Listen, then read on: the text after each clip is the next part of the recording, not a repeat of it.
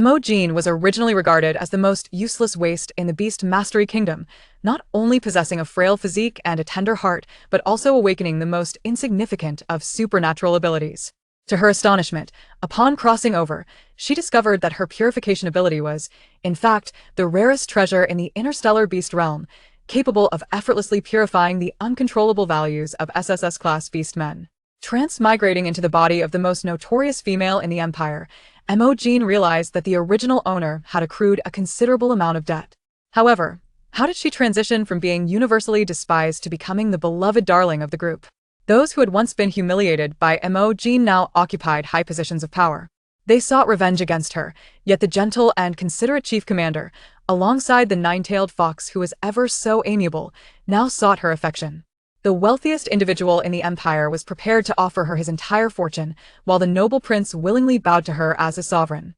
The first bounty hunter, known for his ruthless tactics, turned out to be a White Lotus, and the cold-hearted leader of the Dark Clan displayed an unexpected fondness for her. Chapter 1. The chief commander with a cold face, washing underwear. Release that female. A small squad adorned with the distinctive insignia of the Empire confronted the insectoid creatures on the desolate planet. The last battle had concluded with the defeat of the insectoids, leading many to hide in the abandoned star, struggling to survive. They could have easily exterminated the insectoids, yet at that moment, the insectoids were using a female as leverage. The gender ratio in the Empire was severely imbalanced, reaching a staggering 1 to 10, 0, 0, 0.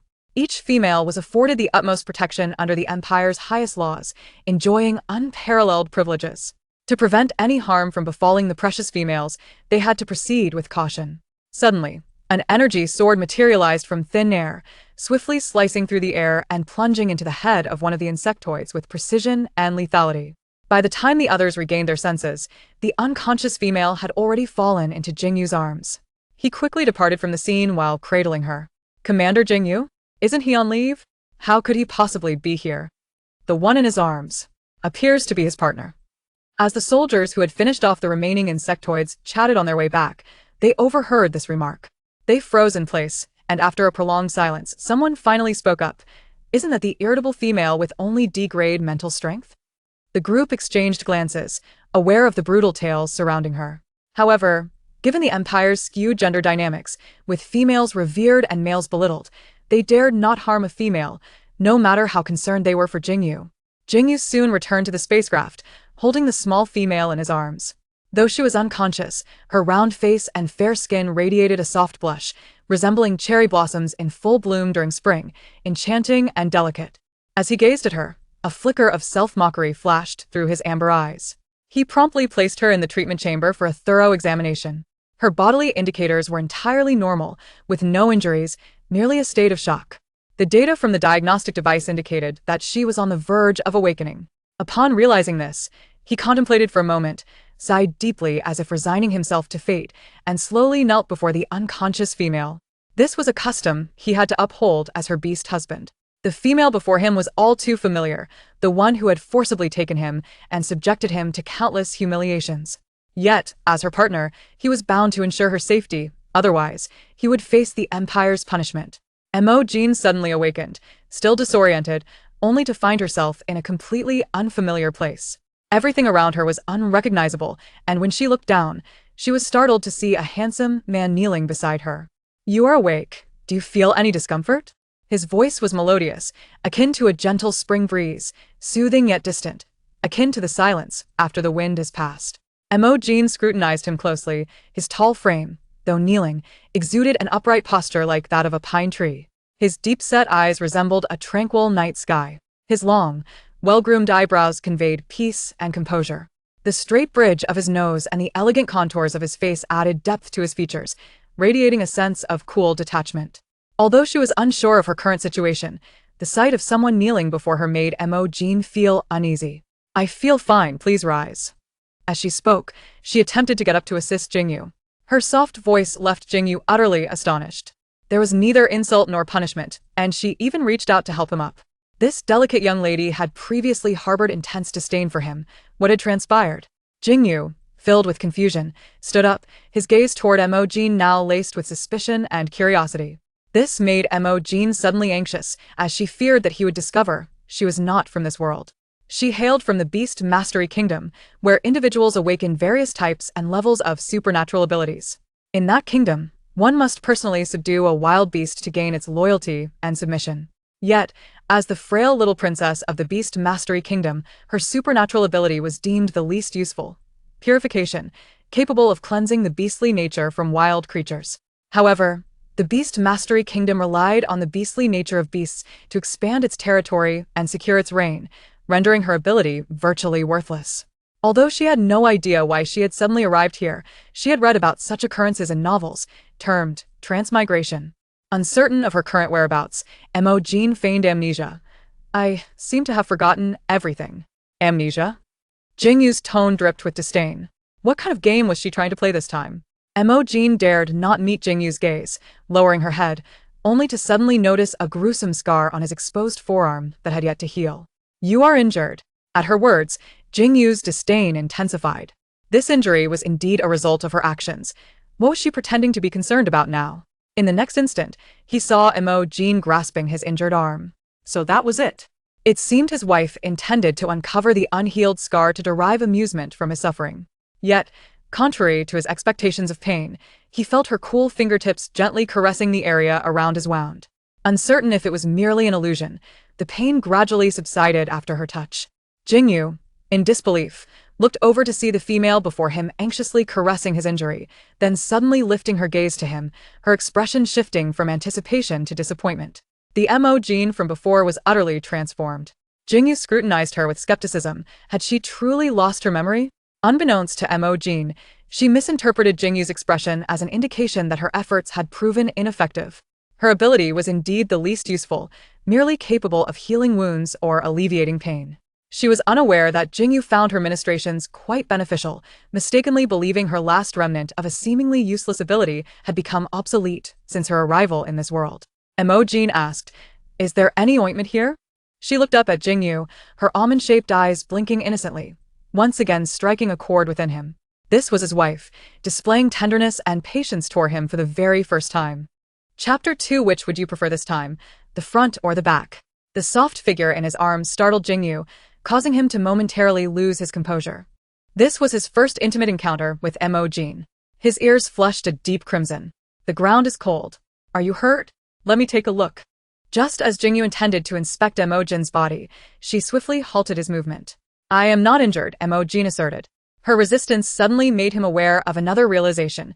His wife had always loathed any form of contact with him. In the next instant, Jingu gently placed the female on a nearby chair, then knelt on one knee and bowed his head in apology. I am sorry for touching you without your permission. There are no whips aboard the ship, but upon our return to the estate, I will certainly seek your punishment. Mo Jin was taken aback by this reaction and quickly denied, that is not what I meant. Upon hearing her words, Jingu paused for a moment before swiftly producing a dagger from seemingly nowhere and offering it to Mo Jin. His gaze turned icy once more, akin to a tranquil winter lake, exuding an undeniable chill beneath its surface. The dagger may not compare to a whip, but it is certainly handy. Would you like to play with the front or the back this time? I do not mean that. I will not punish you. I merely wanted to tend to your wounds. Mo Jin's tone grew more urgent, yet the concern she could not conceal left Jingu momentarily perplexed. He regarded the female before him in confusion, but chose not to speak further. Instead, he rose and approached the medical device, opening it and extending his injured arm inside. Past experiences had taught him that opposing Mo Jin only led to greater trouble.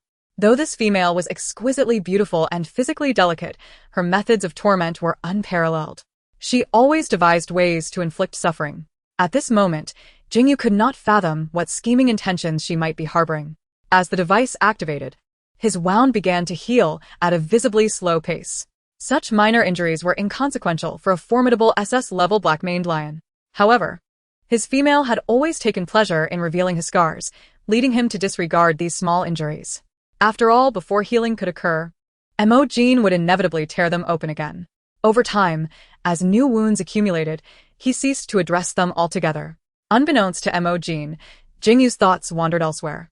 She observed his back, memories flickering through her mind like fragmented images. Jingu appeared to be her partner. Yet, she found herself increasingly baffled by the peculiar actions of this nominal companion. Just as he turned away, she noticed an odd bracelet on her wrist. Merely fiddling with it for a moment, it unexpectedly projected a holographic screen. She could not help but gasp softly, her subtle noise capturing Jingu's attention. As he approached her step by step, Mo Jin instinctively inquired, "What is this?" She noticed the skepticism in Jingu's eyes and initially thought he would disregard her question. To her surprise, he knelt respectfully as before and patiently explained, "This is your light brain." Although his tone was somewhat cold, he responded to her every word, demonstrating a willingness to engage.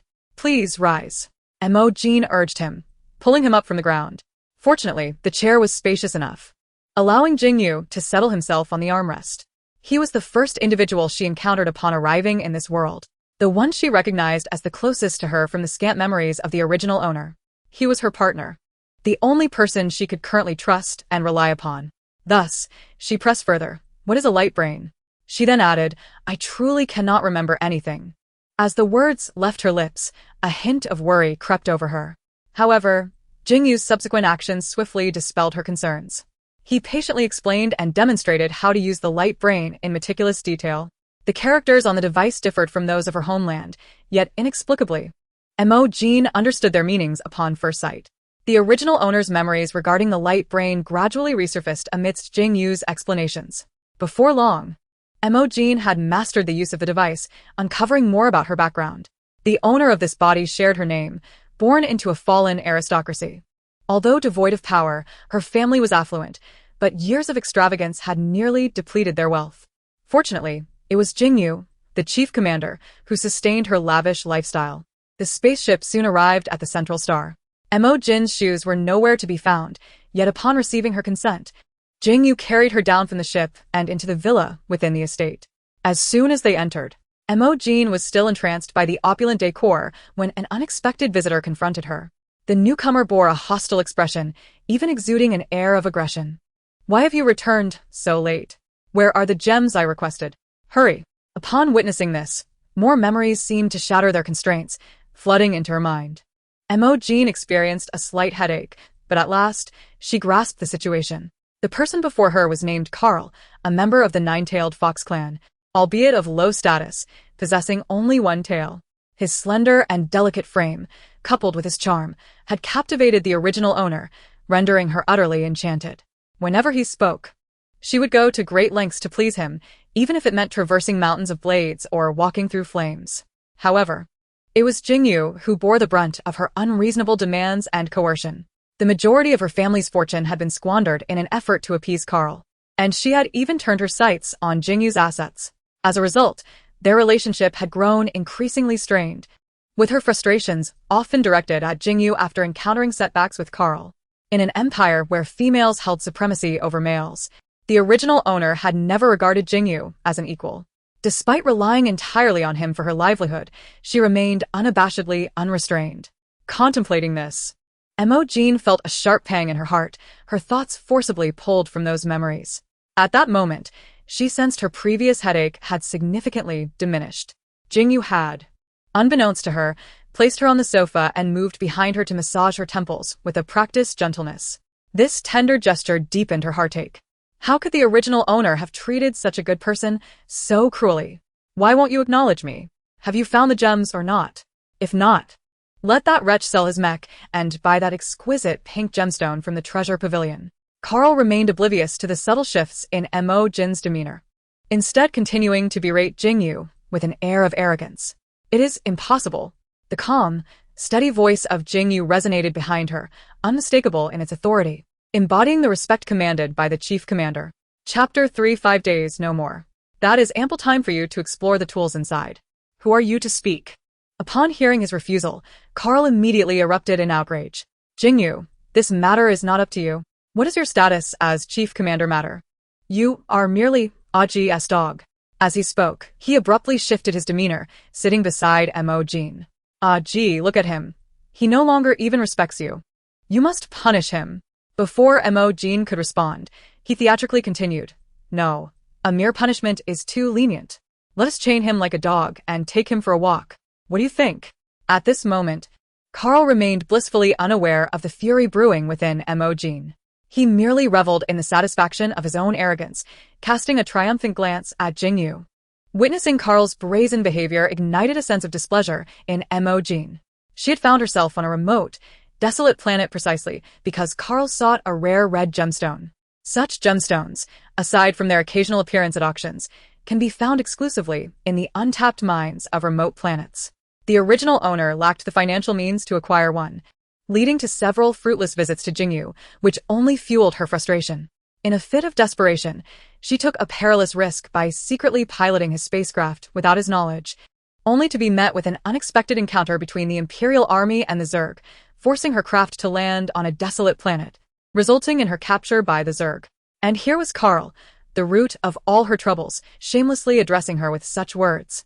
This was not only an injustice to Jingu, but also a reflection of her disdain for such a malicious individual. Mo Jin immediately interjected, her voice sharp and laden with evident anger. Apologize. Yet, inexplicably, Karl seemed to revel in the situation. See, Jingu? Ijun dotes on me like this. However, if you willingly sell your mech, I might be inclined to plead your case. No, absolutely not. Jingu's voice resonated from behind, each word deliberate and heavy with indignation. He could afford to indulge Mo Jin in trivial matters, but when it came to selling his mech, there was no room for negotiation. Even if it meant incurring new wounds from Mo Jin's wrath, he would not relent. He swiftly approached Mo Jin, retrieving a whip from beneath the coffee table and tossing it to her. Then, kneeling on one knee, he reached for his clothing. Punish me as you wish. But please do it quickly.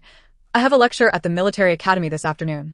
Witnessing Jingu's practiced movements only deepened Mo Jin's heartache. What had he endured before? She could scarcely bear to imagine. Without a second thought, Mo Jin reached out to stop Jingu from undressing, pulling him down onto the sofa. Her tones softened involuntarily. I wasn't referring to you.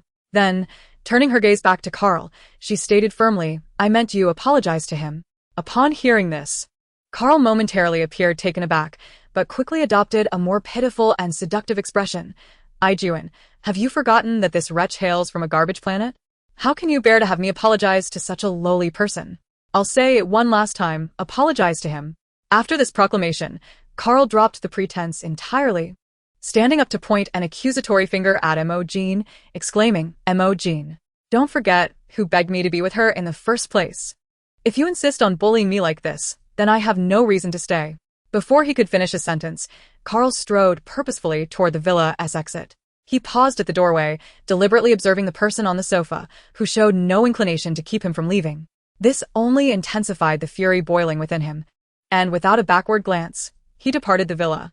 It would not be long before Mo Jin would come pleading for his return, at which point he could leverage that opportunity to compel her to purchase the ruby at the auction.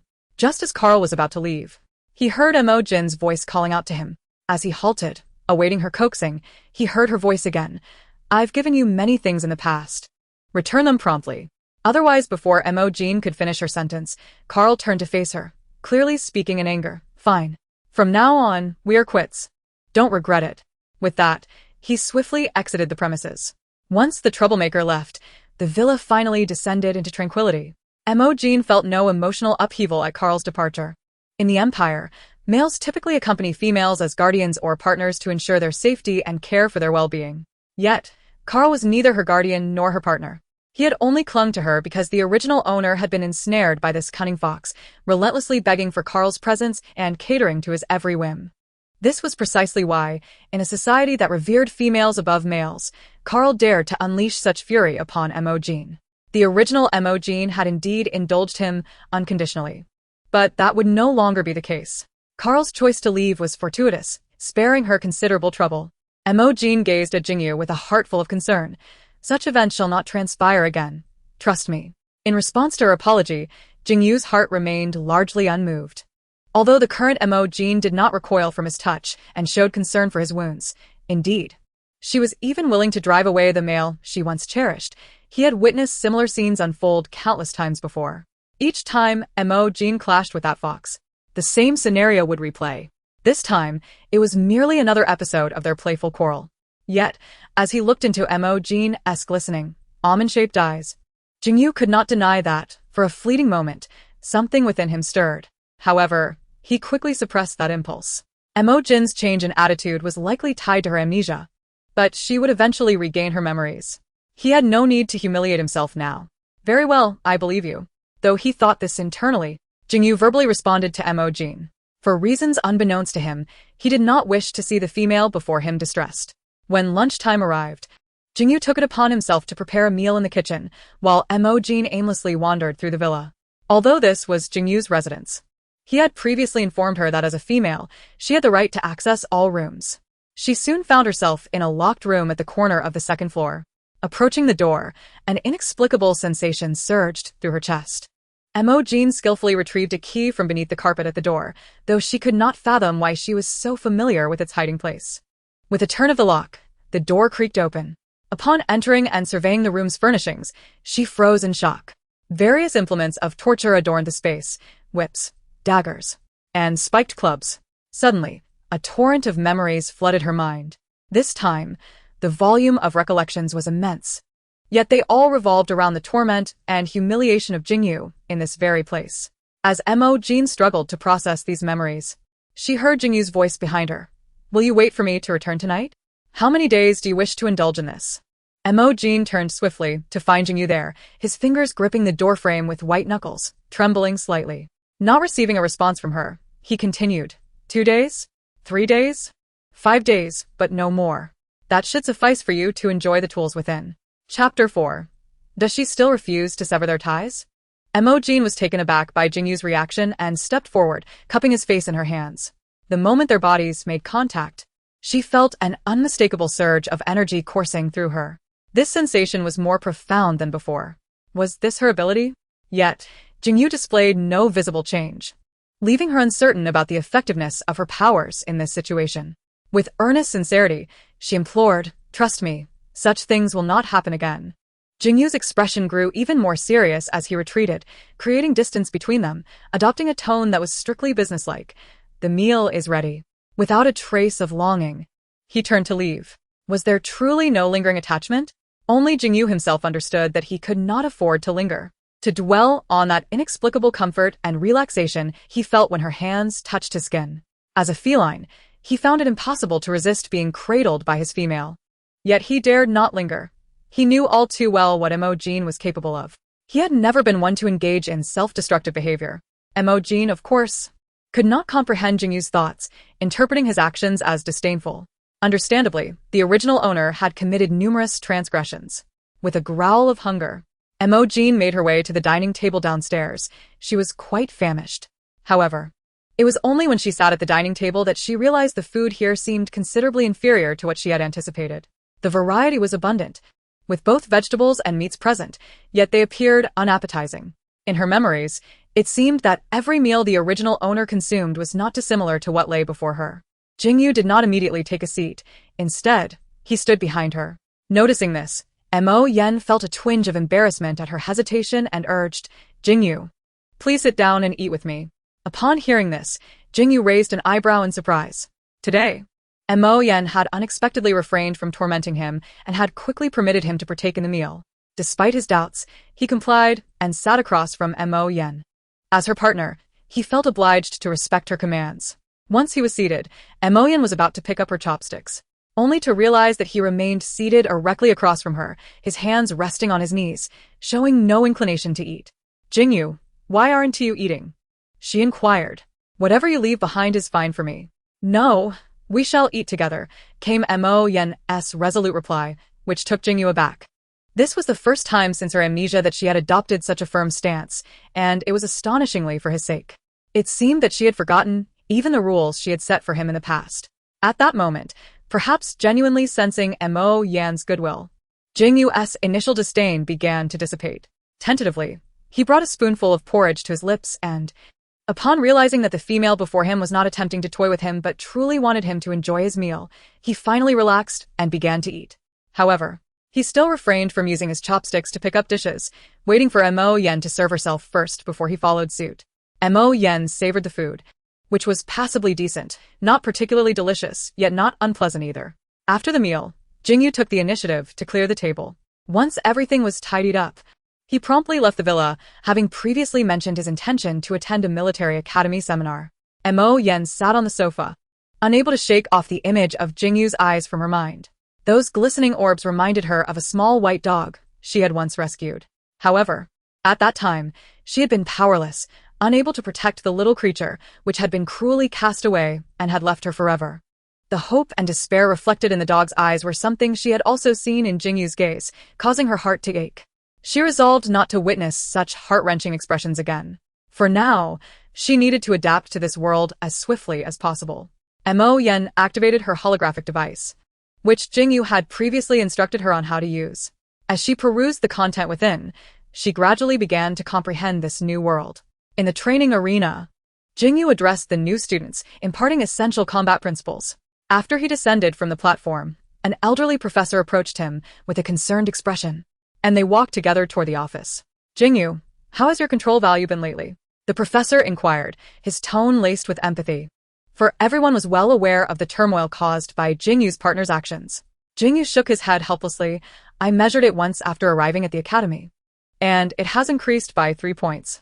Having spent considerable time on the battlefield, Jingu's control value was already significantly elevated compared to an ordinary male, recently surpassing 75.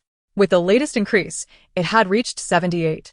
Should a male's control value exceed 80, he would instantly transform into a beast devoid of reason, and their fate would be ruthlessly determined by the Empire. Does your partner still refuse to dissolve the relationship? The professor queried. In a partnership, if the female consents to dissolve the bond, the male may seek another partner.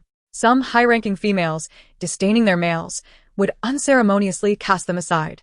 Others, fearing they could not offer adequate mental purification and solace to their partners, would proactively dissolve the relationship to allow their partners a better future. Everyone knew that the despicable female with only a D-grade mental strength was unwilling to release Jingu, as without him, her current luxurious lifestyle would be unattainable given her abilities. The thought of this incited the professor's indignation. She is utterly excessive, he exclaimed. The Empire forbids males from speaking ill of females, and despite his anger, all he could convey was such sentiment. For some reason, seeing the professor's fury towards Mo Jin, Jingu instinctively defended her. She has amnesia. She is not the same as before. The professor sighed in resignation. Yet, there will inevitably come a day when she regains her memory. Upon entering Jingu's office, the professor placed an object on Jingu's desk. This is a new product developed by the Medical Engineering Institute, an electric stimulation collar, specifically designed for males on the brink of losing control but unable to find effective solace. Once worn, the collar will monitor the wearer's mental state, and if any inclination towards losing control is detected, it will release an electric current to compel the wearer to calm down. Currently, the only method available for males to lower their control value was through their partner's comfort. Even the collar could merely prevent the control value from escalating further. Jingu accepted the collar with gratitude.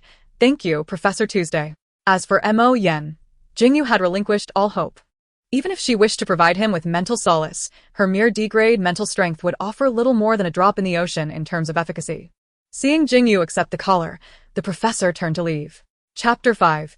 Driving him to the brink after Karl departed, he returned directly to the nine-tailed fox family, waiting for Mo Jin in his room. Typically, Mo Jin would soon arrive, humbly pleading for him to return. This time, he could take advantage of her vulnerability. Though his rank was low, and he was not highly regarded within the family, his association with Mo Jin afforded him a comfortable life. However, he had little regard for Mo Jin, a female with a D-grade mental strength, which was why he had yet to agree to register as her partner. Fortunately, Mo Jin was naive, and Jingu was affluent. He merely needed to employ a little cunning to win her over completely. Yet today was peculiarly strange. He had waited an entire afternoon without catching a glimpse of Mo Jin. Initially, he thought to continue sulking, but when mealtime arrived, he realized he had no right to join the table. Unable to endure his hunger any longer, he finally rose to seek out Mo Jin. To his astonishment, as he returned to the villa, he spotted Jingu's aircraft parked in the courtyard. Mo Jin was seated in the small garden when Jingu approached her and, astonishingly, cradled her face in his hands. This scene triggered alarm bells in Karl's mind. Wasn't he Mo Jin previously averse to Jingu's touch? He watched as Jingu carried Mo Jin into the villa, only to emerge shortly thereafter and depart on his craft. In a flash, Karl transformed into a black fox and leaped through a window on the second floor of the villa. Fortunately, the villa's defense system recognized him. Karl stealthily made his way to Mo Jin's room, discovering her asleep. He approached and retrieved a small vial from the cabinet beside her bed before swiftly exiting her room and entering Jingu's quarters. Transforming back into human form, Karl held a bottle of perfume. However, this was no ordinary fragrance. It contained a seductive essence derived from felines. He had always harbored disdain for Jingu and had urged Mo Jin to purchase this perfume at a high price, intending to use it to torment Jingu. He had heard that the Chief Commander's control value was dangerously close to the threshold. With the aid of this perfume, he was confident that the next morning's headlines would feature the Chief Commander spiraling into utter chaos. With this thought in mind, Karl began to spray the perfume in every corner of the room, even envisioning the delightful life that awaited him after tomorrow. Once Jingu completely loses control, all of his assets will be transferred to Mo Jin's name. At that point, he only needs to deceive Mo Jin into relinquishing those assets before departing from the central star to indulge in a carefree life on another planet. When Mo Jin awakens, the sky has already darkened. She had been exceptionally fatigued that afternoon, which is why she fell asleep again. Lying in bed, she continues to scroll through her light brain when suddenly, she comes across a message. The villa is equipped with a self-defense system, which functions differently from door locks. The defense system can promptly identify intruders and will attack if necessary.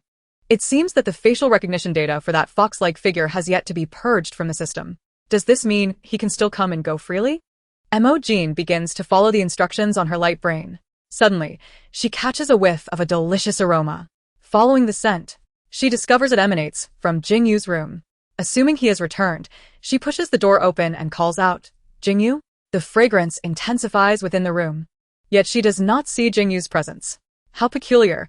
Why is it so fragrant all of a sudden? Just as she ponders this, noises arise from the villa's entrance. Mo Jin peers out to see Jingu. She hurriedly descends the stairs to confront him. Jingu, Why does your room smell so delightful? Before Mo Jin can finish her sentence, she notices Jingu's expression visibly shift to one of agitation. Even the way he looks at her turns crimson with rage. The name Mo Jin spills from his lips as if forced through clenched teeth, and in the next instant, Jingu transforms into a full-grown black-brown lion. Chapter 6.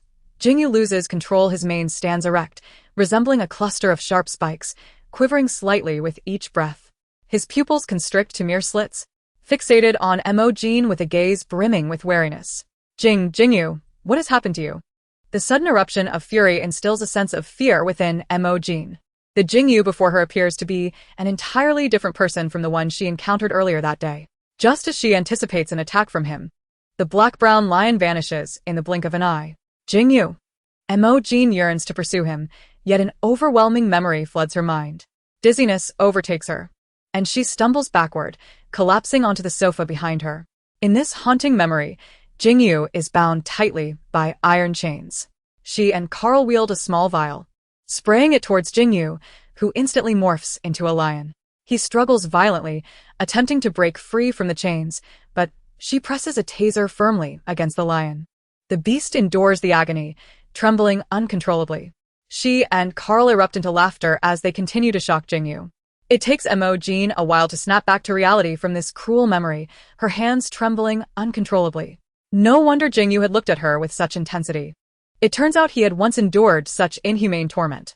Mo Jin rises abruptly from the sofa, rushing outside. She must find Jingu, the true culprit. Having committed their misdeeds, does not flee, but instead lurks outside the villa. Upon seeing a lion burst forth from the villa, Karl eagerly activates his light brain to call the security bureau. There is a completely uncontrollable lion here. You must send someone to capture him. Mo Jin's speed pales in comparison to the rampaging lion. Although she initially follows the traces left by Jingu, upturned patches of grass, a knocked-over tree, and a distinct claw mark on the ground, she runs 2 kilometers without daring to relent. Suddenly, a fully armed male figure blocks her path. "Miss, there is an uncontrollable lion ahead. You cannot proceed." "A lion?" Upon hearing this, Mo Jin's spirits lift, and she inquires, "Is it a black-maned lion?" The man replies truthfully, "Indeed. This lion possesses a high level of mental power, and after losing control, he is exceedingly dangerous. Miss, you cannot go any further." Seizing the opportunity while the man is distracted, Mo Jin stealthily slips past him, but she scarcely takes a few steps before another individual halts her. He is tall and imposing, clad in a silver-white uniform, exuding a cold and authoritative aura. Yet, Upon seeing the anxious expression on Mo Jin's face, his demeanor softens involuntarily. Miss, for your safety, you cannot proceed. Mo Jin gazes ahead, where several individuals are in a standoff with the black-maned lion. Nearby, a few snipers have already readied their tranquilizer guns, poised for action. Ignoring the obstruction before her, Mo Jin attempts to slip past once more. She is all too familiar with the furious demeanor of a wild beast. Hailing from a country of beast tamers, she knows precisely how to swiftly calm enraged creatures. Moreover, her unique ability is Purification, which could certainly have an effect on a beast in a state of rage. Unfortunately, this time, Mo Jin's efforts are in vain. She has barely made it a few paces when the man seizes her, lifting her onto his shoulder. Chapter 7. She must save Jingu. I apologize, miss. But you truly cannot proceed. His tone is remarkably polite. Put me down. I know how to calm that lion. Let me go. Mo Jin struggles to free herself. But the man's grip tightens. We have numerous methods to forcibly subdue him, Mississippi. As a noble female of the Empire, it is my duty to ensure your safety. Mo Jin, helplessly perched on the man's shoulder, watches as several arrows soar towards the lion. Jingu, she cries out. In the next moment, the previously frenzied lion collapses to the ground. The Security Bureau personnel rush in to bind Jingu with chains and transport him away. I am his partner. Where are you taking him? Mo Jin exclaims anxiously. The man, taken aback by her words, responds to the Security Bureau's monitoring room. We will observe his condition overnight. If his control level exceeds 100, he will face execution in 3 days. Since you are his partner, you may accompany us to the Security Bureau to sign the male treatment consent form. Hearing this, Mo Jin's face pales instantly. After a moment's pause, she asks the man, "Can you allow me to see him? Perhaps I can help him regain his senses." Fred, surprised by her request, reflects on how imperial females are typically proud and domineering, rarely showing compassion towards males. Yet, the female before him not only speaks to him with politeness, but also expresses genuine concern for her partner. This is utterly contrary to his expectations. Generally, a completely uncontrollable male would not even receive a glance from his partner. The Security Bureau typically requires the female to physically present the consent form for signature. Once signed, all assets of the uncontrollable male would automatically transfer to his female partner's name. Yet now, this beautiful and gentle female is willingly going to the Security Bureau to visit her partner and is eager to soothe him. This is indeed a surprise for him. Nevertheless, Fred escorts Mo Jin aboard the Security Bureau's shuttle, thoughtfully placing a soft cushion beneath her seat. When Mo Jin arrives at the door of the monitoring room, Jingu has already been isolated. He has regained consciousness, appearing somewhat agitated, with a collar around his neck. What is that around his neck? Mo Jin inquires of Fred. An electric collar. It can monitor his control levels at all times. If he exhibits any erratic behavior, the collar will administer a shock to temporarily incapacitate him. Mo Jin's eyes brim with concern. Can I go in? With the collar's constraints and his protection on site, the little female should not be in any danger. Fred contemplates briefly before swiping his card to unlock the iron door of the monitoring room. Jingu.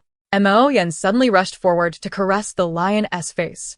Astonishingly, the lion, previously agitated by the intrusion, instantly calmed under Mo Jin's gentle touch, becoming exceedingly docile, even nudging its head against her palm. This unexpected transformation left Fred, who had been deeply concerned, utterly stunned. He had witnessed many S-class psychic beast men spiraling out of control, losing all rationality and emotional regulation, devolving into mere raging beasts. Yet, he had never encountered a situation where one could revert to tranquility so swiftly. In the next moment, the black-maned lion even rolled over, exposing its soft belly for Mo Jin to stroke. A soft click resounded as the collar around the lion's neck automatically unfastened. Among the 3 present, 2 humans and 1 lion, only Fred understood the significance of this event. The shock collar continuously monitored the wearer's level of instability. Should the instability drop to a sufficiently safe range, the collar would unlock on its own. This clearly indicated that the lion's instability had entirely subsided. Fred immediately instructed the guards stationed outside, quickly fetch the instability detection device.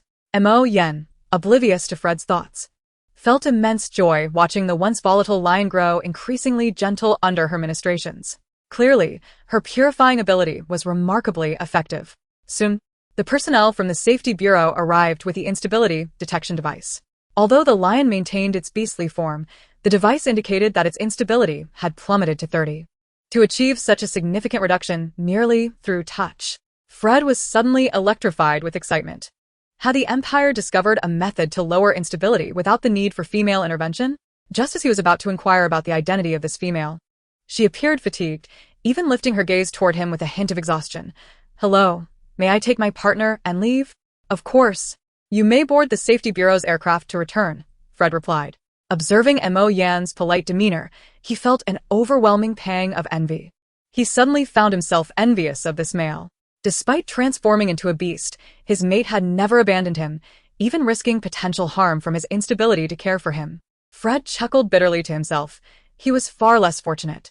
His instability was on the verge of exceeding critical levels, and his family could only secure for him a female of dubious reputation, an A-class psychic. Rumors had it that the Empire's eldest princess was as notorious for her cruelty as Mo Jin.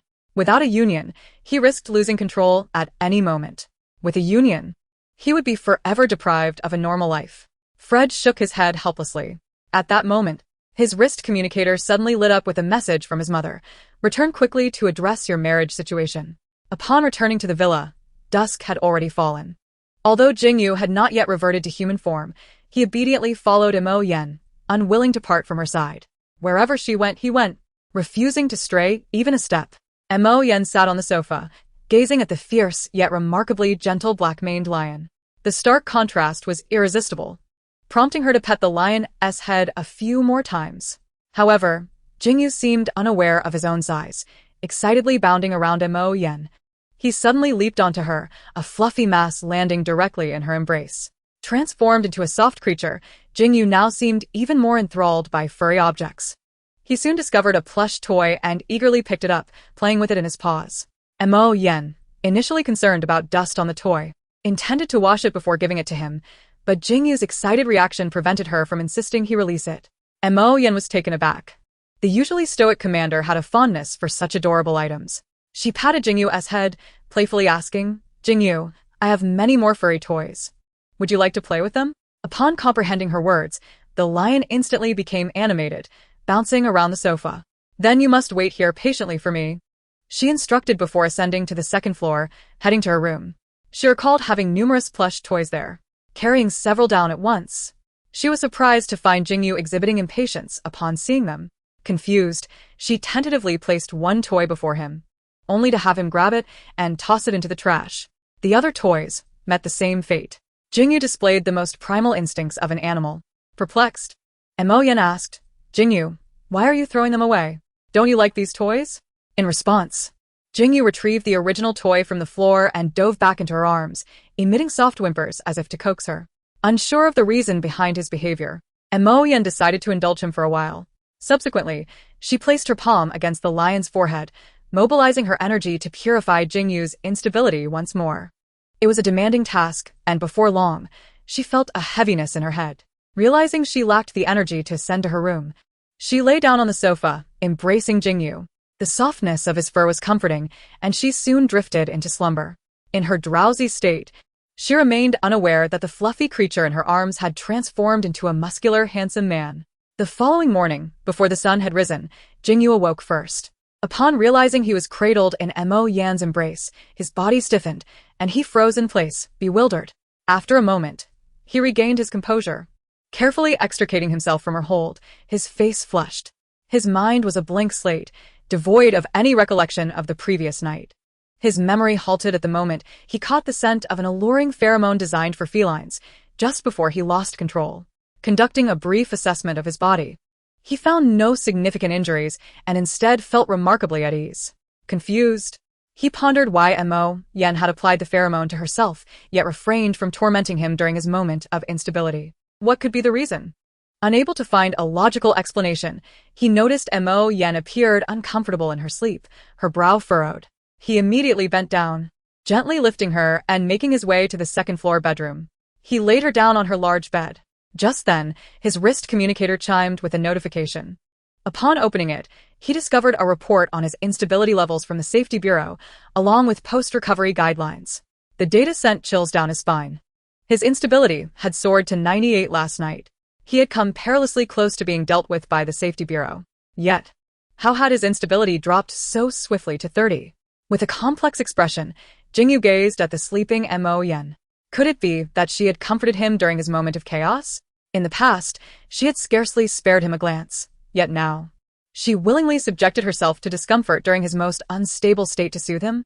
The beastly orc, embodying ferocity and brutality, was particularly unrestrained during intimate encounters, often inflicting considerable harm upon the submissive female.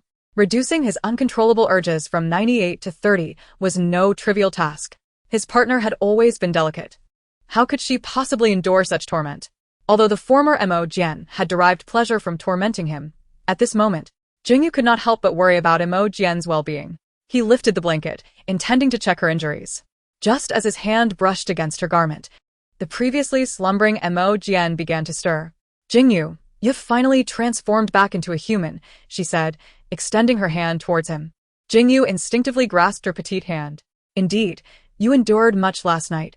Allow me to apply some medicine for you." Mo Jin, still in a drowsy state, shook her head.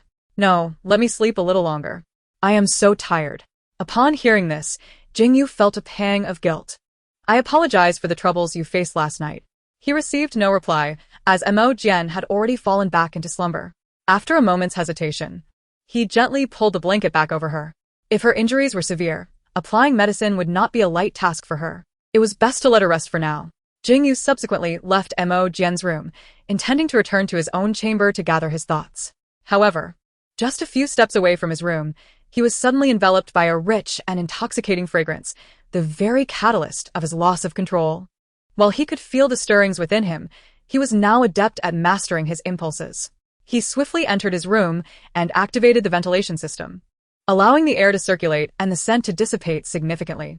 Each corner of his chamber had been doused with that perfume, clearly a deliberate act. It was evident that Mo Jin was not the perpetrator. The only individual capable of entering his villa undetected was that detestable, lowly fox. Jingu promptly activated his holographic device to review the surveillance footage from the previous night outside the villa. Indeed, he witnessed the fox sneaking in after he had departed, his left hand clenched at his side. It appeared he must teach this pampered fox a lesson. As he emerged from his room, he prepared to step out and address this personal matter. Yet, as he passed by Mo Jin's room, he abruptly halted. He contemplated the closed door, suppressing his rage, and made his way to the kitchen on the first floor instead. He would prepare breakfast for Mo Jin. Given her fragile constitution and the likelihood of her being exhausted from the previous night, skipping breakfast was not an option. As anticipated, Mo Jin awoke to the grumbling of her empty stomach. Climbing from her bed, she felt an overwhelming soreness throughout her body. She had not expected the aftermath of her sudden sprint of several kilometers yesterday evening to be so severe. Clearly, the original body was not fond of physical exertion. Enduring the aches, she attempted to rise, only to be met with excruciating pain in her back and thighs. "Ouch, that hurts." With no alternative, she sank back onto the bed to gather herself. To her surprise, within the blink of an eye, Jingu entered the room. Mo Jin's eyes lit up. "Jingu, how are you feeling now?" "Thanks to your assistance, I am much improved," he replied, kneeling beside her with an unprecedented sincerity that starkly contrasted with his earlier coldness and forced compliance. "Breakfast is ready. May I carry you to the dining room?" Mo Jin quickly acquiesced. Yes. I'm glad you arrived in time. Otherwise, the pain would have tormented me on my way down." Jingu gently lifted her into his arms, and as she spoke, his guilt deepened. "After breakfast, shall I apply some medicine for you?" he inquired. "Apply medicine?" Mo Jin asked, somewhat astonished. "Is that even possible? Won't the soreness simply subside with time?" "I had no idea there were special ointments."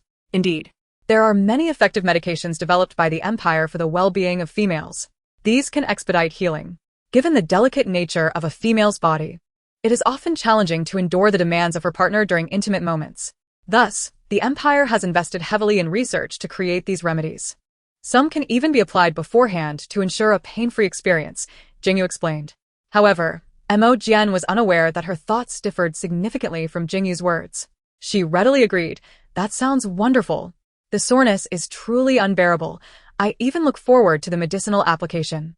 Jingu retrieved a soft cushion from the side and placed it on the chair before gently setting Mo Jin down. Noticing her lack of enthusiasm for his cooking the previous day, he had taken the initiative to learn a new array of dishes based on the Empire's most popular recipes. In culinary skills, he could not compare to that fox. Watching Mo Jin take a bite of the dish, Jingu felt a twinge of nervousness. Only upon hearing her praise did he finally exhale in relief. Jingu, you are wonderful. Your culinary skills have improved tremendously in just one day. Today's meal is simply to my liking, she exclaimed, unable to resist eating several more bites. However, after indulging, she observed that, despite the presence of several meat dishes on the table, Jingu had not touched any of the meat. She noted how he consistently avoided the meat, opting only for the accompanying vegetables. Finally, when his chopsticks ventured towards the meat, he merely picked off the garlic cloves or scallion skins, or extracted the Sichuan peppercorns. Did he not enjoy meat? But how could that be? Jingu was a carnivore. Suddenly, Mo Jin recalled that the beef brisket she had sent over had mostly ended up at her bowl, while Jingu had only consumed some tomatoes and potatoes. Unable to contain herself, she finally asked, Jingu, why don't you eat meat? To her surprise, he looked taken aback. Didn't you prohibit me from eating meat? Chapter 10. I apologize, I know you detest this doll. I shall dispose of it immediately. Upon hearing this, Mo Jin felt a tumult of emotions within her. She had not anticipated the original owner to be so malicious. Not only had she inflicted physical harm upon Jingu, but she had also sought to forcibly alter his nature and dictate his diet. Regaining her composure, Mo Jin promptly replied, Jingu, I was in the wrong before. I will never impose such an unreasonable request on you again. She lifted the plate of stir-fried meat and poured the remaining pieces into Jingu's bowl. This, and this, all for you. From now on, you may freely enjoy meat. Witnessing her gesture, Jingu struggled to contain his overwhelming excitement. Having emerged from a difficult background and clawed his way up from a garbage planet, he had never managed to carve out a stable life before Mo Jin had forcibly taken everything from him. He had not experienced a single day of normalcy since then. While he had once harbored fantasies about Mo Jin, her relentless cruelty had forced him to accept reality. He had never anticipated that his once numb heart would be stirred again by her concern and actions. Jingu devoured all the meat in his bowl, only to realize that Mo Jin had set her chopsticks down. Are you full? He asked. She nodded. Yes. Jingu, could you carry me to the sofa now? Of course. Jingu glanced at the leftover food on the table, feeling a twinge of regret. In the Empire, when the female head of the household has finished her meal, the male cannot remain at the table to continue eating. However, he quickly diverted his attention away from the food. Nowadays, being cared for by Mo Jin like this, he felt immensely content. Not being fully satiated was of little consequence. After all, he had survived on less for a long time and had long since grown accustomed to it. Mo Jin was seated on the sofa, preparing to engage her light brain for a moment of leisure, only to be taken aback when she noticed Jingu had already cleared the plates and was tidying the dining table. Confused, she inquired, Jingu, aren't you going to eat? You hardly had much just now. With her memory loss, Mo Jin had forgotten many things. Jingu patiently explained, when one's partner departs from the table, the male must not remain to eat. This is a rule that a beast husband must abide by.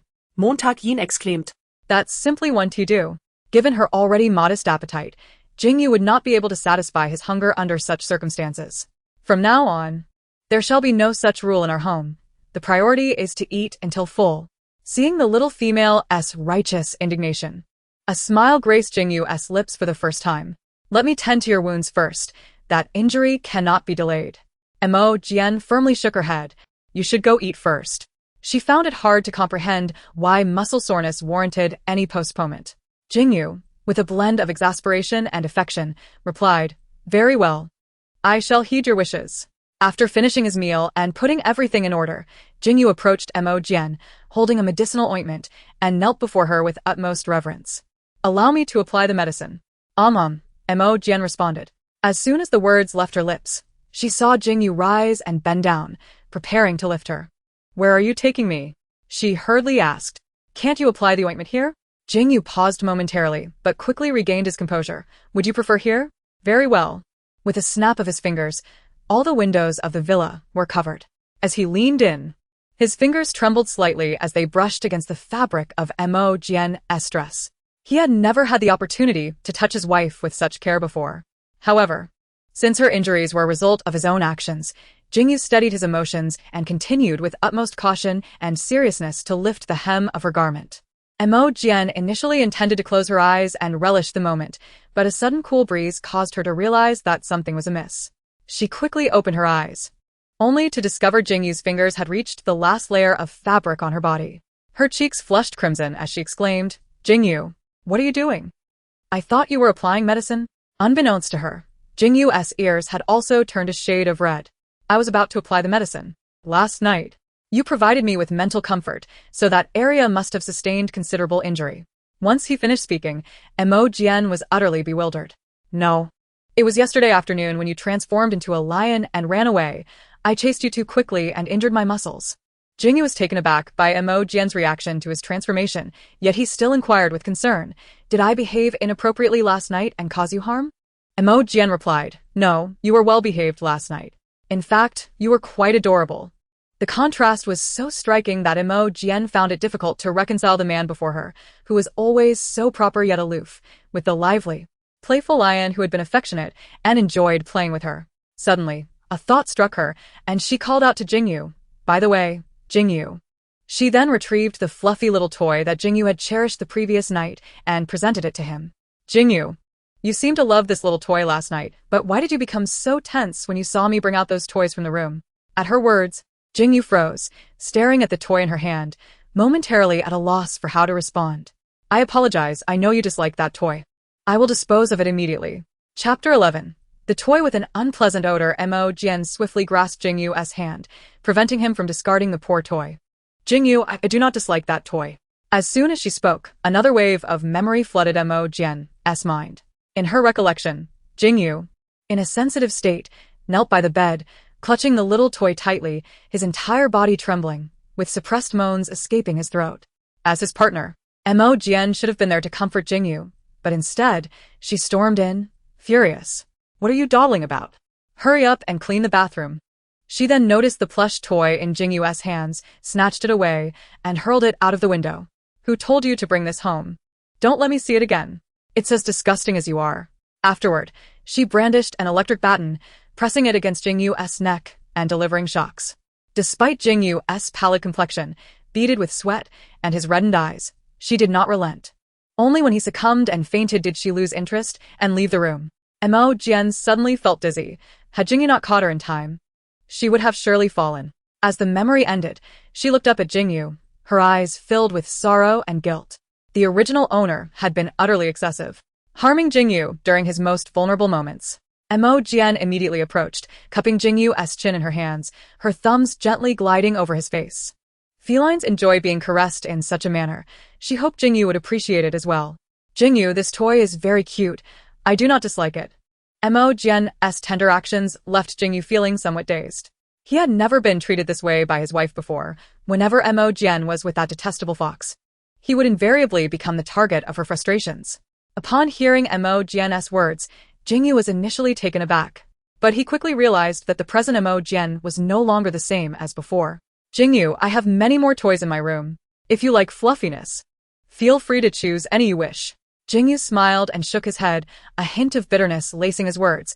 "Those were all gifts you bought for that fox. They are all tainted with that detestable fox's scent, and I do not like them.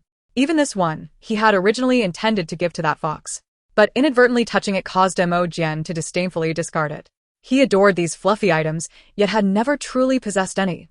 Thus, he secretly retrieved the discarded toy." Upon hearing Jingu's revelation, Mo Jin was taken aback. She had not anticipated this. Large predators typically possess a certain territorial instinct and are extremely sensitive to scents. No wonder Jingu had reacted so vehemently upon seeing those toys last night. An idea suddenly sprouted in Mo Jin's mind. That afternoon, when Jingu reappeared in the office, Professor Tu eagerly approached him. "Jingu, I heard you were taken away by the Security Bureau last night. How are you feeling now?" "Thanks to Mo Jin, I managed to emerge from the Security Bureau unscathed." No sooner had he spoken than a flurry of payment notifications began to ping incessantly on his light brain. Chapter 12. The overly affectionate fox. Professor Tu remarked with irritation. "Still claiming she has changed? What is this then? She's still recklessly spending your money to buy things for that vixen." As Jingu glanced at the payment notifications, his expression darkened slightly. He could not discern whether he felt more heartache or disappointment at that moment.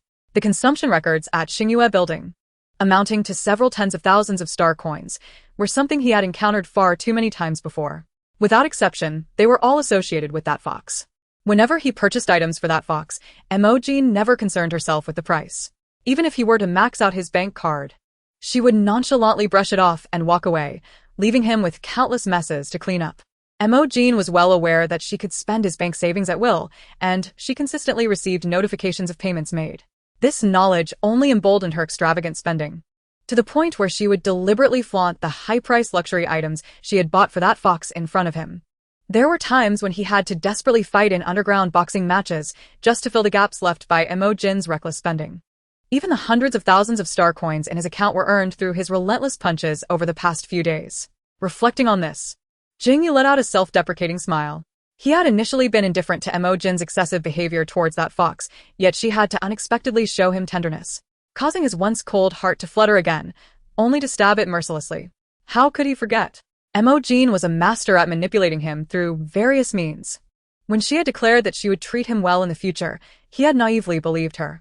His emotions surged violently, and Jingu's posture wavered momentarily, but fortunately, Professor Tu was there to steady him. Jingu, calm down. Professor Tu's voice successfully pulled Jingu from his tumultuous thoughts, and he struggled to regain his composure. Rest assured, I will be fine. He would be fine, for he had long grown accustomed to this psychological disparity. The worst outcome was merely returning to the past, wasn't it? His body had adapted to Mo Jin's cruel treatment, and even more terrifying was the fact that his spirit was gradually accepting all of this. An hour ago, the Gucci doll brand was a sensation throughout the interstellar community, particularly renowned for its plush toys, which sold exceptionally well. Taking advantage of Jingu's absence while he worked at the military academy, Mo Jin discarded all the dolls in her room. She brought along the fluffy little lion that Jingu favored and entered the Gucci doll store. Hello, can the dolls be serviced? The staff approached warmly, of course. The service fee is 2,000 star coins. If you need it expedited, we can have it ready today for an additional 500 star coins. Mo Jin felt that the staff member looked familiar and curiously asked, haven't we met before? A flicker of panic crossed the staff member's face, but they quickly regained their composure. You must be a regular at our store. It's natural that I seem familiar to you. Upon hearing this, Mo Jin understood, but did not dwell on it. Without hesitation, she paid the additional 500 star coins, eager to surprise Jingu upon his return that evening. While making the payment, Mo Jin was astonished to discover that her account still held over 100,000 star coins. The original owner in her memory was a spendthrift. Yet here she was, with a substantial amount saved up. With money in hand, Mo Jin felt emboldened and began to browse leisurely in the store. It was high time to purchase some new plush toys for Jingu. The staff member took the little lion doll Mo Jin had brought and delivered it to the doll restoration room for specialized care. Seizing the opportunity while Mo Jin was distracted, he pulled out his holographic device to send a message. Lying in his modest room, Karl stared at his device with growing irritation.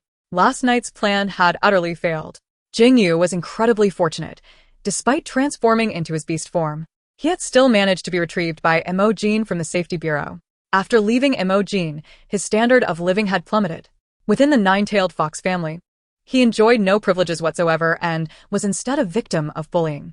At that moment, a message from his friend Kevin popped up on his device. Kevin had grown up alongside him and, like Karl, had originally held a low status. Later, they had performed a duet in front of Mo Jin. And after several attempts to confront Jingu, she had helped Kevin secure a prestigious position through connections. Mo Jin specifically came to our store to service your doll. She's currently selecting toys, probably trying to coax you back. That dull-witted lion, indeed, couldn't compete with you. Upon reading the message, Karl leaped off his bed in excitement, his eyes brimming with triumph. He knew that Mo Jin could never let him go. Just a day had passed, and she was already trying to find ways to win him back. Karl promptly replied to Kevin, have Mo Jin purchase the latest models of toys.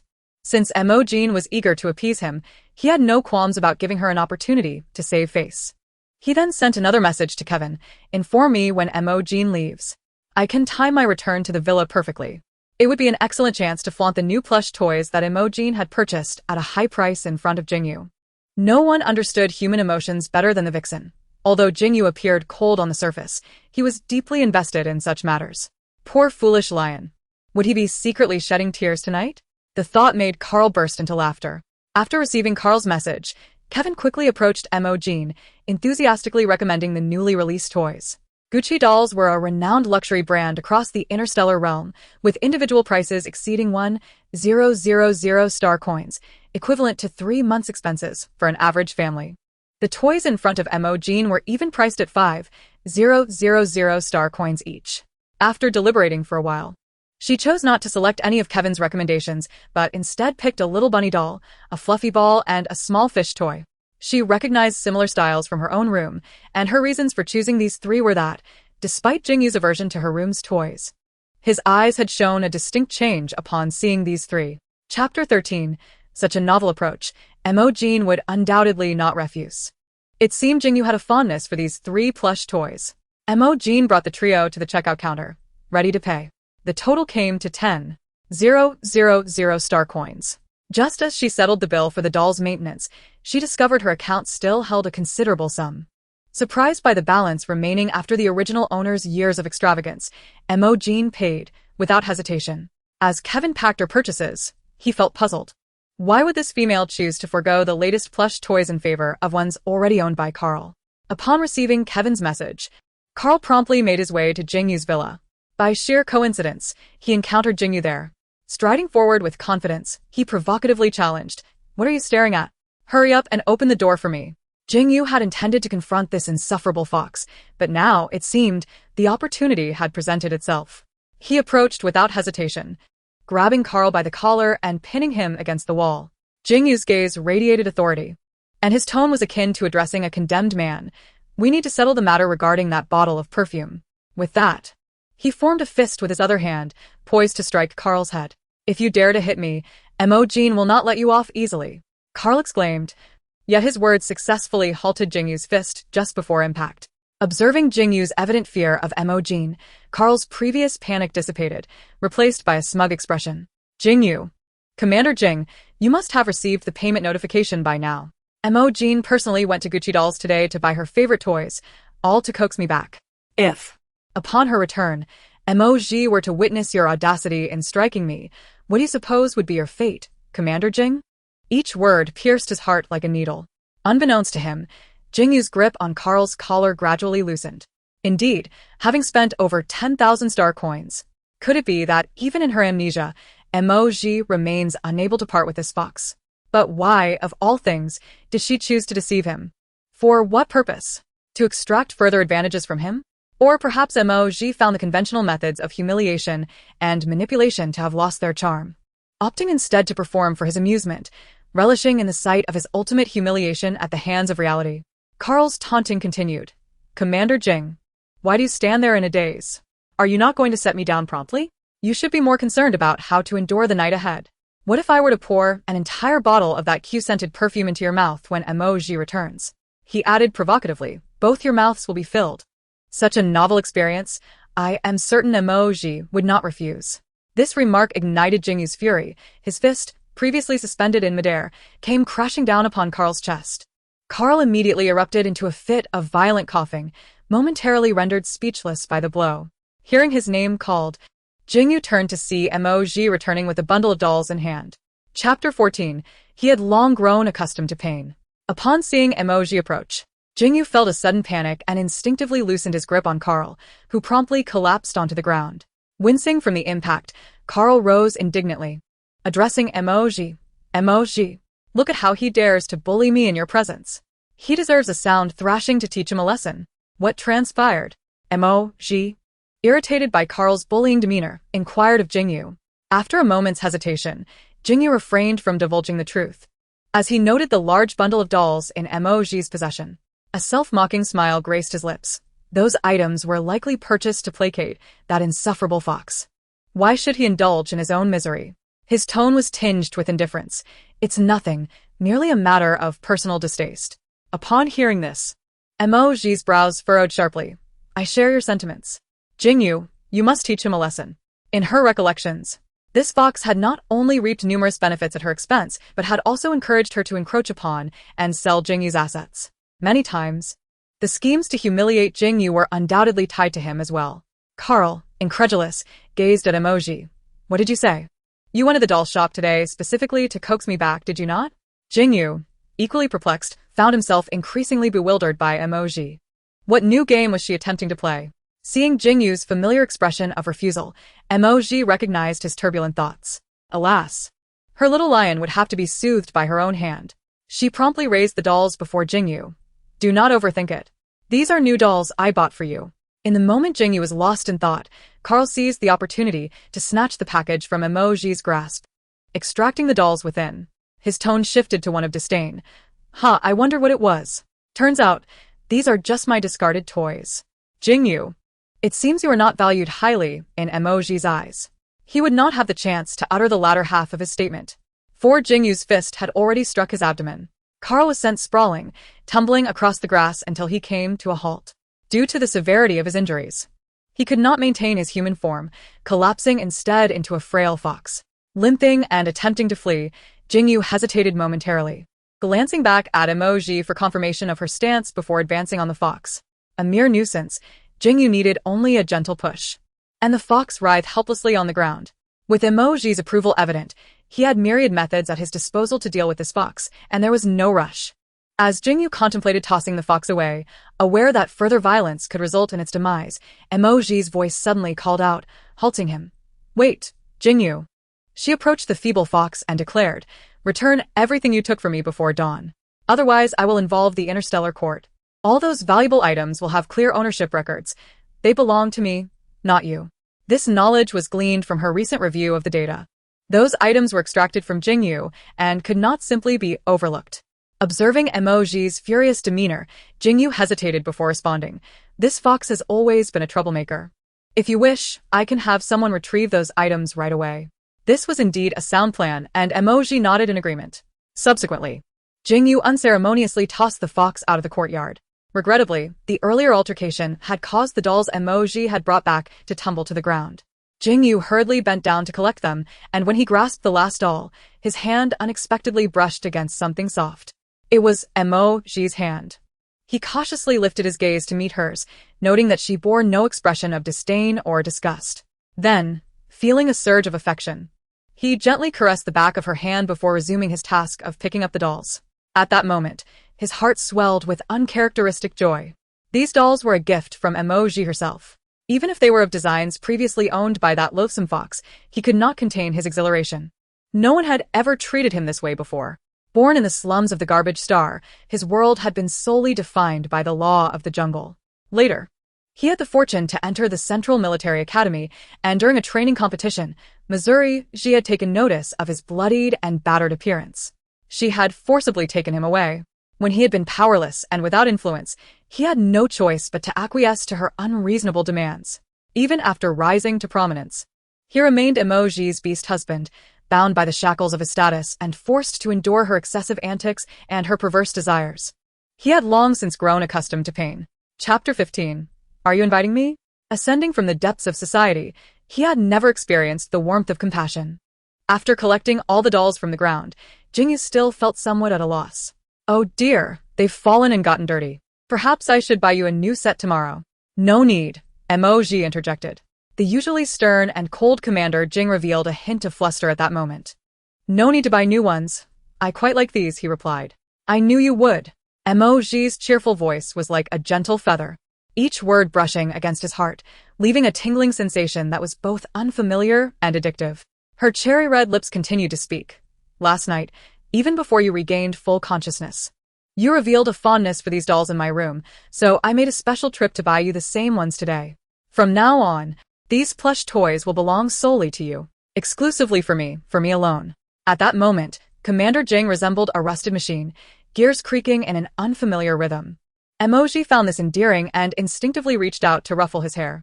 Given Jingu's considerable height, she typically had to stand on tiptoe to reach him. At this moment, Jingu's body instinctively reacted faster than his mind, bending his knees and lowering his head, presenting it to Mo Jin, allowing her to maintain a more comfortable position. Had he been in his beast form, Mo Jin would have undoubtedly noticed his proudly raised tail and pointed ears. However, her hand lingered on his head only for a brief moment before she withdrew and turned to walk into the villa. Left behind, Jingu felt a pang of disappointment. Did she not enjoy petting his human form? After all, how could his hair compare to soft fur? He then followed Mo Jin inside, stepping into the villa. Perhaps he himself was unaware that just 3 days prior, he had harbored a deep-seated animosity towards her, avoiding her at all costs. Mo Jin, of course, had no inkling of Jingu's thoughts. She entered the villa simply because her body felt fatigued and she longed to rest. Jingu first placed the toy he was holding into his room, then changed his clothes and made his way to the kitchen to prepare dinner. Mo Jin reclined on the sofa, casually browsing through her light brain to pass the time. Suddenly, a message popped up, a notification from the security bureau. Mo Jin clicked to view it, discovering a reminder urging her to provide mental soothing for her partner to prevent him from losing control again. The previous night, she had visited the security bureau and witnessed firsthand the dismal fate of the uncontrollable males imprisoned there. Awaiting them were countless electric shocks, and ultimately, death. Naturally, Mo Jin wished to spare Jingu from experiencing such a fate due to mental instability. She rose and walked into the kitchen, approaching Jingu from behind. Jingu. Do you have time tonight? The security bureau sent me a reminder. Would you like me to provide you with mental soothing again this evening? Upon hearing this, Jingu instantly stiffened.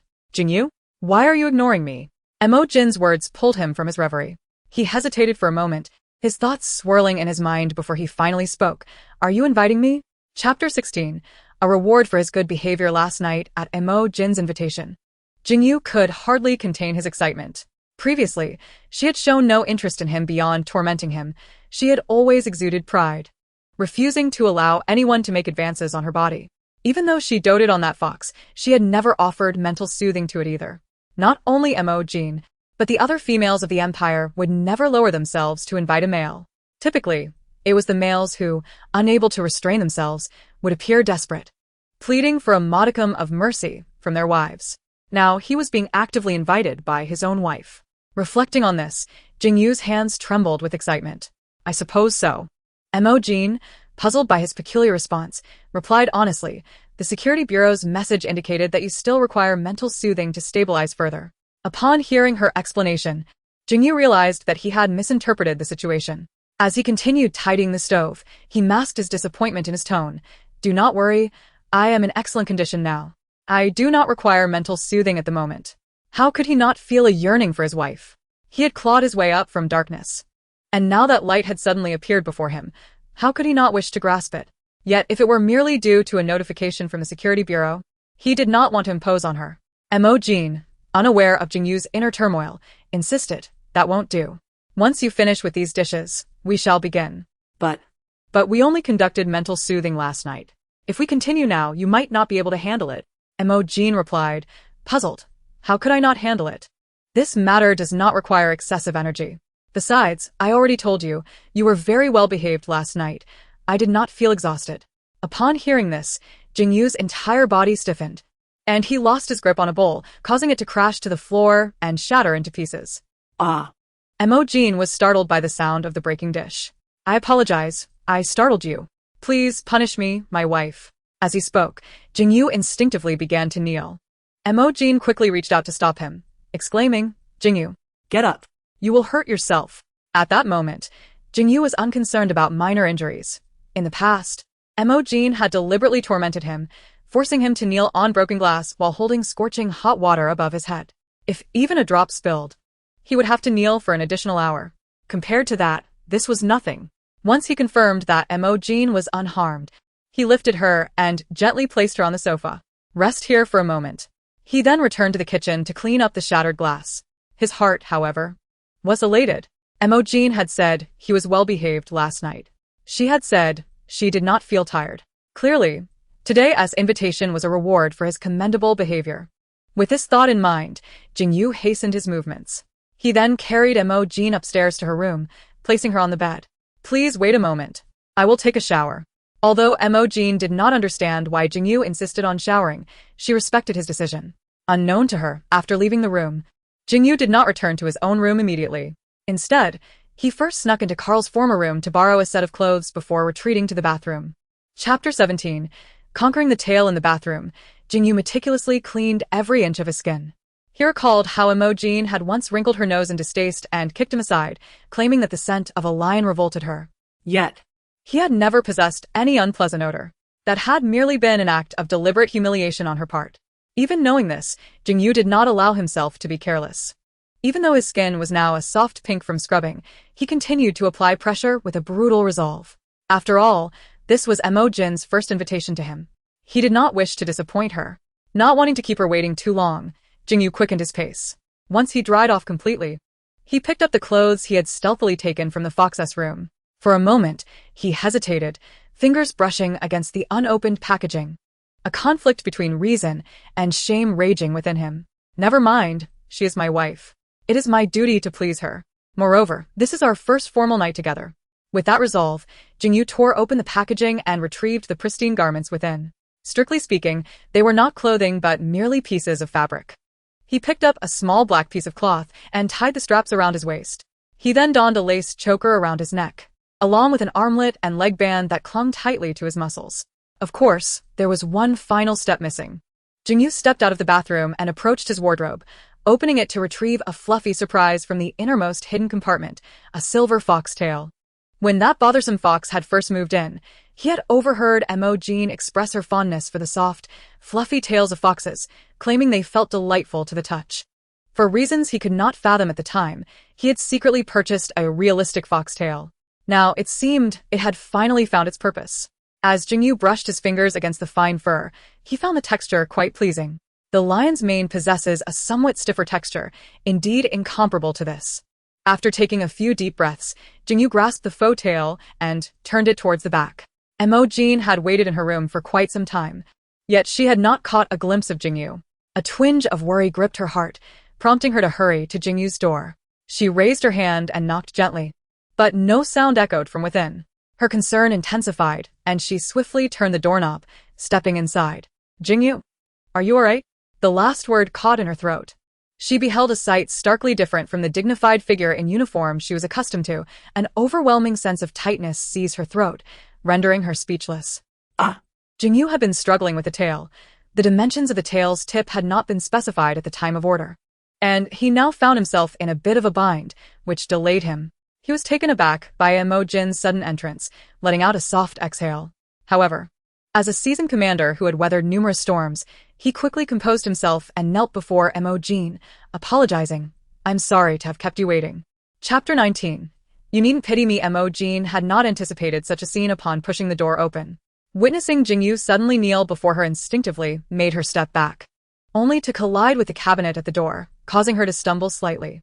This movement startled Jingu, who hurriedly rose and embraced her waist. His tone laced with urgent concern. Are you all right? The sudden impact with Jingu's chest sent a novel sensation coursing through Mo Jin, momentarily clouding her thoughts. By the time she regained her composure, she found herself cradled in Jingu's arms, being carried towards her room. Jingu, I wasn't anxious waiting. I was merely concerned you might have encountered some trouble. Her explanation, though well-intentioned, caused a faint blush to bloom on Jingu's ears, unnoticed by her. Thank you for your concern.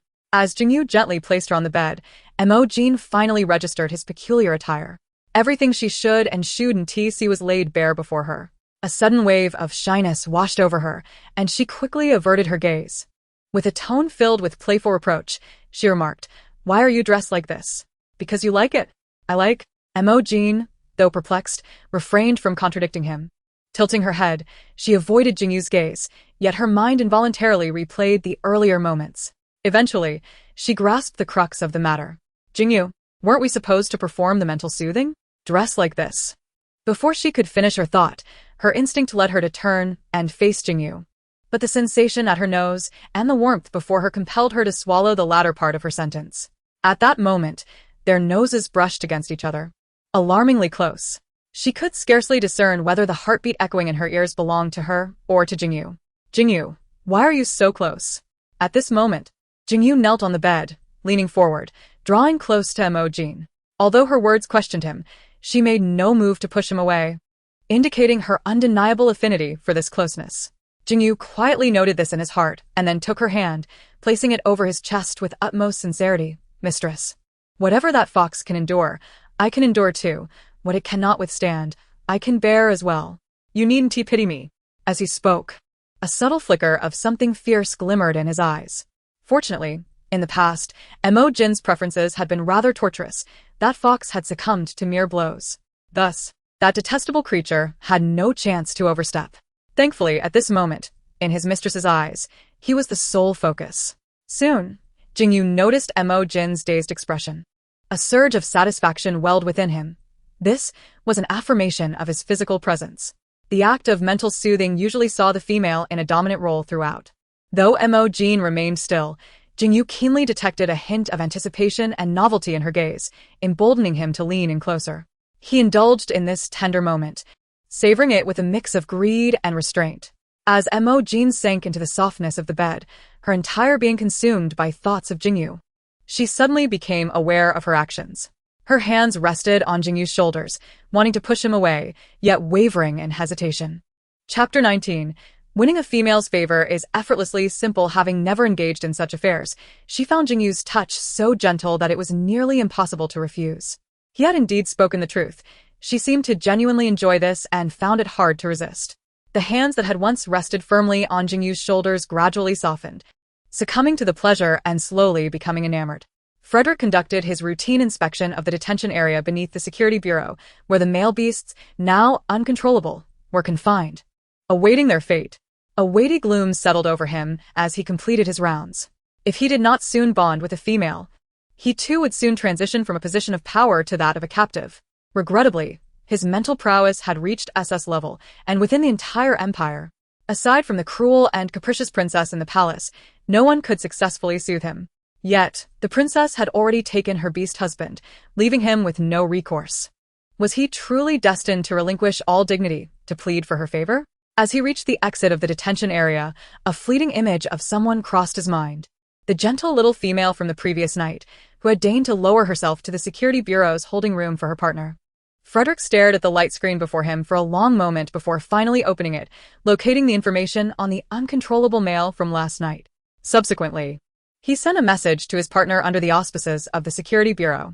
After dispatching the message, a smile crept across Frederick's lips, his eyes gleaming with determination. He hailed from the nine-tailed fox clan, having successfully differentiated into an exceptional male with 9 tails. Winning a female's favor was, indeed, a task of effortless simplicity. The following morning, as Mo Jin awoke, she felt her entire body was languid and devoid of strength. Clad in pajamas, it seemed Jingu had helped her into them after she had accidentally fallen asleep the previous night. The mere thought of the events from last night caused her cheeks to flush crimson. How had she so easily succumbed to those moments? Just then, Jingu entered the room, causing her to momentarily panic. How are you feeling? Are you alright? Montag Jin stammeret, me fine. Jingu, could you please step outside for a moment? Now fully awake, she was unsure how to face him. Jingu cast a concerned glance at Mo Jin before ultimately complying with her request, nodding slightly before turning to leave the room. Suddenly, a gasp from behind made him whirl back, only to find Mo Jin had unexpectedly collapsed to the floor. Panic washed over him as he rushed to lift her. How could he have allowed his mistress to fall? He felt utterly culpable. Where do you wish to go? I shall carry you.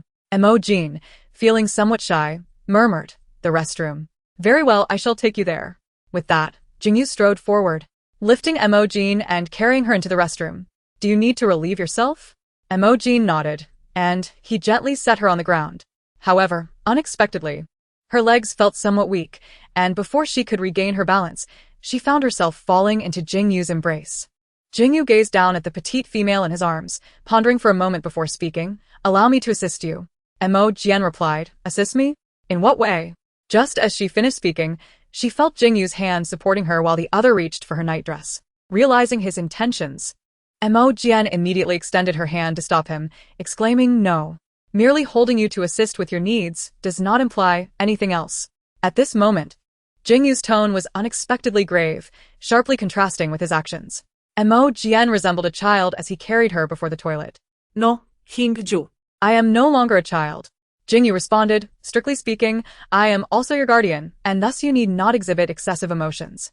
But Mo Jin wriggled slightly, only to suddenly feel a warm breath near her ear. She could sense Jingu's nose gently brushing against her cheek twice. Be good.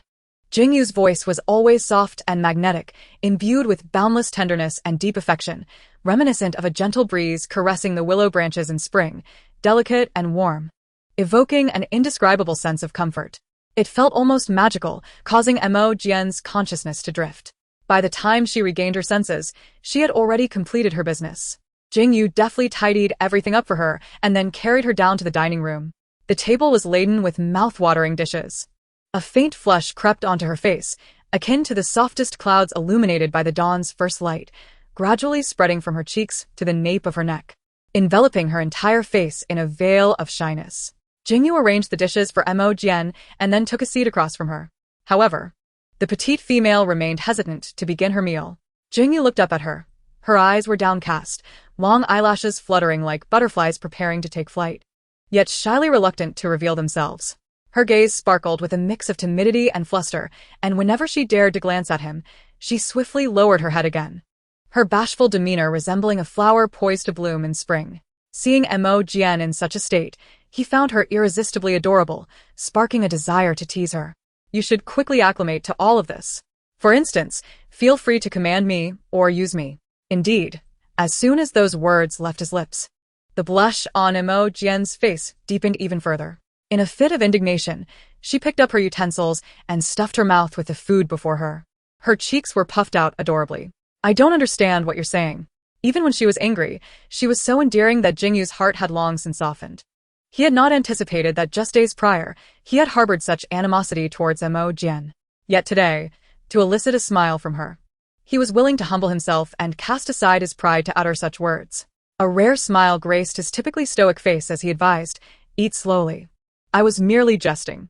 Due to the earlier interruption, Mo Jin consumed her meal with remarkable speed. After finishing, she sat idly on the sofa, reattaching the bracelet she had removed the night before. Opening her holographic device to kill time, she was suddenly greeted by a message. It was a notification from the Safety Bureau. Warm reminder, for your safety and that of your family, please promptly bring your partner to the Safety Bureau for a stability value assessment. Upon reading this, Mo Jin turned to Jingu with concern. Jingu, do you have any engagements later? Shall we visit the Safety Bureau together? Chapter 21. Just when I finally managed to drive away one fox, how is it that another appears? As Jingu tidied up the kitchen, he replied, "Thank you for your concern. I have no plans for today."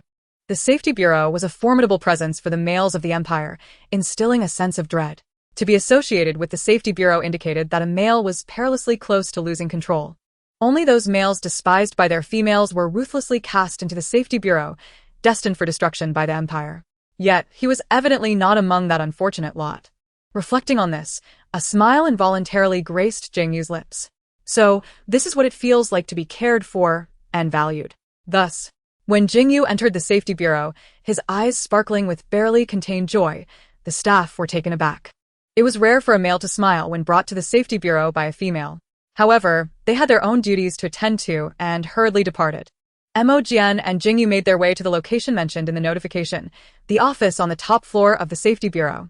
Inside sat an individual of unparalleled esteem, commanding the entirety of the Safety Bureau, a figure whom all males within the Empire dared not offend.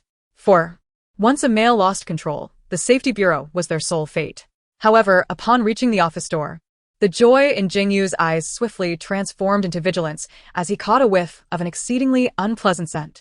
"Jingu, let us hurry inside." Hearing Mo Jin's voice, a smile returned to Jingu's face. He intended to knock, yet before his hand could reach the door, it swung open automatically. Jingu stepped aside, allowing Mo Jin to enter first. The office was resplendent, a stark contrast to the dismal confines where Jingu had previously been detained after losing control. The room was spacious and bright, with a massive floor-to-ceiling window occupying an entire wall, sunlight streaming unobstructed, casting a warm glow over the space. The floor was adorned with dark hardwood, polished to a mirror finish. A magnificent carpet, rich in intricate patterns of gold and crimson, lay atop it. In the center of the room stood a grand wooden desk, its surface smooth as glass, reflecting the sunlight streaming through the window. The desk's edges were elegantly carved with exquisite designs. Behind it sat a high-backed chair of black leather, embellished with golden accents, exuding an air of solemnity and authority. Upon seeing Mo Jin enter, the man seated behind the desk immediately rose and approached her. Clad in a silver-white uniform with a high collar, the lines were sharp and fluid. A black belt cinched his waist, its metallic buckle glinting with a cold luster, adding to his imposing presence.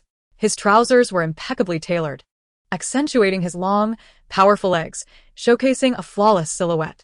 On his feet were pristine white military boots, their material as white as snow. The height of the boot perfectly encased his calves, further elongating his legs. Each step echoed sharply against the floor, resonating through the room. Mo Jin recognized the familiar visage with a hint of surprise. It's you, Jingu, upon seeing the man before him adorned in such an intentional guise. Clenched his teeth, forcing out 3 words through gritted teeth. It's you. Ignoring Jingu's hostility, Fred wore an elegant and approachable smile, resting his right hand on his left shoulder as he bowed slightly to Mo Jin. It is a pleasure to see you again. Montag Jin responded. So you are the esteemed director. Upon receiving your message, I brought Jingu here for the stability value assessment. However, it seems the assessment is not conducted here. Scanning the room and finding no sign of any equipment, Mo Jin inquired.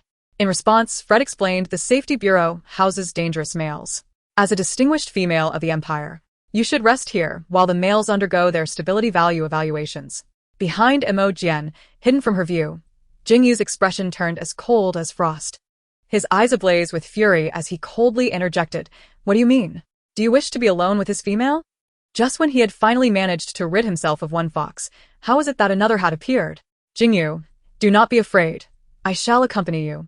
The concept of safety holds a different significance for males, and Mo Jin is acutely aware of this now. She instinctively attributes Jingu's recent actions to his anxiety and trepidation. Mo Jin gently places her hand on the back of Jingu's hand, offering a soft pat, her smile radiant and tender. Do not worry, for I am here with you. Upon noticing Mo Jin glance back at him, Jingu immediately lowers his gaze to conceal the anger simmering in his eyes. When he opens his eyes again, they have transformed into a focused and warm gaze. Observing the mutual affection between the two, Fred's heart is inevitably tinged with bitterness. Why was he not so fortunate as to be paired with such a perfect female? Yet soon, his heart brims with determination. He will not concede easily. Fred slowly speaks. Commander Jing, the out-of-control value monitoring department frequently encounters males on the brink of losing control, who pose significant potential dangers. How could you dare to allow your mate to venture into such perilous territory? As a male, this is truly dereliction of duty. However, it is understandable, as the esteemed commander is perpetually occupied with warfare, and thus, such lapses are perhaps inevitable. Unlike our nine-tailed fox clan, where males undergo moral education annually, ensuring no such oversights occur.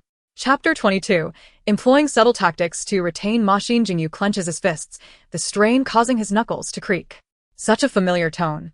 Such well-worn phrases. He had heard them ad nauseum when that bothersome fox was still around. What inappropriate teachings are imparted in the moral education of the nine-tailed fox clan? Do not speak ill of Jingu. He is very considerate towards me. Upon hearing Mo Jin defend him, the hostility that had been evident in Jingu's demeanor dissipates instantly. He boldly intertwines his arm with Mo Jin's, raising an eyebrow at Fred. My partner treats me exceedingly well. Naturally, I shall protect her at all times. There is no need for your concern, Director. With that, Jingu takes Mo Jin's hand, intending to leave. If Fred were in his beast form at that moment, his fox ears would surely droop in disbelief. How could a female actively defend a male? The fact that Jingu possesses such a partner is truly enviable. Seeing the two depart, Fred hastily steps forward to catch up. Miss Mo Jin, this way, please.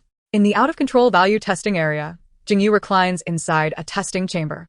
This chamber boasts greater accuracy than standard testing devices, with a more comprehensive range of assessments.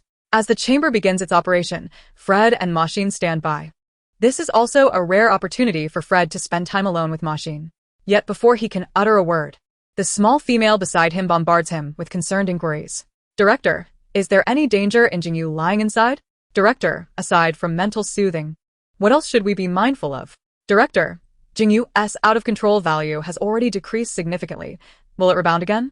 Fred is taken aback, astonished by the depth of a female's concern for her male partner. His jealousy towards Jingu deepens considerably. Clearing his throat, he adopts what he believes to be an appealing tone, explaining each question while showcasing his rich, magnetic voice.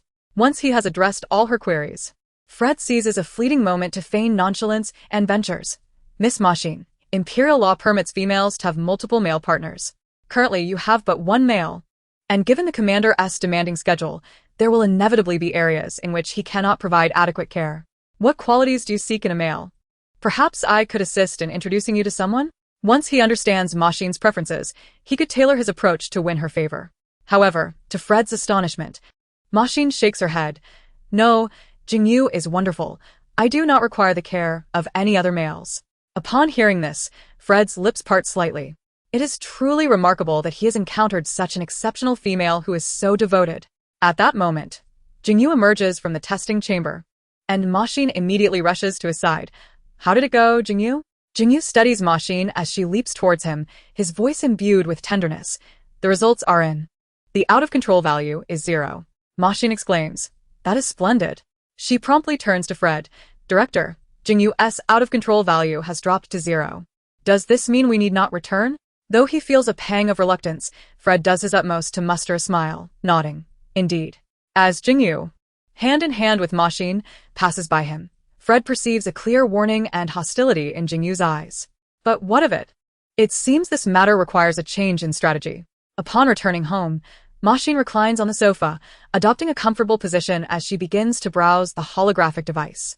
After bringing her fresh fruits and delightful beverages, Jingu concocts a casual excuse to ascend to the second floor. He walks to the innermost door, retrieving a key hidden beneath the mat and entering.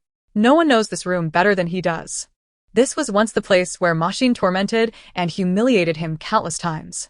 Shelves line 3 walls, neatly arranged with an array of tools. Jingu surveys the room, ultimately selecting a black item.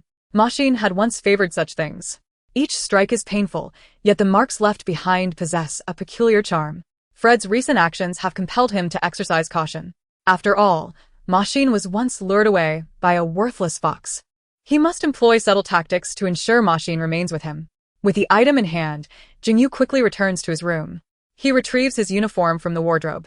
A deep azure ensemble, crisp fabric accentuated by golden buttons that glimmer like stars against the backdrop of the night sky. Jingu swiftly dons the uniform, tool in hand, and descends the stairs. He is not the only one who can wear a uniform. Chapter 23. Your belt is digging into me, Jingu.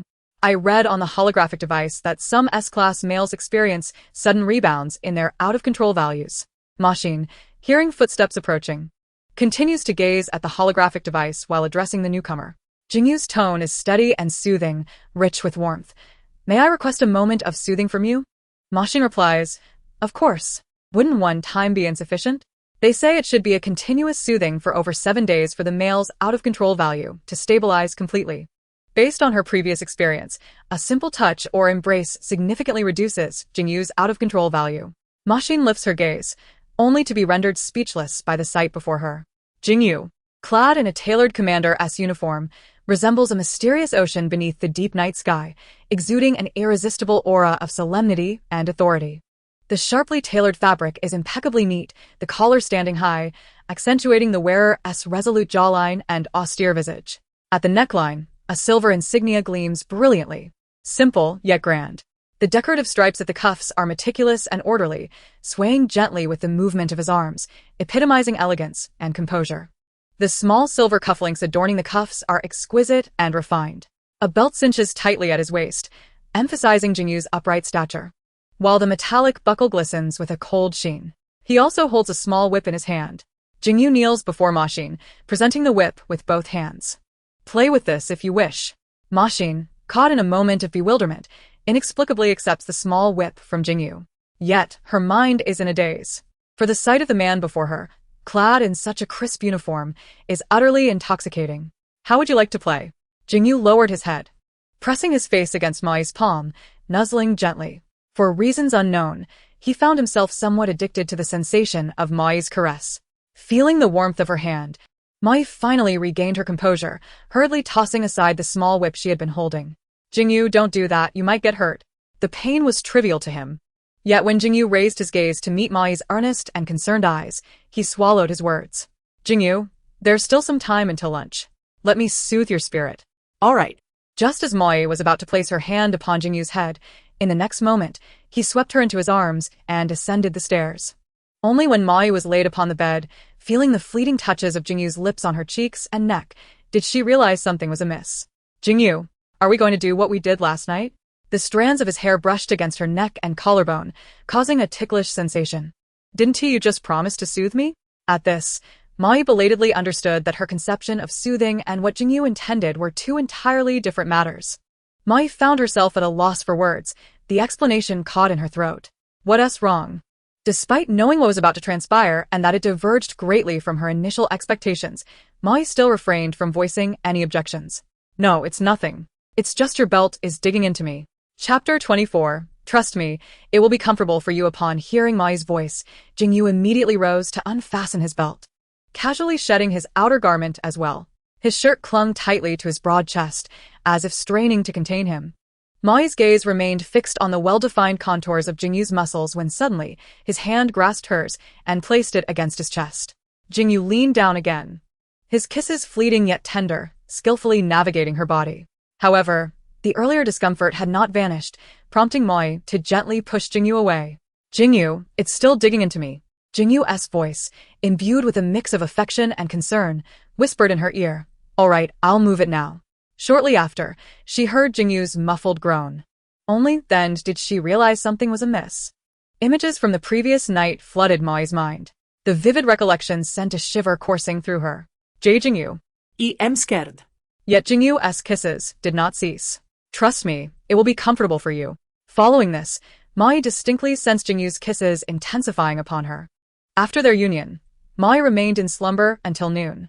However, skipping a meal was not an option, especially since she had expended considerable energy.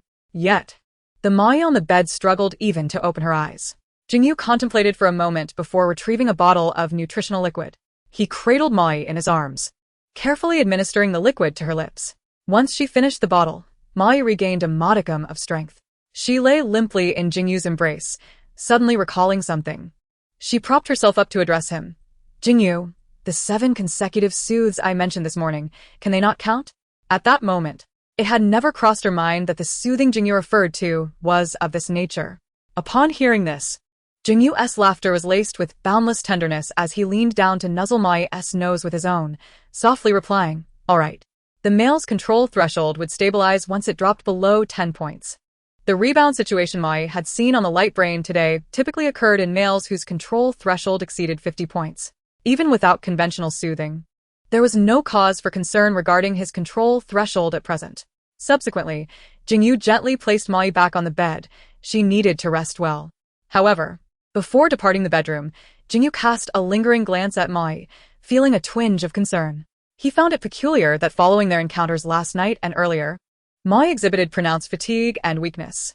Could it be that her spiritual power level was too low to endure such experiences? It seemed necessary to take her for a thorough examination at the hospital once she regained her strength. Within the security bureau, Fred sat in his office, a dark, gleaming whip resting before him. He had just learned that a worthless member of his family had inexplicably managed to captivate Mai, lingering by her side for years without any rightful claim. Notifications continuously popped up on his wrist light brain, yet his thoughts were consumed with how to win Mai's favor. At that moment, a knock sounded at the office door. Fred casually raised his hand, and the door swung open. Entering was Karl. Chapter 25. The Ruse of Self-Sacrifice. Young master, you called for me? Karl trembled uncontrollably upon seeing Fred's stern and serious demeanor. He was merely a negligible waste of space from the Nine-Tailed Fox clan, while the man before him was a rare SS-level powerhouse favored by the clan leader. Fred's gaze swiftly swept over Karl, filled with contempt. In both appearance and physique, Karl paled in comparison. Today, Fred had meticulously prepared himself, yet Mai had remained unmoved. With this thought, Fred suppressed his emotions, looking down imperiously as he spoke. The Security Bureau has received a complaint alleging that a male has maliciously induced other males to lose control using hormone-based perfumes. According to protocol, such males should be immediately eliminated. Upon hearing this, Karl dropped to his knees, shaking like a leaf. Young master, please spare me. Fred's voice remained cold as ice, a mocking smirk gracing his lips. Confessing without being prompted. The surveillance footage has already reached my hands. Your fate is sealed. Were it not for he would have remained oblivious to the existence of such a person within his family. Fred paused deliberately, observing Karl's pale visage before continuing, however. Considering your ties to the Nine-Tailed clan, I wouldn't mind making a trip to Mai's residence on your behalf. For your own sake, I advise you to divulge all of Mai's preferences. Under normal circumstances, a clever Karl might have discerned Fred's ulterior motives, but with his life at stake, he had no time to ponder anything else. Trembling, he confessed she delights in tormenting males. She enjoys watching them break down and weep helplessly. Karl recounted every detail of his time around Mai, Initially, upon learning of Mai's peculiarities, he had resorted to cunning tactics to remain by her side. However, his primary motive for approaching Mai was monetary gain. Fortunately, since Mai had a beastly husband, he had instigated Jingu to become the main victim. Over the years, he had relished the sensation of being the one in control under Mai's favoritism. He had consistently kept Mai at bay, fearing he would meet a fate akin to Jingu's. Only by maintaining an air of novelty could he ensnare the female's heart. Yet, he couldn't fathom why, after merely stepping out for a moment, Mai had returned to unceremoniously cast him aside. After Karl divulged everything, Fred couldn't help but frown. The Mai Karl spoke of seemed entirely different from the one he had witnessed firsthand. But that was inconsequential. Such a beautiful, kind, and gentle female merely enjoyed watching males weep. What harm could there be in that? Fred's palm opened, revealing a pitch-black whip. Upon seeing this, Karl immediately crumpled to the ground. "Why, young master?" Fred's cold voice rang out, "Get out." Upon hearing the words, Karl hastily rolled and crawled away from the scene. Fred immediately locked the office door and drew all the curtains shut. He then shed his shirt, revealing a robust and powerful upper body. Grasping the long whip, he stood before the mirror, unleashing one of his 9 tails to coil around the whip's end. After carefully adjusting the angle, he struck his back forcefully with the whip, leaving a crimson mark in its wake. This fleeting pain was trivial to him. Soon, a series of red marks adorned his back, meticulously arranged under his careful design. After delivering 50 lashes, Fred finally retracted his tail. He approached the mirror, blinking earnestly, his eyes shimmering with an enchanting allure. He was quite pleased with his expression. Subsequently, Fred donned his clothes and stepped outside. At the office entrance stood the secretary, who had been waiting since the early morning. "Do you know what to do?" Fred inquired. The secretary bowed and nodded. "I do, sir. By the way, since Jingu has submitted evidence and a complaint, the fox we just encountered will be dealt with according to the regulations of the Security Bureau." MOD, meanwhile, was oblivious to how long she had been asleep. Upon opening her eyes again, she felt considerably less fatigued. It was quite peculiar, despite her minimal exertion during both encounters, with Jingu taking the initiative. She was the one feeling so drained. MOD rose from the bed and stretched her limbs. Suddenly, a small animal's cry reached her from outside the balcony. She hurriedly opened the balcony door and stepped out, peering down to discover a fluffy, pure white creature lying beside a low bush in the backyard, with several patches of red on its body, as though it were bleeding. Chapter 26. The Green Tea White Fox's scheme begins. MOD swiftly made her way to the small garden below. Indeed, the poor white fluff was bleeding. Jingu! Jingu! Come help me! Upon hearing MOD's call, Jingu rushed over at lightning speed. He had been tending to duties in the study on the 2nd floor, but upon hearing MOD's voice, he transformed into his beast form and leapt beside her, then reverted back to his human shape. "Jingu, there is a little fox that is injured." Jingu glanced over at the sound, his jaw tightening. What a magnificent SS-class 9-tailed fox it was, especially with MOD's hands continuously caressing the creature. "Jingu, quickly fetch some medicine." Under normal circumstances, Jingu would have immediately complied with MOD's request. However, this fox was clearly feigning injury. How could an SS-class male be reduced to such a state by mere superficial wounds? Jingu approached and lifted the white fox from the ground, then reassured MOD, "Do not worry. There are advanced treatment chambers in the villa. This fox will face no danger." MOD nodded anxiously. "Then let us hurry and place him in the treatment chamber." With MOD's affirmation, Jingu quickened his pace. The act of pretending to be injured to elicit sympathy from a female was a ploy he had witnessed countless times with other foxes. It seemed that the young master of the 9-tailed fox clan was not as clever as he had presumed. At that moment, the white fox, grasped by Jingu's hold, glared fiercely at him from an angle that MOD could not see, baring its teeth in frustration. Jingu, holding it like that will only cause it more pain.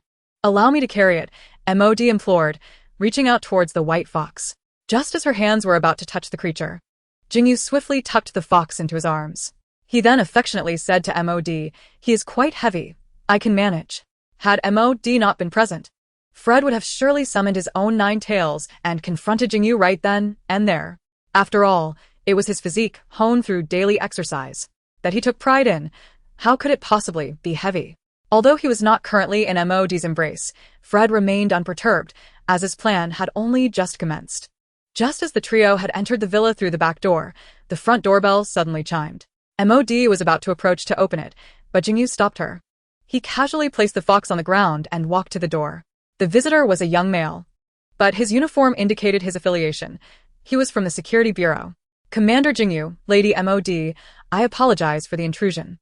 My name is Vicky, and I am here to find my young master. Have you seen an injured fox? At that moment, Jingu still did not grasp the gravity of the situation. He naively believed that the young man could take away the bothersome fox beside MOD. Thus, he did not hinder the boy's entrance. The white fox had now nestled itself on MOD's lap, being gently stroked by her hand. Vicky approached, bowed to MOD, and said, Lady MOD, thank you for taking him in. My young master has been injured, which is why he has succumbed to weakness and fainted. I am grateful for your kindness. I will administer the medicine that can restore his human form. With that, Vicky stepped forward and placed a pill into the white fox's mouth. In no time, the once furry creature had transformed into a bare-chested man. The change was so abrupt that despite being the same individual, he appeared entirely different, dressed in contrasting attire. MOD was instantly captivated by Fred's alluring physique. His pectoral muscles were fully yet proportionate, rising and falling gently with each shallow breath, akin to waves softly caressing the shore, exuding an irresistible rhythmic beauty. At this moment, Fred appeared entirely different from the morning she had encountered him. His chest and back bore numerous red marks, and his complexion was slightly pale. Suddenly, Fred, half leaning on her lap, spoke, Lady MOD, your hand. Hearing this, MOD realized that her hand was pressed tightly against the firm, rounded contours of Fred's derriere. She had merely been stroking the fluff, her hand too slow to retract. There was truly no ill intent. Chapter 27. The pretending white fox continues to rest on MOD's lap. MOD promptly withdrew her hand from Fred's enticing backside. The sensation in her palm made her ears flush with warmth. At that moment, Vicky suddenly addressed MOD with urgency. Lady MOD, I implore you to spare my young master. Taken aback, MOD was bewildered. What do you mean by that? Vicky's face was filled with desperation and pleading. He continued, my young master received a complaint from Commander Jingu, which revealed that a fox from the Nine-Tailed clan had offended you and your beast husband. My young master, feeling responsible for the oversight, punished himself with 100 lashes, 50 on the front and 50 on the back. He intended to personally come to your residence to apologize. But unfortunately, he transformed into his beast form midway due to exhaustion. Lady MOD, I beseech you to forgive him, considering he is already grievously injured. MOD gasped in shock. What? 100 lashes. This matter has nothing to do with Fred. I have never held him accountable. While astonished by Fred's actions, she looked down to realize he was still resting on her lap. Meanwhile, Fred, who was draped across her legs, seemed to notice her gaze. He propped himself on his hands in an attempt to rise, but his hands trembled, and he barely lifted himself before collapsing back onto MOD's lap once more. Of course, he controlled his strength, ensuring that MOD felt minimal weight. Feigning weakness, Fred addressed MOD. I apologize, Lady MOD, for imposing on you again. He then attempted to rise once more. Even the sight of the marks on Fred's back caused MOD to feel a pang of pain. It was unimaginable how he had endured 100 lashes. She reached out her hand, gently caressing Fred's back while deliberately avoiding the wounds. There's no need to rush. With such severe injuries, you should not move around. Though the objective had been achieved, the plan was far from over.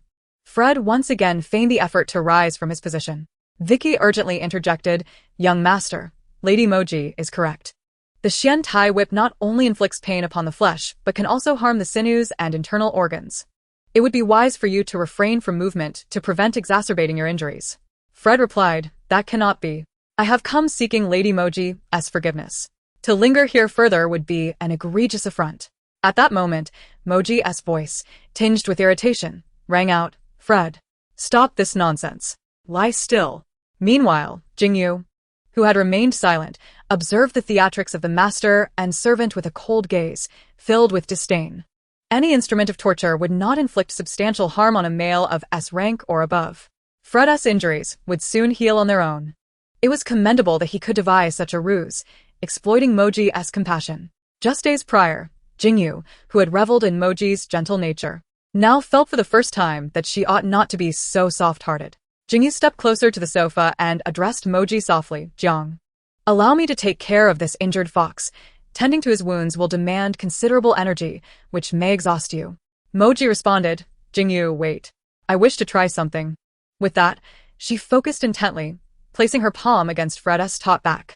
She had sensed an unprecedented power coursing through her being. During her time in the Beast Sovereign Nation, she often heard her awakened royal siblings speak of the sensation of power flowing within. Experiencing it for the first time, she wished to explore it further. In Chapter 28, she had never been so candid. Fred felt the warmth of her hands on his back. Suddenly, he distinctly perceived a cool energy circulating throughout his body. The once trivial pain he felt dissipated entirely.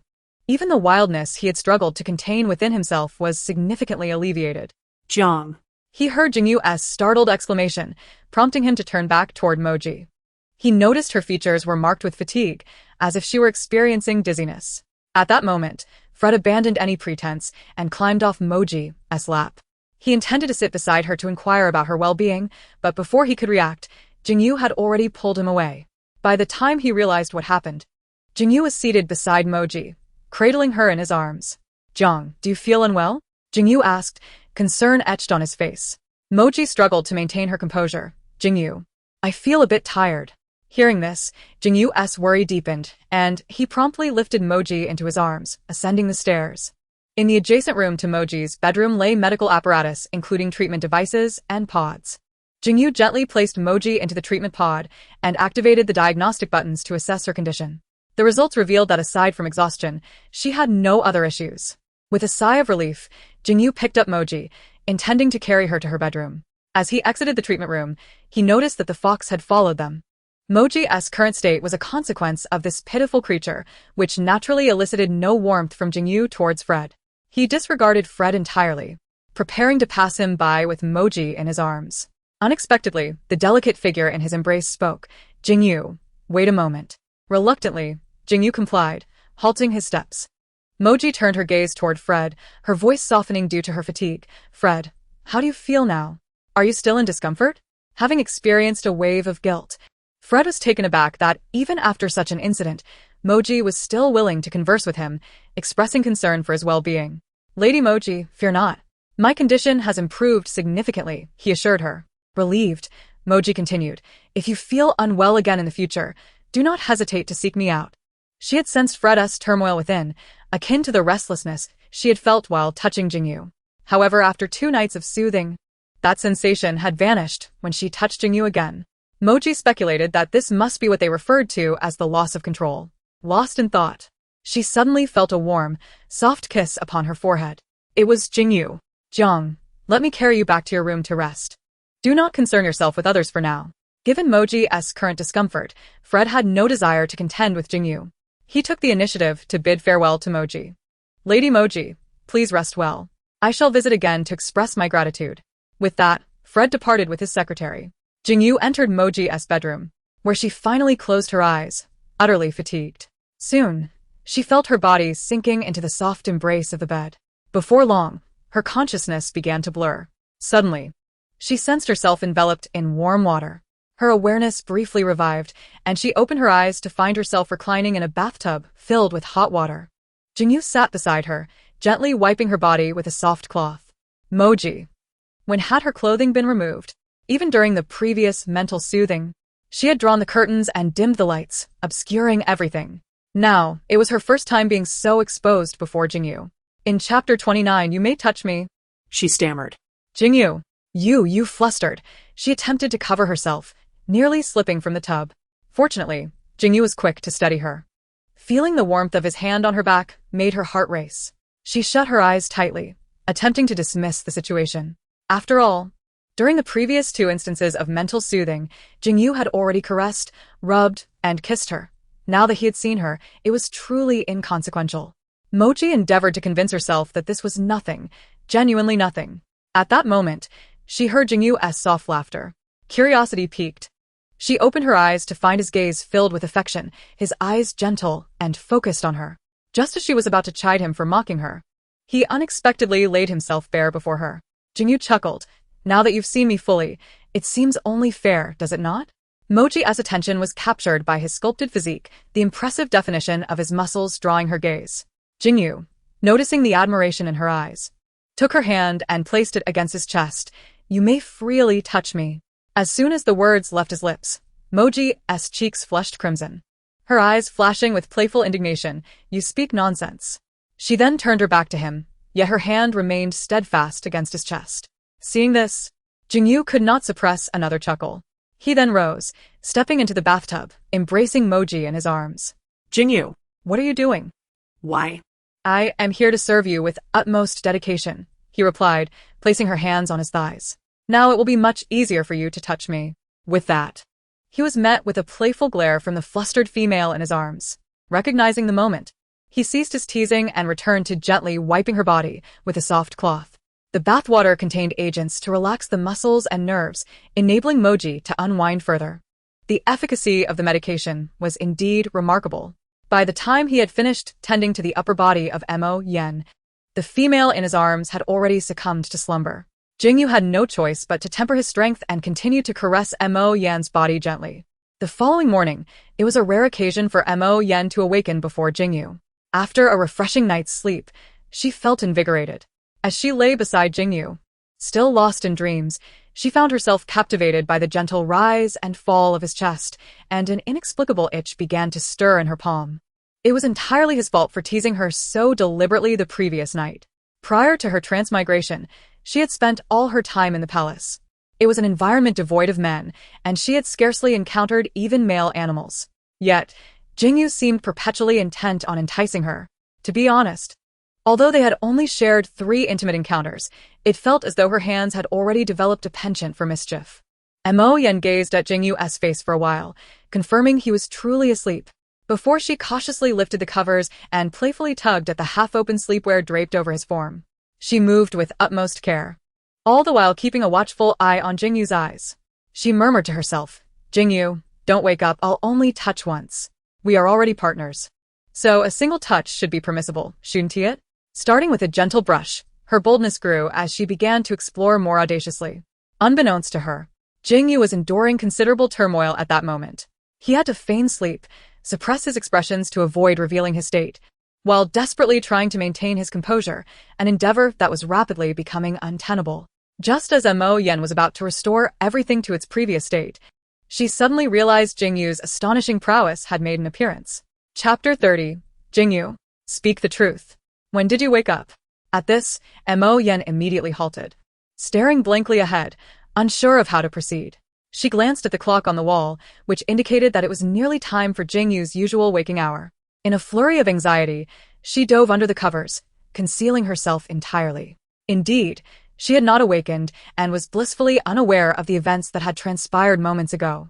Jingu, lying nearby, heard the rustling and cautiously cracked open his eyes to observe what the little female was up to. Upon seeing her completely hidden beneath the covers, he finally dared to breathe a sigh of relief. Jingu looked down in exasperation. Typically, such matters would resolve themselves in due time, as he had long been accustomed to enduring alone. However, with his female partner lying beside him, how could he quell the tumult within? Suddenly, the female beside him stirred again, compelling Jingu to close his eyes once more and pretend as if nothing had transpired. Mo Jin, tucked beneath the covers, soon found her breathing becoming labored and reluctantly poked her head out. This shouldn't lead to any trouble, right? She whispered to herself. At her words, Jingu, who was feigning sleep, felt as though he might implode from the effort of restraining himself. Ah, what is happening? Hearing Mo Jin's exclamation, he gripped the bedding tightly, barely managing to hold himself together. Internally, he screamed, Yen, don't look." It seemed that Mo Jin had heard his silent plea, as she suddenly bolted from the bed and dashed into the bathroom. Only then did Jingu release a breath of relief, sitting up and glancing at himself, tormented by indecision over whether to rise. To his astonishment, Mo Jin soon emerged from the bathroom. He had no choice but to resume his pretense of sleep. Yet this time, the ruse proved far more arduous than he had anticipated. After Mo Jin emerged from the bathroom, she knelt on the bed, her hands hovering indecisively beside Jingu's impressive form. She had consulted her device while hiding in the bathroom and discovered that an SS-class adult male like Jingu typically would not present such a situation. If she did nothing, wouldn't that merely allow Jingu to discern her true nature? No, she couldn't allow him to find out. With such thoughts swirling in her mind, Mo Jin resolved to tackle the predicament she had inadvertently created. This was the only solution she had come across. Suddenly, A muffled groan reached her ears, startling her into turning her gaze toward Jingu. Upon realizing he remained asleep, she felt a sense of relief. Yet she had not anticipated that this matter would prove so complicated. After a lengthy silence, frustration bubbled over, prompting her to mutter under her breath. What on earth is going on? Her agitation was palpable when, unexpectedly, a warm hand grasped her wrist. Yen, let me handle it. Startled by the sudden voice, Mo Yen gasped and leaned to one side, nearly toppling over. Fortunately, Jingu was quick to catch her. Yen, are you alright? Concern etched on his face. Mo Yen felt a rush of guilt wash over her. Jingu, when did you wake up? She was acutely aware of her own flustered state, but to her astonishment, Jingu leaned in and pressed a warm kiss to her lips. Rest assured, I will take care of this. With that, he rose and strode toward the bathroom, the sound of running water soon following. Mo Yen sat on the bed, momentarily dazed, before a sense of foreboding settled over her. When Jingu emerged from the bathroom, she was a mix of embarrassment and fury, her voice elevated beyond its usual pitch. Jingu, confess. When did you wake up? Chapter 31. Something feels off. Jingu knelt before her, a single knee on the ground. I apologize. My endurance was insufficient to satisfy you. If you prefer this type of play, I would gladly allow you to use an aphrodisiac on me tonight. At his words, Mo Yen seized a pillow from the bed and hurled it at him. So you were awake the entire time. I certainly do not enjoy such things, she retorted, her cheeks aflame with embarrassment and anger as she prepared to leave the room. Yet, as her feet touched the ground, she felt her legs weaken and stumbled to the side. Ah! She exclaimed, only to find herself safely cradled in Jingu's arms once more. Jingu, my legs feel so weak. Hearing this, Jingu's expression morphed into one of deep concern. He recalled that after each comforting session, Mo Yen seemed to grow increasingly frail. And this time, her condition appeared more severe than before. After breakfast, I will take you to see a doctor for a checkup. With that, Jingu lifted Mo Yen into his arms and carried her downstairs, his distaste for that fox intensifying. Had it not been for that creature, Mo Yen would not be in such a state of exhaustion. At the dining table, Mo Yen seemed preoccupied with the earlier incident. Jingu, seated across from her, felt a wave of humiliation wash over her as memories of the recent events flooded her mind. After only a few bites, her appetite waned. Montag stot. Her head bowed to avoid meeting Jingu's gaze. I'll wait for you on the sofa. Now that her strength had somewhat returned and her legs no longer felt as weak, she took only a few steps before Jingu swept her up in his arms once more. He gently placed her onto the sofa, but did not leave her side. Are you angry with me? Because I just woke up? Or is it because Jingu clasped Mo Yen's hands resting on his knee? Or is it because I caused you distress just now? As he spoke, he clearly observed Mo Yen's cheeks flush a deep crimson. She suddenly flopped onto the sofa, burying her face in the cushions. You should go eat. Seeing her in such a state, Jingu had no choice but to depart. It was only natural for a female to utilize a male, and as her partner, it was his obligation. He had initially believed that his female partner enjoyed playful diversions, but now it seemed otherwise. She clearly relished the moments yet hesitated to act while he was conscious. The previous encounters had all been initiated by him, rather than Mo Yen taking the initiative. Jingu found himself ensnared in a quandary. Should he continue to feign sleep to provide his female partner with opportunities? Or should he take on the role of a guide, encouraging Mo Yen to boldly pursue what she desired? Within the esteemed Imperial Hospital, Jingu accompanied Mo Jin within the examination room, observing as the esteemed physician Lu Shi and employed a mental energy detector to assess Mo Jin's physical condition. Above the detector, a crystalline column illuminated instantaneously upon activation. While Mo Jin remained oblivious to the unfolding events, the other two males present widened their eyes in astonishment. Jingu looked at Lu Shi in disbelief. Dr. Lu, is this true? Lu Shi and retracted the instrument, affirming, indeed. Your partner's mental energy has ascended to level B. It appears my earlier conjecture was accurate. Lord Mo Jin's physical frailty is intricately linked to the elevation of her mental energy level. Jingu inquired. But female subjects in the Empire do not undergo any further changes once their mental energy awakens. Mo Jin, equally perplexed, interjected, what are you all discussing? Lu Shi and meticulously elucidated for Mo Jin. Under normal circumstances, a female's mental energy level remains unchanged post-awakening. Research has unveiled that the root cause of male instability lies within the dark matter entwined in their mental seas. Females possess the capacity to dissipate this dark matter. However, an exceedingly rare phenomenon exists wherein a female converts this dark matter for her own use. Based on your previous accounts, it seems that Lord Mo Jin's current state aligns with the latter. The sudden surge in mental energy has rendered the physical form unable to adapt, resulting in her weakness. The duration of this condition remains indeterminate. However, rest assured, I possess a specialized medication that will restore your physical vitality without inflicting harm on your body, though it may induce side effects such as agitation. As he spoke, Lu Shiren suddenly turned his gaze towards Jingu, Commander Jing. You will be needed to assist your partner in channeling her excess energy. Jingu nodded without hesitation. Absolutely. Yet Mo Jin remained apprehensive. Channeling? Channeling what? Lu Shiren replied candidly. Typically, it involves a release of violent energy, though unforeseen circumstances may also arise. But fret not. To prevent any inadvertent self-harm on the part of the female, I will provide you with a sedative. At this moment, Jingu gently reassured Mo Jin. Have you forgotten? I am an SS-level beast man.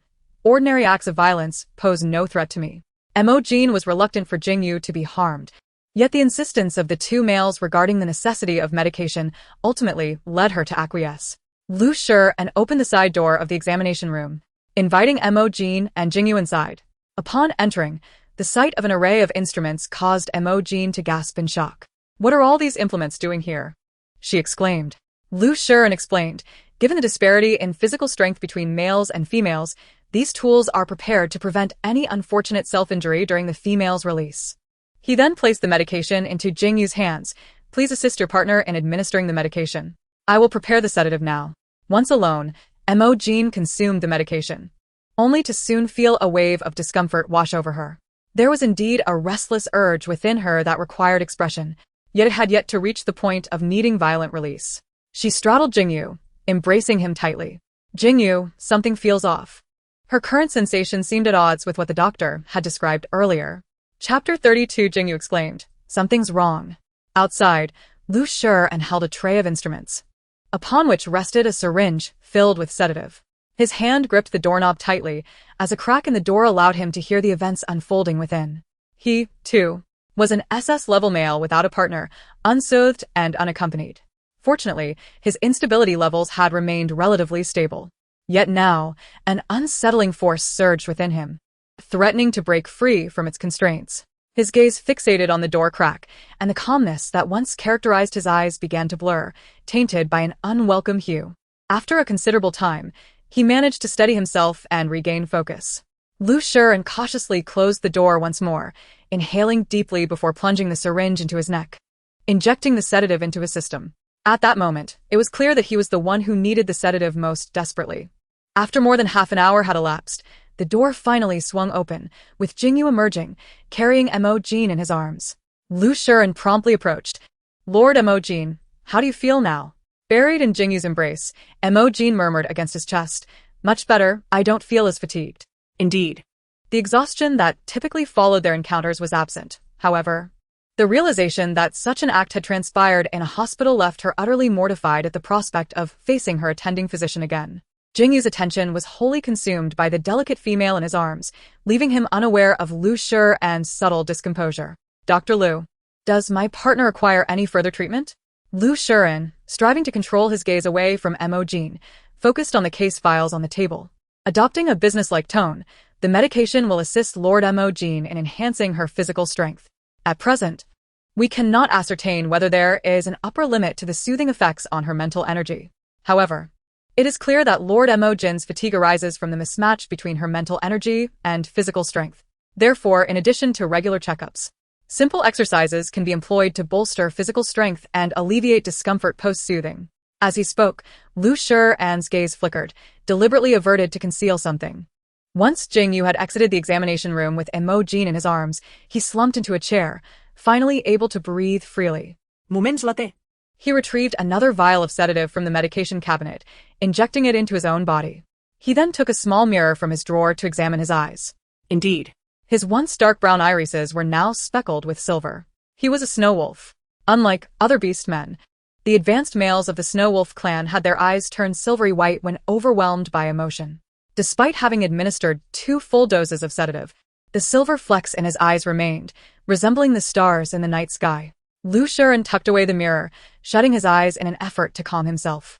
Yet, with his eyes closed, his thoughts were consumed by the gentle, kind female who had gazed at Jingu with such concern.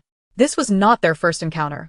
As the Empire's sole esteemed physician, he had occasionally been summoned to the Security Bureau to treat injured males. It was there that he first laid eyes on Mo Jin, witnessing her steadfast refusal of other males for the sake of her beast man mate. Now, for the first time, he found himself grappling with an unethical thought. How wonderful it would be if Lord Mo Jin were his partner.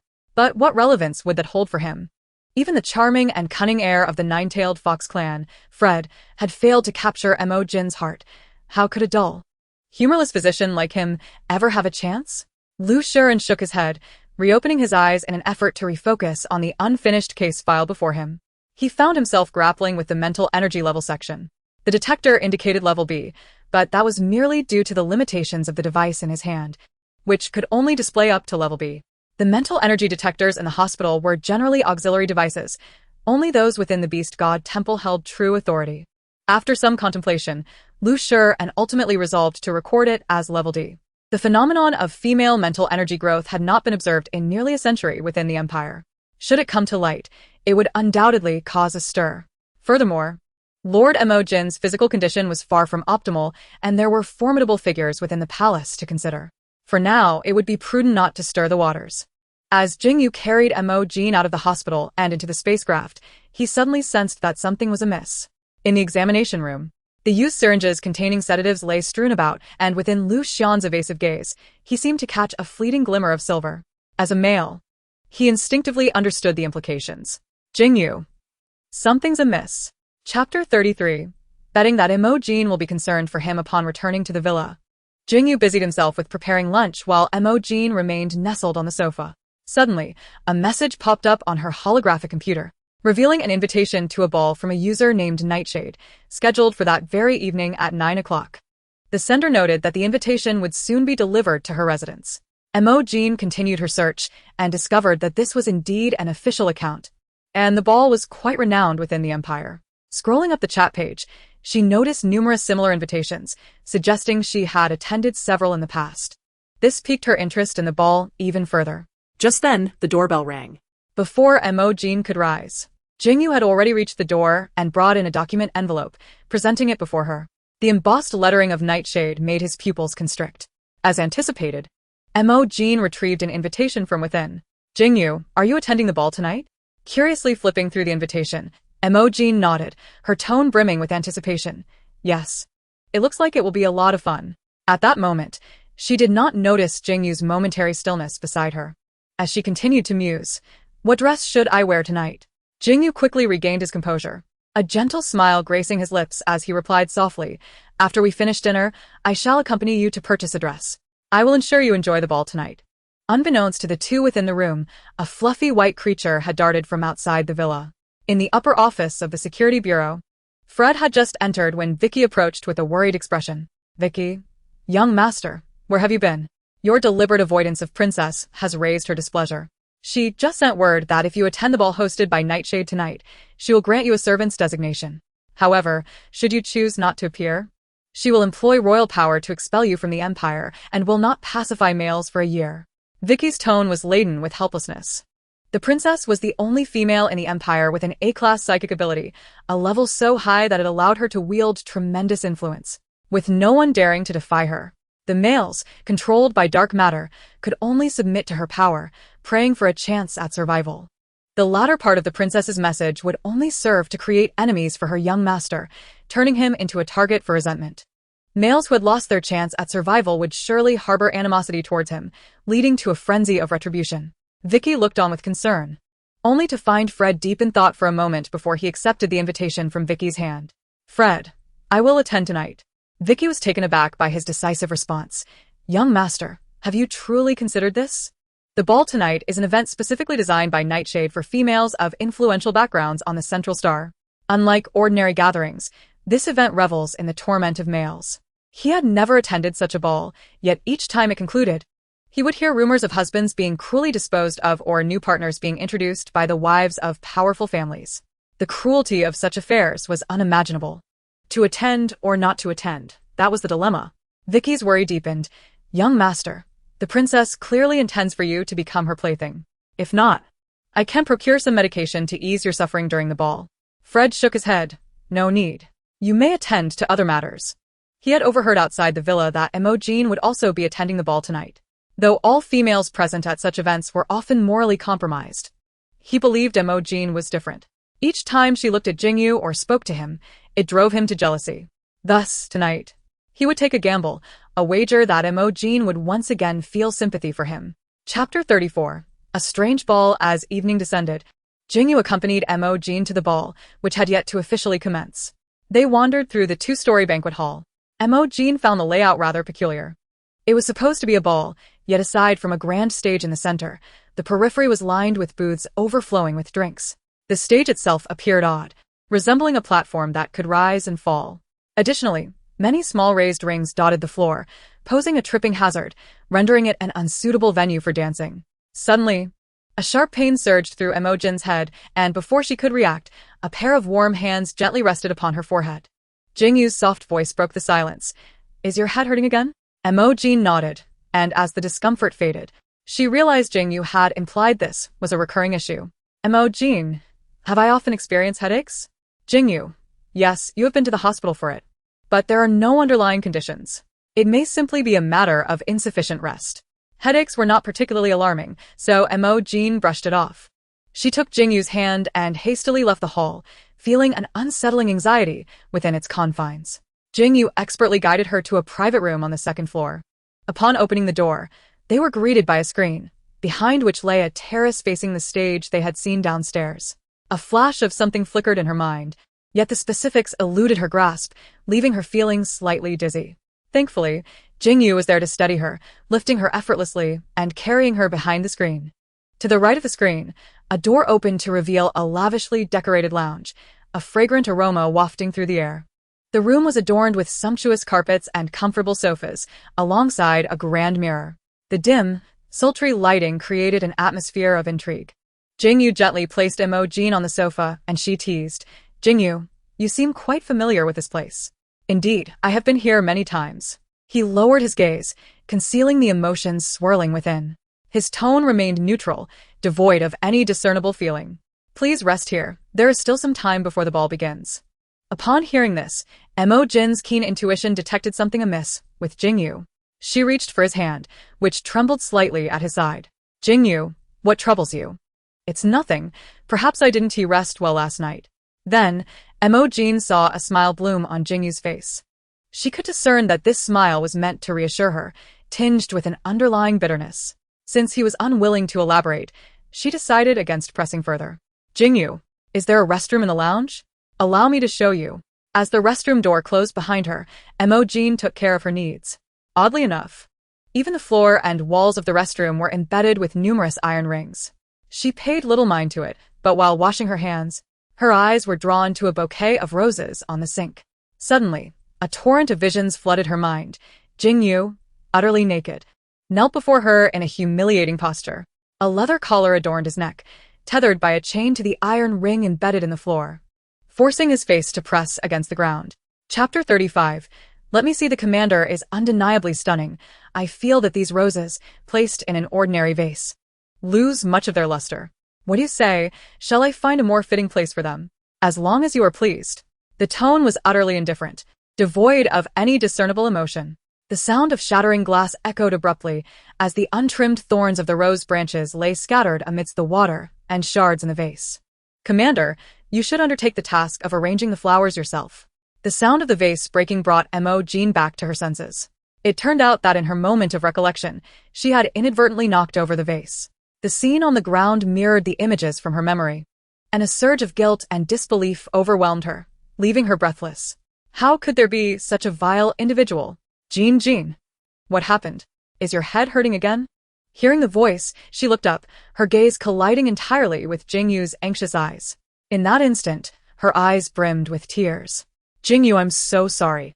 Seeing Mo Jin's eyes suddenly redden, Jingu felt a wave of confusion wash over him. However, upon witnessing the disarray surrounding them, he could surmise the reason behind her apology. He bent down and lifted Mo Jin into his arms, placing her gently onto the sofa outside. It has been quite some time. You need not worry about it. He spoke softly, tenderly wiping away the tears that had gathered on her cheeks with his fingertips. Initially, he intended to rest his hand on her back, gently comforting her, but Mo Jin suddenly looked up at him with a serious expression. Mo Jin, let me see. Jingu, taken aback, asked, see what? Mo Jin replied, I want to see her wound. No. Jingu interjected, interrupting her before she could finish. This was the first time she had witnessed such an agitated and somewhat forceful tone from him. But you were severely injured at that time. Not only from the rose thorns but also from the glass shards embedded in your flesh. The pain was so intense she dared not dwell on it. Yet Jingu had endured it stoically. Jingu grasped Mo Jin's restless hands, his eyes betraying a hint of panic. It has been quite some time. The wound has long since healed.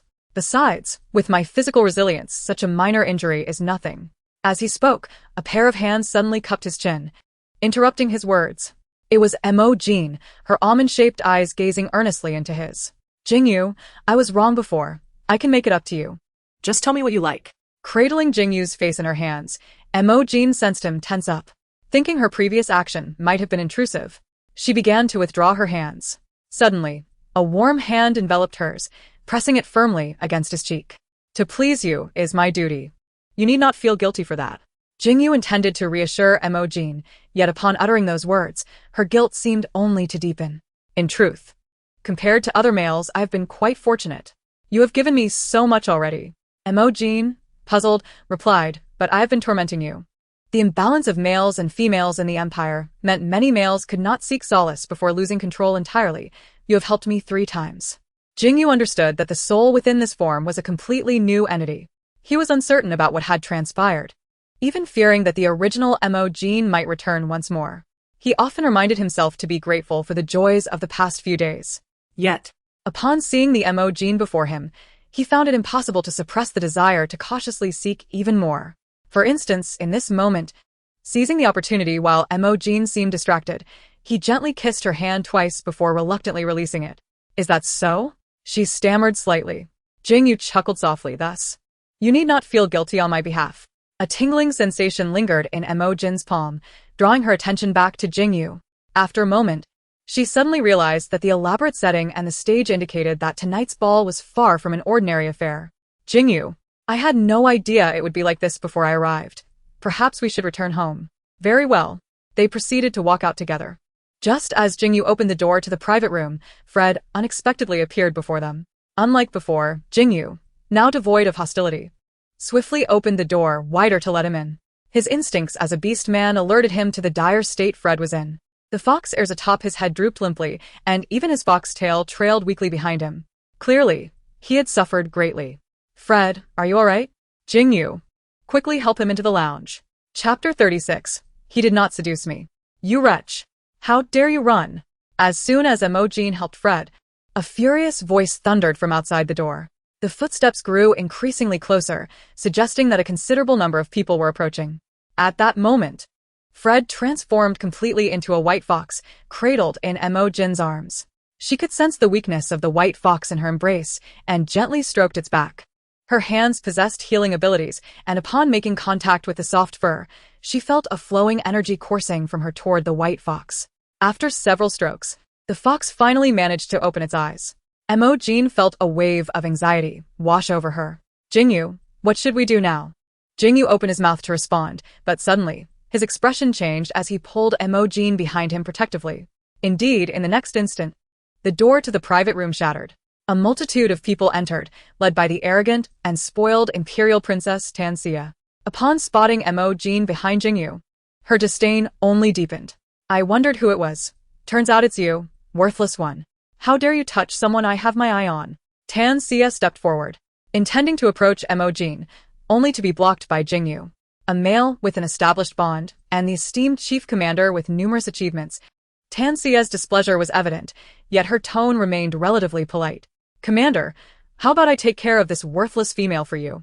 Then you would be free once more. Many females of considerable influence on the Central Star were known for their unsavory proclivities, and Mo Jin was among the most notorious. Tanxia was well aware of what Mo Jin had once done to Jingu.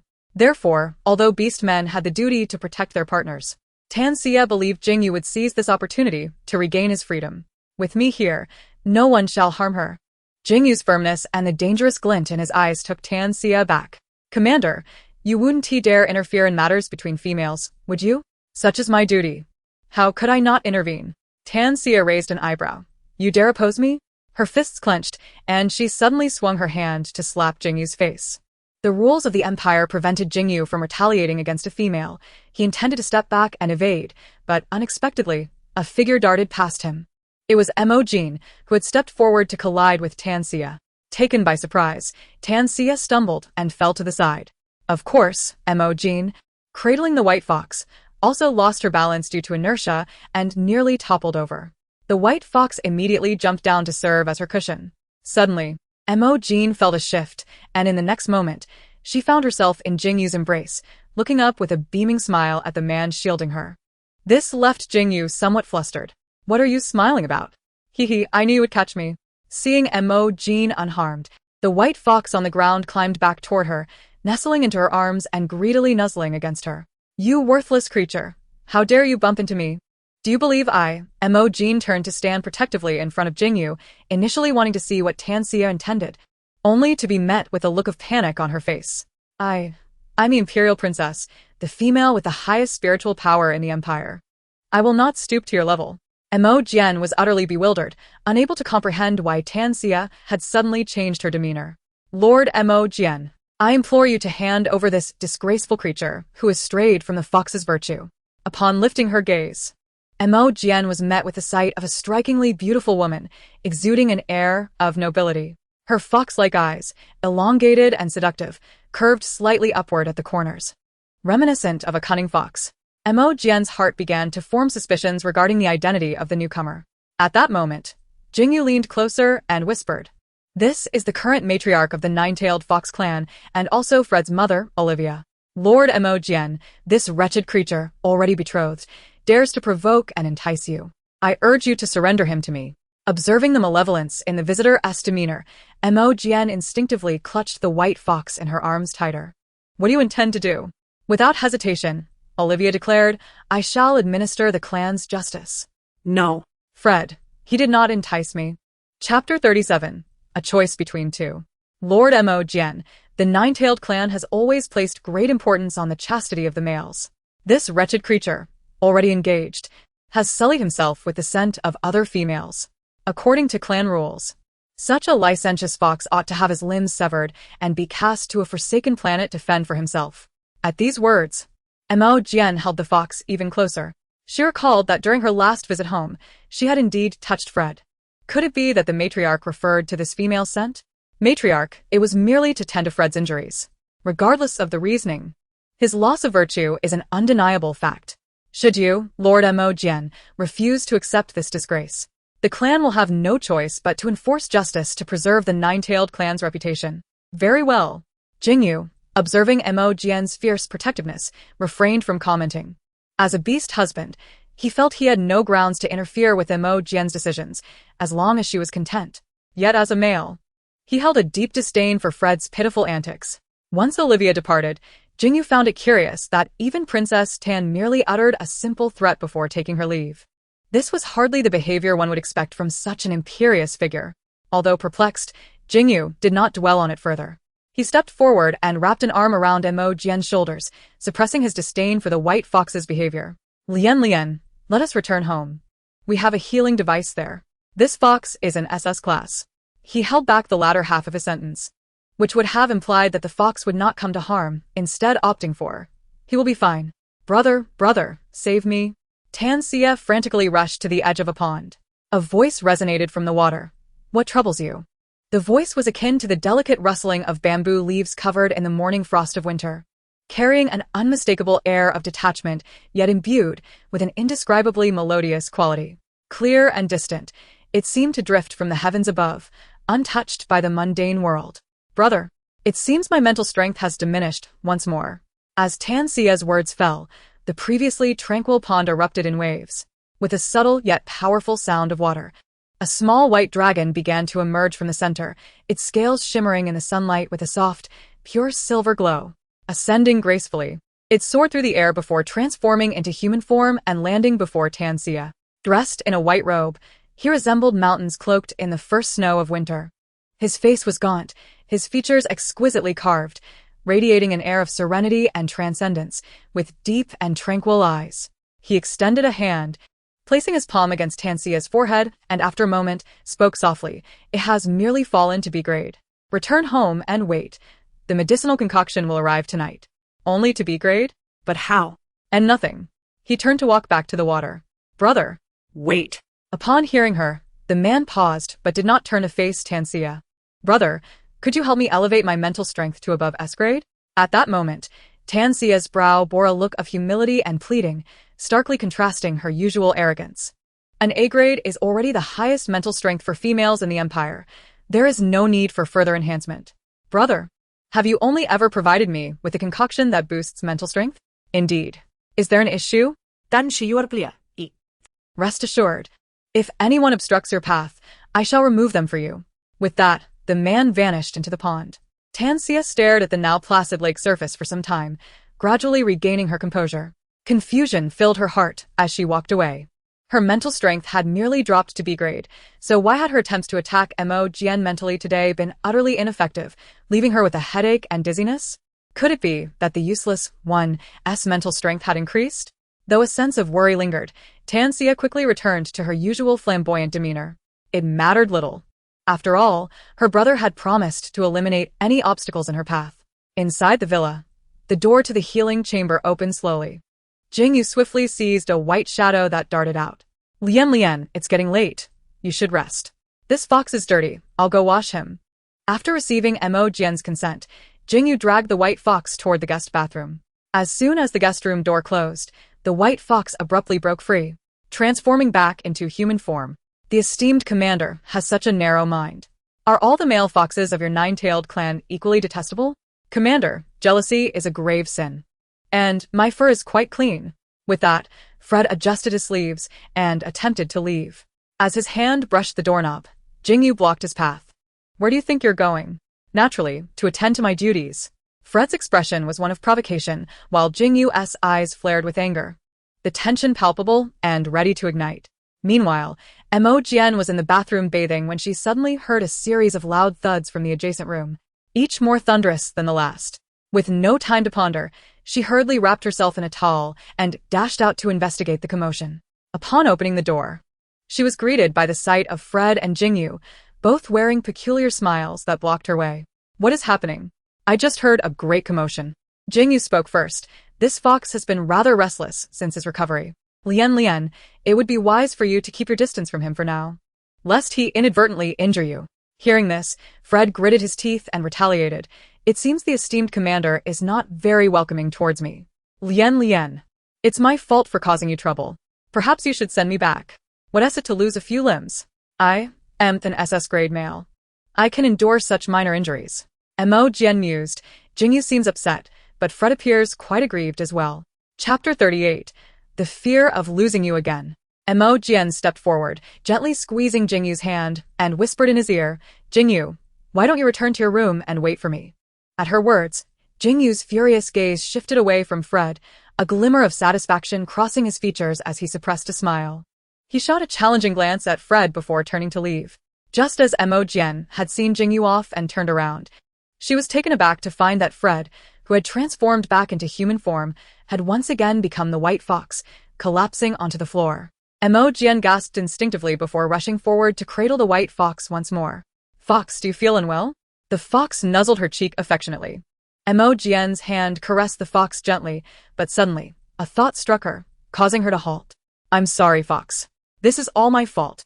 If I hadn't touched you last time, you wouldn't have been forced to become my beast husband.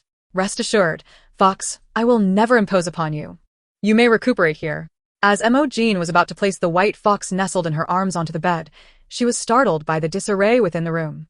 She paused for a moment, then carried the fox into the adjacent guest room. After gently laying the fox on the bed, she had yet to turn around when a warm, large hand seized her wrist. Fred had transformed back into his human form without her noticing. The open collar of his shirt and the subtle contours of his muscles instantly captivated her gaze, causing Mo Jin to swallow instinctively. A sudden tingling sensation coursed through her arm as she glanced over to find Fred's elegantly defined hand exploring the veins on her wrist. Master. I am willingly at your side. Mo Jin, feeling inexplicably drawn to Fred's fox-like eyes, could not help but feel her heart being ensnared by him. You should focus on your recovery first. Although her words bore a hint of refusal, she found herself lacking the strength to withdraw her hand. To her surprise, Fred voluntarily released her hand, offering a teasing smile. Then I shall take that as your consent. Thank you for your kindness. With that, he turned and lay down on the bed, seemingly ready to rest. However, the hand he had just released lingered in the air, still tingling, leaving her mind in a haze. After a moment, she bit her lip, finally regaining her composure. All right, you should rest now. Dazed, she was uncertain of what she had just uttered. After a prolonged silence, Mo Jin realized it was time for her to leave. She turned and walked away, her demeanor suggesting a hasty retreat. Her mind was awash with regret. She felt utterly pathetic. Unbeknownst to her, the fox on the bed, with its back turned to her, wore a smile at the corners of its mouth, its eyes brimming with determination. The art of seduction was well understood by him.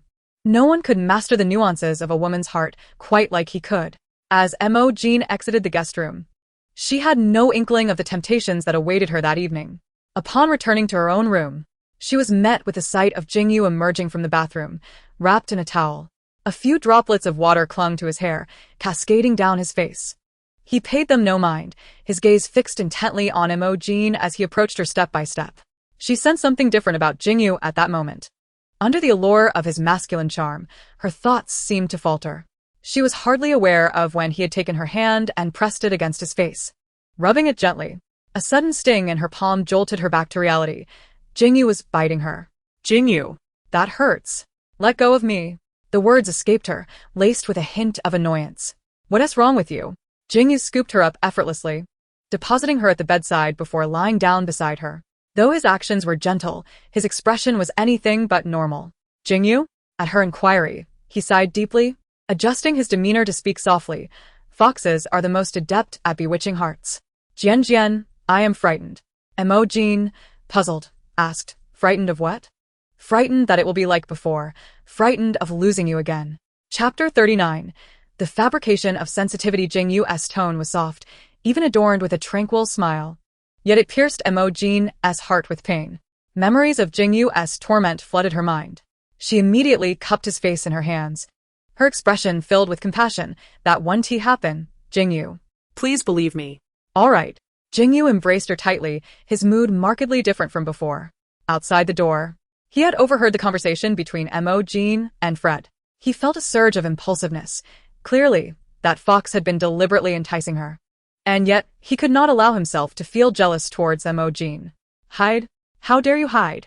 Before him knelt a trembling youth, face obscured. In that case, go down and perform for everyone. With a push, the youth tumbled from the second-floor balcony.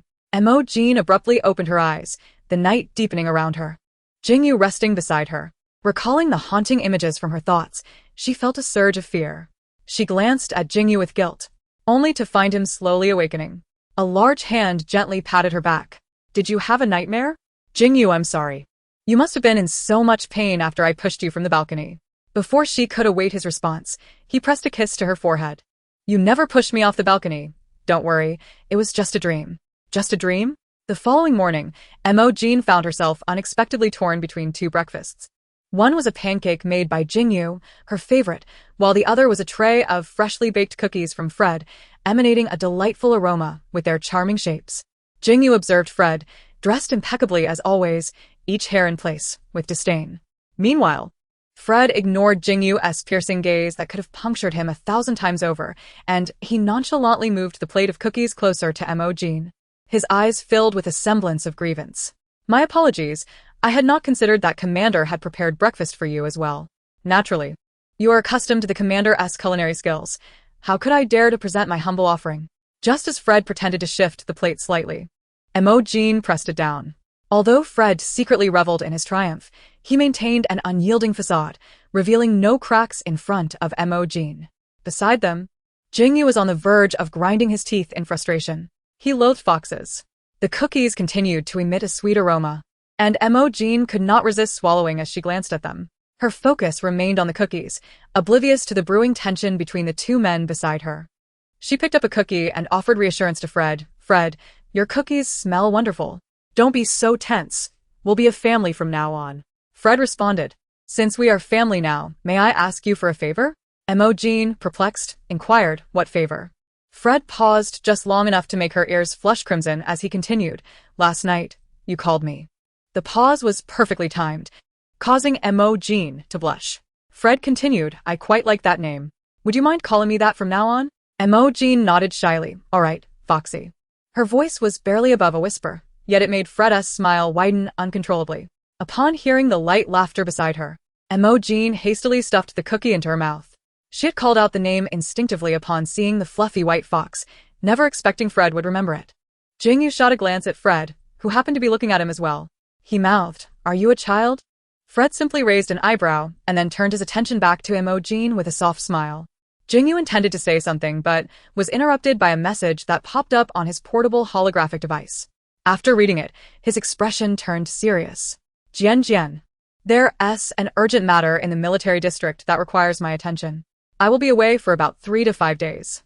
At his words, Mo Jin turned to him, her hands resting on his arms, her eyes filled with concern. Jingu hastily reassured her, Don't worry, it's not dangerous. Upon hearing this, Mo Jin finally relaxed. Ignoring Jingu's attempts to soothe her, she insisted on accompanying him to the door. She stood on her toes and planted a kiss on his cheek. I'll be waiting for your return at home. As soon as Jingu left, Fred received a message on his holographic device. Take good care of her.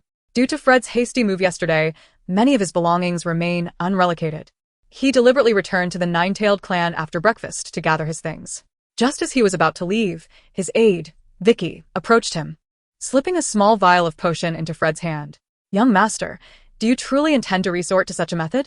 Indeed. I am certain that Mo Jin is quite intrigued by my physique. With this potion, I can feign the onset of the receptive period. At that moment, a mere subtle maneuver will suffice. He admitted there was an element of risk involved, yet he was confident in his own capabilities and physique. Mo Jin would surely be captivated. In this instance, he was wagering on Mo Jin's self-control. Commander, a small asteroid on the western side of Central Star has been deliberately destroyed, and our probe has detected signs of dark clan activity within. Upon hearing this, Jingu furrowed his brow and hurried to the military district, where he received a report from his aide regarding the survey findings. Jingu's expression turned grave. The Dark Clan? How have they come to Central Star? Amongst the males in the cosmos, aside from the varying levels of psychic power, there exists a hierarchy of species. The royal and noble classes disdain, even fear, those who prefer lurking in the shadows, laden with venom, and have driven them all away from Central Star. Naturally, the Dark Clan holds the so-called nobility in contempt, preferring to keep their distance from Central Star. The lines between the Dark Clan and the Empire have always been distinctly drawn. Several underdeveloped or abandoned planets within the Empire have been seized by the Dark Clan. Scorpions, venomous snakes, and bats, when compared to the ferocious beasts of Central Star, lack combat prowess, relying instead on their potent toxins. They were not particularly fearsome, however. 6 years ago, the Dark Clan's influence inexplicably surged, rapidly occupying 13 planets along the Empire's borders within a mere month. Though those planets harbored few inhabitants, they boasted abundant rare resources. Central Star thus deployed considerable military force to eradicate the Dark Clan, yet those born of the underworld excelled at evasion. Often, a single gust of dark mist would render the Empire's instruments inoperable. Within that shroud, the Empire soldiers found their senses severely impaired, resulting in significant losses for the Empire. Ultimately, it was the Empire that capitulated first, signing a non-aggression pact, agreeing to designate several remote planets as conditions for peace. While the Dark Clan was required to submit 60% of their mineral resources annually. Since then, the Dark Clan and the Empire have coexisted peacefully, even collaborating against the insectoid species. The recent provocative actions from the Dark Clan are indeed perplexing. While they may gain an advantage through petty tactics on remote, desolate planets, openly declaring war against the Empire on Central Star will yield them no benefit. Central Star is guarded by 5 major military districts. Should the Dark Clan dare to instigate conflict here, it would be a perilous endeavor. As Jingu pondered these developments, a sudden crackling sound emanated from the signal receiver in the cockpit. A languid, teasing voice echoed, "Long time no see." Following that, The receiver fell silent. Though the meaning of the words remained unclear, the blatant provocation ignited Jingu's fury, prompting him to issue an order. Investigate. We must locate the source, even if it requires a thorough search. It must be said, Fred's culinary skills are nothing short of exceptional, particularly in the realm of desserts. Even after indulging in an entire small cake, Mo Jin felt no sense of overindulgence. Though satiated, her taste buds remained unfulfilled. Fox, I still want to eat. Fred chuckled as he wiped the cream from her lips, expertly clearing the table and washing the dishes, while addressing Mo Jin. Eating more will upset your stomach. I can prepare a sweet syrup. Would you care to try? Mo Jin nodded vigorously, her eyes sparkling with anticipation. Please wait a moment. Fred swiftly entered the kitchen. Shutting the door behind him, he skillfully concocted a large glass of enticingly colored beverage. He poured more than half a glass of syrup into a small cup, then retrieved the special potion from Vicky. Colorless and odorless, he added 2 drops into the cup. Fred swirled the liquid, his gaze fixed on it with determination. This cup was meant for him. For Fred, capturing a female's heart through her appetite was merely the beginning. This time, he was betting on Mo Jin's self-control in his presence. Fred prepared another clean cup, intending to pour the syrup into it. The plan was simple: serve both cups of syrup to Mo Jin, then drink the potion-laced syrup in front of her. When the potion took effect, it would perfectly mimic the onset of the receptive period. Just then, his wrist communicator flashed with a message from Vicky. Young master, an uncontrollable male is approaching your location. Fred read the message and, without a moment's hesitation, set down the empty cup and dashed outside. Jin, I must attend to a task and will return shortly. Fred departed in haste, leaving Mo Jin momentarily bewildered by his abrupt exit. Moments earlier, she had heard faint noises coming from the kitchen and feeling a pang of curiosity. She headed there to see how Fred's syrup was coming along. Upon entering, she spotted a glass of drink resting on the counter, a pale blue hue that appeared incredibly refreshing. Surely, this was prepared for her. Mo Jin swallowed hard and reached out for the enticing beverage. Chapter 41. Do not touch the tail. Fred returned in a mere 15 minutes. Having dispatched the out-of-control male who was attempting to attack a passing female with a single shot. Unfortunately, he had been splattered with some blood and wished to avoid alarming Mo Jin with his appearance. He quietly ascended to the 2nd floor of the villa, preparing to clean himself up before re-entering through the front door. Just as Mo Jin finished the entire glass of drink, she felt a wave of drowsiness wash over her, initially attributing it to the typical post-meal reaction. However, after resting on the sofa for a while, the fatigue did not dissipate. She found it increasingly difficult to discern whether she was simply tired or experiencing dizziness. The surrounding objects began to blur, prompting her to realize she could no longer recline on the sofa. Slowly, Mo Jin rose to her feet, using the nearby furnishings for support as she made her way to the bedroom on the 2nd floor. Just as she reached the door, she heard a noise from the adjacent room. Compelled by curiosity, she ventured inside, following the sound to the bathroom door. The glass door was fogged up, and as Mo Jin pushed it open, her weary eyes widened upon seeing the silhouette before her. Fox, you're back. Hearing her voice, Fred turned his back stiffly, surprised by Mo Jin's sudden appearance. How could she be here? Mo Jin's steps were somewhat unsteady, and with the bathroom floor slick. A slight tilt was all it took for Fred to rush forward to steady her. Fox, where's your fluff? Mo Jin's hands roamed over his back, her demeanor resembling that of someone inebriated, yet there was no trace of alcohol in the air. Fred was perplexed. He had only been gone a short while. How could Mo Jin have consumed so much alcohol? However, the sensation of her hands on his back was proving to be quite distracting. Pausing his shower, he released his tail to gently soothe Mo Jin's wandering hands, then took a moment to grab a towel and dry off. Before long, he found himself supporting the swaying Mo Jin as he approached the edge of the bed. He laid her down, intending to fetch some hangover remedy. Yet, as he turned away, Mo Jin's grip on his tail tightened. Fox, don't go. Reluctantly, he returned to lie beside her. Suddenly, a tingling sensation emanated from the base of his tail, swiftly spreading throughout his limbs. In a moment of distraction, he realized that his hands had inadvertently grasped the very base of his tail. Eneen. No, do not touch the base of the tail. He struggled to suppress certain urges, managing to articulate this sentence with great difficulty. However, no sooner had the words left his lips than the female beside him lifted her head, gazing at him innocently, her eyes seemingly glistening with unshed tears. Even her tone was heart-wrenching. Fox Fox? Upon witnessing Mo Jin's expression, Fred could only forcefully draw in a breath, gritting his teeth as he replied, "It's fine. Go ahead and touch." With his entire tail enveloped in Mo Jin's embrace, her breathing gradually steadied, yet her hand remained firmly at the base of his tail. Fred attempted to rise to cover Mo Jin with a blanket, but to his surprise, the pressure at the base of his tail intensified with even the slightest movement. He could only exert his utmost effort to restrain himself. After taking several deep breaths to regain some semblance of calm, he realized he could not allow Mo Jin to catch a chill while she slept. He released a few of his other tails, draping them gently over her. At that moment, Mo Jin appeared to have succumbed to sleep. Fred delicately brushed the tip of one of his tails across her face. Chapter 42. The taste of reaping what one sows. The ticklish sensation caused Mo Jin to furrow her brow. But it also led her to discover other fluffy areas on her body. Only then did her hand leave the base of Fred's tail, moving to knead the equally fluffy tip of his tail. Fred sighed in relief. After a considerable duration, confirming that Mo Jin had fallen into a deep slumber, he finally felt free to move. He carefully covered her with a blanket, then swiftly donned his clothes before heading downstairs. He had intended to prepare a bowl of hangover soup for Mo Jin to prevent her from awakening with a throbbing headache. However, upon entering the kitchen and catching sight of a cup with remnants of syrup on the counter, a sudden realization struck him. How could Mo Jin have consumed the cup he had added something to? No wonder she appeared suddenly intoxicated.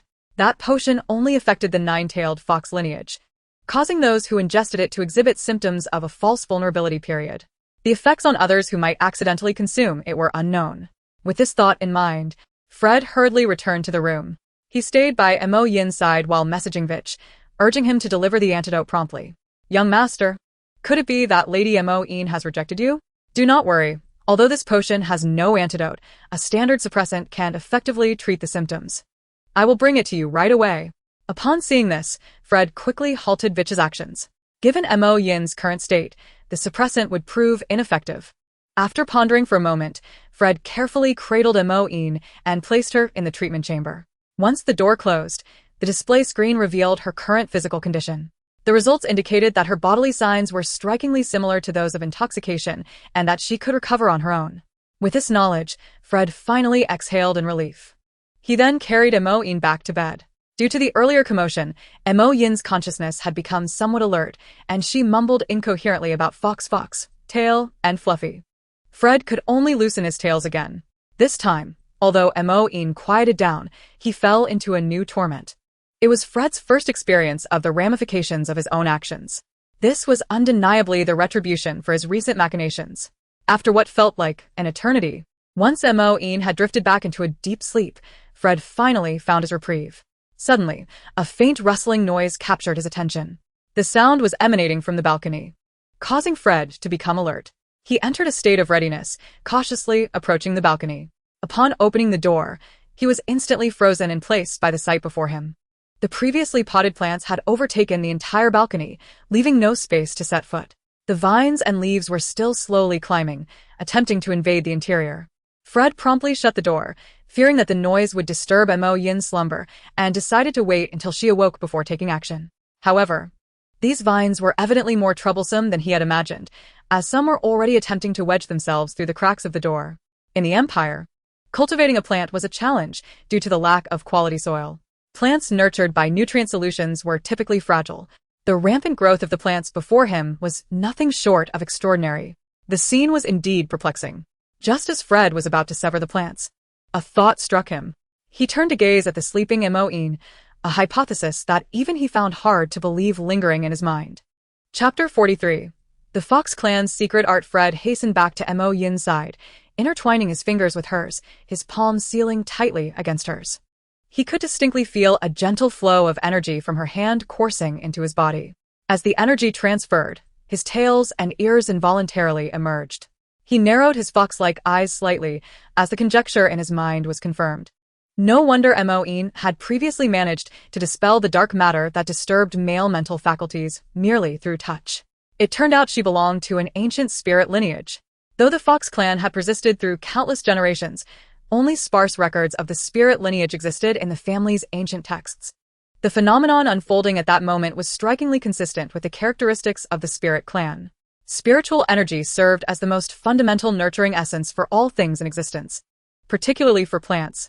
Fortunately, the spiritual energy Mo Jin was currently releasing was not overwhelmingly potent. Otherwise, the entire villa would be at risk. However, it was evident that Mo Jin had yet to master control over her spiritual power. Fred chuckled softly at Mo Jin's serene visage, his ears twitching in response. He carried her to another room, one far removed from the encroaching vegetation. The situation was not dire, for the Fox clan possessed secret arts. When Mo Jin awoke again, she opened her eyes to find Fred seated at her bedside, his expression grave as he perused through a book. A pile of other tomes lay scattered around him. Still in a daze, she murmured, "Fox, Fox, you seem to have something on your mind." Fred forced a smile as he met her gaze. Indeed. "There has been a minor issue, but you need not worry. I will handle it appropriately." Upon hearing this, Mo Jin instantly became alert, concern etched across her features. "Is it the clan leader and the others giving you a hard time again?" Observing Fred's hesitance, Mo Jin's resolve to uncover the truth only intensified. "Fox, Fox, speak frankly." Hesitating, Fred finally relented, recounting all that had transpired, including his thoughts on the matter. "The texts I was perusing pertain to the Fox clan secrets. We must urgently discover a method to enhance and control your spiritual power." Mo Jin stared blankly for a moment, processing Fred's words. She had never imagined that after years of feeling like a burden, she now possessed a rare and unparalleled ability. "So, it pertains to me. Then, let us search together." With that, Mo Jin reached for the nearest ancient tome, which lay open on the bed. She failed to notice the glimmer of excitement that flashed across Fred's eyes.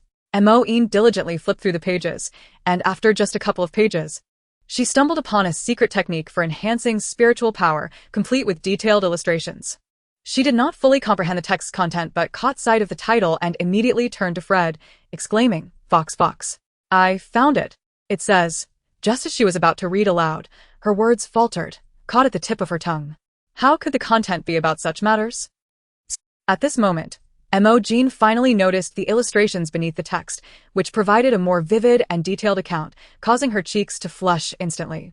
Observing her reaction, Fred realized that she had seen what he intended for her to discover. He feigned confusion and glanced at the page that Mo Jin had opened. "What is it? Jin?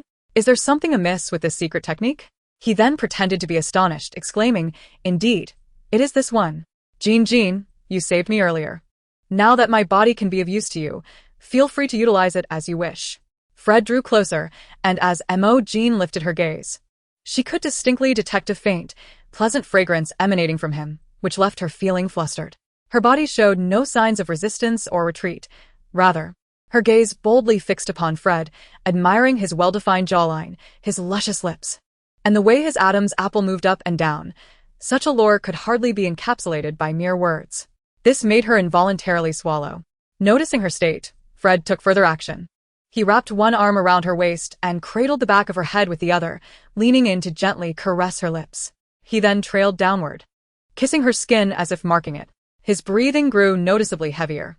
Jin, leave everything to me." After everything concluded, even as Fred carried her from the bathroom, it was evident that Mo Jin had not fully recovered. This encounter with Fred seemed to have a lingering effect on her. She clung tightly to the plush, furry fox tail in her arms, her toes curling involuntarily. Her body was reliving the intensity of their recent encounter, while her mind wandered to the notion that the boss intended to bind his enemies for revenge. Why were they procuring these items? Rumor had it that a certain malevolent female had once treated the boss like livestock, even altering his body with potions. Such cruelty! How could the boss still demand such efforts from them to acquire these items from the central star? A man clad in a tight black outfit, adorned with scorpion motifs, regarded the numerous feminine pink items in his hands, his expression one of perplexity. The individual beside him was no better off, having also gathered an abundance of objects. Did the boss not say? To kill and break their spirit. That malicious female once indulged in extravagance. He intends to torment her in a lavish chamber. The stark contrast will serve to humiliate her pride. Truly, the leader of our dark clan possesses remarkable tactics. When Mo Jin awoke again, it was already deep into the night. She vaguely recalled Fred cradling her and feeding her nutritional liquid during dinner. Now well-rested, she felt remarkably alert. She flexed her wrists, contemplating the spiritual energy Fred had mentioned. Mo Jin decided to find a plant to experiment with. donning a coat as she descended the stairs, only to find Fred absent. On the table lay a note he had left for her, explaining that an SS-level rogue male had escaped from the security bureau and he needed to attend to the situation personally. Understanding Fred's whereabouts, Mo Jin felt reassured and stepped outside. There, a vast expanse of bushes awaited, which she intended to use to attempt to control her spiritual energy. However, just as she stepped outside, the moon above darkened abruptly, and in the blink of an eye, the moonlight enveloped her once more. What had just transpired? Chapter 44. Bastard. You scoundrel. When Mo Jin opened her eyes again, she found herself in an unfamiliar environment, her hands bound behind her.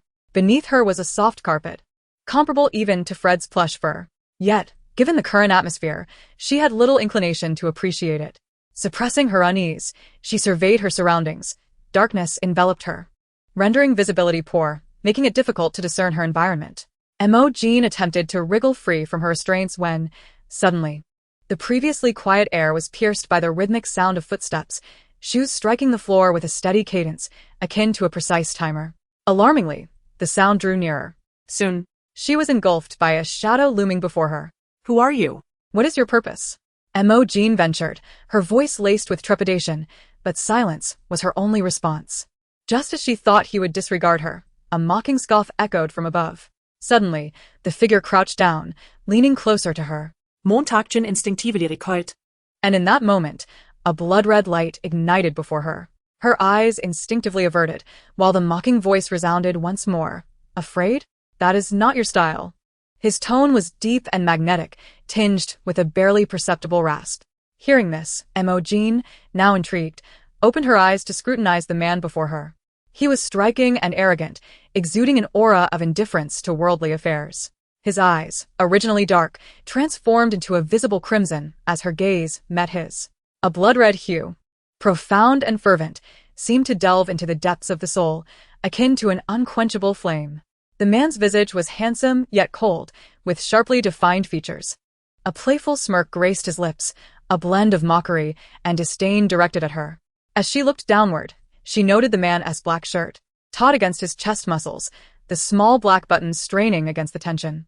His tie was casually knotted around his neck, and he radiated an air of audacity and bravado.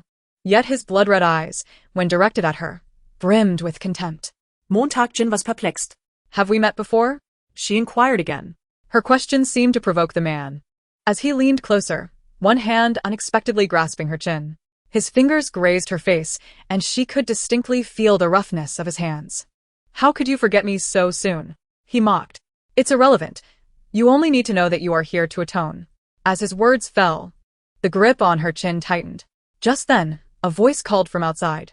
Boss, we've arrived at the base. The man abruptly extended his hand toward her, and Mo Jin instinctively recoiled, eyeing him warily. To her surprise, she detected a flicker of astonishment in his gaze, but it vanished as quickly as it appeared. Suddenly, she felt herself being hoisted onto his shoulder. Let me go. Where are you taking me? Mo Jin thrashed and struggled, only for the man to deliver a sharp slap to her backside, eliciting a yelp of pain from her. Though indignation simmered within, she recognized that now was not the moment to provoke him further. To her astonishment, he struck her once more, both sides of her backside ablaze with discomfort. Just as she was about to voice her outrage, he beat her to it. After years apart, you can't even muster a curse? Bastard. You scoundrel. What an outrageous demand. How dare he strike her? To her surprise, the man laughed at her exclamation, and she sensed a stark difference in his amusement compared to his earlier disdain. Bastard, huh? Quite an amusing title. This only deepened her confusion and intensified her frustration. What was this inexplicable man truly after? Regardless of the circumstances, she had yet to perceive any malice emanating from him. To avoid inciting him further, Mo Jin resolved to cease her struggles. As the man's strides brought her closer to clarity, she realized she had just been within an aircraft. At that moment, he descended the craft with her in his arms, and a sudden cacophony erupted around her. With her head hanging limply against his back, Mo Jin could not discern the events unfolding ahead. Welcome back, boss. The voice belonged to the man in black who had previously reported at the door. The man advanced, and as Mo Jin's gaze shifted, she observed countless individuals dressed in various attires kneeling along the path, seemingly there to pay homage to this man. It was evident that his status was extraordinary. It appeared her circumstances were rather grim. Chapter 45. She did not insult me. Mo Jin was carried by the man into a chamber. He unceremoniously tossed her onto the bed, but the mattress was sufficiently soft, allowing her body to bounce slightly without discomfort. The imposing figure of the man loomed over her. "What do you intend to do?" She instinctively recoiled, only to be firmly restrained by his grip on her shoulder. Forced to meet his gaze, she noted the transformation of his pupils into slits, a flash of crimson igniting within them. It was clear he was incensed. Yet, she knew she had done nothing to provoke him. Amidst her confusion, his anger intensified. He gripped her chin tightly, his voice laced with fury. "From this moment forth, you shall be my slave. Remain by my side and atone for your sins." His fingers brushed her chin for a fleeting moment before he rose and departed, the resounding slam of the door echoing shortly after.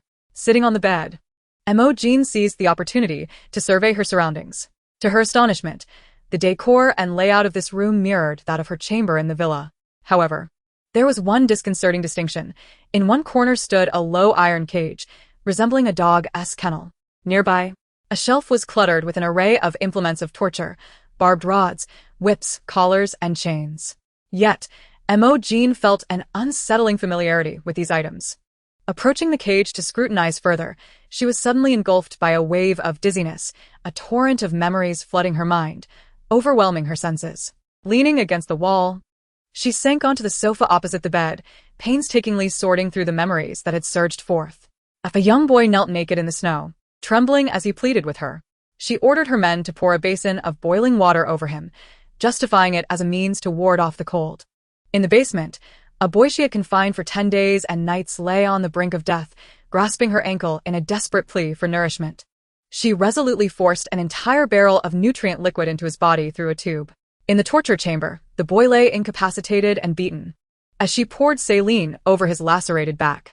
Piece by piece, the events crystallized in her mind, and her heart raced. She remembered. Qimingxiu. That man was named Qimingxiu. Once a majestic eagle meant to soar beneath the sky, he had been lured back to her abode through deceitful means. Rather than a mere drug, it was akin to a curse, ensuring that Qimingxiu would unconditionally obey and submit to her, or suffer excruciating pain. At that time, Mo Jin's father was still alive, clandestinely overseeing a secret laboratory focused on species research and genetic manipulation. Qimingxiu was one of the victims. Driven by a desire to witness male suffering, Mo Jin had subjected him to the agonies of genetic modification. Ultimately, during an intense ordeal, he could no longer endure the physical torment and escape the experiments, enduring the pain of the curse that had been inflicted upon him. The countless genetic alterations had bestowed upon him powers far beyond the ordinary. His escape had led to the destruction of the entire laboratory, forcing him into exile from the Empire, his sensitive identity compelling him to remain hidden. As these thoughts coursed through her mind, Mo Jin was engulfed by a cold sweat, not only from anxiety over her own predicament, but also from a profound sorrow. How could she have committed such heinous acts? Qimingxiu was meant to belong to the skies, not the mire. With this realization, she rubbed her temples and rose to approach the door. Qimingxiu still bore the curse she had once inflicted upon him. She recalled that without an antidote, it would flare up monthly, gnawing at his flesh and bones with unbearable agony. Reflecting on this, Mo Jin examined her hands. She could aid Qimingxiu. Resolute, she stood and headed outside, determined not to remain a mere bystander any longer. Within the office, the sound of shattering glass echoed, and outside, two individuals exchanged awkward glances. The one adorned with a scorpion embroidery was going, while the one with bat motifs was Jingu.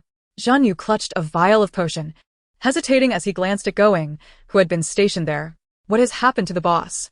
Has that vile woman stirred trouble again?" Going hesitated, glancing at the office door before leaning in to whisper to Jingu. When the boss emerged from that woman's room, I overheard him mutter, "She did not insult me." Going shook his head, continuing, "I am increasingly baffled by the boss's thoughts." Upon hearing this, Jingu's expression soured, as if he had swallowed a fly. Is the boss seeking revenge? After a long pause, Jingu adjusted his demeanor, raising his hand hesitantly, contemplating whether to knock. He held a powerful sedative that could alleviate the curse's torment, though it would not cure it. However, the thought of the possibly enraged individual inside made him retract his hand. He wished to avoid invoking misfortune. Turning to Going, he suggested, "Why don't you deliver the potion?" Going immediately refused. "This is your task. Do not involve me."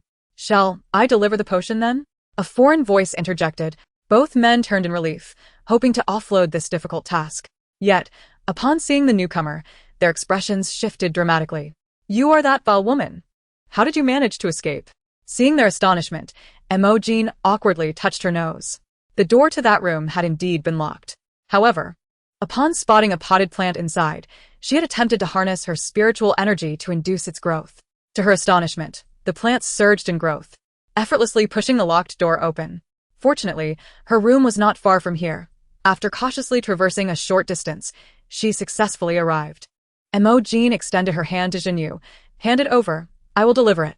The woman before them was strikingly beautiful, her skin fair and features exquisite. More importantly, her smile was infectious, a stark contrast to the infamous image of the vile woman they had expected. As Going and Jingu stood in stunned silence, the office door was suddenly flung open with a force that seemed to emanate from an invisible power. Upon the door's opening, a flurry of black feathers erupted from within. Why has the boss's curse flared up prematurely? As the two anxiously sought to enter and deliver the potion, a figure suddenly darted past them. By the time they realized what had transpired, Mo Jin had vanished. Not only that, but the sedative in Jingu's hand had also disappeared. Vile woman, what do you intend to do to our boss? Chapter 46. Obedient compliance. Release our boss. As Jingu and Going rushed into the office, they beheld Qi Mingxiu half kneeling on the ground, one hand braced on the table, clearly on the verge of losing control. And that vile woman dared to lay hands on their leader. Qi Mingxiu's sanity was waning, yet suddenly, a sweet fragrance wafted to his nostrils. Suddenly, a wave of warmth brushed against his cheeks, and after a considerable moment, his vision gradually transitioned from a haze to clarity. To his astonishment, the visage that greeted him was none other than Mo Yan's face. Qi Mingxiu, I can assist you. No need. Qi Mingxiu interjected, raising his hand to ward her off. Struggling to rise from the table with great difficulty. At this juncture, both Jingu and Going had arrived behind him, steadying his swaying body. Mo Yan was acutely aware of the disdain he harbored for her, yet given the gravity of the situation, she promptly opened the vial of medication in her grasp and presented it before him. This is a sedative. You must calm yourself. I truly can help you. Possessing the ability to heal, she was certain she could purge Qi Mingxiu of the venomous curse within him. Qi Mingxiu, however, did not glance at the vial of potion she offered. Instead, he scrutinized her with an inquisitive gaze, subsequently scoffing derisively as he knocked the open vial to the ground. Upon witnessing this, Jingu exchanged glances with Going before hastily departing to procure another vial. Meanwhile, a large hand firmly grasped Mo Yan's chin, each word slipping through clenched teeth. Have you added something to it? Indeed, this is the true you. I haven't. Mo Yan replied vehemently. Yet, Qi Mingxiu continued. Recognize your predicament and cease your tricks. Although misjudged by Qi Mingxiu, Mo Yan bore no substantial resentment, for she was indeed a figure of notorious reputation. Her intention in coming here was to liberate him from the torment of the curse. Observing the vacant look returning to Qi Mingxiu's eyes, she instinctively reached out to caress his cheeks. Based on her previous interactions with Jingu, she knew such gestures could effectively soothe and calm a male.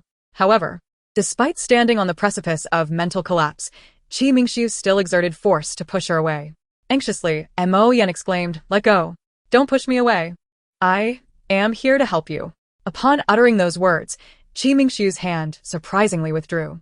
Mo Yan, unprepared for the swiftness of his reaction, found herself propelled into his embrace as she had been resisting his push. Going, witnessing this, indignantly shouted, "Cunning vixen, taking advantage of the situation, using the curse to control our leader." At that moment, Mo Yan regained her footing and, upon hearing those words, was struck by a sudden realization. Yes, she could indeed control Qi Mingxiu with the curse. She then lifted her gaze to him, pointing towards a nearby chair. Sit obediently in that chair, and you are not permitted to refuse me. No sooner had she spoken than, despite his muddled state, Qi Mingxiu complied with her command and sat in the chair.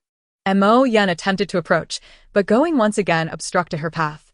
She turned to Qi Mingxiu, pleading, "Qi Mingxiu, tell him not to stop me." Immediately, Going collapsed to the ground, cradling his head in anguish, an attack initiated by Qi Mingxiu's mental prowess. It was then that Mo Yan reached Qi Mingxiu's side. She leaned down, cradling his face in her hands, channeling her spiritual energy in an attempt to cleanse him of the curse. Gradually, clarity returned to Qi Mingshu's gaze, and his eyes brightened. When he noticed Mo Yan's intimate gesture, he instinctively sought to rise. Remain seated and do not move. At this moment, the curse within him flared, and despite regaining some lucidity, he found himself unable to resist Mo Yan's command. He was rendered an unwilling puppet, anchored to the chair as she tenderly caressed his face. Unprecedentedly, he found the sensation rather pleasant. Though immobile, he still possessed the ability to issue commands to those around him. Logic dictated he should order them to take Mo Yan away, yet every inch of his skin rebelled against such a notion. Damn it! Just then, a shadow darted to Qi Mingshu's side. It was Jingu, brandishing a freshly prepared vial of medicine. Boss, the medicine is here. However, before he could steady himself, the vial slipped from his grasp. By the time he realized, Mo Yan had already opened it. You vile woman! Hand over the medicine. Do not attempt to harm our leader. No sooner had he uttered those words than he witnessed Mo Yan presenting the vial to Qi Mingshu's lips. Open your mouth and drink the medicine. A bottle of potion was thus administered into Qi Mingshu's mouth. The change in his expression revealed the potion was quickly taking effect. His complexion normalized, yet the derision in his gaze remained unchanged. While the symptoms eased, Mo Yan understood this was merely a temporary fix. The curse still lingered within Qi Mingshu and must be eradicated swiftly. Therefore, as she saw him attempting to rise once more, she issued another command: sit still and do not move. However, this time, Qi Mingshu's body disobeyed her command. Instead, he grasped her outstretched hands, lifting them above her head. He then leaned forward, forcing Mo Yan to retreat step by step until her lower back pressed against the desk, with no avenue for escape. You are repaying kindness with enmity, she exclaimed in anger. In response, Qi Mingshu scoffed. Have you forgotten our previous grievances? Observing this exchange, Going and Jingu exchanged knowing glances and silently exited the room, closing the office door behind them. The man's gaze brimmed with aggression, causing Mo Yan's heart to tremble. She was Qi Mingshu's adversary, and his reputation as the leader of the Dark Clan struck fear throughout the empire. It was prudent to bide her time and stabilize the situation with him first. Thus, just as Qi Mingshu prepared to speak, Mo Yan took the initiative, saying, I'm sorry. What? The unexpected apology caught Qi Mingshu off guard. He scrutinized Mo Yan's earnest eyes for a long moment, unable to detect any deceit. Yet how could this self-righteous vixen genuinely apologize? It must be a new ploy, just like the entrancing touch from earlier. All mere tricks of a cunning woman. After consuming the sedative, his mind still throbbed painfully. Qi Mingshu released his grip on Mo Yan's hands and called out to the outside, "Someone, take Mo Yan away and confine her." Chapter 47. Sneaking into his bedroom once again confined, yet Qi Mingshu's condition evidently had not improved. Mo Yan remained deeply concerned. However, the door was heavily guarded and an electric fence surrounded the entrance. She attempted to use her spiritual energy to manipulate a nearby potted plant, probing towards the door, only to retract the branches immediately upon contact. It seemed she would need to devise another plan. Mo Yan carried the small potted plant to the window, relieved to find it unsealed. She directed the plant's branches to extend towards the window of the adjacent room, managing to push it open. The branches were sufficiently robust to support her weight. Carefully, she climbed through the branches into the neighboring room. Once inside, the original branches reverted to their former state. This was a bedroom of exquisite luxury, centered around a grand four-poster bed, intricately carved and adorned with delicate ivory and pale gold embellishments. The head of the bed rested against the wall, parallel to the room's length, flanked by two exquisitely crafted nightstands, each equipped with a vintage lamp switch and a delicate table lamp. The nightstands also displayed several elegantly bound books and a petite incense burner. In one corner of the room stood an expansive, intricately carved writing desk, adorned with a sumptuous velvet cloth. Beside it, an antique-style table lamp, its golden base encrusted with numerous crystals, cast a warm glow. The walls were embellished with elegantly intricate murals, harmoniously paired with deep brown wooden wainscoting. By the window, the very place from which Mo Yan descended, a grand leather sofa was positioned. She stepped down from the sofa and made her way toward the door, eager to reach Qi Mingshu's office on the same floor, lest any unforeseen events should occur. However, before she could reach the threshold, she heard footsteps approaching. In a moment of panic, she sought refuge in the nearest bathroom. Someone entered. Through the crack of the bathroom door, she discerned it was Qi Mingshu. He casually shed his suit jacket, tossing it aside before reclining on the bed. After a prolonged silence, it seemed he had succumbed to slumber. Cautiously, Mo Jin emerged from the bathroom, inching closer to Qi Mingxiu. Initially, she stood at the bedside, gently cradling his face in her hands, inhaling the distinct scent of sandalwood. Yet, it wasn't long before her back began to ache. Gazing at Qi Mingxiu's serene features, she pondered for a moment before climbing onto the bed from the other side, leaning over to purge the toxins from his body. The bed linens were luxuriously smooth, a sophisticated interplay of ivory white and delicate silver gray, exuding both elegance and warmth. This position proved far more comfortable. Mo Jin continued to channel her spiritual energy into Qi Mingxiu. Within the depths of his consciousness, a vast cloud of darkness loomed, chaotic and tangled, presenting a formidable challenge to cleanse. Before long, fatigue overwhelmed her, her eyelids growing heavy. Suddenly, a series of knocks echoed from the door, startling Mo Jin. "Boss, we've brought the documents and painkillers you requested," came the voice of Going. At the sound from outside, Mo Jin instinctively attempted to slip away from the bed. Yet, her wrist was abruptly seized by a strong hand. Her heart momentarily ceased, and she glanced awkwardly at Qi Mingxiu. Fortunately, he remained undisturbed, allowing her to breathe a sigh of relief. She endeavored to gently extricate her hand from his grasp, but to her surprise, he not only held on but rolled over, pinning her beneath him. "So heavy, I can't budge," she thought. The two outside, unable to bear the silence any longer, knocked again, followed by Zhenyu's voice. "Boss, may we enter?" The door swung open, prompting Mo Jin to swiftly dive under the covers, attempting to conceal herself. Fortunately, upon seeing Qi Mingxiu asleep, the two quickly closed the door again. Mo Jin finally exhaled, but just as she contemplated a method to escape, she felt her eyelids growing heavier. Eventually, she drifted into slumber without even realizing it. Unbeknownst to her, a shadow loomed from the large hand resting atop her head. The moment her breathing steadied, the person beside her opened his eyes, amusement glinting as he observed the sleeping female. He could not deny the intoxicating sensation that had enveloped him when Mo Jin touched him. The restlessness brought on by the toxin had dissipated entirely. He gently squeezed her small hand and, mimicking her earlier actions, pressed it against his cheek. Yet this time, the soothing sensation eluded him. Was it only in her conscious state that he could feel such comfort? Qi Mingxiu furrowed his brow, dissatisfied as he squeezed the small hand resting on his face. Suddenly, a thought struck him, prompting him to rise and head toward the door. Outside, Zhenyu and Going exchanged perplexed glances, their expressions rife with embarrassment and confusion. It was painfully obvious. The two individuals lying on the bed had made their presence unmistakable. Going glanced at the stack of documents in his hand and whispered, "What should we do about these files and the medication?" The boss had specifically instructed them to deliver the documents and medication directly to his bedroom, but now. Zhenyu shook his head, equally troubled. Isn't the boss seeking revenge on that vile female? Just moments ago, they. Going shook his head in disagreement. Suddenly, the tightly shut door swung open. Upon recognizing the figure before them, both straightened and adjusted their expressions, greeting in unison, "Boss." Give me the items," Qi Mingxiu replied, taking the documents without retrieving the medication. Though he had expected some discomfort from the toxin's resurgence, he now felt invigorated and fully alert.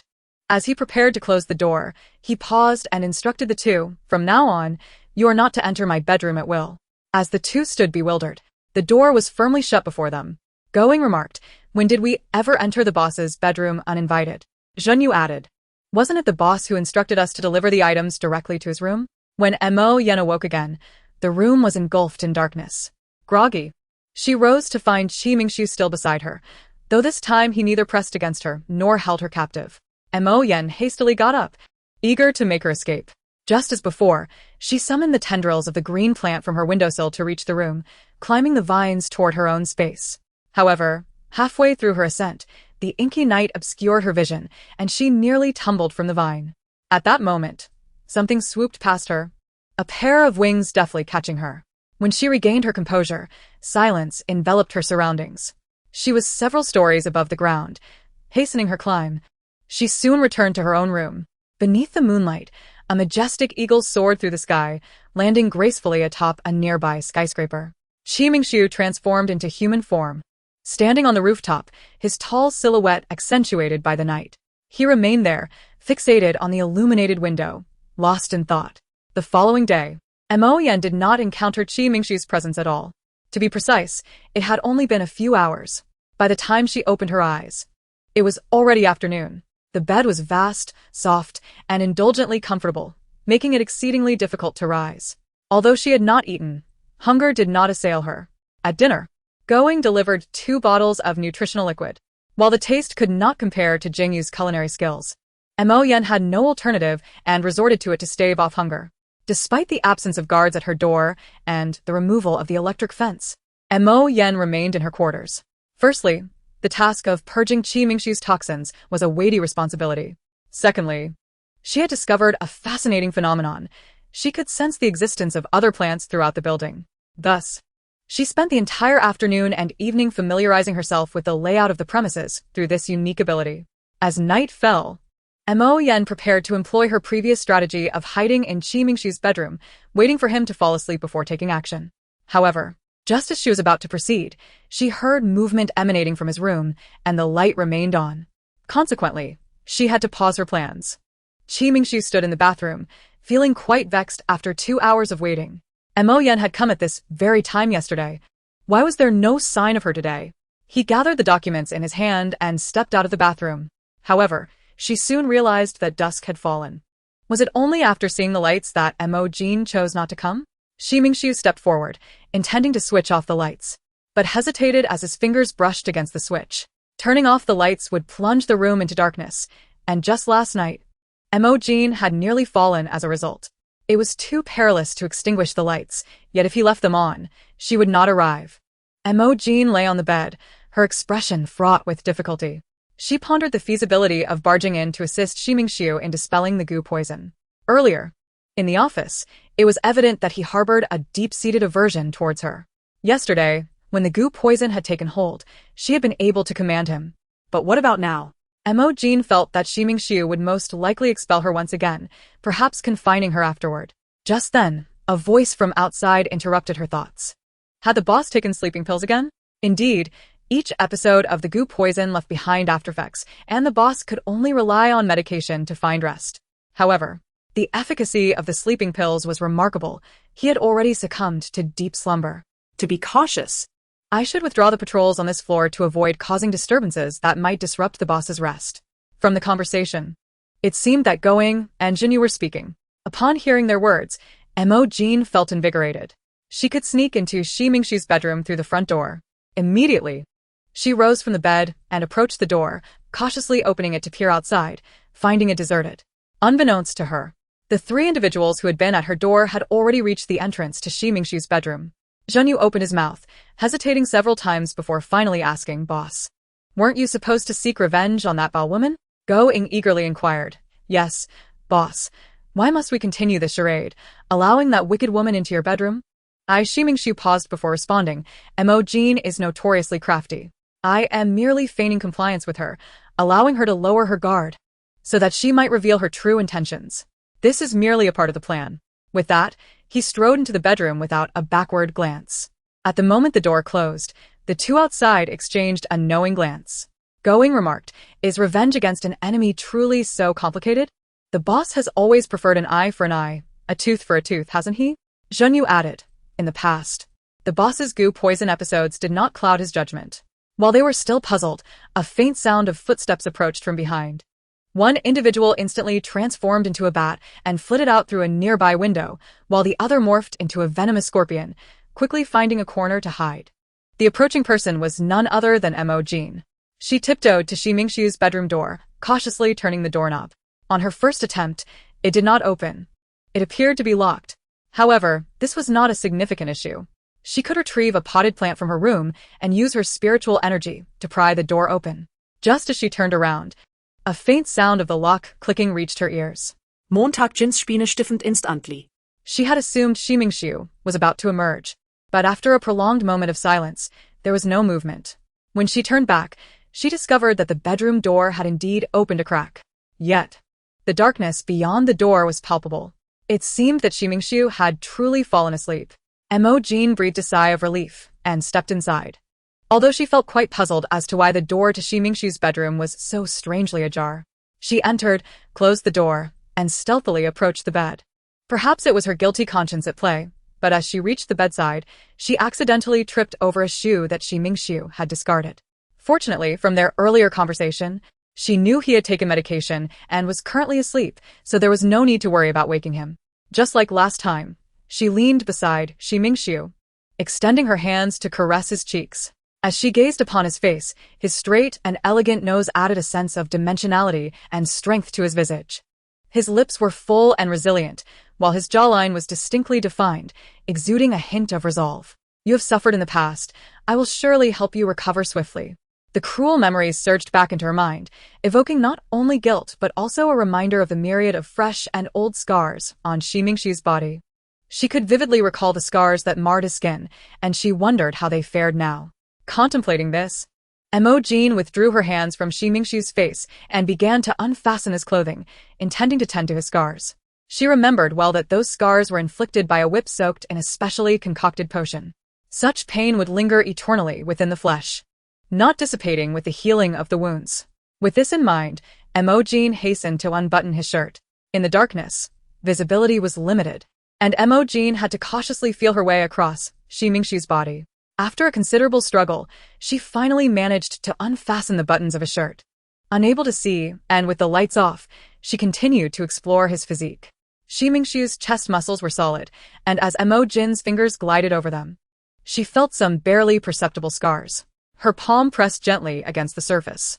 Suddenly, a rumble of thunder disrupted the tranquil night. Mo Jin, already feeling guilty, sensed a slight movement from the figure on the bed. The thunder and the rain pattering against the window sent a shiver of fear through her. She feared waking Mingxiu and quickly retracted her hand, lying down beside him like a wooden plank, her eyes fixed intently on his face. To her surprise, Mingxiu made a slight movement. Mo Jin immediately considered rolling off the bed to escape, but found her hand captured once more. Just like before, she was pinned beneath him, although she could not budge the man above her. Curiously, his weight did not completely bear down on her. With no means to escape, Mo Jin decided to continue her task. She extended her hand toward Mingxiu's back, first resting on his shoulders. This gesture felt as though she was embracing him. It was somewhat intimate, causing her heart to race. Her hands, previously methodical, now began to wander without purpose. Of course, during this time, Mingxiu occasionally stirred.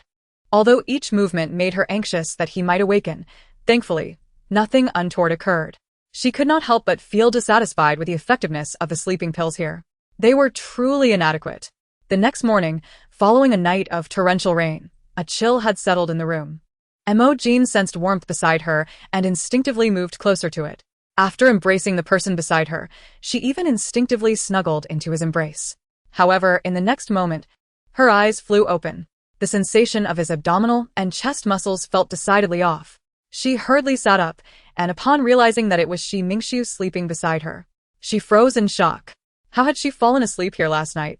Mo Jin quickly rose from the bed, determined to leave before Mingxiu awoke. Suddenly departing from the warmth of the bedding, she shivered from the cold. Why was it so unexpectedly chilly? Mo Jin hurriedly exited the room, only to be enveloped by a wave of warmth the moment she stepped out. She dashed toward her room. Meanwhile, inside, Mingxiu had already reached the doorway. The door ajar, leaning against the frame as he observed her retreating figure. From his palm, a continuous stream of black mist emanated, swirling toward Mo Jin, entwining itself around her. Even though the figure before her had long since vanished, a smile lingered at the corners of his lips. One he had not even realized he wore. This time, Mo Jin had overslept yet again. Upon awakening, she realized it was well past dinner time, and the sky had darkened considerably. Strangely, however, she did not feel hungry. A gust of wind swept through, reminding Mo Jin that the window had been left ajar. As she pulled back the curtain, she thought she caught a glimpse of a shadow flitting by. Yet, her drowsy mind dismissed it, not considering it further. At that moment, she heard the familiar voices of Going and Jingu outside the door. Their conversation mirrored that of the previous day. Mingxiu had already taken sleeping pills and drifted into slumber. She raised her gaze towards the window of the adjacent room, but the thick curtains obscured her view of the scene within. After stretching lazily, Mo Jin made her way to Mingxiu's bedroom once more. This time, the door was ajar and the bedside lamp was lit. The illumination prevented her from stumbling over Qi Mingxiu's shoes, unlike the previous night. The light, however, illuminated the enticing muscles revealed beneath the deep V-neck of Qi Mingxiu's nightwear. This fortuitously spared her the trouble of unbuttoning it. To avoid being pinned down by Qi Mingxiu again, Mo Jin decided against getting onto the bed. Instead, she stood at the edge, prepared to purge the poison from him. Yet her waist protested first, and ultimately, she found herself straddling Qi Mingxiu to avoid being overwhelmed. This tactic proved effective. He lay still this time. Once again, she delved into Qi Mingxiu's subconscious, where the chaotic black mist had nearly dissipated. Perhaps she would not need to return tomorrow? She murmured softly to herself before withdrawing from the room, determined to enjoy a good night's sleep. As tranquility returned to the bedroom, the occupant slowly sat up, his fingers brushing against the cheek that Mo Jin had just touched. She wouldn't be coming back tomorrow? The recent sessions of purging Qi Mingxiu's poison had indeed drained Mo Jin's energy. Fortunately, she had gone to bed early the previous night, and by noon the next day, she had barely awakened. Yet, she lingered in the warm embrace of her bed, reluctant to rise. Mo Jin lay sprawled on her bed, making one last futile attempt to cling to her dreams. Suddenly, she felt a chill against her back. Had she forgotten to close the window again? She wondered. Just as she contemplated counting to 10 before getting up, she felt the mattress beside her sink. Mo Jin immediately turned her head, shocked to find Qi Mingxiu seated beside her, holding a bottle of nutritional liquid. Confusion washed over her as she gazed at Qi Mingxiu. Didn't you despise me? Why are you here? Although she understood that he had brought her here to exact revenge, guilt surged within her as she faced him. Qi Mingxiu's own astonishment indicated that he had not anticipated her sudden awakening. He did not hide his intentions, directly handing her the nutritional liquid. I feared you might starve. So, I brought you food. At that moment, Mo Jin's stomach indeed began to grumble. She accepted the nutritional liquid. But just as she was about to bring it to her lips, a realization struck her. She looked up at Qi Mingxiu. You've been bringing me nutritional liquid these past few days. Haven to you? He replied with a simple Thank you. Qi Mingxiu had intended to mock her, but her radiant smile caught him off guard, rendering him speechless. As he watched her drink the liquid, his thoughts became tangled. No. He must not allow himself to be entranced by Mo Jin again. Blood debts must be repaid with blood. Don't celebrate too soon. I merely feared you might starve and leave me without a target for my vengeance, he reassured himself inwardly. However, he noticed Mo Jin frowning and instinctively asked, What's wrong? Do you not like it? Mo Jin nodded. Yes, I don't like the taste. It's like drinking medicine. Qi Mingxiu took the bottle from her. What would you prefer? Unexpectedly, Mo Jin merely smiled at him. What are you smiling about? You just said you wanted revenge on me. With a scoff, Qi Mingxiu turned on his heel and strode toward the exit. Qi Mingxiu. Upon hearing his name, the man halted. Is there something you need? Can you give me a chance? I genuinely wish to atone. He tilted his head slightly, leaving her with a curt reply, How you atone is up to me. As the door closed behind him, Mo Jin pouted. It seemed that winning Qi Mingxiu over would indeed be a formidable challenge. A dark and profound tunnel led underground. In the room, faint light struggled through the narrow gaps of a high window, barely illuminating the surroundings. The walls bore a patchwork of dried blood and dark mold, their ominous gleam evoking thoughts of the tormented souls that had suffered within. In the center of the torture chamber stood a steel frame, its sharp protrusions and intricate chains revealing the designer's cruelty and cunning. Below it lay a bottomless pit, the sound of dripping water echoing ominously in the vast emptiness, amplifying the dread. The air was thick with the scent of blood, hinting at the dark red liquid that filled the abyss. The victim lay upon a bed of spikes, his limbs dangling over the sides, each weighted down by iron balls. Qi Mingxiu coldly observed the man on the iron bed, who was now devoid of any intact flesh. With a wave of his hand, a swarm of black mist surged toward the man, accompanied by a buzzing sound. The instant the man heard it, he let out a whimper of terror. Quickly, he was enveloped by the shadow, which revealed itself to be a mass of flies, feasting upon his decaying flesh. As the flies retreated, bones were exposed. Qi Mingxiu coldly regarded the scene before him, lingering for a long moment before exiting the torture chamber. This was a traitor who had once wronged him. A cruelty was the only appropriate response to an enemy. He made his way directly to Mo Jin's room. Throughout his journey, his crimson eyes remained unaltered. The effects of the poison had clearly softened his heart toward Mo Jin these past few days. Upon reaching the top floor, he was only a few steps away from her room. At that moment, Going had transformed into a scorpion, hiding in the shadows, eagerly watching Qimingxiu. The boss had finally remembered to seek vengeance. Inside, Mo Jin sat on the sofa, perusing some books and albums, not feeling particularly bored. Suddenly, a loud crash echoed through the space. Looking up, she saw her door had been kicked open, and Qimingxiu approached her with a dark expression. The strong scent of blood wafted toward her the instant he entered. "You're injured?" Mo Jin rushed forward, reaching Qimingxiu's side. Concern etched on her face as she grasped his hand, which was speckled with blood. "Let me see where you're hurt." Qimingxiu gazed at her, puzzled by her frantic examination of his arm, while his crimson eyes gradually returned to normal. He should have pushed her away. Yet the grip she held on him rendered him momentarily weak. "Damn it!" Qimingxiu cursed inwardly. "Why do you smell so strongly of blood?" Observing her worry, he opened his mouth, only to realize how parched his throat had become. "I'm not injured. The blood is just a result of some unfortunate mishap." However, Mo Jin's furrowed brow showed no signs of relaxation. "I'm not lying to you." Mo Jin lifted her chin, seriousness in her gaze. "I'm still worried." Qimingxiu averted his gaze from Mo Jin's face with a resigned sigh, cursing silently under his breath. He then began to remove his outer garment, loosening his tie. And with a swift motion, he tore his shirt apart. Following that, he unfastened the holster strap to his thigh, and then his belt. By the time Mo Jin registered what was happening, the man before her was left with scant clothing. Surprised by his actions, she stammered, "What are you doing?" Qimingxiu opened his arms and took 2 steps toward her. "Go ahead, inspect," he said. "What? What do you mean?" Montag 10 replied, bewildered. Qimingxiu, with an air of nonchalance, responded, "Aren't you worried? Go ahead and check." At that moment, the figure hiding outside the door, Going, felt utterly embarrassed. However, before he could escape, he gallantly closed the door behind him. Inside the room, Mo Jin initially felt a twinge of embarrassment. Yet, her concern for Qimingxiu's well-being compelled her to overcome her flushed cheeks and examine him closely, from head to toe, except for the final area that remained covered. It appeared that he was indeed uninjured in that regard. Qimingxiu had not lied. He was unhurt, but the myriad scars on his back brought tears to her eyes. These wounds were a consequence of her actions. The petite female had lingered behind him for quite some time, prompting Qimingxiu to tease, "What's the matter? Are you captivated by my physique?" Unexpectedly, Mo Jin's response was a series of sobs. Qimingxiu turned around, bewildered by the sudden turmoil in his heart. "Why are you crying? Is it because of how I kicked the door open? Or the acrid scent of blood clinging to me?" He was utterly perplexed.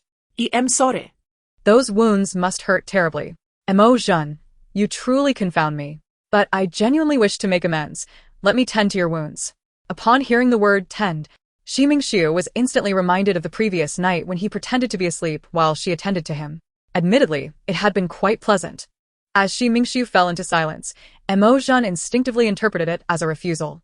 She promptly positioned herself at the doorway, pleading, "Give me a chance.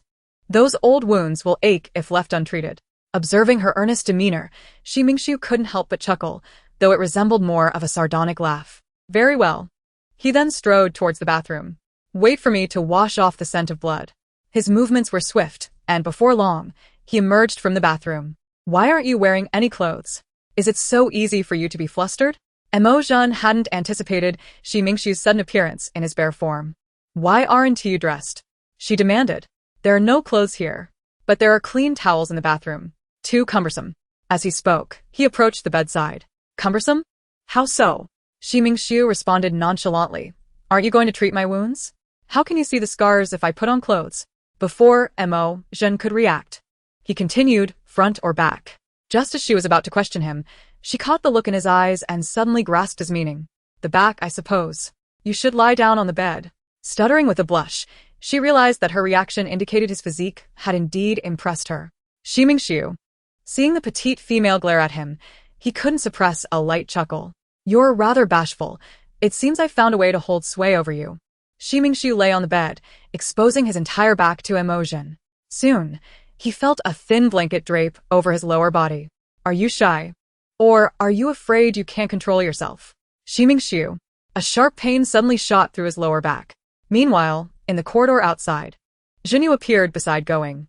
"I rushed here as soon as I saw your message. What's the situation now? Has that vile female begged for mercy?" Going gazed blankly at the door, shaking his head in resignation. Jingu, however, was impatient. Without waiting for a response, he transformed into a bat and flew outside. I'll check for myself. Before long, the bat returned, bearing a similar expression to Going's. Is this revenge? By the time Mo Jin had finished tending to Shimingshu's wounds, it was already time for dinner. These injuries were far easier to manage than the intricate poison that had previously plagued them. Shimingshu's wounds had healed remarkably well. Although the old scars still throbbed with pain daily, he could mostly endure the discomfort. After Mo Jin's unique treatment, he felt unusually refreshed. Save for the awkwardness of a certain area she had deliberately overlooked. Shimingshu pulled aside the blanket covering him and pointed to that area. There are quite a few scars there too. Shimingshu, are you so easily embarrassed? You didn't seem shy when you were being rough with me before. Montag 10. Reclining on the sofa beside the bed, tilted her head away from him. I am tired. You may leave now. Seeing her demeanor, Shimingshu chose not to press further. He rose from the bed, but did not exit through the door. Instead, he transformed into a swirl of black mist and floated out the window, taking his scattered clothes with him. Not long after Shimingshu's departure, a knock sounded at the door. It was a servant come to clean the room. Mo Jin stepped aside to let him in. Just as she was about to close the door, a hand suddenly slipped inside. Recognizing it immediately as Shimingshu's hand, she paused. The door swung open to reveal him dressed in splendid attire. Shimingshu, what are you up to? Shall we dine? He replied, looking down at her. The angle allowed the once harsh lines of his brows to soften with tenderness. Emotion followed him to the dining room. The atmosphere was warm and inviting, illuminated by a magnificent crystal chandelier overhead, casting a myriad of reflections across the room.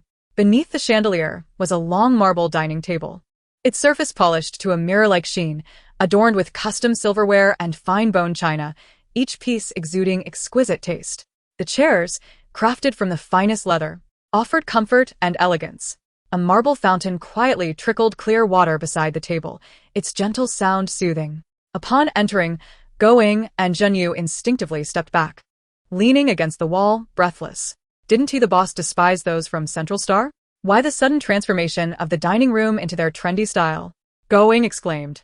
Do you have any idea how heavy that marble fountain is? Why did the boss insist on placing such ostentatious decor in the dining area? Enough of that. Jingu interjected. We just robbed an imperial convoy, and this is the bounty we brought to the table. Inside the dining room, Mo Jin sat at the table, which was laden with an array of jars and bottles. Upon closer inspection, they contained nutrient liquids and canned foods. The packaging was familiar. She had seen it during her stay at Jingu's villa. These nutrient liquids and canned goods seem exclusive to Central Star. How come there are so many here? Good Samaritans brought them, Shimingshu explained. Understanding dawned on her as she regarded the food before her, though she made no move to take any. The taste was rather mediocre, merely sufficient for sustenance, yet cruel to the palate. Mo Jin frowned at the jars and bottles. Don't like them? Montag G nodded, It's not delicious. What would you like to eat? After pondering for a moment, she articulated her long-cherished cravings: Fred's cake, cookies, tarts, and sweet soup, along with every dish prepared by Jingu himself. With infectious enthusiasm, she concluded her list and turned to Shimingshu with an expectant gaze. Is there anyone here who can make these delicacies? Shimingshu shook his head in denial. Such culinary skills are likely only taught in the noble schools of the Central Star. All right then. Although she had mentally prepared herself, Mo Jin still felt a pang of disappointment. Reluctantly, she reached for a bottle of nutritional liquid, suddenly recalling something. Do you have any ingredients? Vegetables or meat? I can cook. Shimingshu paused in silence for a moment before shaking his head. We have plenty of meat, but no vegetables. Oh? I seem to remember that the illustrated book in the room mentioned a planet in the domain of the Dark Clan that was specifically designated as a farm. Shimingshu replied, Indeed, we once seized a vegetable-growing planet from the Empire, but it became contaminated due to subsequent conflicts. There are no herbivorous animals among the Dark Clan, and that planet was subsequently abandoned. Upon hearing this, a spark of excitement flickered in Mo Jin's eyes. Could you take me to see it? Perhaps I can find a solution. Commander, you have not rested for 5 consecutive days. Continuing like this will take a toll on your health. Jingu was fixated on the instrument panel of the aircraft, scarcely daring to blink. His eyes were bloodshot, his hair no longer as meticulously styled as before, and his face bore the stubble of neglect. Despite his overwhelming fatigue, he remained resolute, unwilling to close his eyes. The officer observing his condition couldn't help but advise. Commander, Lady Mo Jin would not wish to see you in such a state. Jingu shot him a glance, and the officer promptly fell silent. Leave. Yes. In the command room of the aircraft, Jingu found himself alone, unable to suppress the emotions welling up in his eyes. A tear streamed down his cheek as he stared intently at the tracking device. He had never anticipated that the Dark Clan's objective was not to provoke the Empire, but rather to target his beloved GG. He had unwittingly fallen into their clever trap. The Dark Clan was ruthless. He must find Mo Jin at once. Despite the prolonged fixation, even tears could not alleviate the dryness in his eyes. Jingu blinked and suddenly, the instrument panel flickered. He held his breath and continued to gaze at the tracking device. Originally a mental energy tracker, it could pinpoint a target's location with a sample of their mental energy.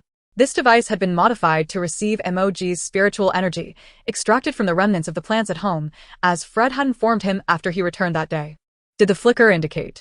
Jingu held his breath, not daring to blink as he watched the panel. Mo Jin and Qimingxiu descended from the aircraft, and although she had prepared herself mentally, she was still taken aback by the sight before her. The planet was indeed desolate. Before them stretched an expansive plain, the aura of barrenness enveloping every inch of land like a heavy twilight. The sky wore a somber gray-blue hue, devoid of clouds, rendering it especially vast and indifferent. The sun hung low on the horizon, its feeble light resembling an ancient candle flame, striving yet failing to illuminate this forsaken land. Sparse, withered grass swayed in the wind, its vibrant green long faded, leaving only a pallid yellow and decay, akin to the earth's last sigh. Occasionally, a couple of frail wild birds would flit by, emitting mournful cries before vanishing into the vast desolation, leaving echoes reverberating across the empty plain. The ground was covered with a thin layer of dust, and when the wind stirred, it would whip up yellow dust storms that obscured vision. As the wind and sand swept toward them, Mo Jin closed her eyes and held her breath, but the sensation of the wind and sand against her face never came. Cautiously, she opened her eyes to find Qimingxiu standing protectively in front of her. His back sprouted a pair of wings, spread wide to shield her from all the wind and sand. The black feathers trembled slightly as the wind blew. Mo Jin tilted her face upward and smiled radiantly at Qimingxiu. Thank you. How should I be thanked? Perhaps you could display some sincerity when we return. Upon hearing this, Mo Jin's expression shifted abruptly. What do you mean? Qimingxiu raised an eyebrow. My wounds have yet to fully heal.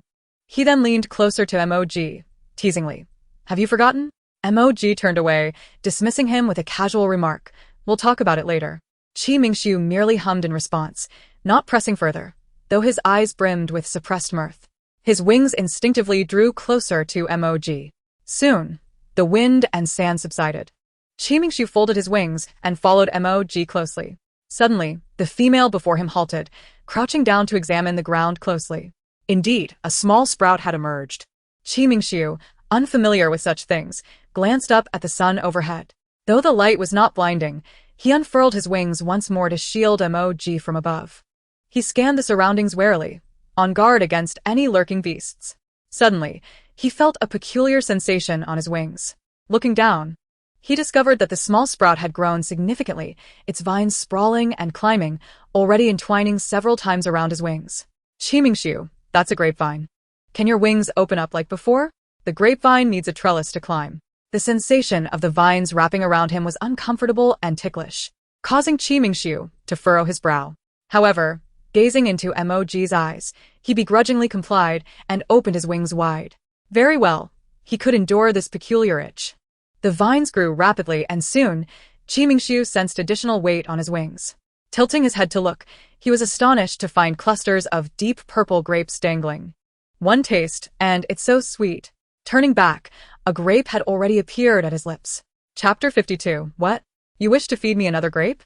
As a carnivore, Qimingxiu had never held much interest in fruits and vegetables. Yet, upon seeing the brightness in Mo Jin's eyes, he hesitated for a moment before parting his lips to bite into the grape, his gaze lingering on her. Quite sweet. After Mo Jin placed the grape in his mouth, she turned to check on the rest of the grapes. The neglected male naturally felt a twinge of reluctance. The grapes are sweet. I want more. Mo Jin glanced back to see Qimingxiu standing with his arms crossed, watching her leisurely. Her eyes swept over the grapevines clinging to his wings, and she pointed beside him. Over there, to your left, that cluster of grapes is the largest. It must be very sweet. However, Qimingxiu made no move, still watching her with his arms crossed. I can't reach.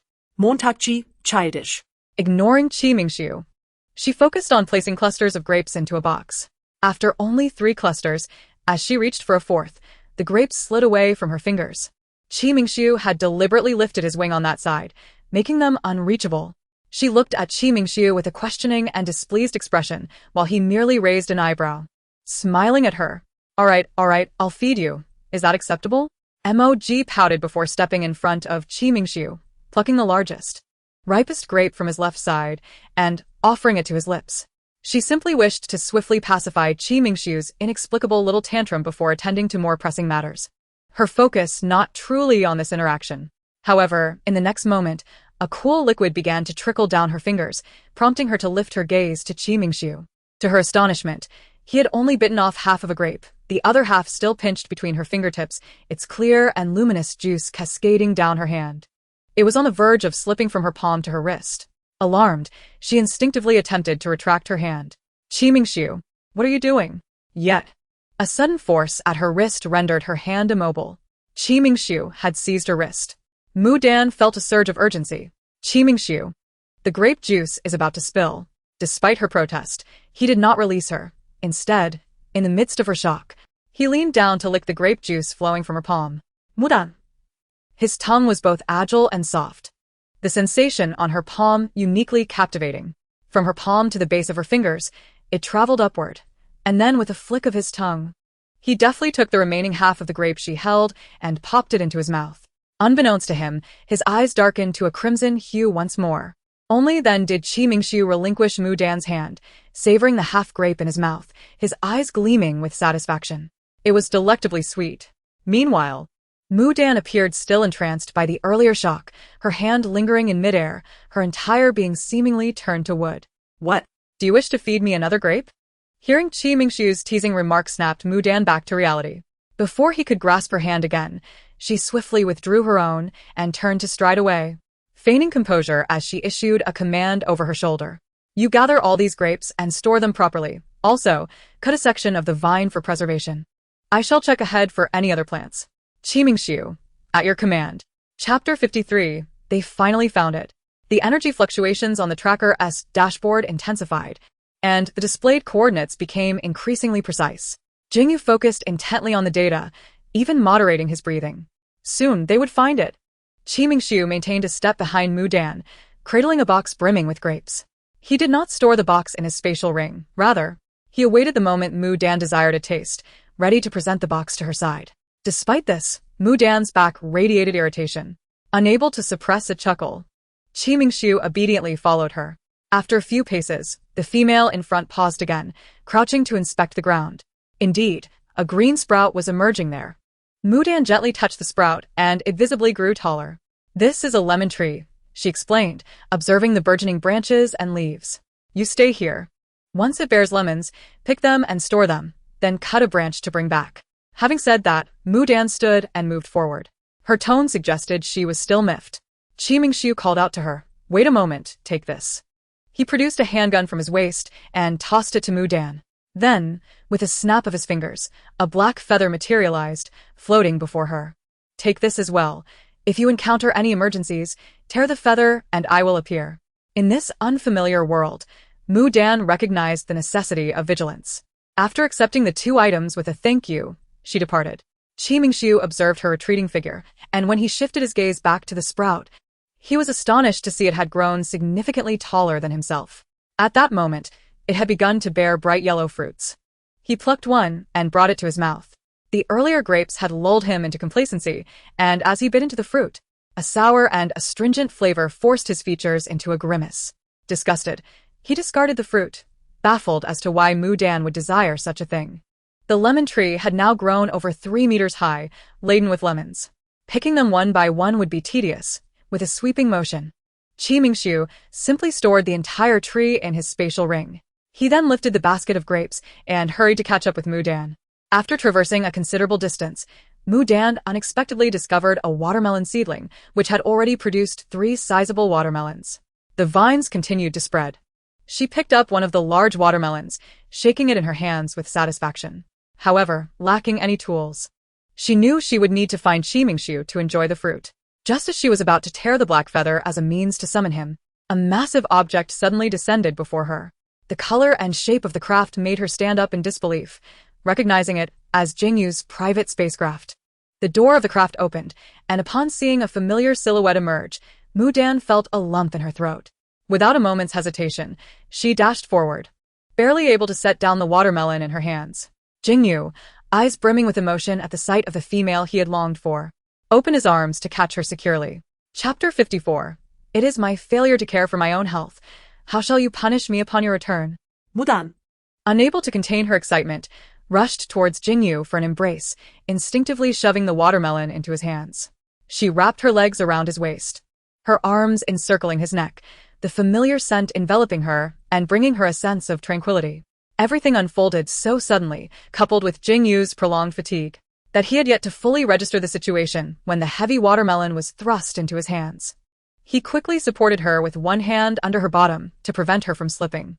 The softness in his arms felt so tangible, and the tension he had held for days began to ease.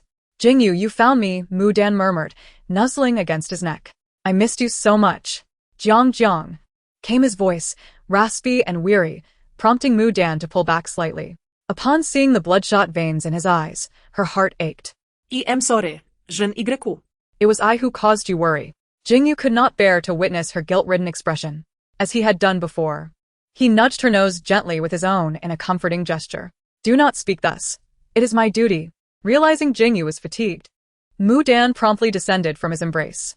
The moment her feet touched the ground, she noticed her tiptoed posture, leaning closer to him. With their faces so near, Jingu could distinctly feel the warmth of her breath brushing against him, sending a shiver down his spine. Mu Dan inched closer to his lips, and just as Jingu prepared to lean down to meet her, Mu Dan's voice broke the moment. Jingu, why are your lips so dry? Jingu blinked in surprise, but quickly regained his composure.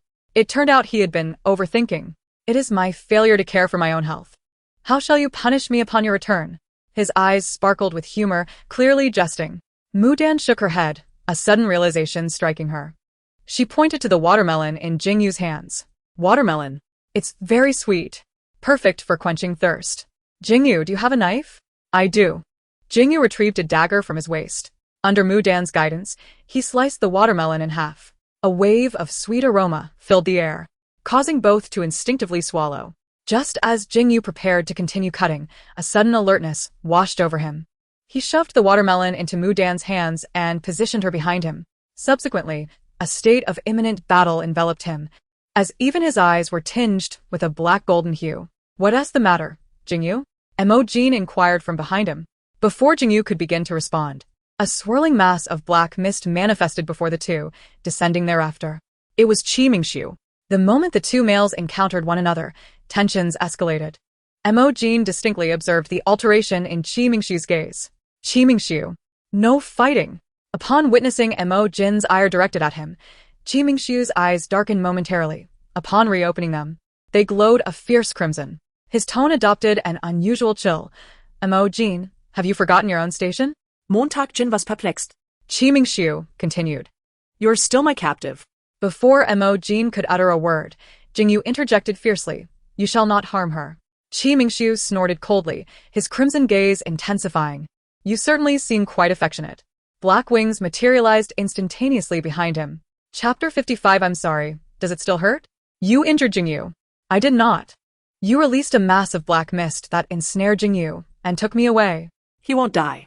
Qimingshu hoisted Mo Jin over his shoulder, striding purposefully toward the central building of the base. Upon hearing his words, Mo Jin began to struggle violently. Let me go. Jingu is hurt. He needs me. At this, Qimingshu abruptly halted, murmuring, so do I. Qimingshu, release me. Mo Jin's voice pierced the air, but Qimingshu merely shook his head, a self-deprecating smile gracing his lips as he chided himself for nearly losing composure. He raised a hand and gave Mo Jin a sharp tap on her backside. Don't squirm. After the slap, the female he carried indeed quieted considerably. Yet, Mingxiu found himself growing increasingly agitated. Upon reaching Mo Jin's former chamber, she remained silent, uttering not a single word. He placed her onto the bed, but she offered him not even a glance, swiftly cocooning herself in the blanket, presenting only her back to him. He stood there for a considerable while, utterly baffled. For the infamous reputation of the Dark Clan's leader was one that struck fear across the entire star system, yet here he was, subjected to the whims of a mere female. The last individual who dared to treat him so had been tied to a starship bomb and blown to smithereens. Mingxiu took a deep breath, casting a glance at her silhouette. I should not have struck you earlier. The female before him remained unresponsive. I apologize. Does it still hurt? The figure continued to exhibit no reaction. Allow me to massage it for you. Before he could finish, he realized the absurdity of his own words. Mingxiu let out a long sigh, shaking his head as if lamenting his own fate. He found himself inexplicably inclined to offer an explanation. In the next moment, he indeed did so. I did not harm him. That black mist was merely an illusion. The Empire's chief commander is not so fragile. Upon hearing this, the lump before him finally stirred. Mo Jin turned her head out from beneath the blanket. Really? The flush at the tip of her nose and the mist in her eyes were unmistakable to Mingxiu. Yet her words made it impossible for him to maintain his composure. Ah, so it is indeed because of him. The coldness in Mingxiu's gaze made Mo Jin instinctively wrap her blanket tighter around herself.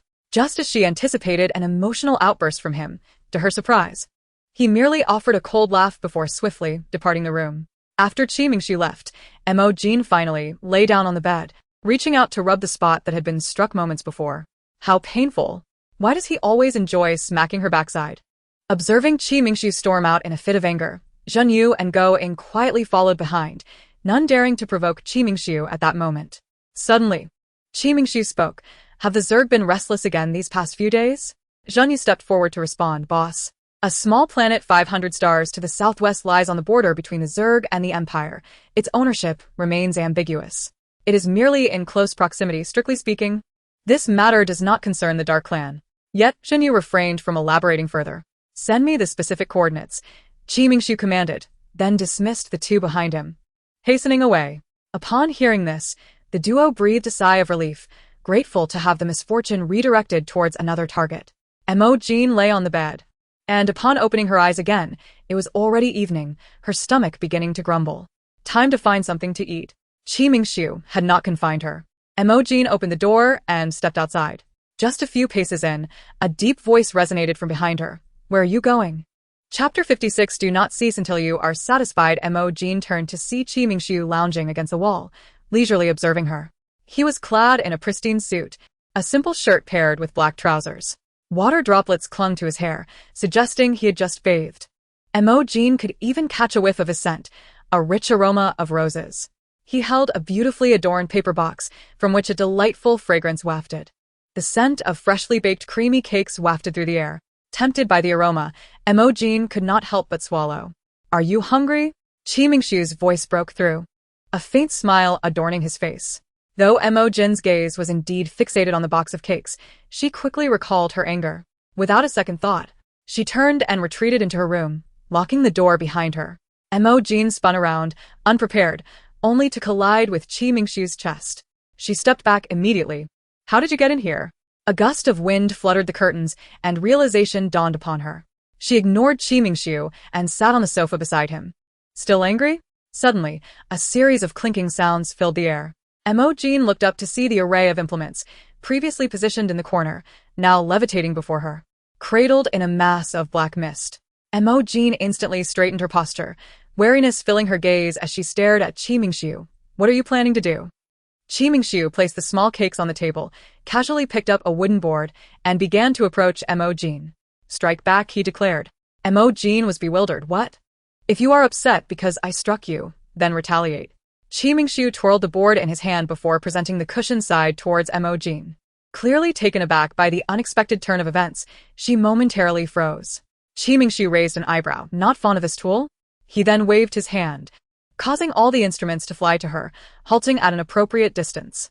Choose one you like. Or, he paused before adding, feel free to use them all. Unleash your frustrations as you see fit. Mo Jin had certainly not forgotten the pain from earlier. Mingxiu had inexplicably smacked her backside just like this before. Given the opportunity for revenge, she was determined to seize it. Mo Jin selected a small leather paddle from the array of implements, rising to face Mingxiu. You said it yourself. Upon witnessing the small female's brows furrowed in anger, Mingxiu could not suppress a chuckle. He knelt beside the sofa, propping himself up with his hands against the backrest. Mo Jin had not anticipated his movements to be so swift. She hesitated as she looked at his back. Having never struck anyone before, she found herself quite unaccustomed to the situation. Dislike this position? Mingxiu turned to glance at her. Or perhaps, you are unwilling? Hiss. Before he could finish his sentence, a sharp pain shot through him from behind. Mingxiu continued to provoke her. It seems I should have let you finish your meal before engaging. Hiss. The force indeed intensified. Another strike followed, just as he braced himself for the next blow. Mo Jin unexpectedly set down the tool and returned to the sofa. All right, you struck me 3 times. I shall repay you 3 times. Mingxiu casually handed a tool to Mo Jin, insisting that there was no need to stop until he had vented his frustration. Are you still angry about Chapter 57? Mo Jin tossed the tool aside, choosing not to act further. She had no need to inflict suffering upon others to alleviate her own vexation, even though anger still simmered within her. You truly care for me, Mingxiu remarked as he shifted to sit beside her. Mo Jin shot him a glare. I came here to repay a debt. I certainly do not wish to add more to my obligations. Aware of her gaze, he quickly lowered his eyes to conceal the emotions swirling within, pausing momentarily before diverting his attention to a small cake nearby, which he opened and presented to Mo Jin. Eat it while it's warm. Upon opening the box, the delightful aroma intensified. It was the very cake she had mentioned earlier. Didn't you say these pastries were only made in Central Star? Indeed, a few chefs from Central Star got lost while traveling and were rescued by the Dark Clan. They are temporarily residing here. Mo Jin, puzzled, inquired, but the nearby planets seemed so desolate. Why would they come here for leisure? Mingxiu casually explained. The people from Central Star have always been peculiar. Mo Jin, not dwelling on this explanation, soon succumbed to her hunger, devouring the entire cake in no time. Mingxiu chuckled softly as he observed Mo Jin finishing the cake, a hint of cream lingering on her lips. Just as he was about to reach out to wipe it away, she inexplicably adopted a sulky demeanor once more. Why are you angry again? Didn't you enjoy the earlier exchange? Furrowing her brows, Mo Jin replied, You lost my grapes. Mingxiu was momentarily at a loss for words, unsure of how to respond. Indeed, he had carelessly discarded the basket of grapes. When he had seen Mo Jin embracing Jingu, he had paid no mind to the grapes. He could only offer a feeble defense. The grapevines are well preserved in the spatial ring. Montag retorted. You also crushed the watermelons. And the one I intended for Jingu is now dirty, because of you. Jingu again. Mingxiu struggled to contain his emotions, lowering his gaze to suppress the crimson hue in his eyes. He was about to rise and leave to avoid losing control. Suddenly, Mo Jin cupped his cheeks with her hands, gazing earnestly into his eyes. Your eyes have turned red again. Are you upset? Mingxiu averted his gaze, attempting to push her hands away. His emotions were indeed volatile, and he did not wish to lose his composure once more. To his surprise, Mo Jin moved even closer, assertively turning his head to face her. Is it because of Jingu? Mingxiu remained silent, but his demeanor spoke volumes. Mo Jin persisted, but why? He turned his head away, unable to articulate his turmoil. He too wished to understand why the mere thought of Mo Jin in Jingu's embrace drove him to distraction. Noticing his resistance, Mo Jin leaned in closer. Are you afraid that after Jingu appears, I will leave? Upon hearing this, Mingxiu's brows twitched slightly. If that is the case, you need not worry. I assure you I will not depart until my debt is repaid. At this, Mingxiu finally looked at her. Really? Yes. Observing Mo Jin's earnest expression stirred something within him. Yet, before the exhilaration could fully blossom, her next word shattered his hopes. So, can you take me to see Jingu? He seems to be in poor condition. Mingxiu stared at Mo Jin, taking a long moment before responding, his tone betraying no emotion. You are so concerned about Jingu? Because he is my partner. And what about me? You are. Mo Jin hesitated. You are my creditor? Creditor? Mo Jin questioned. Isn't that so? Let us rest for now. I will take you to find Jingu tomorrow. Suddenly, Mingxiu withdrew all his emotions and strode toward the door. Mo Jin, taken aback by his behavior, called out to him as he was about to leave, Mingxiu. Wait. The journey will be long tomorrow. Rest early. I have matters to attend to. She then hurriedly exited, almost as if fleeing. Xiaomingshu's reaction left Mo Jin feeling guilty. She was unsure of what was amiss, but she could sense it was connected to her. Outside, Xiaomingshu had barely taken a few steps when Going approached, presenting a small box to him. Boss, I have prepared what you requested. Xiaomingshu gazed at the box, his eyes glimmering with a hint of crimson. He took the box in hand, feeling its surface. A creditor? He certainly did not wish to be merely a creditor. As night fell, a gust of wind lifted the curtains. A swirl of black mist coiled in the air before settling beside Mo Jin's bed. Xiaomingshu stood nearby, watching the sleeping Mo Jin, gently caressing her cheek. Her skin was delicate and smooth, making it difficult for him to withdraw his hand. Jian, what should I do? I cannot bear to be apart from you. Xiaomingshu retracted his hand, retrieving the small box given to him by Going. He opened it to reveal two pitch-black insects, their shells shimmering with a violet glow, one male and one female. They were two cursed insects. He took one, examining it closely in the moonlight for a while before placing the insect against Mo Jin's neck. Meanwhile, across the street, atop another building, two figures were using binoculars to observe everything within the room.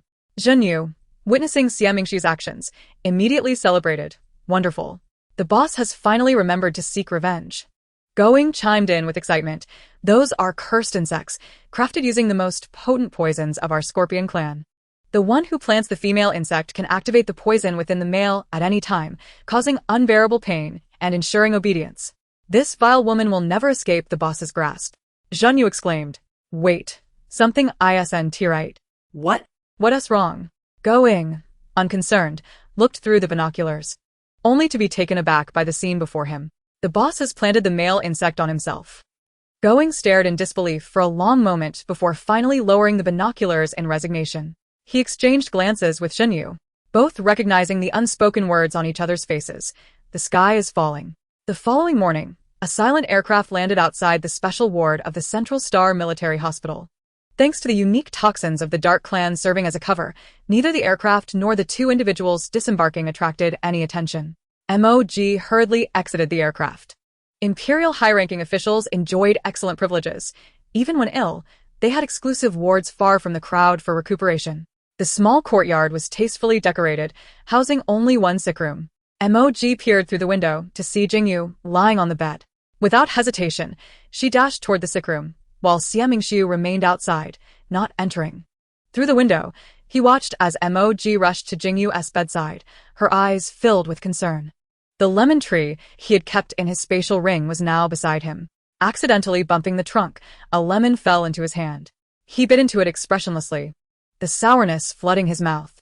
One bite after another, it seemed that only by tasting the bitterness could he dull the ache in his heart. Inside the sick room, Mo Jin quickly approached Jingu, who, even in slumber, bore a furrowed brow and a pallid complexion. Mo Jin gently reached out to caress the furrowed brow of Jingu, and after only a few strokes, the person on the bed opened his eyes. Jingu appeared momentarily stunned, but upon recognizing the figure before him, he immediately sat up and enveloped Mo Jin in his embrace. Jin, he murmured softly. Jingu, how is your health? She inquired with concern. There's nothing to worry about, Jin, Jingu reassured her, resting his chin on her shoulder and tightening his hold around her. How can you say there's nothing wrong when you're hospitalized? Jingu, speak the truth. Despite the seriousness in Mo Jin's tone, Jingu felt a wave of warmth wash over him. The doctor mentioned it was merely excessive fatigue and that I need to rest, he explained candidly. I fainted while searching for you yesterday, and my aide brought me here. Suddenly, Jingu recalled something, pulling back slightly to gaze at the little female with deep concern. Jin, did Xiaomingshu harm you after he took you away? Harm me? Mo Jin felt her ears heat up unexpectedly. That slap from Xiaomingshu shouldn't count. Besides, I hit him back. She shook her head. He has actually been quite nice to me and didn't hurt me. Yet, Mo Jin's earlier silence did not escape Jingu's notice. It suggested otherwise. His expression turned grave. Does he dare to bully you? He did not bully me. Really? At least, as far as I can tell, Xiaomingshu hasn't done anything to harm me. Mo Jin did not wish to wrongfully accuse anyone. Xiaomingshu isn't as bad as you think. However, Jingu's eyes reflected his disbelief. Mo Jin, feeling helpless, opened her arms towards Jingu. If you don't believe me, would you like to check for yourself? she teased, her eyes sparkling with mischief as she playfully leaned closer, puffing out her chest. Jingu, amused by Mo Jin's antics, chuckled softly. I believe you. But a checkup cannot be overlooked. We'll discuss it when we return. He drew Mo Jin into his embrace again, tenderly brushing her warm ears. Meanwhile, Qimingxiu, standing outside the window, clenched his fists tightly, causing his knuckles to crack ominously. Check. He grunted, forcefully striking the nearby lemon tree with his elbow, causing numerous lemons to fall. He caught one and bit into it, as if he had lost his sense of taste. Inside the hospital room, Jingu called, lifting his gaze to meet hers. Are my lips still dry? Mo Jin's eyes fell upon Jingu's lips, which were indeed more rosy and alluring than when she had seen him yesterday. Understanding his implication, she feigned innocence. They're still a bit dry. But I don't have any watermelon to quench your thirst. Before she could finish, she leaned in and pecked Jingu's lips. But I can help you moisten them in another way. Their playful banter continued, with Jingu remarking, Jin's lips seem a bit dry too. Mo Jin teased in reply, oh really? Then I shall fetch some water. Just as she attempted to rise from the bed, Jingu once again pulled her into his embrace. I will help Jin moisten her lips, he declared, one hand around her waist while the other cradled her neck, compelling her to tilt her head back to receive his kisses. Outside, the unfortunate lemon tree trembled once more, shedding leaves and causing more lemons to drop. Qimingxiu was on his fifth lemon now. These males from Central Star are utterly shameless. As Jingu and Going returned, dodging the falling lemons, they exchanged a knowing glance. Boss, those two are legitimate partners, Going noted. Just as he said this, the lemon tree shook again, compelling both of them to dodge the falling fruit with exasperation. Qimingxiu caught the sixth lemon, preparing to take a bite when he suddenly recalled the two behind him. He turned and asked, how is the situation being handled? Jingu replied, boss, rest assured, everything is taken care of. Just what? Qimingxiu interrupted. Jingu stepped forward, presenting a wanted poster to Qimingxiu. You are now being sought by the Security Bureau and the military of Central Star. Going interjected. The folks of Central Star are being overly sensitive. It's just a few chefs stolen, some trade caravans robbed, a few S-class males driven mad, and a planet blown up. Do they really need a wanted poster for such trivial matters? Initially dismissive, Qimingxiu's expression shifted unexpectedly. He took the wanted poster from Jingu and strode purposefully towards the hospital room. Jingu immediately cautioned, boss, there's no toxic fog as a barrier outside. You'll be spotted. Qimingxiu did not slow his pace. Boss. This is the military base of Central Star. You're still wanted. Regardless of their protests, Qimingxiu remained resolute in his stride. You two create a distraction elsewhere. Back inside, after a considerable pause, Jingu reluctantly released Mo Jin. What would you like to eat tonight? He asked, gently stroking her cheek. Hesitating, Mo Jin did not respond immediately. Jingu, I cannot return with you just yet. What happened? Did Qimingxiu threaten you? Mo Jin shook her head. His current state is partially my responsibility. I cannot abandon him. Don't worry, I will be fine. No way. Observing Jingu's worried expression, Mo Jin leaned forward to kiss him. Jingu countered, that won't do either. I won't let him take you away. Feeling dejected by his refusal, Mo Jin was enveloped in his embrace as he comforted her, yet he remained firm. Jin, I will first take you for a full checkup. With Jingu carrying Mo Jin to the examination room, he stood outside waiting when suddenly a message from his aide popped up on his light brain. Commander, the military has tracked down traces of the Dark Tribe. Several bombs were found near the command center. Just as Jingu was about to give instructions, Mo Jin poked her head out from the examination room. Jingu, are you busy? It's fine. You can go ahead. The testing equipment operated swiftly, and before long, Mo Jin's full-body report was sent to her light brain. She showed the results to Jingu. See, I'm really fine. You can go handle your business. Jingu wrapped Mo Jin in his arms, ruffling her hair. All right, you rest here for a bit while I return. After releasing her, Jingu hurriedly departed. Mo Jin walked alone into the courtyard, needing to have a word with Qimingxiu. She knew that slipping away would sadden Jingu, but she had responsibilities towards Qimingxiu. She had to find a way to placate him first. As Mo Jin approached outside, she suddenly noticed a conspicuous poster affixed to the wall. Upon closer inspection, she realized it was a wanted notice. Qimingxiu was being sought after. Fortunately, the image was merely a blurred silhouette, allowing her to breathe a sigh of relief. Jin, were you just worried about me? The sudden voice startled Mo Jin. Turning, she found Shi Mingxiu calmly standing beside her. Before she could respond, a series of footsteps echoed nearby, steady and growing louder. She could no longer afford to indulge in Shi Mingxiu's teasing tone. Quickly, she tore down the wanted notice and pulled Shi Mingxiu inside. Abat-flou overhead. And, upon closer inspection, a scorpion perched atop it. Going remarked, "Was the boss just putting up that wanted notice for this?" Jingu asked. "Is it too late to curry favor with the boss now?" Inside the hospital, Mo Jin had intended to seek refuge in Jingu's hospital room alongside Shi Mingxiu. But to her surprise, she found a nurse tidying the bed within. The treatment and examination rooms were occupied by doctors. Pulling Shi Mingxiu along, Mo Jin arrived at an inconspicuous small door. After she shoved him inside, she attempted to close the door, only to find it resisting her efforts. "Shi Mingxiu, stop fooling around. You are wanted, and they are after you," she exclaimed. "I'm afraid of the dark." What could a leader of the Dark Clan possibly fear about the dark?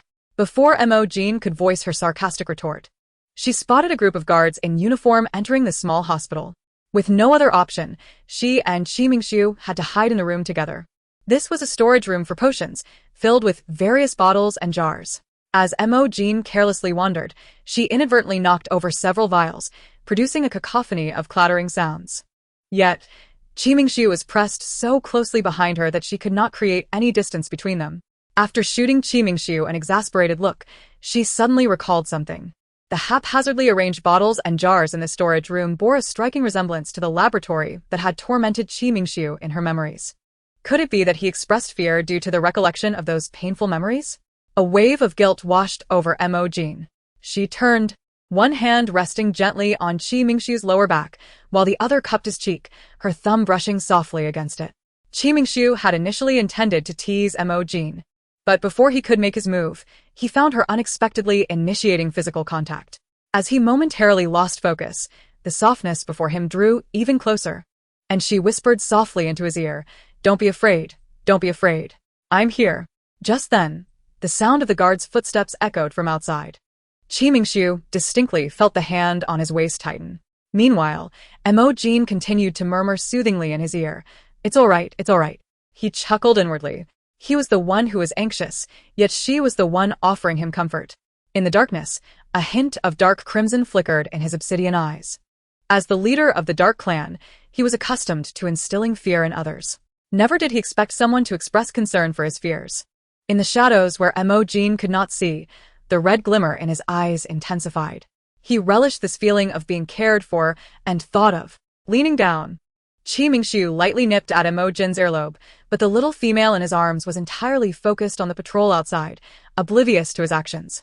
Finally, the patrolling guards departed, and Mo Jin learned from passing medical staff that the military district had discovered traces of the Dark Clan, prompting the deployment of the guards for inspection.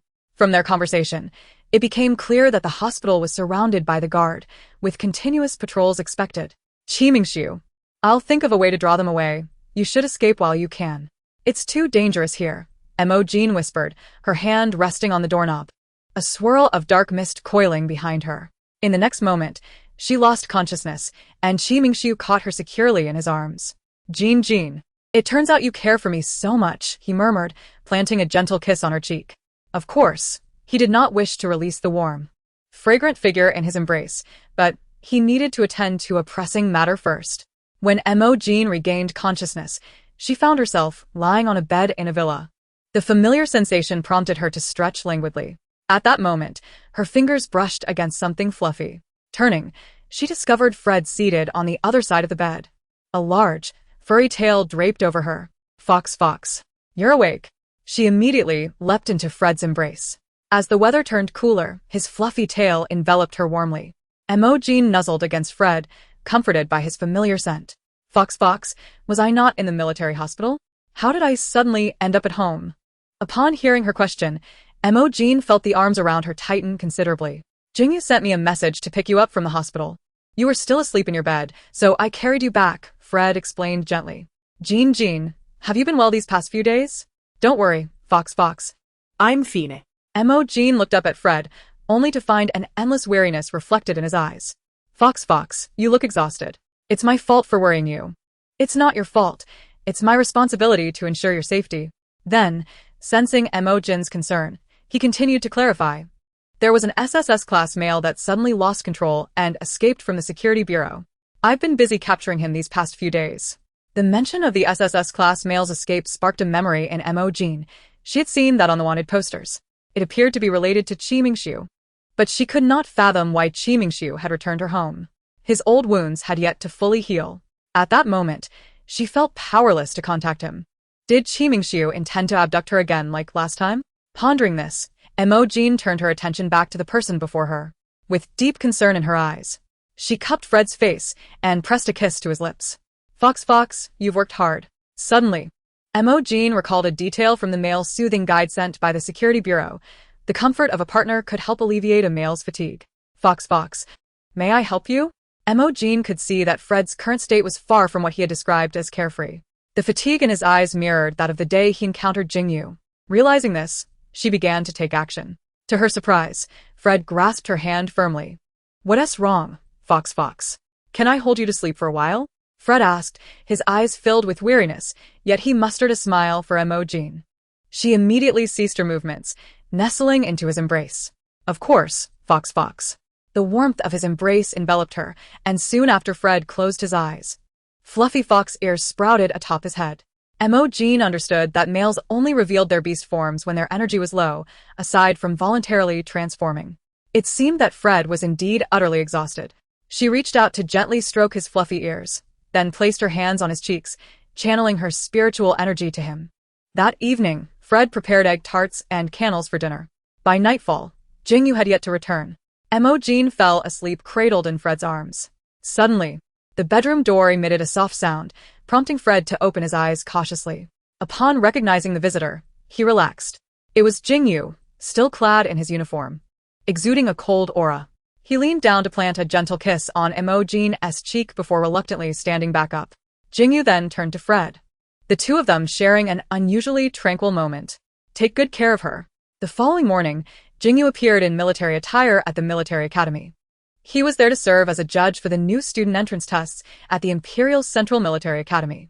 Males who qualified for admission would undergo assessments of their mental capacity, endurance, combatability, and intelligence, which would determine their class and level placement. The morning tests focused on mental capacity and endurance. As Jingu sat at the judge's table, casually flipping through the new students' profiles, a familiar face suddenly caught his eye. His grip on the papers tightened abruptly, crumpling them. He raised his gaze, scanning the crowd, and indeed found that familiar figure. The culprit was now raising an eyebrow at him. Qi Mingxiu, what is he doing at the Imperial Military Academy? Just as Jingu was about to call out to Qi Mingxiu, the tests commenced, compelling him to return to his seat. Seizing the moment, Jingu promptly researched the enrollment process for Qi Mingxiu, uncovering not a single flaw. Qi Mingxiu had not even fabricated his name. It was no wonder that Qi Mingxiu exuded such confidence, for thus far, the Empire possessed no knowledge of the Dark Clan leader, save for their ability to detect traces of the Dark race. Jingu had only recently learned the true identity of the Dark Clan leader after discovering Mo Jin on a remote planet a few days prior. Raising his gaze, once more, the depths of Jingu's eyes shimmered with an emotional black-gold hue as he pondered the possibility that Qi Mingxiu had indeed gone to great lengths to reach his beloved Jian. The morning's assessment concluded swiftly, with Qi Mingxiu securing a position in the upper middle tier, which garnered little attention from others. Only Jingu was aware that he was deliberately concealing his true capabilities. After the morning evaluations, the students returned to their respective dormitories. However, Qi Mingxiu had been waiting in a corner outside the dormitory building since early morning, seemingly anticipating someone's arrival. Truly, as the leader of the Dark Clan, his audacity was remarkable, daring to venture alone into the military district. Jingu's demeanor was icy, each step he took resonating ominously against the ground. A stark contrast to his earlier interactions with Mo Jin. In contrast, Qi Mingxiu leaned casually against the wall, his eyebrows arched in a provocatively challenging manner. Jian, did we not agree that I would examine your health? He taunted. Fear not, Commander. I harbor no interest in you or the Central Star. At this remark, Jingu let out a cold laugh, his gloved hand clenching into a tight fist. It appeared his suspicions were well-founded. This individual indeed harbored ill intentions. Commander, there's no need to be so agitated. Jian and I have known each other for quite some time. Surely you understand the concept of precedence. The deliberate provocation from Qi Mingxiu almost compelled Jingu to strike him. Yet, soon enough, the tempest within him calmed significantly. Slowly, he relaxed his clenched fist and replied with a mocking smile. And what of it? Jian and I are certified partners, protected under the Interstellar Marriage Act. With these words, the balance of power shifted. Jingu now adopted the role of the one delivering cold, scornful barbs. Indeed, he was the sole legitimate partner of Mo Jin. There was no need to stoop to the level of those outside. Subsequently, Jingu disregarded Qi Mingxiu and strode away. The afternoon held physical and combat assessments. Yet Jingu could hardly contain his eagerness. After securing permission from the esteemed professors at the military academy, he departed for home. After the events of earlier, he could not wait a moment longer. Nothing was more important than Mo Jin. Upon descending from the aircraft, Jingu heard a commotion emanating from the small garden at the entrance. The garden, now transformed from its former state, appeared vibrant and lush. The holly leaves gleamed with health, and the young boxwoods sprouted tender shoots that danced gracefully in the breeze, exuding both order and a natural wild charm. Spotting Mo Jin crouched beside a patch of flowers, a tender smile spread across Jingu's face. He approached her, gently removing the twigs that had become entangled in her hair and retrieving a handkerchief from his pocket to wipe the dirt smudged on her face. Jingu, you're finally back. Look, these are the grapes I planted. We can set up a trellis for them to climb. Mo Jin exclaimed, her excitement palpable. This morning, after Fred had prepared breakfast, he had hurried away due to matters concerning the Security Bureau. With some time to spare, she had discovered the grapevines she had brought from her previous visit and had busied herself in the garden outside their villa. Leave the trellis to me. You've worked hard this morning. Aren't you tired? Jingu inquired. Mo Jin shook her head.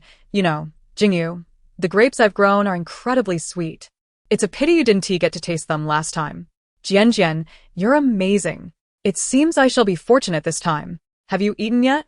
As he spoke, Jingu scooped Mo Jin into his arms and carried her towards the villa. Not yet. I'm not very hungry right now, she replied. Fred's delightful pastries had proven to be quite the temptation, and she had indulged in several that morning. How about a shower first? Jingu suggested. All right, she agreed. He carried her into the second-floor bathroom, filled the tub, and then stepped out. The uniform he wore was cumbersome, and after changing into comfortable home attire, he returned to the bathroom. At that moment, Mo Jin, having just shed her clothing and preparing to enter the tub, was taken aback by Jingu's unexpected return. Jingu, you should go out. I can bathe myself. Despite their many intimate encounters, she instinctively felt shy. Did we not agree that I would examine your health? Jingu teased, rolling up his sleeves as he approached her with a light chuckle. Mo Jin bit her lip. She had indeed made that promise. The words had been spoken in jest, but now they took on a different weight. She had initially intended to mention that Jingu had already seen her checkup report, but the look in his eyes made her understand his intent. They were partners, after all. There was nothing amiss in sharing such moments. Then, how do you intend to examine me? Her cheeks flushed crimson as she cast her gaze downward, unable to meet his eyes. I'll help you bathe while conducting the examination, Jingu proposed, lifting her effortlessly into his arms. He momentarily hesitated before confirming her weight in his grasp. Hidden from her sight, a glint of determination flickered in his eyes. She had lost weight. How had he not noticed this during their previous encounters? Quickly regaining his composure, he gently placed Mo Jin into the tub and mentally took note of Qi Mingxiu, longing for an opportunity to confront him. Jingu settled onto a small stool beside the tub, sponge in hand, and began to tenderly wash Mo Jin. Jian, would you tell me what has transpired in recent days? He inquired softly. Certainly, she replied, recounting her grievances with Qi Mingxiu while summarizing her recent experiences. So, Jingu, you really needn't worry. Qi Mingxiu has not harmed me in any way. In fact, I owe him quite a bit. Jingu's technique was expert. His large hands glided over her body, eliciting an unprecedented sense of relaxation in Mo Jin. She couldn't suppress a soft sigh of pleasure. Jingu, she called softly. Hearing her voice, Jingu lifted his gaze to meet hers, awaiting her next command. To his surprise, he found her face flushed and hesitant to speak. What is it? He prompted. Mo Jin opened her mouth, then finally spoke. You haven't rested well these past few days. Why don't we bathe together? Jingu's eyes widened momentarily in astonishment before a broader smile spread across his face. Mo Jin sensed that he might be misinterpreting her words, so she quickly clarified. I'm just worried you're too tired. Please don't look at me like that. Very well. However, she too was unsure when her body began to crave his touch. The sensations from the previous washing and massage intensified this longing. Of course, it was not solely that. The sight of Jingu's exposed forearms, with their graceful muscular lines, stirred an unfamiliar feeling within her. Though he was her partner, she found it difficult to openly touch him without reason. Thus, she sought to create an excuse. Jingu, clad in comfortable leisure wear, swiftly joined her in the tub. The hot water enveloped him, and he held the fragrant softness of Mo Jin against him. With her cheek resting on his chest and her arms draped over his shoulders as he continued to massage her back. Just then, the tranquil atmosphere was abruptly shattered by the sound of the door opening. Jingu did not raise his head. His keen male instincts had already detected Fred's presence early that morning. Although he disapproved of Fred's previous tactics, he could not disregard someone left behind by Mo Jin. Since she held affection for him, it was incumbent upon him to shield her from discomfort. In stark contrast to Jingu's calm demeanor was Mo Jin's fluster upon seeing the newcomer. So flustered that she grasped Jingu's hand to cover her more sensitive areas. Fox. Why did you come in without knocking? Upon witnessing Mo Jin's state, Fred could not help but let out a soft chuckle before closing the door and stepping out of the bathroom. Just as Mo Jin was about to exhale in relief, a knock reverberated at the door. Almost instantaneously, the bathroom door swung open again, and Fred strode directly towards Mo Jin. Fred, get out. Observing the angry female in Jingu's arms, Jingu instinctively extended his hand to shield her, then raised an eyebrow at Fred. The implication was unmistakable. Mo Jin had commanded you to leave. Why are you still lingering? However, Fred's advance did not falter. Gigi, I am worried about you as well. You only allowed Jingu to examine you, forgetting about me entirely. Can you bear to let me worry indefinitely? Mo Jin realized that the two males would not relent easily. She regretted having uttered that statement initially. As despair washed over her, Jingu's arm tightened around her waist, and his other hand gently tousled her hair, his voice softening considerably. Gigi, do not fret. If you dislike such matters, you need not partake. We will not coerce you. Mo Jin replied, It's not that I dislike it. It's simply too exhausting. After speaking, she glanced up at Fred, who was now kneeling beside the bathtub, gently tucking the loose strands of hair from her face behind her ear. Gigi, I only mentioned a checkup, nothing more. I see, Mo Jin thought, realizing she had misinterpreted his intentions. Fred continued, Do you seem a bit disappointed, Gigi? Mo Jin immediately protested, I am not. She turned away from Fred, only to find the water in the tub rippling once more. The bathtub, large enough to accommodate them comfortably, allowed for this ensuing commotion. Before Mo Jin could voice her concerns, Fred, adopting a pitiful expression, lamented, Did you not feel sorry for me last night? How is it that only one night has changed your sentiments? His elongated fox-like eyes widened, making it difficult for one to utter harsh words. Understanding his implication, Mo Jin recognized that Fred had been tirelessly pursuing rogue males due to the disturbances caused by Kimingsu. It would be too cruel to deny him even a bath. Unbeknownst to her, she unconsciously overlooked the peculiarities of their shared bathing experience, nestling comfortably in Jingu's embrace. Given her earlier display of concern, no further incidents transpired. Mo Jin allowed them to inspect her until they confirmed her injuries were non-existent, at which point the two males relented.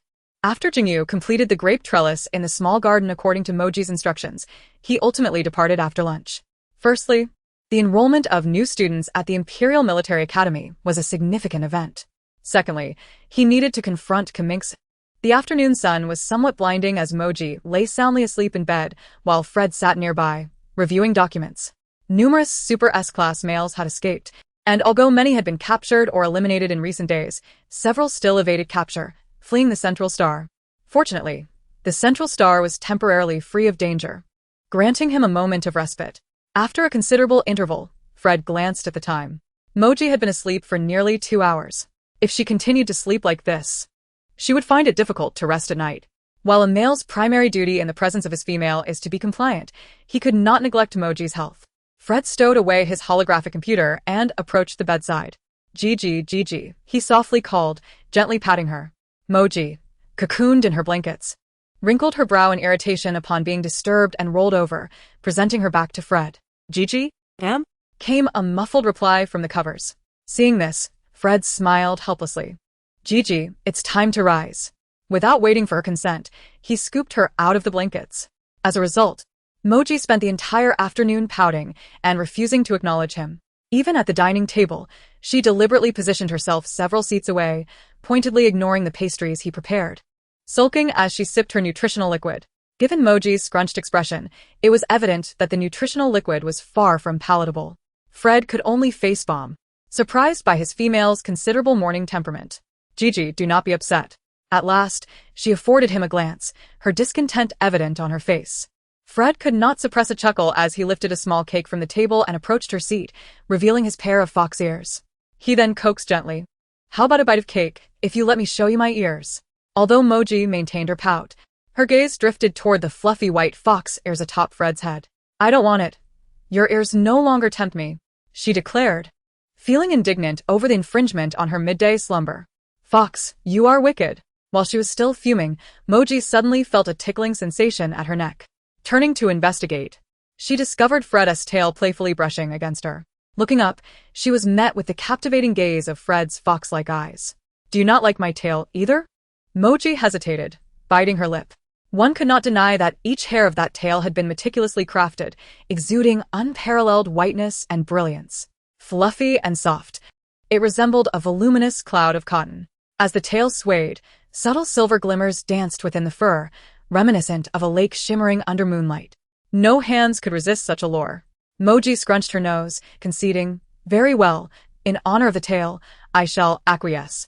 She promptly opened her arms, embracing the entire tail. The tail is delightful, but the fox who forced me up is wicked. As for enjoying the pastries, with her hands now occupied, she would have to rely on Fred to assist her. Today, Fred had prepared soufflé. The texture was light and delicate, akin to the tail she cradled, fluffy and tender. Under Fred's attentive feeding, the entire soufflé quickly found its way into Mo Jin's stomach. Sated, she blissfully rested her face against the soft, furry tail, indulging in unrestricted affection. Well, A fox who could make delightful pastries and allow her to pet his tail was indeed quite endearing. On a desolate planet adjacent to the central star, a training ground for military academy students had been established, serving as both a venue for practical training and examination. The afternoon's assessments focused on combat proficiency and martial prowess. All participants entered a simulated battlefield where they faced potential threats from attacking insectoids, beasts, and dark entities, some being real creatures while others were mechanical replicas. Once one stepped into this realm, danger loomed at every corner, necessitating vigilance against imminent threats and the swift identification of safe zones. To ensure the safety of each participant, dedicated examiners would covertly provide protection. Of course, in the absence of danger, these examiners would become obstacles that students must navigate. additionally, They would be equipped with miniature flying devices. The first benefit lies in the ability to record the students' performances in real time, transmitting the visuals directly to the command room for the professors to evaluate. Additionally, it serves to monitor the candidates' actual conditions, preventing any unforeseen incidents.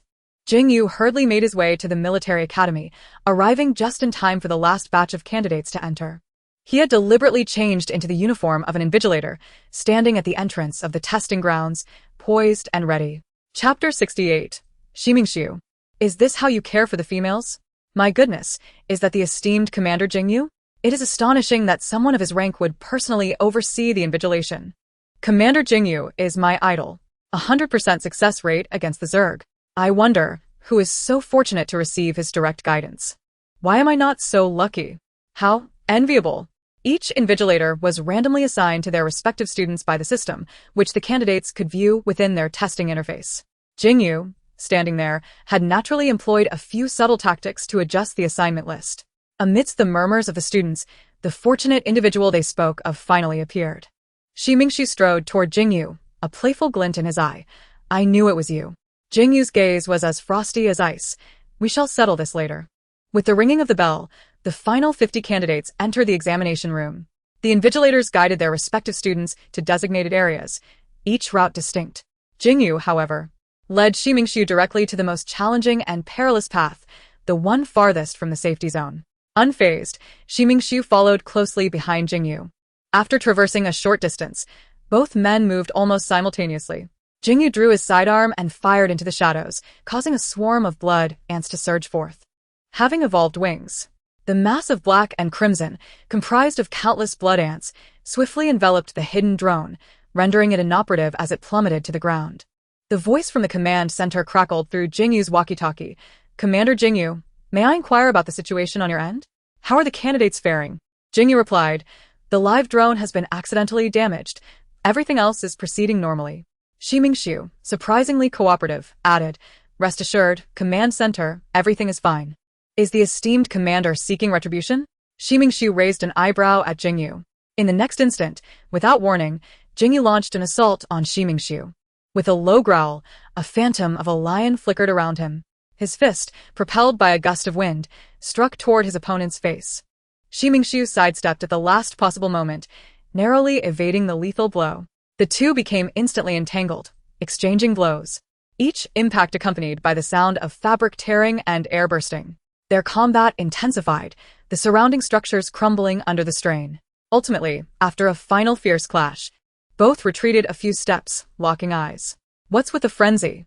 Commander, do you have no tolerance as a legitimate partner?" Shimingshu taunted, intentionally provoking him. Jingu's eyes, tinged with anger, still bore a golden hue. "Mo Jin has lost weight. How dare you mistreat her?" Shimingshu was taken aback by this response, momentarily stunned before retorting, "Impossible. I personally fed Mo Jin every meal in the Dark Clan. Even in her sleep, she has never missed a meal. 2 bottles of nutrient solution are more than sufficient for the female's nutritional needs." Jingu quickly identified the issue and questioned, "Eating in her sleep? Are you implying that her routine in the Dark Clan has become utterly disrupted?" Shimingshu was momentarily speechless, experiencing defeat for the first time. Jingu raised his voice. "Shimingshu, is this how you care for the females?" Chapter 69. Lost weight? Where? The notoriously unruly leader of the Dark Clan fell silent, accepting criticism for the first time. He was accustomed to nocturnal activities and had little regard for regular routines. After all, he could go days without sleep without significant consequence. Thus, when he observed Mo Jin refusing to rise from her slumber during the day, he simply allowed her to continue resting. Unbeknownst to him, this few days of negligence had adversely affected Mo Jin's health. Now, a whirlwind of emotions, self-reproach and urgency, swirled within Shimingshu. He immediately turned and strode toward the examination area's exit. What trivial test could possibly outweigh Mo Jin's well-being? He needed to see her for himself to find peace of mind. As he approached the entrance, a small drone, intended for live broadcasting, suddenly flew in from outside. It was a new unit dispatched by the command center for the examination. Upon seeing it, Shimingshu abruptly halted. He had made a considerable effort to attend the Imperial Military Academy test, seeking ample time and reason to remain by Mo Jin's side. If he left now, how could he continue to accompany her? With this thought, Shimingshu pivoted and dashed deeper into the examination grounds. Being a creature of flight, when he exerted himself, even Jingu could not keep pace. At that moment, he disregarded any notion of restraint. The aura of strength radiating from him rendered his path remarkably unobstructed. In mere minutes, he became the first candidate to reach the safety zone. The test concluded, and ratings were finalized. Without a doubt, he achieved the highest grade. According to protocol, candidates were free to leave post-examination. Shimingshu summoned his avian companion, instructing them to create some trouble for the Central Star's inhabitants. He then hastily made his way to see Mo Jin. To minimize the impact of the military academy's practical training on Central Star's residents, the academy had chosen this abandoned planet, a considerable distance from Central Star. By the time Shimingshu returned, the skies had darkened. Inside, Mo Jin had finished her bath and crawled into bed. After being forcibly awakened from her afternoon nap by Fred, coupled with her time spent in the garden with him, she was now feeling fatigued. Her head barely touched the pillow before she succumbed to slumber, oblivious to the shadow lurking outside her window. Not long after Mo Jin fell asleep, a faint tapping sound echoed from the window. In the next moment, the window swung open from the outside, and a swirl of black mist floated in, settling beside Mo Jin's bed. The moonlight illuminated Shimingshu's tall silhouette. He had intentionally waited for Mo Jin to fall asleep before entering. Jingu's words about Mo Jin losing weight echoed incessantly in his mind. Lost weight? Where? With a swift motion, Shimingshu sealed the window tightly, ensuring no cool breeze could intrude. Then, he bent down and pulled back the covers to inspect her personally. Starting with her cheeks, he reached out to feel them, firm, not thin. Moving downward, he assessed her curves, round and still intact. He continued down to her waist and hips. meticulously squeezing and observing every part, measuring size and weight, leaving no detail overlooked. When his hand grasped her thigh, he suddenly halted, confirming with another squeeze. His brows furrowed deeply. Indeed, there was a noticeable decrease. Mo Jin, who had just drifted into sleep, began to stir due to Shimingshu's actions, showing signs of waking. Chapter 70. Jin, when will you take responsibility for me? Shimingshu knew that if Mo Jin awakened now, she would undoubtedly confront him.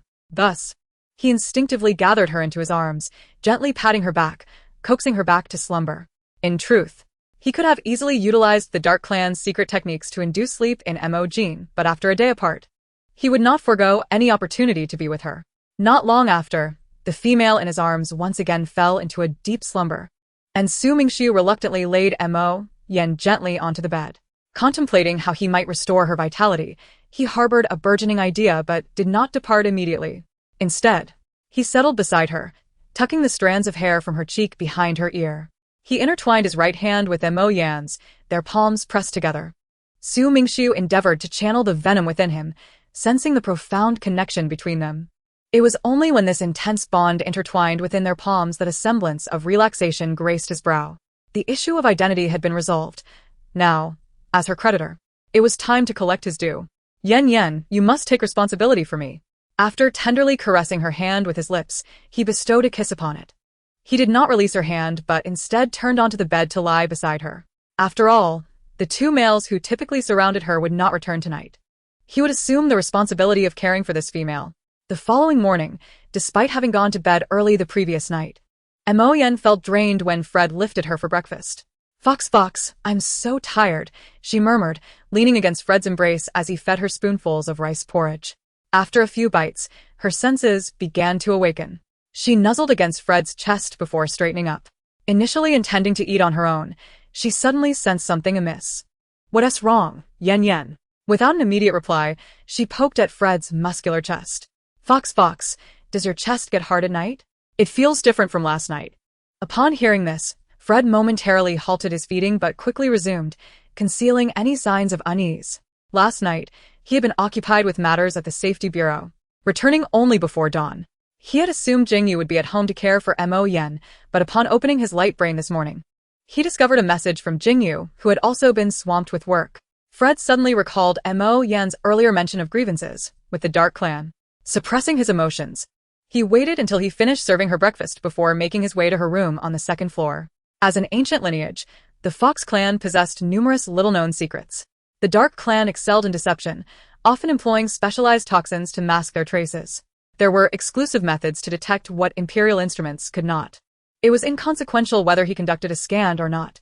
Once he did, Mo Jin's room was rife with evidence of the Dark Clan's presence, especially on the bed. Damn it! No wonder they are the leaders of the Dark Clan.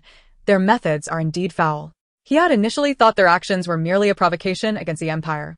Little did he expect they had orchestrated things to draw both him and Jingu away to create an opportunity for themselves. Fred promptly opened his light brain to message Jingu.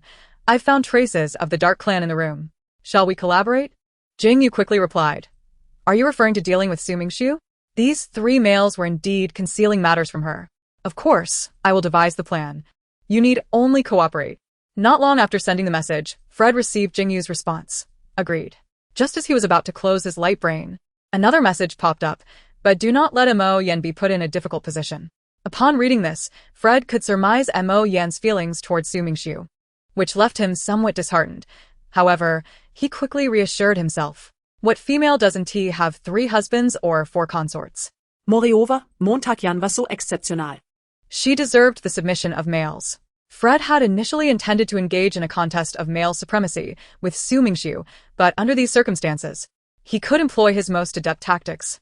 When it comes to vying for affection, who could surpass him? After breakfast, the sun shone brightly. Mo Jin reclined on the second-floor balcony, basking in the warmth. In the kitchen, the 2 males busily prepared lunch. Mo Jin had already sent them a list of her desired dishes. Jingu was preparing the main course, while Fred was concocting a dessert of grape jelly and lemon water. Your plan involves playing the victim? Upon hearing Fred's earlier narrative, Jingu paused his actions, his expression clearly indicating disapproval. Fred responded, precisely. The The Dark Clan has stirred considerable trouble on Central Star these past 2 days, particularly with their specialized toxins, which are the most troublesome. You must have sustained quite a few injuries as well. Just like the procedures at the Safety Bureau and Military District, a full-body inspection follows each mission. At that time, we can send the official report to Mo Jin from an official account, and she will connect the dots. Jingu flatly rejected this. No. She will worry. Lord Jingu, are you aware of the saying that the crying child gets the milk? To vie for affection. The most crucial aspect is to evoke sympathy from your female master. Upon hearing this, Jingu scoffed, expressing his disdain. You're quite adept at this pathetic tactic. The annoying fox before him had indeed secured his position beside Mo Jin through such lowly means. Jingu reined in his emotions. Returning to his cooking, the matter of the inspection report is still inappropriate. Mo Jin cannot see my inspection report. On the second-floor balcony, Mo Jin's grip on the scissors tightened suddenly. She had heard everything. She had been trimming the plants while attempting to channel her spiritual energy to control them, not expecting her senses to connect with the greenery. She could even feel the little sapling outside the villa. The conversation from the kitchen had reached her through a pot of flowers on the kitchen windowsill. Playing the victim? Concealing the inspection report? And the Dark Clan under Su Mingxiu? What secrets were these three hiding from her? Setting down the scissors, Mo Jin opened her light brain to send messages to both Jingu's aide and Fred's secretary, requesting their respective inspection reports while also inquiring about the recent activities of the Dark Clan. The recipients of her messages dared not refuse. In the Empire, defying a female was a grave offense. After reviewing the 2 inspection reports she received, along with the numerous misdeeds of the Dark Clan over the past few days, her expression darkened considerably. She closed her light brain and descended the stairs. Yen, are you hungry? Your sweet and sour ribs will be ready shortly. Jingu called out upon seeing Mo Jin at the kitchen door. Fred, noticing her gloomy demeanor, also inquired, Yen, what's wrong? Are you facing some trouble? This time, she could not afford to be soft-hearted. Who had angered Yen? Fred, with his eyes crinkling in a smile, approached her with 2 glass bowls. If you're feeling down, how about starting with some dessert? Which would you prefer, grape jelly or grape pudding? Mo Jin gazed at the enticing desserts before her, swallowing hard. All right, I'll eat first. Fred placed the 2 desserts on the dining table, and upon seeing Mo Jin enjoy her meal, he felt relieved enough to return to the kitchen. As luck would have it, both his and Jingu's light brains flashed simultaneously. It was a message alert. The 2 opened their light brains to check the messages. Young master, have you changed the plan? Just now, Mo Jin asked me for your inspection report and inquired about the Dark Clan. Commander, it seems that Mo Jin has learned something. She just asked me for your inspection report. Almost in unison, Fred and Jingu froze. Fred wore a puzzled expression, while Jingu appeared panicked.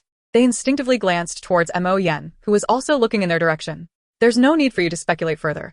I am aware of the plan you mentioned. Let us eat first, she stated coldly, her brows furrowed. In the kitchen, the 2 males quickly realized that Mo Jin was upset. Both were flustered, neglecting to ponder how she had discovered their predicament. Jingu approached the dining table, bearing a freshly served dish of sweet and sour ribs, hoping to placate her with culinary delights. Jian, my medical report, Mo Jin abruptly interrupted. The ribs smell divine. At that moment, Fred entered with a small bowl of fragrant tomato soup. Jian, actually, Mo Jin interjected. The tomato soup is also delightful. It pairs perfectly with rice. Her genuine appreciation for food contrasted starkly with her indifference towards the 2 men. Their attempts to explain were continuously thwarted by Mo Jin, who clearly did not wish to discuss the matter at hand. Thus, they remained silent and proceeded to set the remaining dishes on the table. This meal was, for them, an excruciating ordeal. Meanwhile, Qi Mingxiu, who had just completed his move, sat on the sofa, sifting through the parcels in his hands when a peculiar feeling washed over him.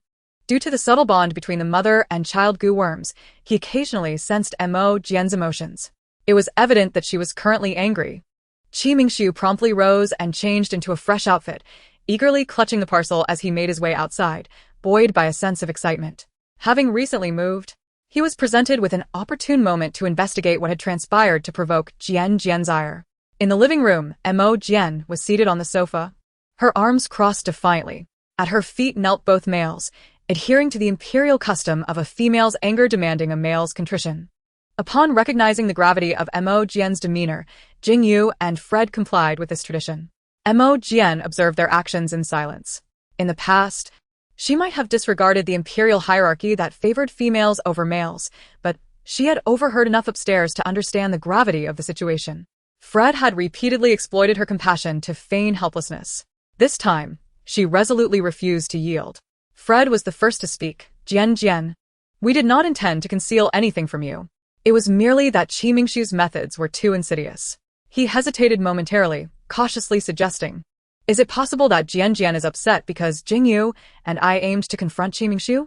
It seems you have feelings for someone else. As your confidants, we certainly should not engage in jealousy. Jian, would you care to punish me? Fred lowered his gaze, and when he raised his eyes again, they had transformed into innocent almond-shaped orbs, exuding an air of vulnerability that could easily be described as pitiful. Montakin. Not again, with the feigned helplessness. She retorted, we'll discuss Qi Mingshu later. First, I want to know what you two have done. Jingu took the initiative. I should not have concealed my injury from you. Mo Jin pressed, and what else? It was her first time confronting Jingu with such seriousness. Jingu's decision to hide his injury was one thing, but he had even resorted to injecting stimulants, pretending to be unfazed in her presence.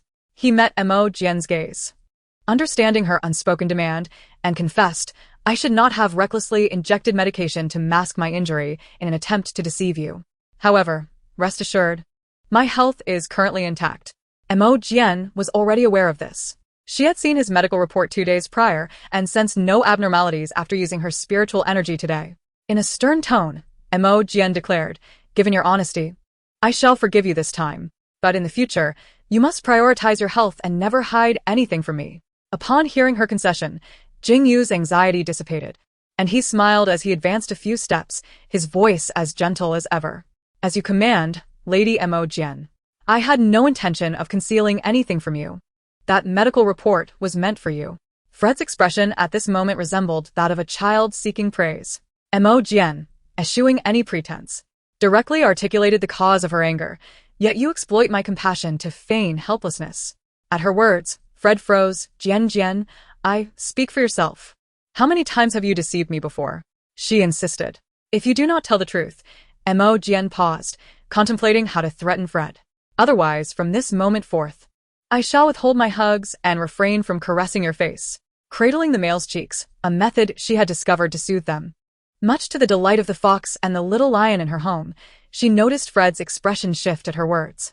He hesitated, then ultimately divulged the truth, recounting the first instance he feigned injury outside the villa and detailing the events of the last night's ball. After sharing, he did not dare to meet Mo Jin's gaze, fearing to see disdain reflected back at him, or that she might consider him cunning. The ensuing silence left him increasingly uneasy. Mistress, may I remain in your presence? I am willing to accept any title and do anything you require. This time, his plea was genuine, devoid of any pretense. Hoo. Upon hearing Mo Jin still refer to him in such an endearing manner, Fred finally mustered the courage to look up. To his surprise, Mo Jin was not angry at all. Hoo, you could have simply told me without resorting to self-harm. You are not angry? He asked, astonished. Mo Jin shook her head. The princess's cruelty is indeed excessive. This matter is not your fault. However, she shifted her tone. You must not feign helplessness. Before she could finish, Fred's ears drooped, the appearance of his fluffy fox ears seemingly materializing out of nowhere. Mo Jin's heart softened. Who merely enjoys playing the victim. What harm is there in that? However, you must always communicate with me directly and never harm yourself. Seeing that Mo Jin's intentions were rooted in concern, Fred's earlier distress vanished. He extended his tail towards her, his fox-like eyes captivating. As you command, my esteemed judge. Just then the doorbell rang. I'll get it, Jingu announced as he rose to answer the door. However, he was unprepared for the sight that greeted him upon opening it. Qi Mingshu's face, brimming with schadenfreude. Jingu, shedding his previous animosity towards Qi Mingshu, stepped aside to grant him entry. You've arrived just in time. Qi Mingshu regarded Jingu suspiciously, choosing to ignore his uncharacteristic demeanor as he had come specifically to observe the unfolding drama. He stepped into the room, locking eyes with Mo Jin, who was seated on the sofa. Qi Ming Su. Each syllable of her name was spat out with palpable anger. Qi Mingshu, who had been advancing, suddenly halted. Wait. Something felt off. Wasn't Mo Jin upset with the two males beside her? Why was she now directing such a gaze at him, despite the afternoon sun shining brightly? Qi Mingxiu felt an inexplicable chill envelop him. Why did it seem that Mo Jin's anger was somehow linked to him? He instinctively retracted the foot he had advanced, preparing to retreat, only to find himself against the already locked door. Qi Mingxiu, come here, Mo Jin called, her voice commanding. Now. It was Jingu who reveled in Qi Mingxiu's discomfort. He leaned in closer, whispering in Qi Mingxiu's ear. Given the commotion you've caused on Central Star these past few days, perhaps you should consider how to confess your transgressions. In the face of Jingu, Qi Mingxiu maintained his usual aloof demeanor, scoffing. You actually went to complain to Jian? Commander, is that the extent of your fortitude? But as soon as he uttered those words, he heard Mo Jin's voice, filled with ire. Jingu did not complain. Do not cast unfounded accusations. The hushed conversation between the two males had indeed been quiet, but just a short distance away, a miniature cactus sat eavesdropping on their exchange. Montag Dian, Through her empathic connection with the cactus, overheard their conversation. Upon confirming that her ire was indeed provoked by him, the esteemed leader of the Dark Clan experienced, for the first time, what it truly meant to feel like a thorn in one's side. He realized he should not have impulsively come here to spectate. Now. He had no choice but to bravely approach her. Jian, you cannot blame me. I simply yearn for you too much. Outside the villa, Going and Jinyu lurked in the shadows. The grand entrance was securely locked, and through the immense glass windows, they could even see Qi Mingxiu being coerced to approach Mo Jin. This was dire. Those two males were the very ones who had personally signed the wanted order. Surely, their leader was in danger. No. We must summon reinforcements. Just as they were about to turn away, a sudden realization struck them, and they froze in place. Jinyu remarked, I suddenly recalled some past events. Going responded, indeed, this scene bears a striking resemblance. After exchanging a knowing glance, they turned their gaze back towards the villa. As expected, the infamous leader was now kneeling before Mo Jin in a rather delicate manner. It was eerily reminiscent of the atmosphere they had witnessed outside the Dark Clan back then. Ambiguity had inexplicably begun to blossom. This was truly too embarrassing to behold. In an instant, they transformed back into their true forms and darted away, even swifter than before when they had intended to fetch help. Inside the living room, Qi Mingxiu walked towards Mo Jin, suddenly producing a pair of handcuffs, which he clasped around his own wrists. He then knelt directly before her. Although this position signified submission, his straightened back and the extraordinary gleam in his eyes still exuded an air of superiority. Qi Mingxiu presented his cuffed hands to Mo Jin, saying, Please arrest me. Lady Mo Jin. With a hint of mischief, he added, Could that little paddle serve as a reward? The act of kneeling caused his shirt to stretch taut against his well-defined muscles, displaying an impressive tension. The same applied to his lower half. Mo Jin could even see the imprint of the shirt clinging to his legs. Uncertain of why she felt flustered, Mo Jin hastily diverted her gaze. Qi Mingxiu. Why have you been causing trouble in Central Star these past few days? Qi Mingxiu, unabashed, replied, Because I wish to see you. Unable to meet openly, I resorted to petty antics to create opportunities. This response caught Mo Jin off guard. Before she could gather her thoughts, she saw Qi Mingxiu take 2 steps forward on his knees. Your Honor, it is all due to my yearning heart that I have committed such grave offenses. For the sake of public safety in Central Star, I implore you to sentence me to life imprisonment, binding me to your side for eternity. Montag Dian exclaimed. How audacious of you to turn the tables. At this moment, Jingu and Fred, standing behind Mo Jin, were taken aback. Fred gritted his teeth, lowering his voice in anger. How shameless. Jingu, however, appeared more composed, for he had witnessed even more audacious tactics employed by the 2 foxes of the 9-tailed fox clan. That statement is indeed quite shameless, he remarked. Fred, still seething, retorted. Those handcuffs were stolen from me. At this, Jingu's gaze immediately fell upon Fred's lower back. Due to the nature of Fred's duties, he always kept a small wallet there containing a tranquilizer gun and handcuffs for emergencies when dealing with uncontrollable or nearly uncontrollable males. The handcuffs that had recently vanished from the wallet now made sense. Jingu struggled to find a word to encapsulate his current emotions. No wonder he had found those handcuffs so familiar. Mo Dian's trial continued. Qi Mingxiu, no more sweet-talking. If you wish to see me, just come directly. Why create trouble for Jingu and Fred? You have already been wanted. How dare you stir up such a ruckus again? Qi Mingxiu absorbed none of her reprimand, his mind solely focused on her words. If you want to see me, just come directly. His smile broadened as he lifted his gaze towards Mo Jin, his lips moving rapidly as he spoke. Finally, once Mo Jin finished her admonition, Ximingxiu promptly acknowledged his fault. Yes, I was wrong. I will come to see you directly from now on. Mo Jin was taken aback. Isn't the crux of the apology that you won't cause trouble anymore? Just as Mo Jin prepared to continue her scolding, Ximingxiu's fingers twitched, and a wisp of black mist escaped from his fingertips, drifting beneath the sofa. In the next moment, the mist enveloped a small black paddle, which materialized beside Mo Jin. Seeing this, Jingu frowned. He understood how Ximingxiu had managed to steal Fred's handcuffs. That small paddle had once served as an instrument of punishment for him. But after Mo Jin transformed into a different person, he had proposed it could be used for playful purposes. However, at that time, a bashful Mo Jin had declined. Now. The paddle lay inexplicably beneath the sofa. Jingu scoffed, realizing Ximingxiu was quite resourceful. Jian, I have erred. How would you punish me? Montag Dian replied. Of course, you must be punished, but that paddle holds no real power over you. I shall choose a different method of punishment. The three before her were all super S-class males. The paddle would hardly serve its intended purpose. Just as Mo Jin was about to articulate the nature of the punishment, she heard Ximingxiu's voice. In that case, could that paddle serve as a reward? Upon hearing this, the others present were momentarily stunned. Montag Dian exclaimed, Elf Mingsu. She had never encountered such a brazen individual before, and now she could only glare at him, struggling to form a coherent response. Jingu interjected, If you're feeling frisky, I can assist you. Fred coldly added, The Security Bureau has more durable restraint devices that would suit you perfectly. Ignoring the two males beside him, Ximingxiu fixed his unwavering gaze on Mo Jin. Your Honor, you should be clear in your rewards and punishments. If I accept my punishment obediently, will there be a reward? Mo Jin, feeling cornered by Ximingxiu's relentless stare, reluctantly acquiesced. Very well. Ximingxiu smiled with satisfaction. Jian, you must not be partial. Fred's voice carried a hint of wistfulness. Mo Jin turned to see both males behind her wearing pitiful expressions. Do you both wish for something too? Their pleading gazes would soften anyone's heart. Though perplexed, Mo Jin conceded. All right. Your Honor, how do you intend to punish me? Ximingxiu's question drew Mo Jin's attention back.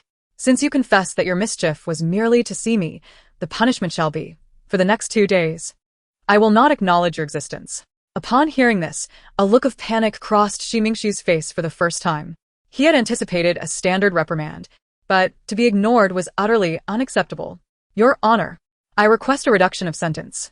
Mo Jin did not waver at Ximingxiu's plea. Instead, she enacted the punishment. She stood from the sofa and walked towards the door. The sun is splendid. Let us go outside to bask in it. Jingu and Fred promptly followed, leaving Ximingxiu alone before the sofa. As he rose, his expression remained grave, contemplating a solution. Once he freed his wrists from the handcuffs, his demeanor shifted entirely.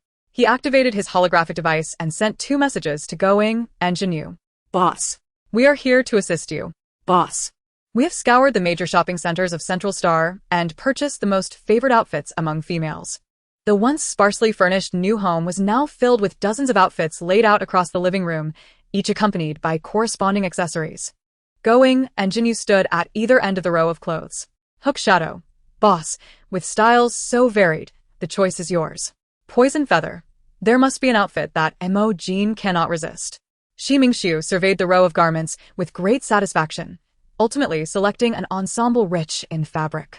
With ample time remaining until evening, she decided to try on the outfits in descending order of extravagance, certain that she would discover a style that appealed to Mo Jin. By 3 in the afternoon, Mo Jin still reclined in the rocking chair outside the villa, basking in the sun while savoring freshly washed fruit. Fred was occupied with a meeting in the study upstairs, and Jingu had departed for the military district to attend to pressing matters. As Mo Jin contemplated what to have for lunch and prepared to consult her light brain to relay her meal preferences to Fred, an unexpected shadow loomed over her. She looked up to find Ximingxiu, who had recently fallen out of favor with her. However, the attire Ximingxiu adorned at that moment rendered Mo Jin momentarily speechless. His ensemble comprised polished shoes, tailored trousers, and a crisp shirt, an otherwise mundane combination. Yet, the leather arm cuff on his bicep, along with the form-fitting leather suspenders and collar, accentuated his well-defined muscles, undeniably captivating. Mo Jin's intrigue, however, was fleeting, and she promptly rose to leave, suspecting he was attempting to deliberately entice her. She had encountered chiseled abs before. Both Jingu and Fred were quite generous in that regard, and this modest temptation was something she could withstand.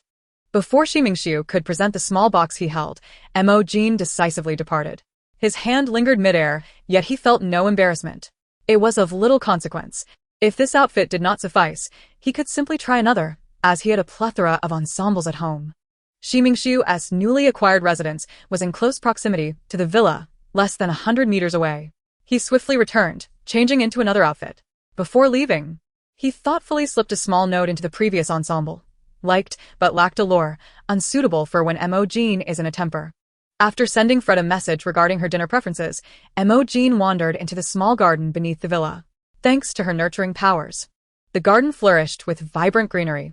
A grape trellis arched above the path, ripe, dark grapes hanging within reach.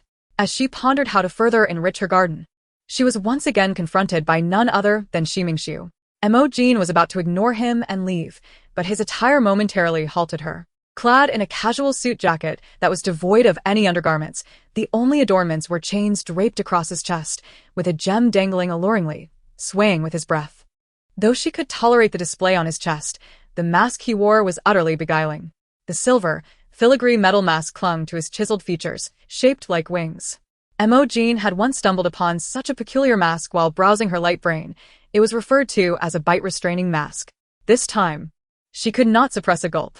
Noticing her reaction, Shimingshu tilted his head towards her, extending the small box once more. Montag Jin. The sound of his voice jolted her from the allure before her. With a haughty huff, she resolutely ignored him and turned to leave. She had pledged to punish him by ignoring him for 2 days, and she intended to uphold her word. Shimingshu smiled wryly, retracting his hand and hastily returning home. He changed outfits again and, as before, inserted a note, liked, with a hint of allure, but insufficient to quell Mo Jin's anger. When Mo Jin encountered Shimingshu for the 3rd time, his chest chains had transformed into a lacy netted design, and the mask had been replaced with a black lace ribbon obscuring his eyes. Watching him approach directly, though she remembered that he was still under punishment, curiosity compelled her to inquire, "Can you see the path?" Mo Jin, I am the leader of the Dark Tribe. Just as Shimingshu thought Mo Jin might finally acknowledge him, she abruptly entered the house and closed the door. The smile on his face only deepened with affection. Though he could not see, he sensed her excitement through the poison within him. Her heart was racing. This outfit had a better effect than the last, but it still fell short of his goal, necessitating yet another change. Returning home, he surveyed the remaining clothing options. The next ones would be suitable for the evening. At dinner time, Mo Jin sat at the table enjoying the almond cakes and chestnut pastries Fred had prepared. They were delightfully soft, sweet without being cloying. Fox, you're amazing, able to make such delicious treats. Since Fred had moved into the villa, Mo Jin had been treated to his freshly baked desserts at nearly every meal, each type never repeating. She indulged in each with glee. Fred gently brushed away the crumbs from her lips, saying, "As long as Mo Jin enjoys it." The ingredients for these desserts were carefully selected by him, with meticulous attention to proportions, ensuring they differed significantly from those sold in typical pastry shops, free from any health risks. Thus, he never imposed restrictions on her dessert consumption. Seeing Mo Jin consume the remainder of the chestnut pastry with satisfaction eased the jealousy bubbling within Fred. This jealousy had arisen due to Shimingshu. Although he had spent the entire afternoon in the study managing affairs, he had kept a vigilant eye on the happenings outside for Mo Jin's safety. Having sensed the peacock that had repeatedly attempted to flaunt itself, the enmity between males was instinctual, particularly when vying for the same female. Yet, it seemed that even if Mo Jin favored Shimingshu's outfit, he held a unique place in her heart. After the meal, Fred offered Mo Jin a serving of yogurt before retreating to the kitchen to clean the utensils. Suddenly, his movements halted. His keen instincts alerted him to the subtle sounds emanating from the second-floor bedroom. The peacock had returned to flaunt itself. This time, Shimingshu had brought several cooler outfits and stealthily entered Mo Jin's bedroom through the window. Although the villa was equipped with a security system, it was utterly inconsequential to him. Once inside, he laid out the garments and accessories on the bed before shedding his own attire. He retrieved handcuffs and secured his hands behind him, kneeling on the bed to ensure Mo Jin would see him the moment she entered. With so many outfits to try, changing one by one would be cumbersome. It would be far simpler to wait for Mo Jin to arrive and let her select her preferred style. Hearing footsteps approaching, the corners of Shi Mingxiu's lips curled upward. As the doorknob turned, he beckoned with a finger, illuminating the room's lights all at once. Then, he beheld Mo Jin, frozen at the threshold. He reclined further back, thrusting his hips forward to better present himself to her. Upon entering and encountering such a scene, all thoughts of punishment or ignoring Shi Mingxiu vanished from Mo Jin's mind, leaving her in a state of blankness. Yet, inexplicably, she found herself drawn closer to him step by step. Shi Mingxiu's hands, restrained behind his back, shifted slightly, and the lights in the room began to dim with each of Mo Jin's movements. The illuminated area gradually shrank until only a small night light above the bed remained aglow, casting a soft, dim light over him. Half-lit, half-shadowed, the obscurity heightened the allure. Honorable Chief Justice, if one performs commendably, is it possible to apply for reduction in sentence? Chapter 79. Qi Mingxiu is a scoundrel. Qi Mingxiu, why are you in my bed? And without any clothes on? Naturally, if I have angered Jian Jian, I must personally come to atone. Jian Jian, please select a set that you fancy. Following Qi Mingxiu's gaze, Mo Jian finally noticed that before him lay an array of fabrics, each distinct in style, which could hardly be classified as clothing. Mo Jian expressed her confusion reasonably. These garments?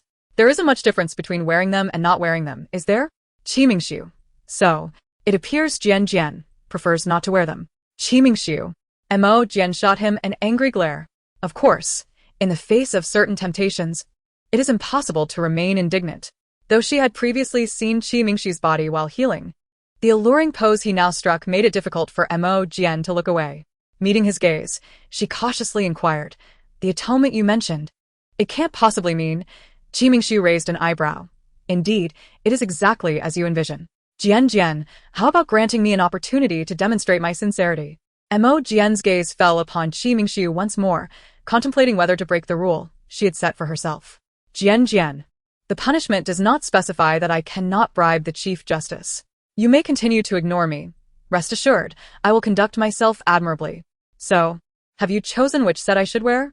In the bathroom, Qi Mingxiu, clad in an enticing butler outfit, was gently wiping down Mo Jian's body. This ensemble was of his own selection. Earlier, Mo Jian had not responded to him, merely stating, "I'll take a shower first," before stepping into the bathroom. Naturally, when she saw him enter, she intended to chase him away. Thankfully, he is a scoundrel. Scoundrels always have their ways. The delicate skin of females required Qi Mingxiu's touch to be soft and gentle. He had never been so meticulous before.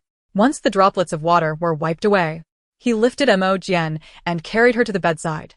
At this moment, Mo Jian remained unaware of the implications behind Qi Mingxiu's earlier statement about performing well. Placing her upon the bed, several items slipped from Qi Mingxiu's grasp and fell onto the sheets. Mo Jian tilted her head to observe. 1 box, 2 boxes, 3 boxes, 10 boxes in total. Having engaged in similar activities with the two males at home, upon recognizing the familiar packaging, Mo Jian immediately understood what they were. Qi Mingxiu, Why are there so many? not knowing which type you preferred, I naturally prepared a variety. Since I am here to atone, I must demonstrate my sincerity. As he spoke, Qi Mingxiu had already leaned closer. Too much. Mo Jian immediately attempted to roll away, but before she could escape far, Qi Mingxiu seized her ankle and pulled her back. With just one hand, he pinned her arms to the bed. "Jian Jian, there is no escaping now." Passionate kisses descended upon her cheeks, entirely different from the gentle restraint displayed by the previous two males. Due to Mo Jian's initial nervousness, Qi Mingxiu did not rush to the next step, merely aiding her in acclimatizing. However, to his surprise, Mo Jian seemed even more impatient than he was. "Qi Mingxiu, you are doing this on purpose." Intentionally teasing her repeatedly, unable to suppress a chuckle, Qi Mingxiu asked, "What did you call me?" Qi Mingxiu. Qi Mingxiu. That's not right. Noticing the confusion in Mo Jian's eyes, Qi Mingxiu leaned in for a kiss. "Scoundrel. Qi Mingxiu is a scoundrel. He is a scoundrel personally dubbed by Jian Jian." The hour hand on the clock ticked away, and the phrase Qi Mingxiu is a scoundrel echoed repeatedly in Mo Jian's mind. Chapter 80. Buy a few more boxes to stock up. Naturally, not all 10 boxes were utilized. Only 3 were needed. Early the next morning, as Mo Jian lay in deep slumber, Qi Mingshu opened his light brain to send a message to Going and Jingu, instructing them to procure several more boxes of the 3 styles that Mo Jin had chosen the previous night.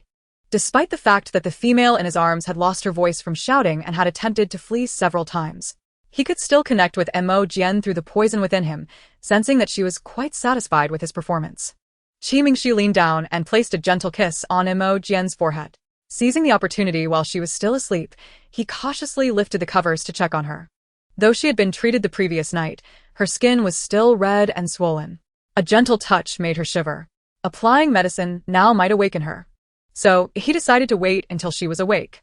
Qi Mingshu snugly tucked the covers around Mo Jin before rising to leave the bedroom. Fred was in the kitchen preparing breakfast when Qi Mingshu approached him, presenting a palm-sized wooden box. The intricate patterns on the box caused Fred's brow to furrow. This is royal property? Qi Mingshu readily admitted. Indeed, it was smuggled out of the palace. Jian has lost weight. I heard that this millennium ginseng and reishi are very nourishing for the body. You should know better than I how to use it. This was also what he had carried when he visited Mo Jin several times yesterday. Upon hearing this, Fred for the first time refrained from scornfully criticizing Qi Mingshu's thievery. Jian indeed needed to restore her health. However, when Qi Mingshu produced the item, Fred's pupils contracted. Is this a Ganyal elixir? Fred hurriedly took it from Qi Mingshu for a closer inspection, his expression uncharacteristically serious. Return it. Do not meddle with the White Dragon's possessions. Seeing the seriousness on Fred's face, Qi Mingshu realized the situation was more complex than he had anticipated. Yet he still sought clarification. White Dragon? Are you referring to that imperial prince who always enjoys lingering by the waters? Fred nodded, openly explaining. The White Dragon has a peculiar temperament. He either meditates in the water or studies ancient texts to concoct elixirs. However, he is very protective of Tanxia. All these elixirs are crafted for her well-being. Outsiders may not know the truth, but I can discern through the secrets of the Fox clan that Tanxia's so-called highest level of mental power is merely a result of drug-induced enhancement. Qi Mingshu remained somewhat skeptical. With so many elixirs, certainly over 10,000, how could he possibly notice if I merely took a few? Fred, there have been others who thought the same, taking only one, and they ended up as nothing more than the ashes of the White Dragon's alchemical furnace. That unfortunate soul was the 11th prince, who fled to a star system 1,000 light-years away, yet was still captured. While he is temporarily in seclusion, return it as soon as possible. Although the purpose of stealing the elixirs was to restore Mo Jin's health, now that it posed a risk to her, Qi Mingshu no longer hesitated, transforming into his true form and soaring out of the kitchen. Fred, however, was left somewhat puzzled. The quality of those elixirs was exceedingly high. If Tanxia were to consume them daily, her mental power should not merely be at the A rank. Of course, he only pondered this for a moment before casting the matter aside. The royal family's affairs were of no concern to him. Fred held the reishi and ginseng, contemplating how to utilize them. Just as Qi Mingshu departed, by coincidence, Going and Jingu arrived at the balcony outside Mo Jin's bedroom, bringing 3 large boxes with protective measures. The boss had instructed them to place the items directly here. Naturally, they had not considered that the first person to see these 3 large boxes would be Mo Jin. She merely wanted to get up for a drink of water when she suddenly noticed something piled outside on the balcony. Channeling her spiritual energy, she manipulated the greenery on the balcony to bring the items inside. Upon realizing what they were, Mo Jin exclaimed, Qi Mingshu. Reflexively, she felt a familiar pang of pain and swelling. The bedroom door swung open, and Fred entered, holding a cup. Jian, you're awake so early? Fox. Does the Fox clan possess any secret techniques for pain relief? Chapter 81. Foxes naturally groom themselves. Jian, are you injured? Upon hearing Mo Jin's question, Fred hurriedly stepped forward. Though she had done everything necessary, when it came to explaining, Mo Jin still felt a twinge of embarrassment. She could only gesture towards the 3 large boxes nearby. Fox, I applied the medicine last night, but it still hurts. Fred was momentarily petrified. He could not afford to scold Qi Mingshu just yet. He immediately set his cup aside and began to examine Mo Jin's body. Fortunately, she was not injured. Apart from that one area, there were only faint red marks on her skin. The Fox clan indeed possessed corresponding secret techniques. Wait for me, Jean. Before leaving, Fred pointed to the cup he had placed on the nightstand. Jean, that is reishi ginseng milk, meant to nourish your body. Please drink a cup every morning, all right? Mo Jin nodded and tilted her head back, allowing the liquid to flow into her mouth. The sweetness mingled with the scent of ginseng, devoid of any unpleasant herbal odors. Akin to a delicious syrup. Fox, you are so kind. When Fred returned, he held a jar of ointment. He cradled Mo Jin in his arms, applying the ointment with his long fingers, careful not to harm her with his meticulously trimmed nails. Moreover, his unique technique alleviated the pain. Yet Mo Jin sensed something was amiss. Fox? Fred explained candidly, Jin, the ointment and the massage promote blood circulation and dispel bruising, helping to relieve the pain swiftly. This time he spoke the truth, not intending to tease her. Jin's body had yet to recover, and she could not endure a second ordeal today. Fred quickly finished applying the ointment. The Fox clan's secret techniques indeed diminished the pain rapidly, but they also brought forth new complications. There were certain things that could not be controlled. She wanted to reach for a tissue. However, before her fingers could touch the tissue, she felt a tickle beneath her, akin to feathers brushing against her skin, causing her to instinctively shudder. It was a fluffy foxtail. Just as Mo Jin was about to speak, she was taken aback by an even more shocking sight. The tip of the tail swayed in the air as Fred held his own tail, licking it clean. Jin? Fox. You did this on purpose. The corners of Fred's eyes lifted playfully as he replied nonchalantly, Jin, foxes naturally groom themselves. Besides, this is your scent. I quite like it. With that, Mo Jin promptly climbed out of his embrace and wrapped herself in the blanket. I am going to sleep now. Her own female master was still so easily teased. Indeed, it was still early, more than an hour earlier than Mo Jin usually rose. Normally, it took several calls from him before she reluctantly got out of bed. Today, he had merely intended to feed her the nourishing drink and had not anticipated such an outcome. Fred picked up the empty cup and quietly left the bedroom. Father, I do not want to marry Mo Jin. She is worthless and even more, she is cruel. If it weren't for her despicable schemes, how could she ever aspire to our Snow Wolf clan? Atop the snowy peaks, the grand and spacious palace, despite its lavish decorations, was imbued with an air of coldness. Chapter 82, The Substitute Bride of the Snow Wolf. Mo Jin had forced her family to sign a marriage contract, which only the female could annul. Father, I truly cannot marry Mo Jin. The marriage contract was protected by imperial law. It was an agreement binding males and females who had not yet reached the marriageable age as partners. Once the contract was established, the male was required to remain loyal and chaste. This was often a method employed by prominent families to secure an excellent female for their offspring in advance. Seeing his son in distress, Xia Huan hurried to console him. This was his son, whom he had doted on since childhood. Xinglan, do not worry. Your father has already devised a plan. You have thought of a way to annul the marriage with Mo Jin? Xia Huan shook his head. If you were to bond with her, most of the Snow Wolf clan's assets would transfer to Mo Jin's name. Such a vile female would never agree.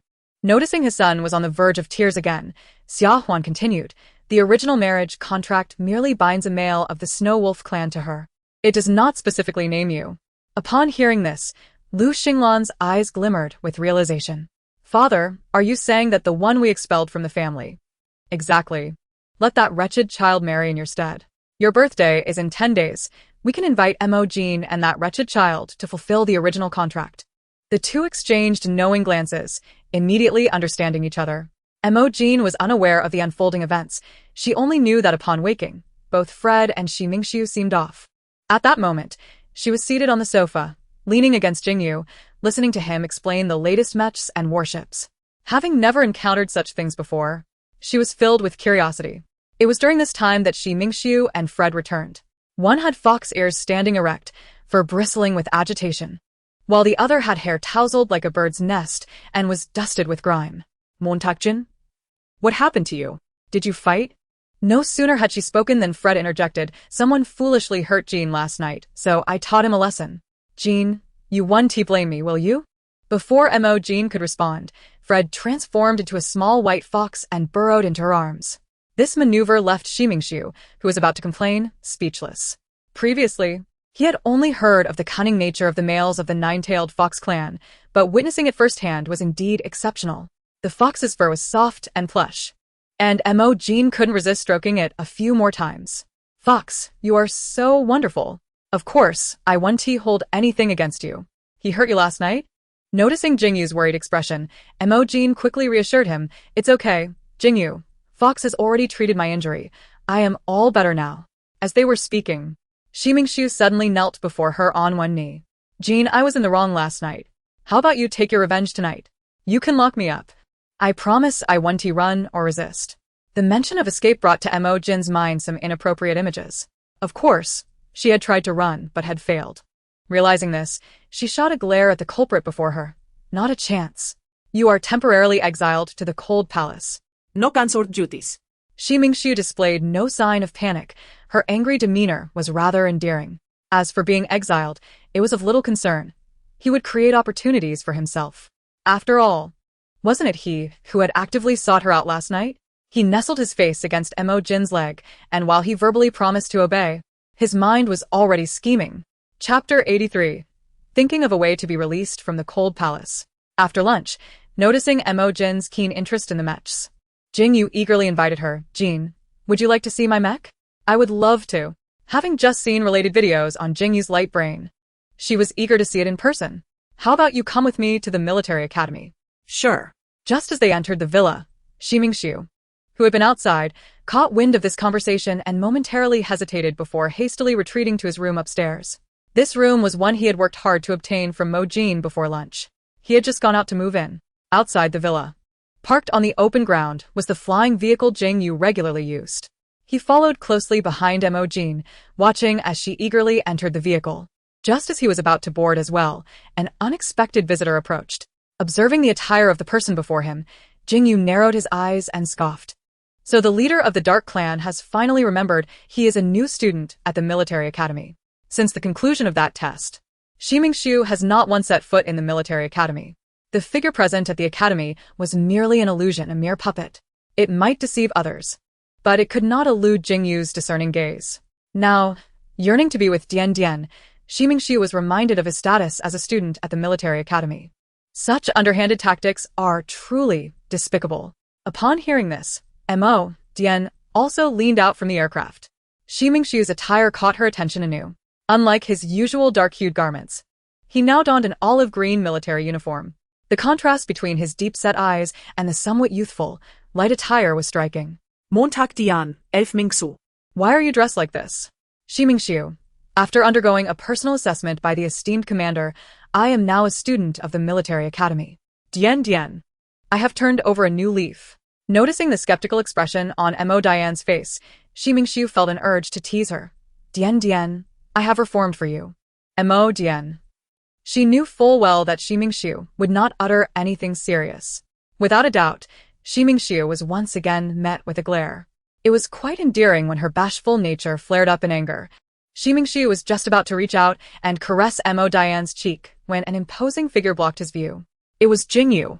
Jingu, since you have admitted to being a student of the military academy, you should recognize that I am now your superior.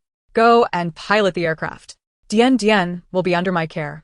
With that, Jingu stepped into the aircraft, dismissing the clenched fist behind him that was cracking from tension. Where is Jingu? I demand to see him. I am a princess of the Empire. He should come out to greet me personally. Your Highness, we are unaware of the commander's whereabouts. Tanxia seethed in front of the central building of the academy. After her mental strength had suddenly diminished last time, she had temporarily spared Jingu and Mo Jin from her wrath. She could only blame her brother for the ineffectiveness of his medicine. It took her over 10 days of consuming it for her mental strength to elevate. Now that she had finally regained her A-class status, she was determined to teach Mo Jin and her partner a lesson.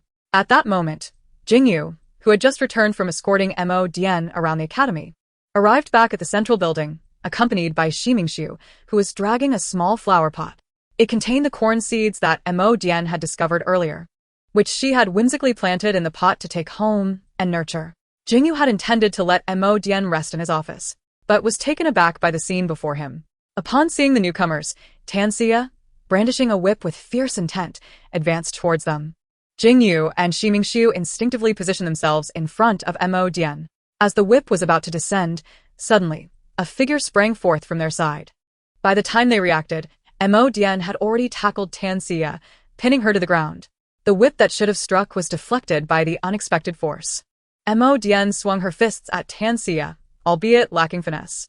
Earlier, while passing by the training grounds, Jingu had indeed taught her a couple of moves. However, In that moment, Mo Jin was too consumed by her emotions to recall any techniques. Tan si jue. Trying to bully Jingu again. Will you dare to do so next time? Seeing his partner in such a protective stance, Jingu found himself both amused and exasperated. Mo Jin's words were, in fact, intricately linked to him. Just prior in the training grounds, Mo Jin had suddenly asked him to teach her some moves and inquired about what to do if someone continually bullied her. Jingu, puzzled by her sudden question, had earnestly assured her that no one could harm her as long as he was around. Yet, upon hearing this, Mo Jin had not relaxed. Rather, she seemed to be reminiscing, tinged with a hint of sorrow. He had continued, people are often bullies to the weak and cower before the strong. If anyone dares to provoke you, just defeat them until they no longer have the courage to return. Watching Mo Jin maintain the upper hand as her opponent took the blows, Jingu felt a swell of pride as he stepped forward to pull her up. Although Tan Xia was detestable, she was still of royal lineage. Meanwhile, Ximingxiu, who had remained silent, was intriguingly focused on the small flower pot. Originally just a sapling, the corn stalk had grown to match his height. In a span of mere minutes, several large, plump ears of corn had sprouted and continued to grow at an astonishing rate. The more Mo Jin's fury intensified, the faster the corn thrived.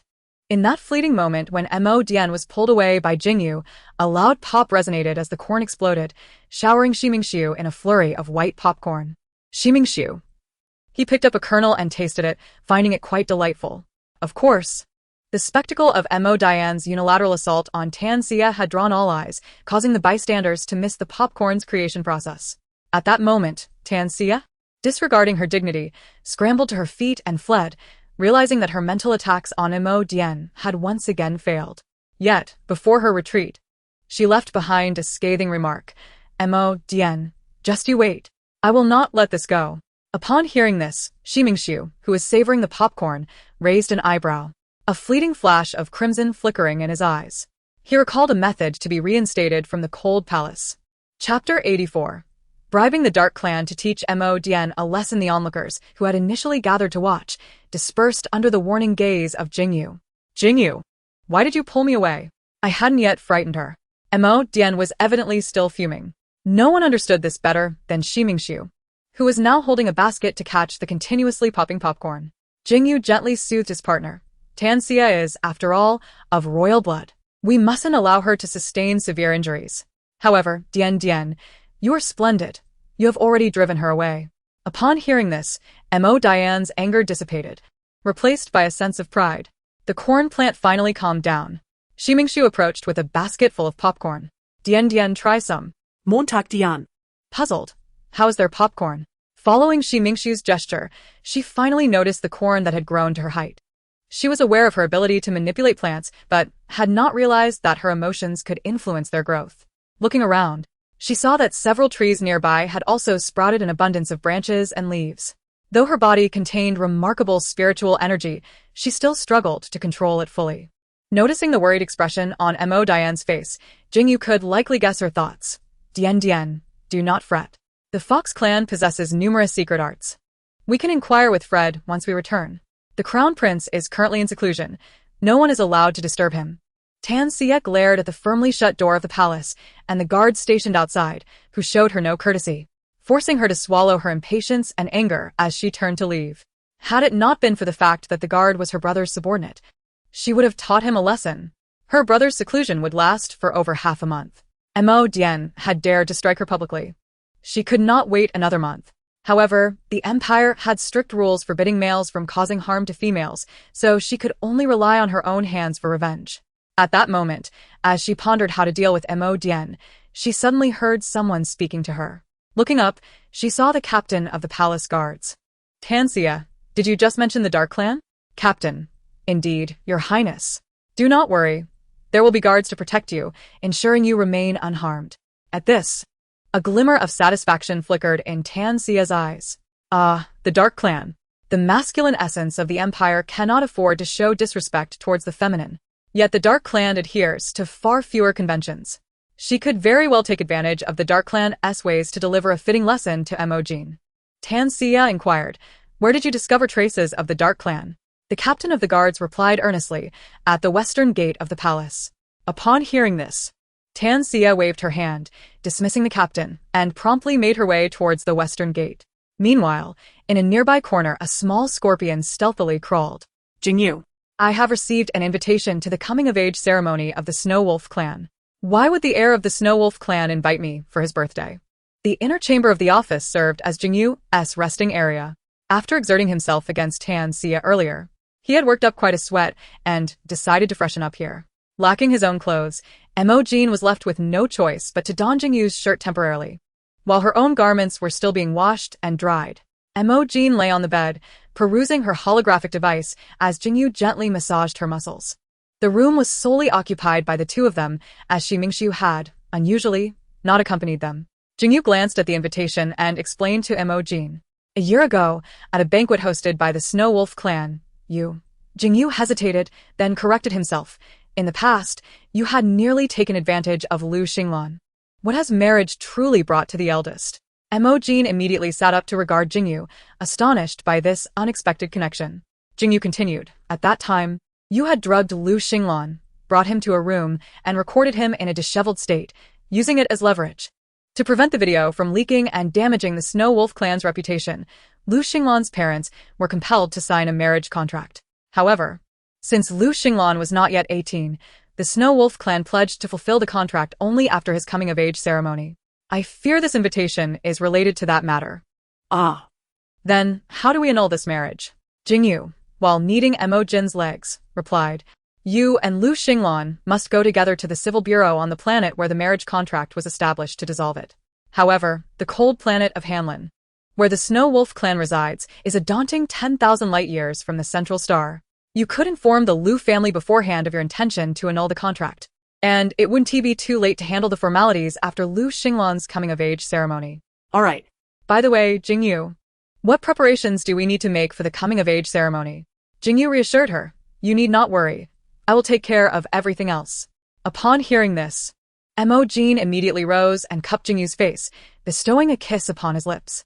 Whether it was because Jingu was the first person she encountered upon her arrival, or due to his unwavering patience and gentleness towards her, in her heart, Jingu would always be the most unique presence. Suddenly, Mo Jin recalled that since two more males had joined her household, her time with Jingu had not been as ample as before.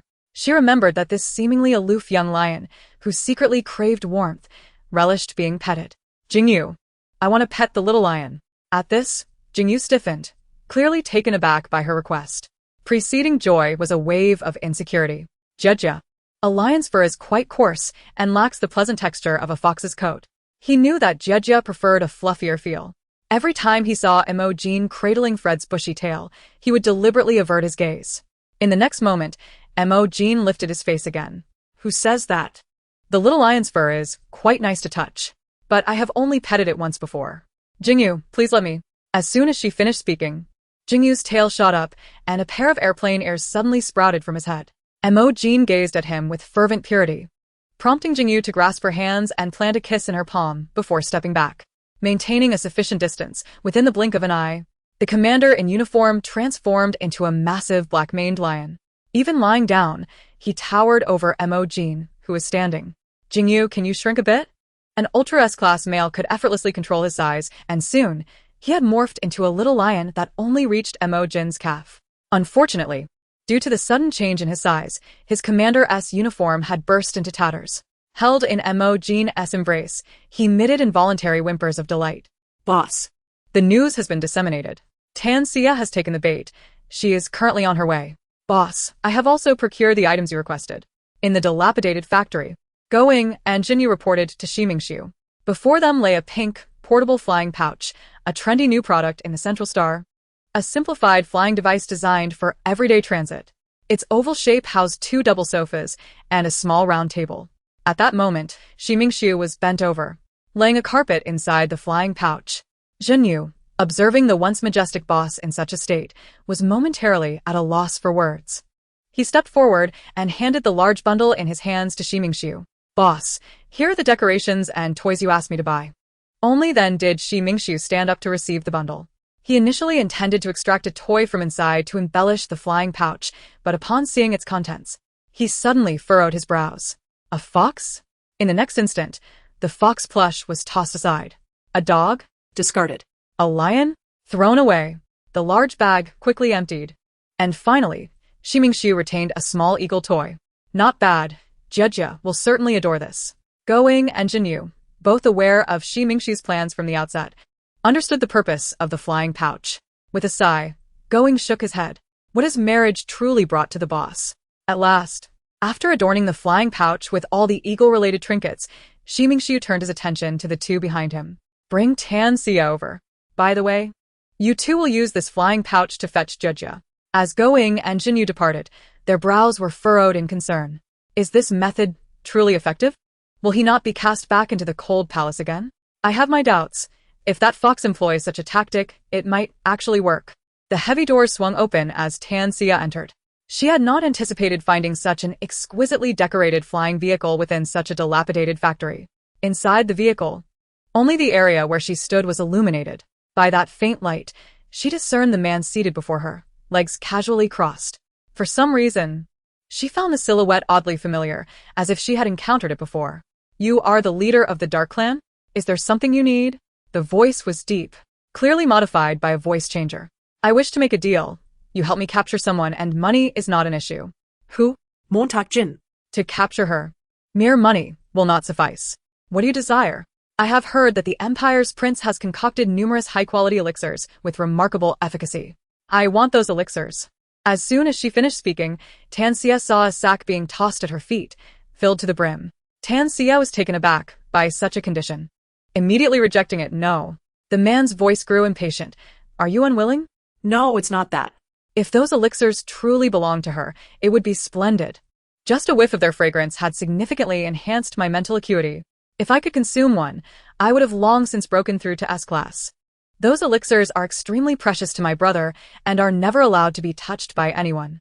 However, I do possess a number of rare treasures that could serve as compensation. All right, fill that sack to the brim. And should you dare to deceive me, the sound of cracking knuckles echoed ominously in her ears. Even the audacious Tanxia found herself gripped by a twinge of trepidation as she mustered her courage to declare, I possess a plethora of exquisite treasures. As long as you capture Mo Jin and assist me in humiliating and tormenting her, remuneration shall pose no issue. The man let out a cold scoff. Let's discuss compensation, once I have laid eyes on it. Having long been aware of the notorious reputation of the Dark Clan for their unscrupulousness, Tanxia realized that only they could help her exact retribution on Mo Jin, compelling her to swallow her pride and pick up the burlap sack before her.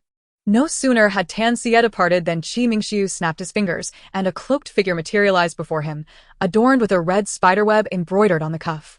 The figure knelt before Ximingxiu, addressing him as chief. Ximingxiu commanded, follow her and retrieve everything. What? You're saying Ximingxiu's identity has been exposed and he is being threatened by Tanxia? In the small garden, upon hearing the words of Going and Jinyu, Mo Jin immediately discarded the small spray bottle in her hand. Going exclaimed, the boss is being hunted by the Central Star and is in grave danger. Jinyu added, Tanxia is indeed vicious, launching a sneak attack on the boss with toxic mist. His situation is dire and only you can save him. The two before her trembled, their heads bowed, their voices shaky and intermittent. Mo Jin's anxiety surged, leaving her no time to ponder. Take me to him at once. She was led by the two into a pink flying bag. Inside the flying vessel, Ximingxiu sat in the bedroom, perusing his holographic computer. Displayed were the 10 most favored postures for mistaken identity among females, compiled by Going and Jinyu. At that moment, a new message popped up on the screen. Boss, Missouri Jean is en route. Seeing this, Ximingxiu shut down the holographic computer and retrieved a small vial of toxin that Jinyu had given him earlier. He sprayed it twice on his face. This toxin would not adversely affect his body or consciousness. It merely imparted a rosy hue to his complexion. Indeed, within a few breaths, his cheeks flushed with color. Although his mind remained clear, his gaze grew increasingly hazy, with crimson ripples in his eyes, and even a pair of small fangs protruded from his mouth. He tore off his necktie and bound his hands behind him, then knelt at the foot of the bed to ensure that Mo Jin would see him at first glance upon entering. Jian, come quickly to save me. Chapter 87. Jian, are you truly leaving? Mo Jin had no time to think as she sprinted out of the flying vessel, guided by Going and Jinyu. Upon spotting Ximingxiu's unusual demeanor in the room, she rushed forward to assess his condition. She failed to notice the vanished Going and the door that had closed behind her. Qimingxiu, how are you feeling? Where does it hurt? Mo Jin cupped Qimingxiu's cheeks, intent on purging the toxin from him. As she channeled her spiritual energy into his consciousness, she suddenly sensed something amiss. Is this a parasitic poison? Or rather, an unmanifested one? Having previously cleansed Qimingxiu of parasitic toxins in the Dark Clan, she was familiar with this sensation. Could it be that last time I failed to eliminate it completely, resulting in its resurgence? Jian, I feel utterly unwell. Would you hold me? Upon uttering this, Mo Jin instinctively wrapped her arms around Qimingxiu's neck. At that moment, a realization struck her. If Qimingxiu had genuinely been threatened by Tanxia, how could he have welcomed her here so unimpeded? Could it be that a trap awaited her? As she embraced Qimingxiu, she discreetly established a connection with a few nearby saplings, beginning to eavesdrop on the surrounding situation. Outside the flying vessel, Going and Jingu stood vigil by a small window in the lounge.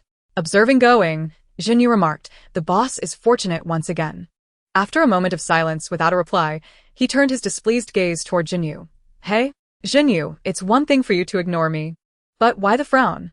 Jingu's expression was one of concern. "The toxin I used only affects the face, not the body, with Mo Jin's abilities.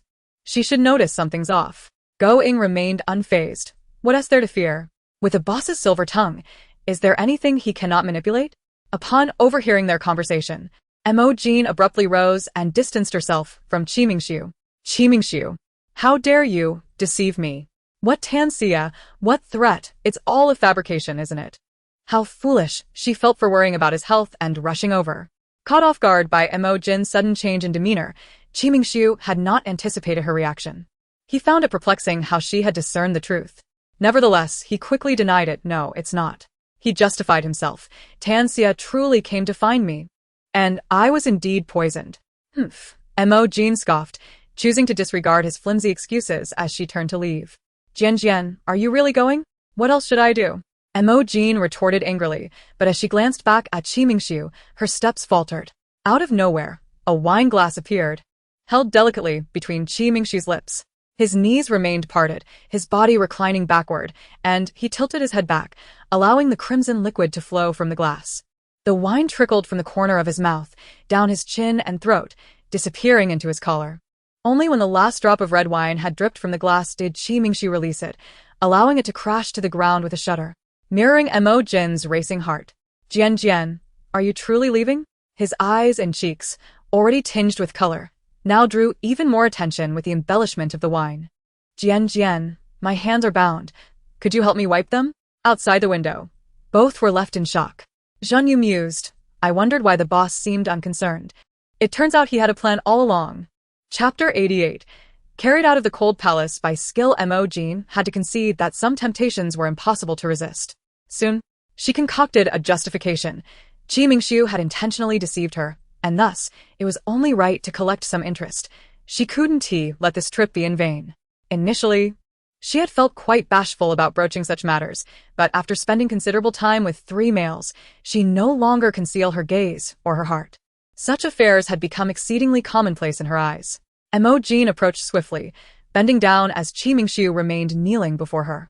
Noticing this, Qimingxiu subtly moved his fingers, and in an instant, a single leisure chair materialized behind Mo Jin. She sat down, extracting a small handkerchief from Qimingxiu's suit pocket to wipe the wine-stained liquid from his collar. While ostensibly cleaning, her other hand instinctively began to unbutton Qimingxiu's shirt. Jian, weren't you just going to wipe me? What is this hand doing?" Qimingxiu raised an eyebrow, his gaze fixed intently on Mo Jin, a knowing smirk revealing his amusement at her flustered demeanor. "Oh, I see." He deliberately elongated his words. Indeed, a considerable amount of red wine had spilled, and Jian was quite considerate. Mo Jin, already possessing a delicate disposition, flushed crimson at Qimingxiu's teasing, realizing her heart had not evolved as much as she thought in his presence. He always had this effect on her. Mo Jin shot Qimingxiu a glare. "I really want to seal your mouth shut." She playfully pinched his chest muscles a couple of times in a bid to release her frustration. Subsequently, she ignored him and focused on her task. Although Qimingxiu's mouth was infuriating, other parts of him were undeniably alluring. Yet, upon hearing his next words, Qimingxiu's bound hands stirred once more. Jian, Would this suffice to block me? Mo Jin looked up in confusion. But as her gaze fell upon the scene before her, her pupils widened in shock. Qimingshu was biting down on an ice cube amidst the glistening ice. His lips appeared even more vividly crimson. Observing Mo Jin's momentary daze, a subtle smile graced his ice-laden lips. To be liberated from the cold palace, he possessed an abundance of skills and cunning. Do not lick, Qimingshu. Your mouth is far too frigid. Having previously been a mere spectator, Jingu now found himself within the confines of the spacecraft's detention chamber. Before him lay a rather restless sack. On a nearby table, a row of small vials was displayed. Jingu provided a meticulous introduction. This vial can diminish pain thresholds. This one burns like fire upon contact. And this one induces excruciating headaches. Which one shall we utilize? Going suggested. It seems the boss prefers all of them, but alas, she is a princess of the empire and must be returned alive. And do remember to erase her memories. With that, Jingu retrieved a vial of poison from the table, stating, "It has been prepared in advance. This vial can erase altered memories." In the lounge, as was customary, Mo Jin still lacked strength after the ordeal.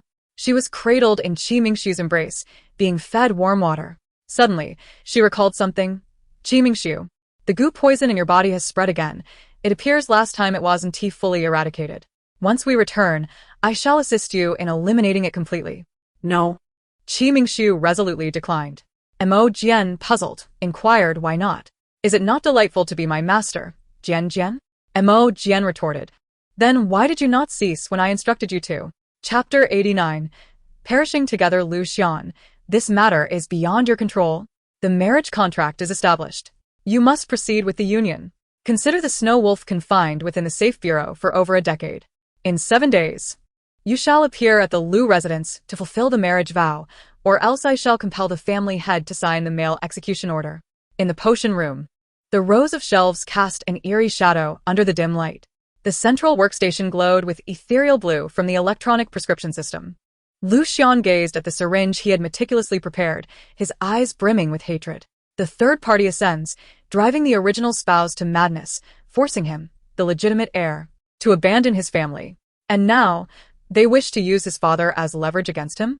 After a prolonged silence, he finally spoke. "Very well, I shall return. To perish together." With that, Lu Xian switched off the holographic communicator and stored away the syringe before shedding his lab coat and descending the stairs toward the ground. In 7 days, it would be Lu Xinglan's coming-of-age ceremony. He had heard whispers of it. Lu Xinglan had been trifled with by a scoundrel and was coerced into a marriage contract. However, they had concealed it well. He remained unaware of the identity of that female, only knowing her nature was brutal, sowing discord everywhere. Did they expect him to substitute in marriage? Did they still perceive him as the powerless waste cast out from the family a decade prior? His successful awakening of SS-level psychic power had granted him a foothold in the central star, yet this was still insufficient to contend with the entire family. Seated upon the sofa, Lu Xian scrutinized the vial in his hand. The explosive power and combatability of males on the verge of losing control are 100-fold greater than in ordinary times. He could not resist the Empire's marriage contract. Yet he could take those individuals along with him. "Master, you are awake. Please have some porridge." Tan Xie supported her head as she sat up in bed, feeling an ache throughout her body. Yet, she could recall nothing of the events that transpired. Frustration surged within her, and she carelessly knocked over the bowl of porridge beside her, exclaiming, "An obstructive thing." The male nearby hastily knelt in supplication. Tan Xie cast him an impatient glance, commanding, "Lick the floor clean." He was her rightful husband, once the imperial marshal, possessing commendable looks and valor. Yet upon bringing him home, she discovered him to be rather mundane, devoid of excitement.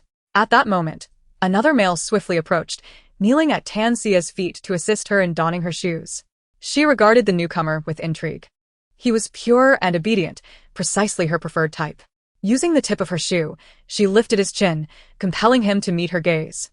"You are quite handsome, though your complexion lacks vitality." Upon hearing this, the male immediately understood and raised his hand to slap his own face. Tan Xie observed him with satisfaction, declaring, "Very obedient. Ensure you are clean for tonight." As her shoe tip held his chin, preventing him from bowing, the male promptly expressed his gratitude. "Thank you, Your Highness." Once Tan Xia withdrew her foot, she patted his face lightly, instructing, "Fetch my ruby necklace." After he departed, he returned shortly, his face pale and trembling as he pleaded, claiming he could not find it. Tan eyo furovet her brol, displaying her displeasure. At that moment, the male who had initially served her porridge rose to respond, "Master, you took all the jewels from the storeroom yesterday and did not inform us of their whereabouts." What? Upon returning to the villa, Mo Jin sat beside the grapevines in the small garden, tending to the freshly picked grapes. On a small table beside her lay the washed fruits. She intended to brew wine. Mingxiu approached, carrying several large jars. At that moment, the holographic communicator on her wrist flickered several times. She opened it to find a calendar notification. An asterisk was prominently marked beside the date of the following day. She had no recollection of this matter. It seemed to have been noted by the original owner. Was there something significant about tomorrow? Chapter 90. The day unveiled in the office of the Empire's chief commander. Every item was meticulously arranged. The room's palette consisted of deep ink tones and the solid hues of natural wood, creating an atmosphere of serene solemnity. However, a half-meter tall iron cage beside the desk starkly contrasted with the decor. Clad in uniform, Jingu was currently confined within the cage, trembling, his eyes bloodshot. His teeth clenched, barely suppressing the groans threatening to escape his throat. He exerted all his willpower to restrain himself, yet certain impulses were beyond his conscious control. As a male bound by a contract with a female, what he desperately needed at this moment was the soothing presence of his mistress. Even a simple caress would bring him solace.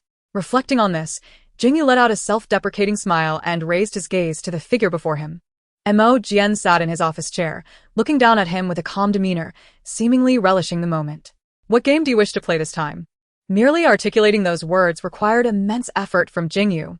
The male was not faring well, particularly an ultra S-class male. The impulses during such times were overwhelmingly intense. He never expected Mo Jin to assist him. He knew all too well that to her, he was merely an ATM, a plaything for her whims. He only hoped she would soon indulge herself and release him, allowing him the strength to inject a sedative afterward. Jingu struggled to maintain his consciousness. His level of uncontrollability was steadily rising. If he could not quickly access the sedative, he feared he might not endure this episode. Suddenly, the sound of glass shattering broke the tension. He looked up to see Mo Jin tossing the vials of medication he had prepared earlier onto the ground, one after another, until only the last vial remained, which she brought before him. Confused, he gazed at Mo Jin, the female who habitually tormented him, and who would never act out of kindness. "Not needed? Then I shall shatter it." Hearing this, Jingu wasted no time in reaching for the final sedative. He truly required it. However, just as he was about to grasp the vial, Mo Jin abruptly withdrew her hand. Due to inertia, his hand collided with the cage, and a violent jolt of electricity forced him to retract it instantly. This was an iron cage specially designed by Mo Jin, capable of delivering electric shocks. Indeed. Upon witnessing his predicament, Mo Jin erupted into hearty laughter. Mo Jin suddenly sat up in bed, her mind clouded with vivid memories that left her momentarily dazed. She recalled that tomorrow marked a significant day for Jingu. The reason this date was highlighted was that the former Mo Jin had relished tormenting Jingu on this day, reveling in the sight of him grappling with his pride, yet ultimately yielding. The exceptionally S-grade males would arrive every 6 months for a duration of 3 to 5 days, with the initial 2 days being the most intense. Prior to their arrival, there were often signs of fatigue and yearning. Mo Jin promptly rose, determined to seek out Jingu. Just as she was about to leave her room, she halted abruptly and hurried to the wardrobe, rifling through its contents. The sound of her boots echoed against the wooden floor, a series of urgent and resolute thuds, each step imbued with a sense of urgency. Jingu, having just concluded his lecture, rushed into his office, his breathing quickening.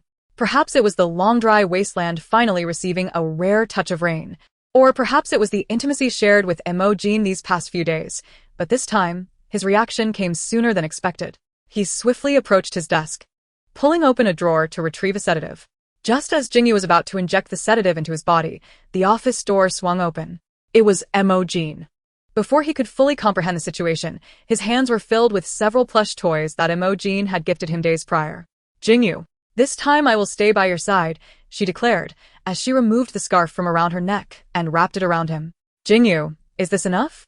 I learned that males experience a nesting impulse during their periods, so I brought plenty of clothing."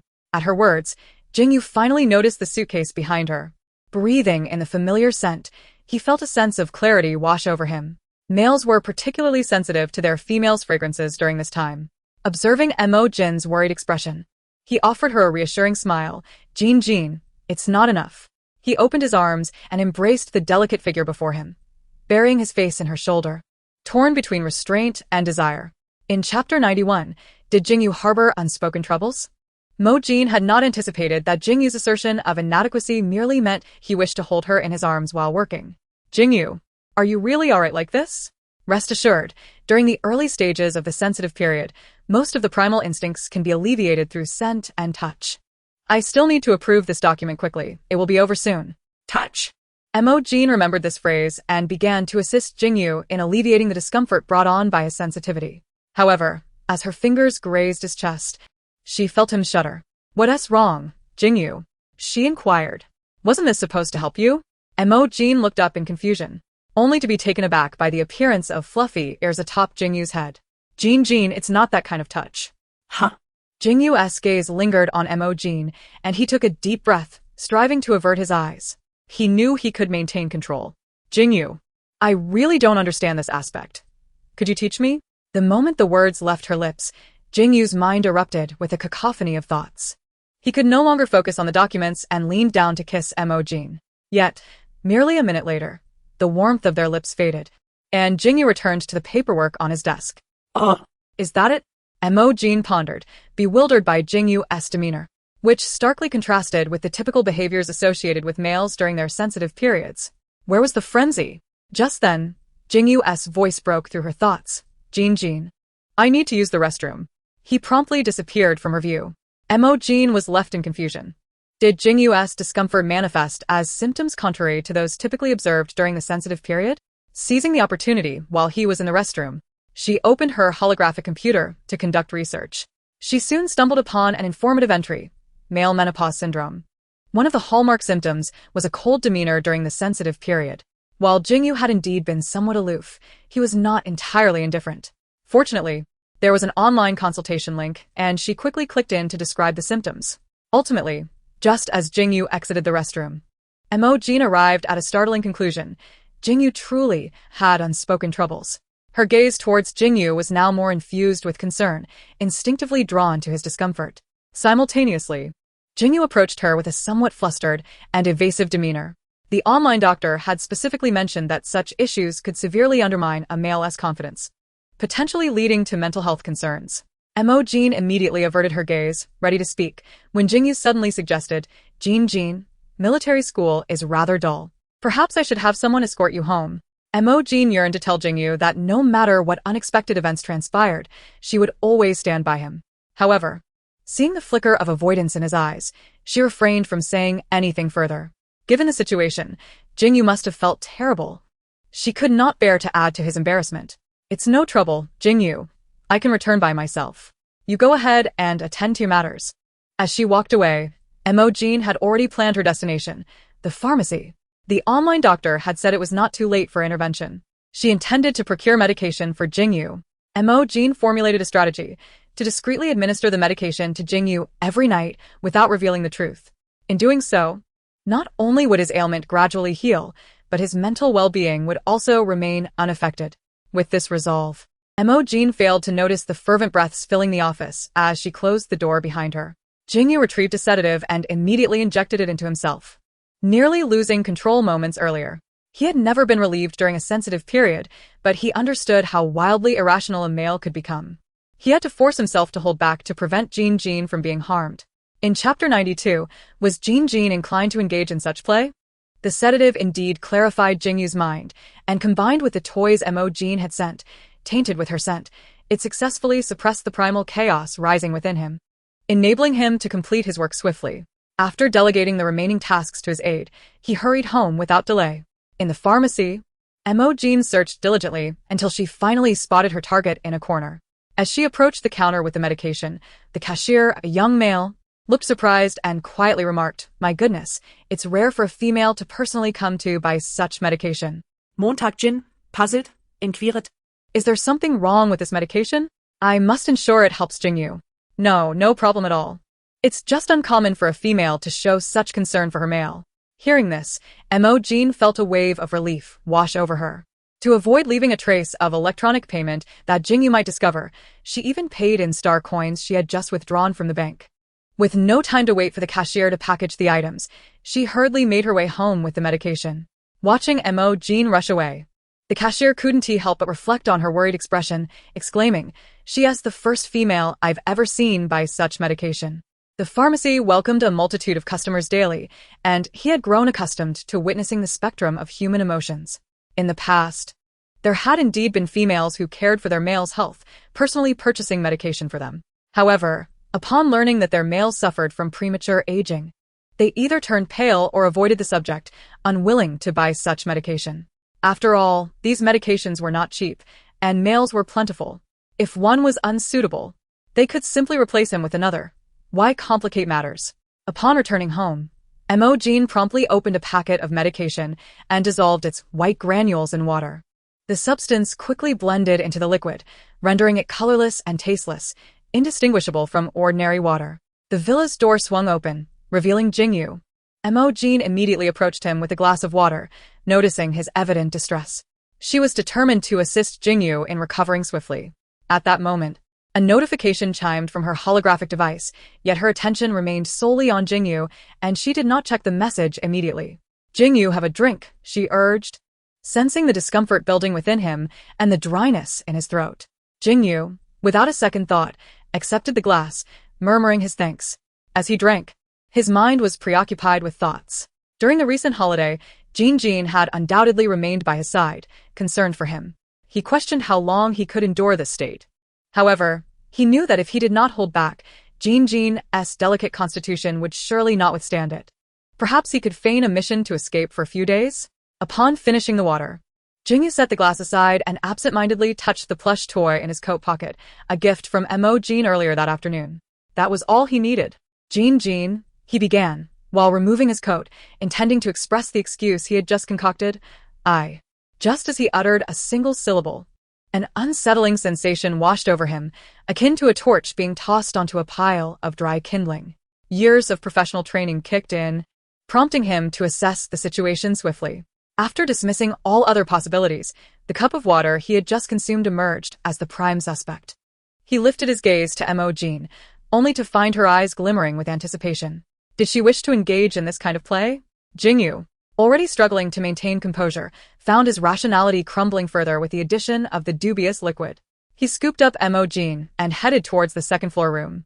At this moment, Mo Jin naively believed that the medication was taking effect, unaware of the challenges she was about to face. As Jingu carried her and opened the door to the room, Mo Jin noticed a rounded bulge under the covers of her bed, accompanied by a faint rustling sound. Suddenly, a fluffy tail tip emerged from beneath the blanket. It was unmistakably Fred. Yet, the sight evoked the impression that he was constructing a nest. Mo Jin signaled for Jingu to set her down, but to her surprise, his demeanor had become exceedingly clingy in such a short span of time. Rarely did he disregard her wishes. Now, he held her tightly and turned to leave. Jingu, wait. Don't go. Jingu halted his steps at her plea. Jingu, put me down. This time, he remained still. Mo Jin sighed, then carry me over. As those words left her lips, he again attempted to move away. Jingu, wait. Jingu obediently paused once more, though his nose brushed against her cheek. Mo Jin initially intended to glance back at Fred's situation on the bed. Yet Jingu's presence obstructed her view entirely. Jin, came Fred's voice from the bed, prompting Mo Jin to forcibly press down on Jingu's head to catch a glimpse of Fred. On the bed, Fred had fully revealed his 9 tails and fox ears, while surrounding him, on his body, and in his hands lay her clothing, coupled with Fred's glistening wet fox eyes. Mo Jin had no doubt that Fred's season had arrived as well. Fox, she barely uttered before Jingu again stepped towards the door. Mo Jin swiftly placed her hand against the doorframe, effectively halting his departure. She began to question whether the medication had any side effects. Jin, I'm fine. Fred insisted, clutching the small garments tightly, a stark contrast to his claim of being unharmed. Both were her males. How could she favor one over the other? Jingu, turn around and go back into the room. He says he is fine. At last, Mo Jin understood why Jingu had suddenly transformed into a stubborn mule. She pressed her lips against Jingu's, asking, "Is it okay now?" After a moment's hesitation, he nodded and awkwardly stepped into the room. Yet. Mo Jin could still see the evident reluctance and grievance in his eyes. She could only kiss him once more. Originally intending to spend time alone with Jingu, she had not anticipated Fred's arrival during this period. Her little lion's grievances would have to be addressed on another occasion.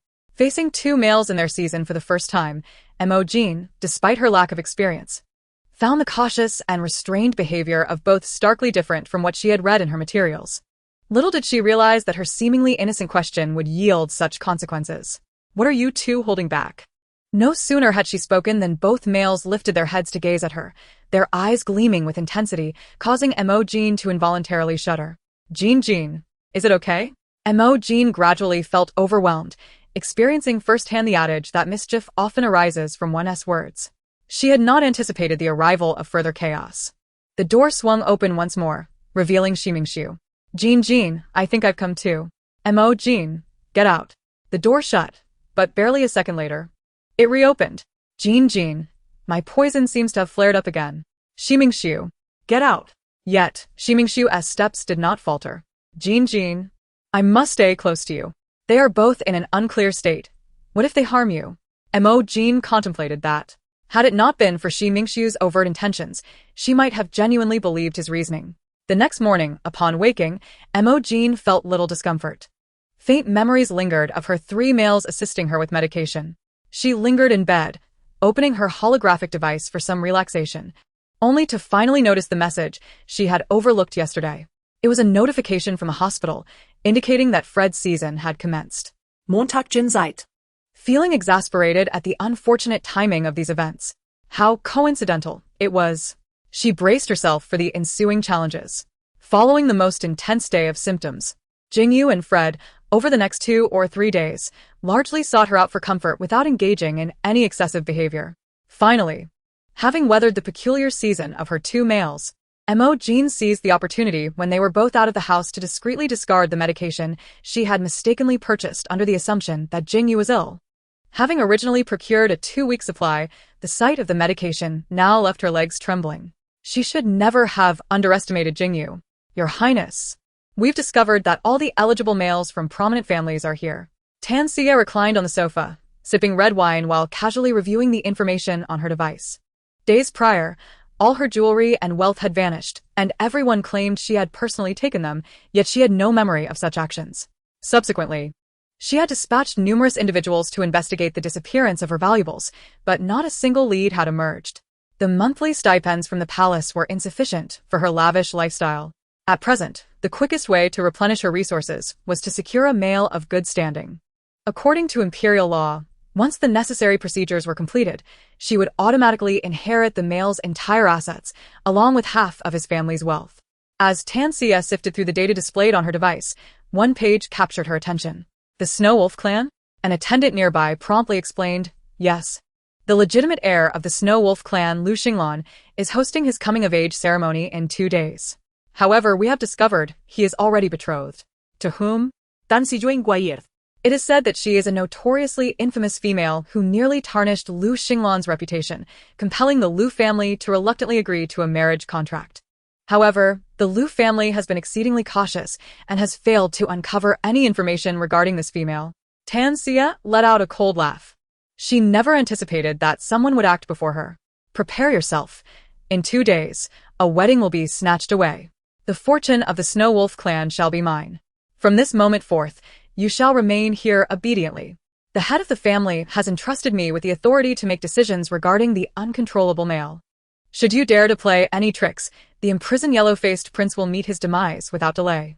With that, Xia Huan turned to leave, but paused at the door. "Tonight. "That female will move in. I kindly advise you to comply. After all, you wouldn't wish to attend the wedding missing an arm or a leg, would you?" With that, Xia Huan departed. Chapter 95. Dr. Lu, please help me. Throughout the ordeal, Lu Shiren maintained a stoic expression. He approached the window, gazing outside. The snow-capped mountains loomed majestically, layered and arranged in harmonious disarray. At the foot of these mountains, a palace bustled with countless figures preparing for the wedding. On that day, Not only the elders of the Snow Wolf clan would be present, but numerous dignitaries would gather there as well. Lu Shiren lifted his gaze to the summit, where the pristine snow gleamed, as if he could hear the thunderous roar of the cascading snow. In 2 days, everything would come to an end. Lu Shiren retrieved a vial of fragrance from his pocket and returned to his room. It contained a concoction capable of affecting one's consciousness, specifically prepared for that wicked female. He would not allow her to interfere with his plans. Just as he was about to place the vial on the bedside table, a faint scent wafted into his nostrils. Instantly, he held his breath and hurried to the window. Yet, despite his efforts, his mind felt increasingly clouded. It was a sedative. It seemed someone was eager to hasten matters.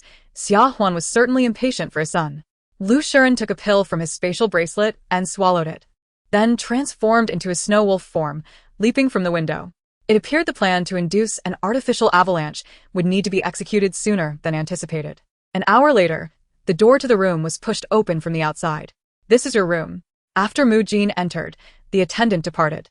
Jingu was still in the reception area, socializing with the patriarch of the Snow Wolf clan, finding such pleasantries unbearably tedious. She had requested the attendant to escort her back to her room early. On the way, she overheard the attendant mention that the male, who had been forced into a contract with her, was already waiting in this very room. Mo Jin initially intended to clarify matters and directly annul the engagement. However, after circling the room several times, she found no trace of the male. Moreover, she noticed her eyelids growing increasingly heavy. Hadn't she just napped on the aircraft? Why was she feeling so fatigued again? Stifling several yawns, Mo Jin could no longer withstand the drowsiness and decided to set aside her quest for the male. She had already advised Jingu to discuss the annulment with the patriarch. For now, rest was paramount. Just as she neared the bed, her legs suddenly buckled, and she collapsed to the floor, accompanied by an overwhelming sense of dizziness. Something was amiss. She seemed to be falling ill. Mo Jin attempted to activate her light brain to contact Jingu, but the surroundings grew increasingly blurred, rendering her unable to operate the device accurately. Left with no choice, she forced her body to move toward the door, hoping to encounter an attendant for assistance. Stumbling along, Mo Jin could not discern how far she had walked when suddenly she felt someone steady her. Looking up, she struggled to make out the figure before her. "You are Dr. Lu? Dr. Lu, I think I am unwell. Please help me." Lu Shiren was taken aback to see Mo Jin, the gentle female he had once only dared to admire from afar. "Lady Mo Jin, where exactly do you feel unwell?" Before Lu Shiren could receive an answer, the female collapsed into his arms. "Lady Mo Jin."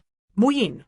Receiving no response, he quickly conducted a basic examination, relieved to ascertain that she was not in any immediate danger. However, this location was unsuitable for a thorough diagnosis. Without hesitation, Lu Shiren scooped Mo Jin into his arms and carried her into an adjacent vacant guest room. Unbeknownst to him, someone in the corner had captured this moment on camera. Chapter 96, Dr. Lu, It Jumps Unexpectedly. Xia Huan gazed at the photograph sent by his subordinate, unable to suppress a smile. Though the identity of the female in Lu Shiren's arms was unclear, the image was sufficient to prove that he had violated masculine decorum. The great families of the empire placed utmost importance on the chastity of their males. How audacious of Lu Shiren to rendezvous with another female before the wedding. This provided an excellent pretext for Xia Huan to claim Lu Shiren's dowry, left to him by his father, in the name of family honor. "Prepare the instruments. Tonight, I shall teach this disgraceful offspring a lesson before Lady Mo Jin." Given Mo Jin's notorious past, should she discover her male had been sullied, Lu Shiren would likely face a grim future. With this thought, Xia Huan could no longer contain his laughter. Meanwhile, having administered a sedative to Mo Jin, her consciousness was gradually returning, yet her mind remained somewhat hazy. Lacking professional equipment, Lu Shiren could only use a stethoscope while diligently questioning her and examining her condition.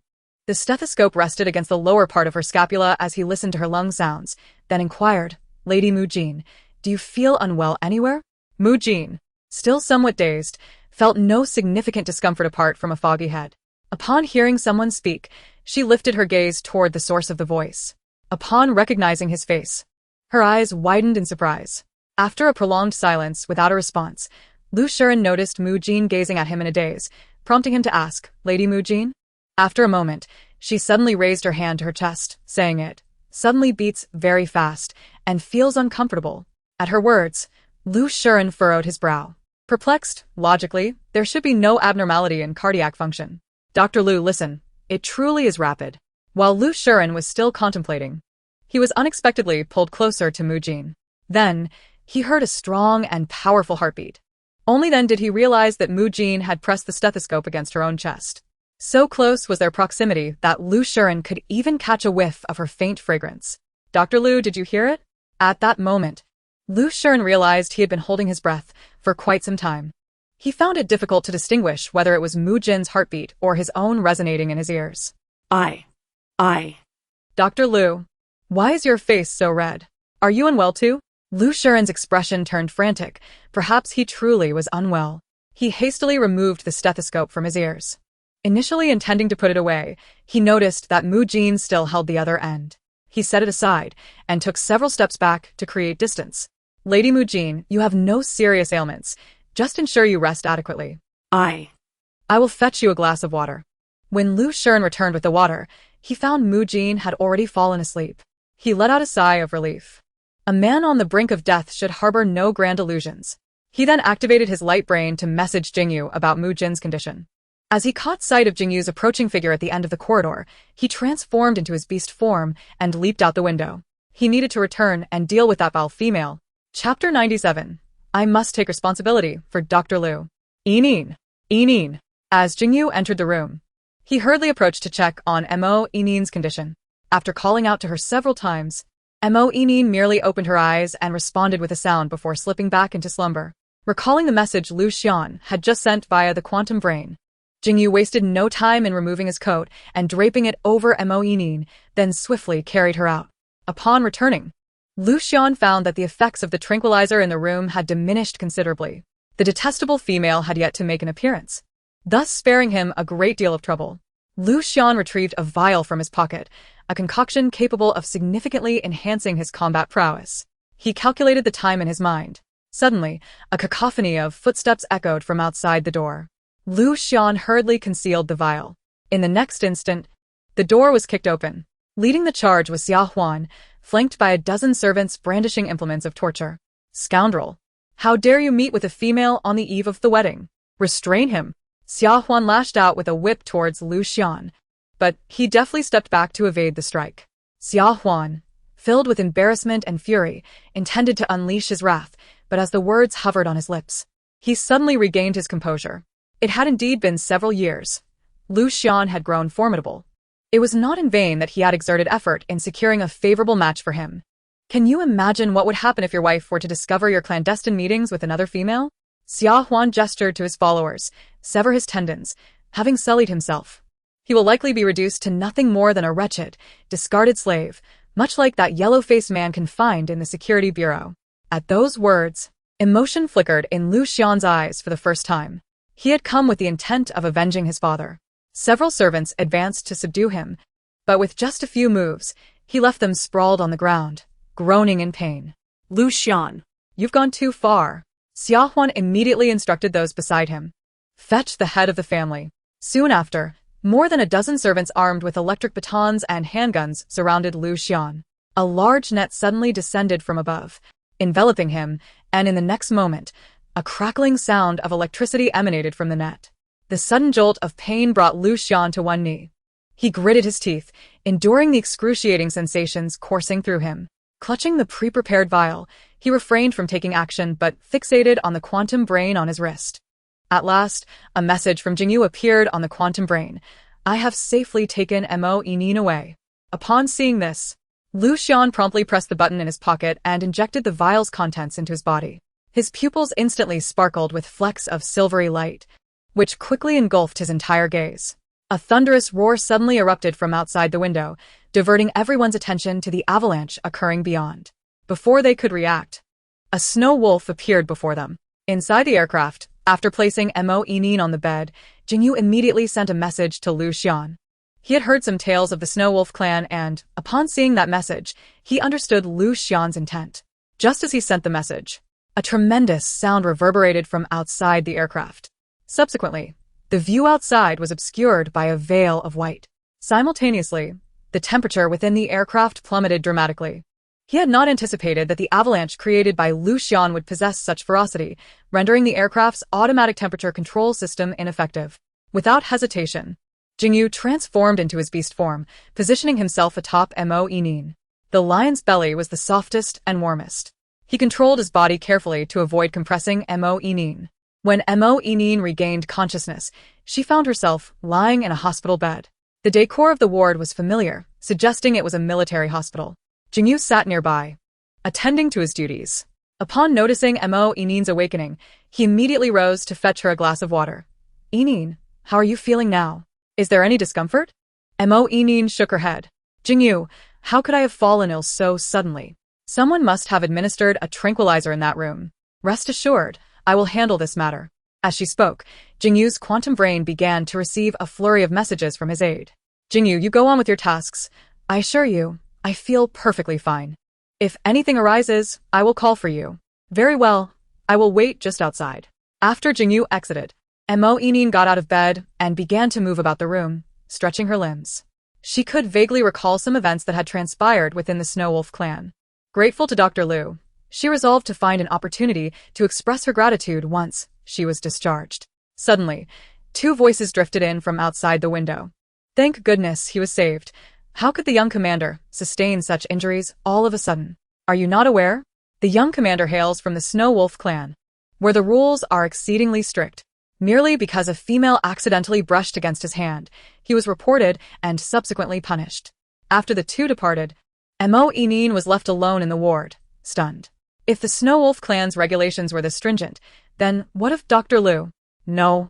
She must take responsibility for Dr. Lu. Chapter 98. Opening it. Wearing it herself. Inside the aircraft, Lu Xinglan knelt on the ground, trembling as he faced the individual seated before him. "Your Highness, I beg you. I implore you to spare me." His face was bruised, bearing a conspicuous handprint.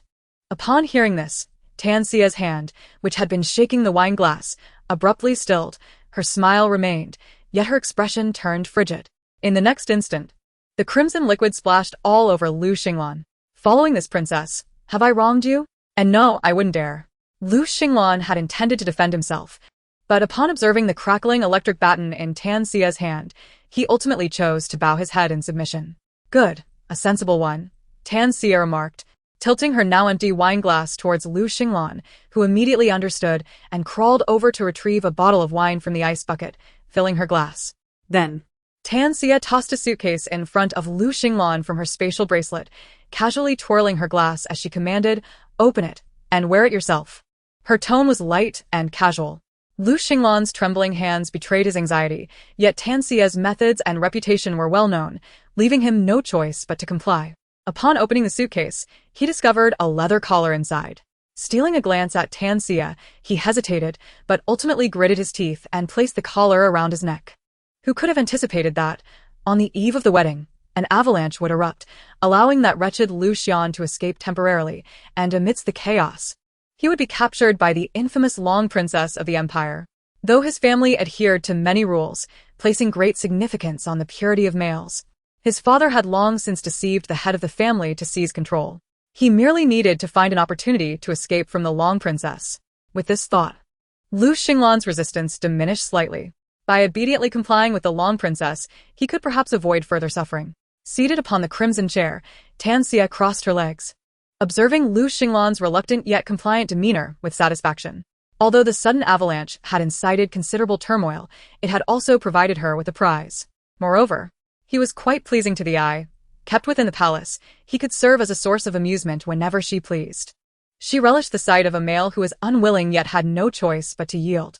As Lu Xinglan secured the collar around his neck, Tan Xia beckoned with a finger, prompting him to crawl forward a couple of steps, inching closer to her. Tan Xia lightly tapped Lu Xinglan's cheek with the tip of her shoe, commanding, "Put it on." This referred to the hand grip of the 12-circle traction rope. Lu Xinglan comprehended her intent, but he was taken aback by her audacity to engage in such a play. Having been pampered since childhood, he had always been revered by those around him. Not only had he never faced humiliation, but he had scarcely endured a harsh word. Thus, accepting this situation was exceedingly difficult for him. However, in that fleeting moment of mental resistance, Lu Xinglan felt the impatient tap of the shoe against his cheek. To avoid inciting Tan Xia's ire, he hastily slipped the leather wristband onto her high-heeled shoe. How dare she humiliate him so? Once he escaped, he would undoubtedly devise a plan to retaliate against Tan Xia. Just then, their vessel arrived at its destination. As Tan Xia placed her foot on the ground and stood up, Lu Xinglan felt the force at his neck. The limited distance of the traction rope made it challenging to keep pace with Tan Xia. With his head forced down low, he was compelled to traverse a considerable distance, unable to see his surroundings, yet witnessing countless pairs of shoes passing by him. Eventually, he was led into a room. Tan Xia reclined on the sofa, crossing her legs once more, allowing him to straighten up somewhat. "What shall we do now?" "I trust one need not elaborate," she stated. At her words, Lu Xinglan shuddered involuntarily, lowering his gaze to conceal the animosity in his eyes.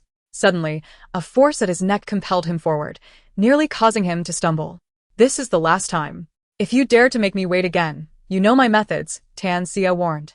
In that moment, fear prevailed as Lu Xinglan gazed into her eyes, and he complied obediently, unbuttoning his shirt. However, as he proceeded, the interest in Tan Xia's eyes gradually faded, replaced by impatience. "Such a physique evokes no desire. It truly tarnishes my eyes," she remarked disdainfully, discarding the wristband from her shoe. "Bring him." 2 attendants promptly entered the room. "Take him away.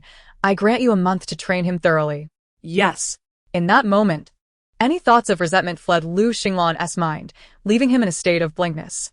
Just as the 2 attendants approached to seize him, another figure entered the room. This newcomer bowed respectfully and reported, "Your Highness, the recent avalanche has caused significant turmoil. It is said that most treasures of the Snow Wolf clan have been stolen. The clan head and the family beastmaster are still unconscious, while the remaining elders have refused to pay the bride price, citing the theft." "What? So my journey was in vain." Witnessing Tan Xia's fury, those present involuntarily trembled. She gestured toward Lu Xinglan on the ground. "No need for training. Take him to the restaurant to earn money. If the Snow Wolf clan is unwilling to redeem him, let him remain there until he is rendered useless." Chapter 99 appears to have fallen into disfavor once more. Evidence of the Dark Clan's presence was discovered? Understood. Set aside the theft of treasures for now, and continue to dispatch personnel for disaster relief. After concluding the video call, Jingu opened the site evidence report sent by his aide, subsequently capturing a few images to send to Qimingxiu. "Is this your doing? What's wrong with taking a little? Should we let these jewels gather dust in the mountains forever?" The response came swiftly with a photo, showcasing box after box brimming with jewels. "How about using these jewels to create some new dresses for Nin?" Upon reading this, Jingu could almost envision Qimingxiu's proud expression. The Snow Wolf clan, with its long lineage, naturally possessed numerous treasures. Aside from fixed assets, most jewels were concealed within the forbidden grounds of the snow-capped mountains. Following the avalanche, the forbidden grounds were left utterly barren, which explained why, even amidst ongoing rescue efforts, the elders of the Snow Wolf clan sought assistance from the Central Star. "This is more than just a little." Qimingxiu continued sending messages. "These gems would make perfect waist chains. Find a designer. I will figure out how to launder the remaining treasures into an In's account." "Forget it. What good taste could those from Central Star possibly have? I'll handle it myself." For the sake of Mo and Jingu chose not to dwell on the Dark Clan's opportunistic actions.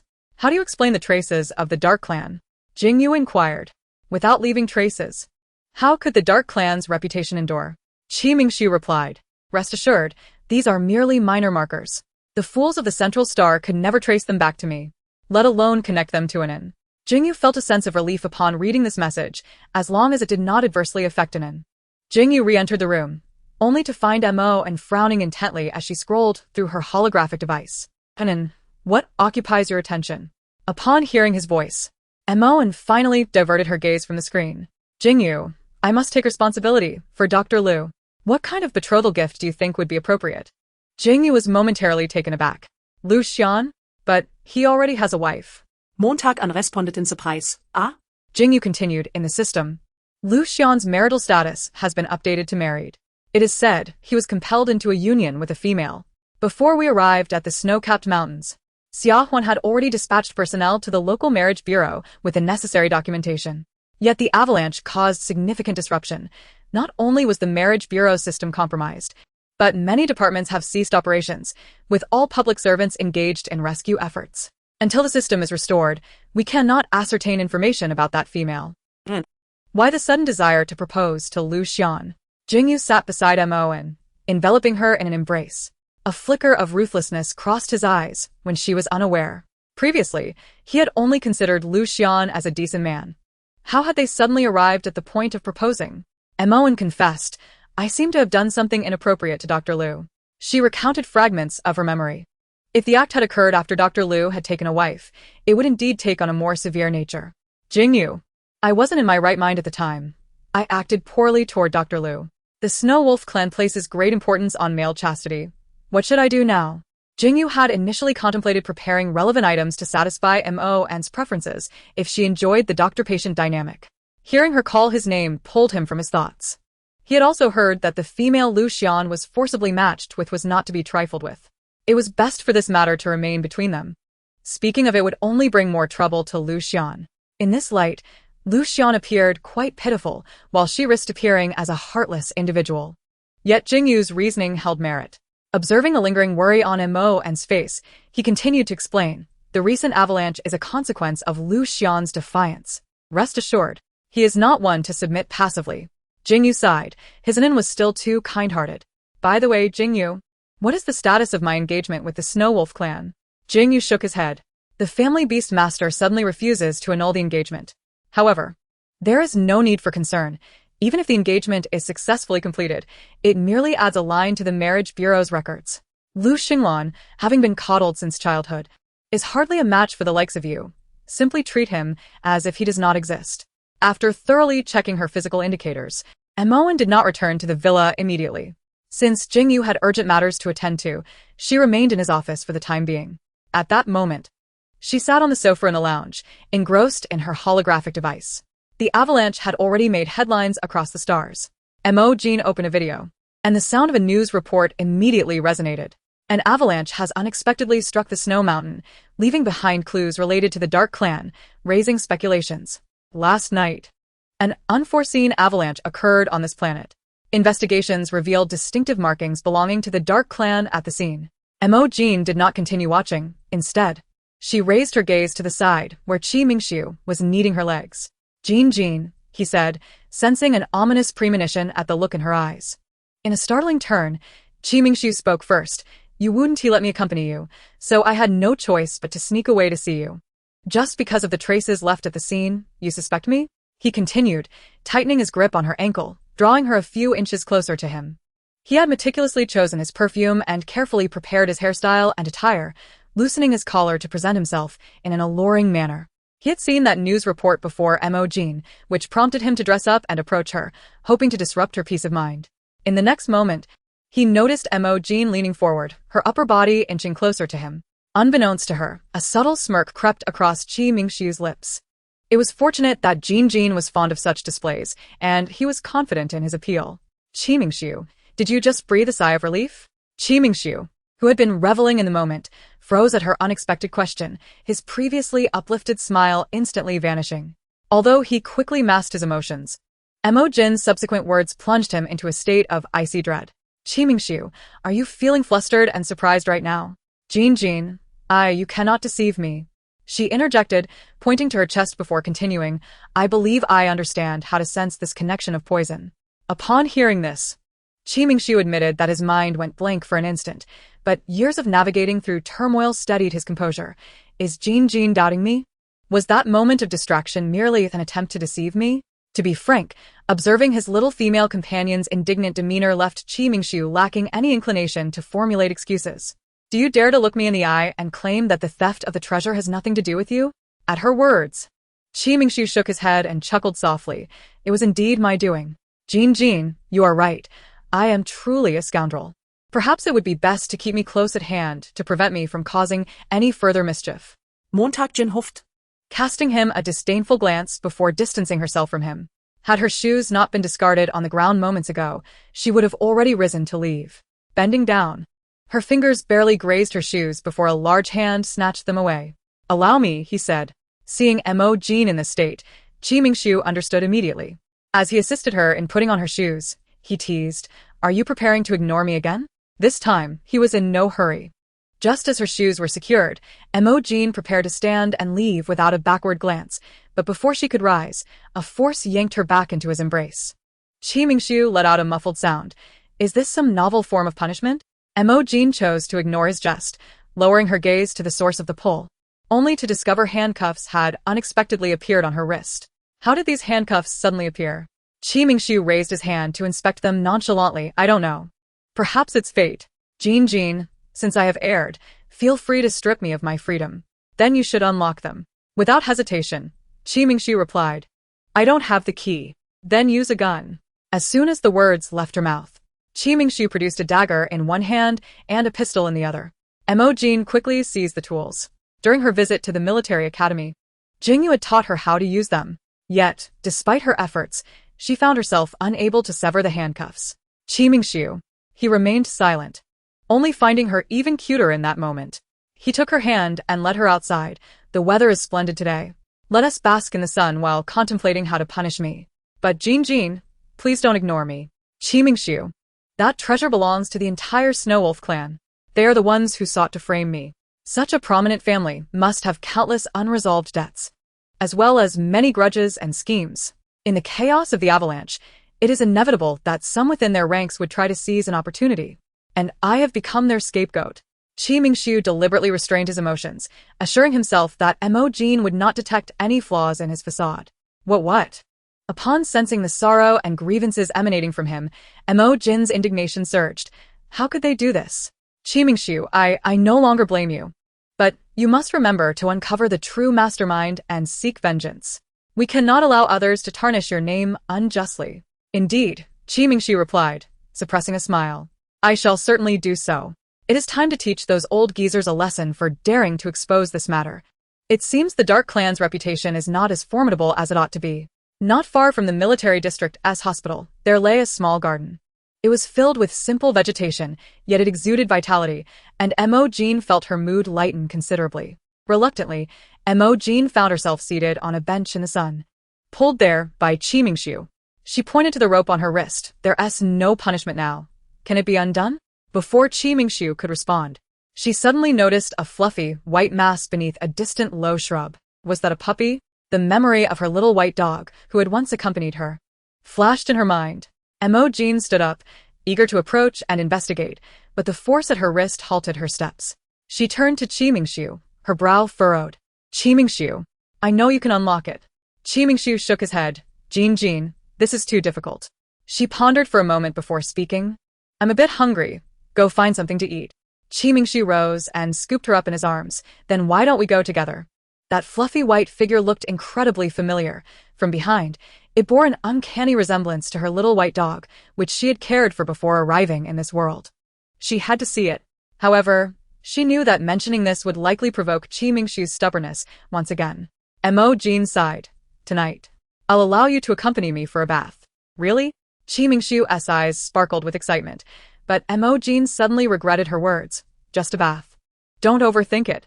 No sooner had she spoken than the handcuffs vanished from her wrist.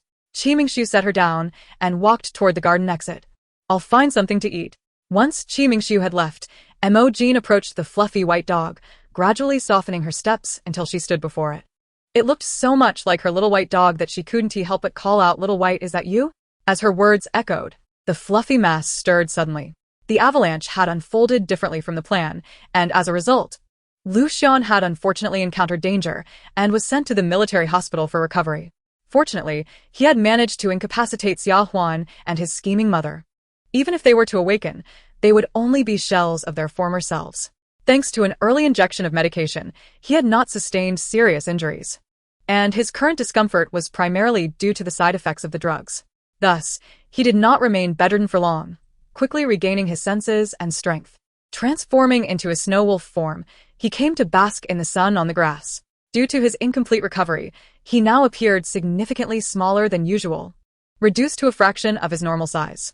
Awakened by a voice, he initially contemplated fleeing, yet the familiar scent that filled his nostrils halted him in his tracks, prompting him to lift his gaze towards the newcomer. Xiao Bai, you truly have come to find me.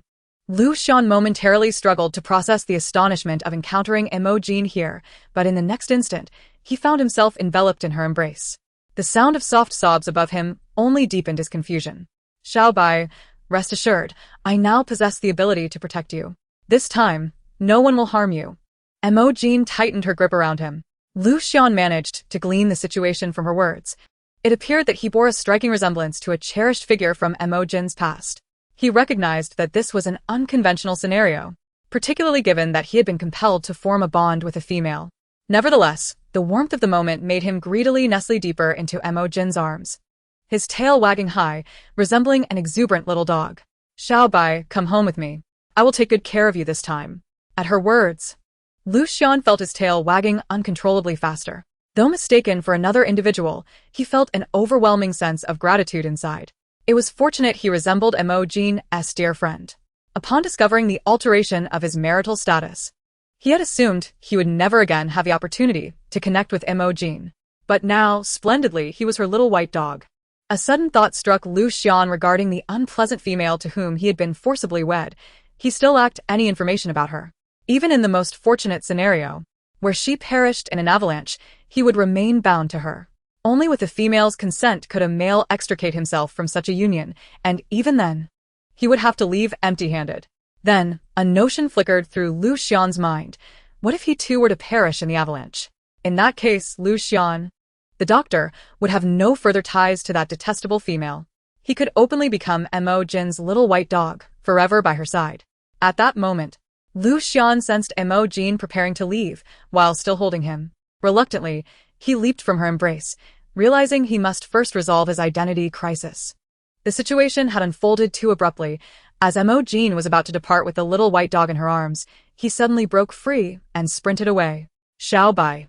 Mo Jin called out, attempting to pursue him, only to be halted by a hand gripping her arm. Xiao Bai? Turning around, she found it was Qi Mingxiu. As he enveloped her in his embrace, Mo Jin gradually regained her composure. She realized her earlier impulsiveness had been somewhat unreasonable. Perhaps the little dog had an owner. The pup she had just seen bore an uncanny resemblance to one she had once cared for, and she found herself missing it dearly.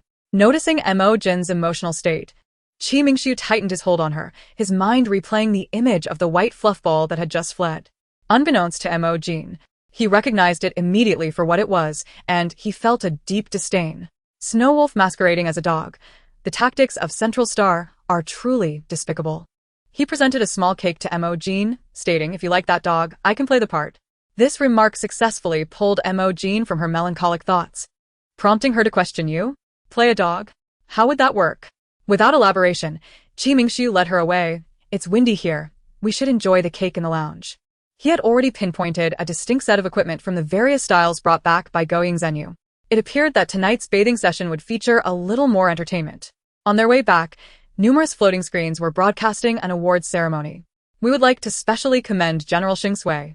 In the face of the threat from the C-31 planet's insect race, she swiftly turned the tide of battle with her innovative new mech technology, achieving remarkable feats. General Sheng's wisdom and bravery serve as an exemplar for us all. She is about to head to the front lines of the Snowwolf clan's avalanche rescue efforts.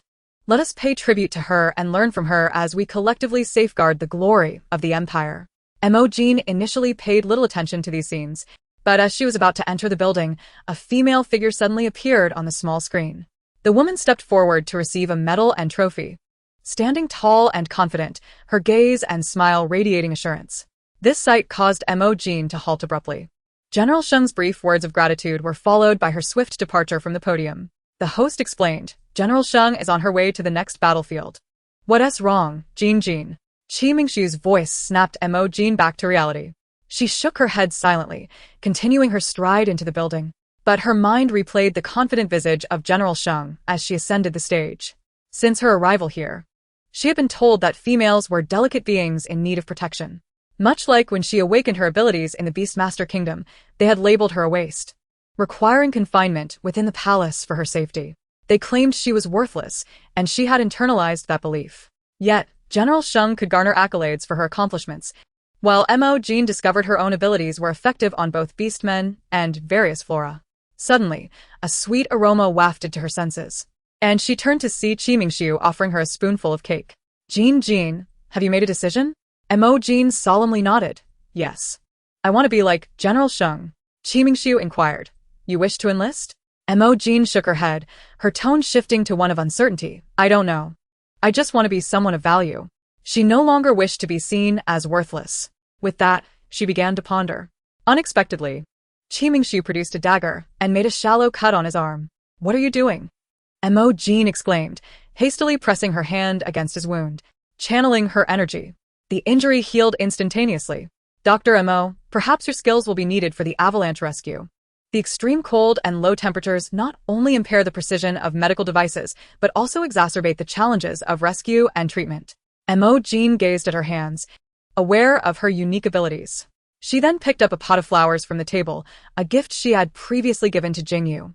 The flowers grew wildly, their stems thickening rapidly. She smiled at Qimingxu. Perhaps it's not just Dr. Mo. When Jingu returned with dinner, he was startled by the intensity in Mo Jin's gaze, as if she were a predator fixated on her prey. Jin, is something wrong? Jingu, I want to participate in the avalanche rescue. Jin, that's very dangerous. Before he could finish, Jingu felt an enormous net descend upon him. Looking up, he realized it was a web woven from vines, seemingly poised to fall if he did not comply. Jingu, I understand your concern for my safety, but protection does not mean confining me and forbidding me from doing anything. Just then, Qimingxu appeared, asserting, the Dark Clan is no trifling matter. I will always safeguard Jin's safety. She needs an opportunity for growth. Jingu lifted his gaze to Qimingxu, sensing that even if he opposed this decision, Qimingxu would proceed regardless. He pondered for a moment, neither acquiescing nor opposing, merely stating, the military district adheres to its own regulations. Here, we have a designated area for avalanche numerical simulation exercises. Should your results meet the standard, you may accompany the rescue team in their disaster relief efforts. That evening, within the confines of the bathroom, having just concluded dinner, Mo Jin eagerly made her way to the simulation site for a practical drill. Although after 3 hours of practice, she had not yet fully met the standards, under the dual tutelage of Qimingxu and Jingu, she had acquired numerous practical skills. It was only upon returning to the villa that she felt the aches in her body. Fortunately, Fred had prepared a warm bath for her earlier, and she promptly immersed herself in the soothing water. The marble bathtub was centrally positioned in the bathroom, its natural veins flowing gracefully, exuding a gentle warmth. Gold lines were intricately embedded into the marble, forming a design that was both minimalist and luxuriously captivating. In one corner of the bathroom, a grand full-length mirror was affixed to the wall, its frame adorned with exquisite metallic floral carvings. This bathtub was not the original. It had been newly replaced by Qimingxu that very day. As for the mirror, Mo Jin found it somewhat disconcerting. She turned her gaze to Qimingxu, who had just entered. Why is there such a large mirror in the bathroom? Chapter 103. The transformation of 3 males carrying a glass of juice. Qimingxu knelt before Mo Jin, positioning himself between the bathtub and the mirror. The configuration of his ears atop his head and the collar around his neck remained consistent with before. However, as Qimingxu knelt before her, Mo Jin realized the mirror's true purpose. Through its reflective surface, she could observe him clearly. His lower half, previously unremarkable beneath an apron, now bore an intriguing allure due to Qimingxu's deliberate movements. For reasons unknown, Mo Jin felt that this version of Qimingxu was somewhat different from the one she had previously encountered. Had his muscles grown slightly larger? Qimingxu, noticing her gaze, smiled and asked, what would you like me to do? After a brief pause, he tilted his head with a playful grin, extending his voice, Master. Montakchen replied. Please massage my legs. She was utterly fatigued. Despite Qimingxu's enticing presence, she was simply too drained to engage further. In the bathtub, Qimingxu and Mo Jin faced each other. His hands worked on one of her legs, easing her muscles, while her other foot idly toyed with the bell on Qimingxu's collar. This playful action was not particularly pleasant for him. Jin, he inquired, are you enjoying yourself? Taken aback by his question, Mo Jin momentarily felt confused until she followed Qimingxu's gaze and realized what she had been doing. She had merely been reflecting on the afternoon's simulation exercise, completely unaware of her actions. Embarrassed, she offered a sheepish smile to Qimingxu and attempted to withdraw her foot. To her surprise, Qimingxu pressed it back down, saying no need, continue playing. Mo Jin dismissed the incident from her mind, playfully swaying her foot as if teasing a cat. Suddenly, she became aware of something amiss. Testing the waters. She pressed down a couple of times before promptly sitting up to inspect further. She even took a moment to squeeze Qimingxu's chest and arm muscles. What are you thinking, Jin? Qimingxiu, have you noticed any changes in your body? The sensation, including the dimensions she had just felt, seemed different from before. In response, Qimingxiu skeptically pinched his bicep. Before he could respond, Mo Jin was lost in her own thoughts again. It felt as though something had shifted when she had embraced Jingu the previous day. Hurriedly, she grabbed her nearby light brain and dialed Jingyu's number. Jingu, come to my room, and bring Hu along. Jin, are you inviting others? Mo Jin rose from the bathtub, wrapped in a towel, as Qimingxiu carried her out of the bathroom. By then, Jingu and Fred had already arrived in the room. Upon seeing Mo Jin emerge, they immediately stood from the sofa. Mo Jin was set down on the bed, and Jingu was the first to speak. Jin, what is going on? Mo Jin posed the same question. Have you both felt any changes in your bodies recently? Jingu and Fred exchanged a glance, both wearing expressions of confusion. Jin, why do you ask this suddenly? After a moment of contemplation, Mo Jin decided it would be more effective to demonstrate her point. She addressed Jingu and Fred. You two, take off your clothes. Jin, what is this? As Fred voiced his confusion, Jingu had already begun to comply. Jin, to what extent do you need us to undress? All of it. Seeing her serious demeanor, Jingu and Fred did not hesitate and swiftly completed the task. Mo Jin had them sit on the edge of the bed and poked at their biceps. Don't you think your muscles seem a bit larger and firmer? Upon hearing this, both males fell into deep contemplation. It does seem so, Jingu finally admitted. However, during the past 2 days of training, my metrics have indeed shown an increase in strength and speed. Fred nodded in agreement. As for Qimingxiu, he too appeared to be lost in thought. No wonder this latest venture into the Forbidden Zone to seize treasures felt significantly easier. After a brief moment of reflection, Fred spoke. Logically, it is exceedingly difficult for males above S rank to achieve further breakthroughs. I will consult the ancient texts of the Fox clan. Perhaps they will provide some insight. This matter would have to be temporarily set aside. Jingu then inquired of Mo Jin. Jin, do we need to maintain this state? Mo Jin shook her head. Not anymore. Just as Jingu and Fred were preparing to retrieve their clothing, Mo Jin suddenly remembered something. She lifted her gaze to the 3 males before her and realized, actually, my stamina seems to have improved quite a bit. To be honest, after her initial intimate encounter with Jingu, she had felt utterly drained, unable to muster the energy to rise from bed for an entire day. Yet after considerable time had passed, especially after the unique circumstances of both Jingu and Fred coinciding, she found herself surprisingly rejuvenated the next morning despite Qimingxiu's playful antics. After an extensive session of simulation training following dinner, she noticed that after merely soaking in the tub, she felt significantly less fatigued. While Mo Jin pondered the potential implications, she was caught off guard as Qimingxiu approached from behind, gently cradling a strand of her hair. Is this a hint of something? Mo Jin replied. The allure of triple temptation is indeed hard to resist. However, after a brief moment of indecision, she resolutely countered, no. The increase in size was glaringly evident, and she had more simulation training to attend to the following day. Though her physical abilities had markedly improved, she still needed to conserve her energy and ensure adequate rest. 3 days had passed. Although Mo Jin had not consistently met the standards due to her own capabilities, she had been hovering on the borderline. With Qimingxiu's vigilant protection, Jingu finally relented, permitting Mo Jin to join the next batch of rescue teams. At this moment, the avalanche had completely ceased, yet numerous individuals remained trapped. The command center had successfully utilized instruments to pinpoint the locations of the victims, leaving only the rescue mission ahead. Currently, Mo Jin sat upon the back of a majestic eagle, cradling a small potted plant in her hands. Though the biting winds and snow that lashed against her face were uncomfortable after days of training, she had grown accustomed to the harsh environment. Guided by the communicator's instructions, when Qimingxiu reached the designated location, Mo Jin summoned the small potted plant she held, plunging it into the layers of snow to retrieve him. Although the frigid temperatures affected the precision of the instruments, her collaboration with Qimingxiu swiftly rescued numerous refugees. When the accompanying rescue pod reached capacity, she could even command her little green plant to tightly entwine the refugees, airlifting them to safety. After the instruments indicated that this area was temporarily free of refugees, Mo Jin, still feeling uneasy, cradled her potted plant and rushed back into the disaster zone. This time, she suddenly spotted someone plummeting from the rescue team's aircraft, the abyss of a bottomless canyon yawning below.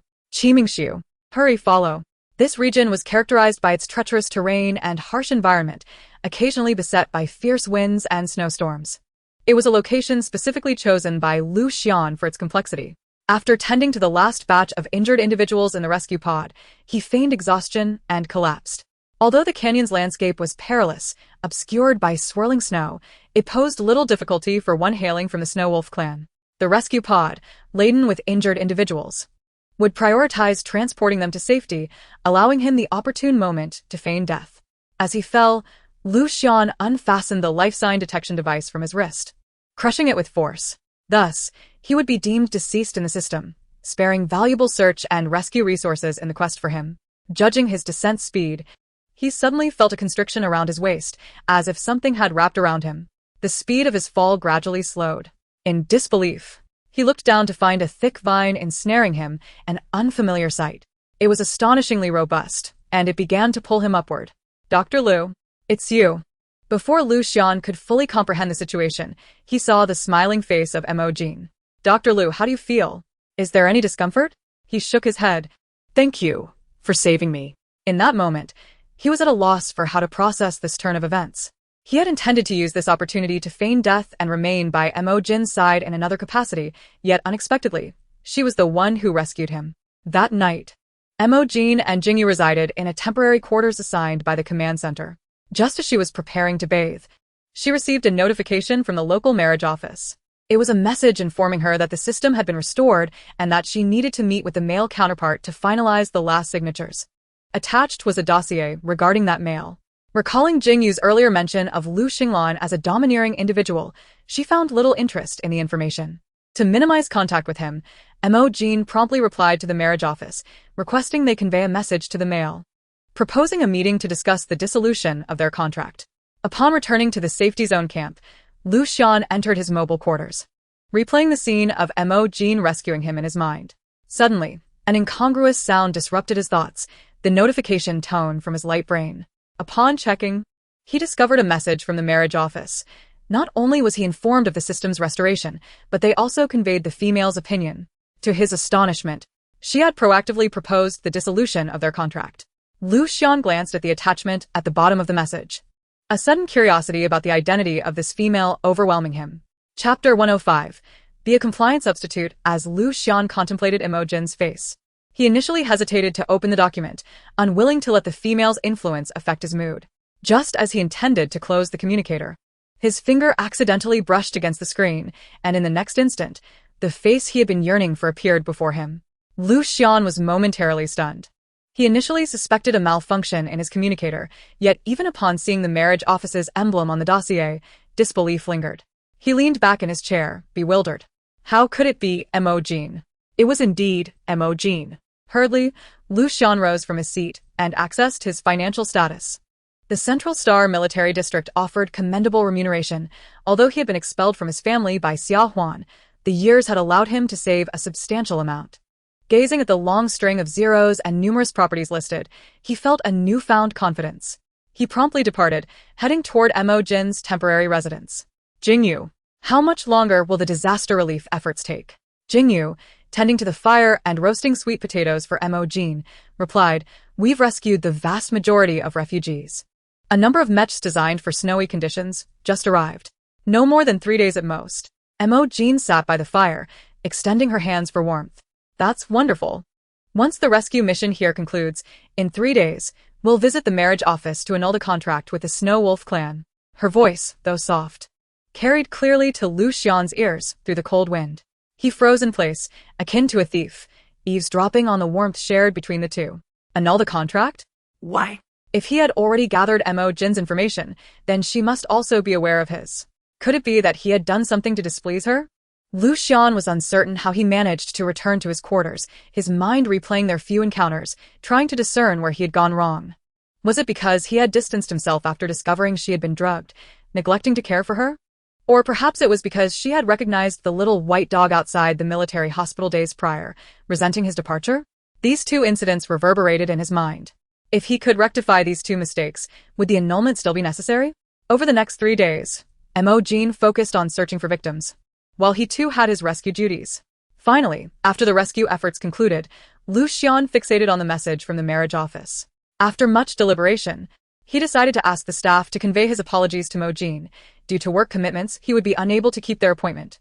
This would mark his third mistake, yet he was determined to atone for this missed engagement in order to remain by her side. Upon boarding the vessel back to the Central Star, Lu Xian quickly cleaned himself upon arrival, then opened the delivery at his doorstep, placing its contents into his spatial wristband before hastily making his way to Mo Jin's location. At the very least, he now had one thing to bolster his confidence.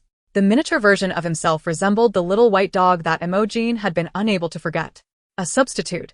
A compliant substitute. He knew precisely what he needed to do. Chapter 106. Why is Dr. Lu like this? Back at the villa, Mo Jin sat in her small garden, perplexed. They had initially been compelled to enter this union, so why were they now twice denied the dissolution? She retrieved the message from the marriage office, pondering whether she might discuss matters directly with Lu Xinglan. Upon opening the dossier, the photograph that appeared left her momentarily stunned. How could it be Dr. Lu? Hadn't she previously pressured Lu Xinglan into forming a marriage contract? Her exclamation startled a nearby fluffy white creature, causing it to shiver. Lu Xian fixated on Mo Jin's expression, eagerly awaiting her response. Mo Jin promptly sent a letter to the marriage bureau inquiring about the matter at hand. She then immediately initiated a video call with Jingu. Jingu, the records from the marriage bureau indicate that Dr. Lu's female counterpart is, astonishingly, me. I can now take responsibility for Dr. Lu. What do you think would be an appropriate betrothal gift? As soon as Mo Jin finished speaking, she felt something brushing against her calf. Looking down, she was greeted by a fluffy white bundle. Her eyes widened in surprise and delight. Xiao Bai, how did you find your way here? I thought I would never see you again. She cradled the little white dog in her arms, but upon raising her head, she noticed Jingu suddenly frowning, his expression grave as he fixated on the pup in her embrace. What's wrong, Jingu? Is there something wrong with Xiao Bai?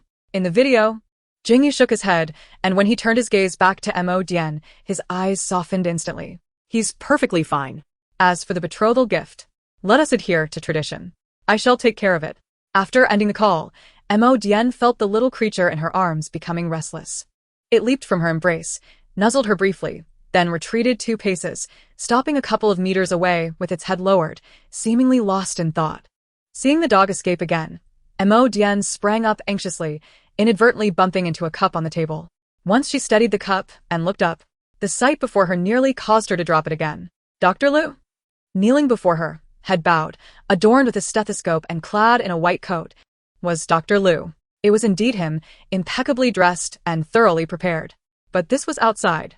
Mo Jin immediately rushed to grasp the open coat of Lu Xian, bowing her head in an attempt to calm her racing heart. Though it had only been a few seconds, the sight of Dr. Lu's attire was so novel that it lingered in her mind. Dr. Lu, when did you arrive? Why are you dressed like this? At that moment, Mo Jin failed to notice the tremor in Lu Xian's voice. I apologize for my previous rudeness when I pushed you away. I have come this time to make amends. He struggled to conceal the darkness in his eyes, aware of his own dullness. He had taken the initiative to research and learn relevant theories in hopes of winning Mo Jin's affection. The entire ensemble he donned was a highly sought-after decorative piece in Central Star.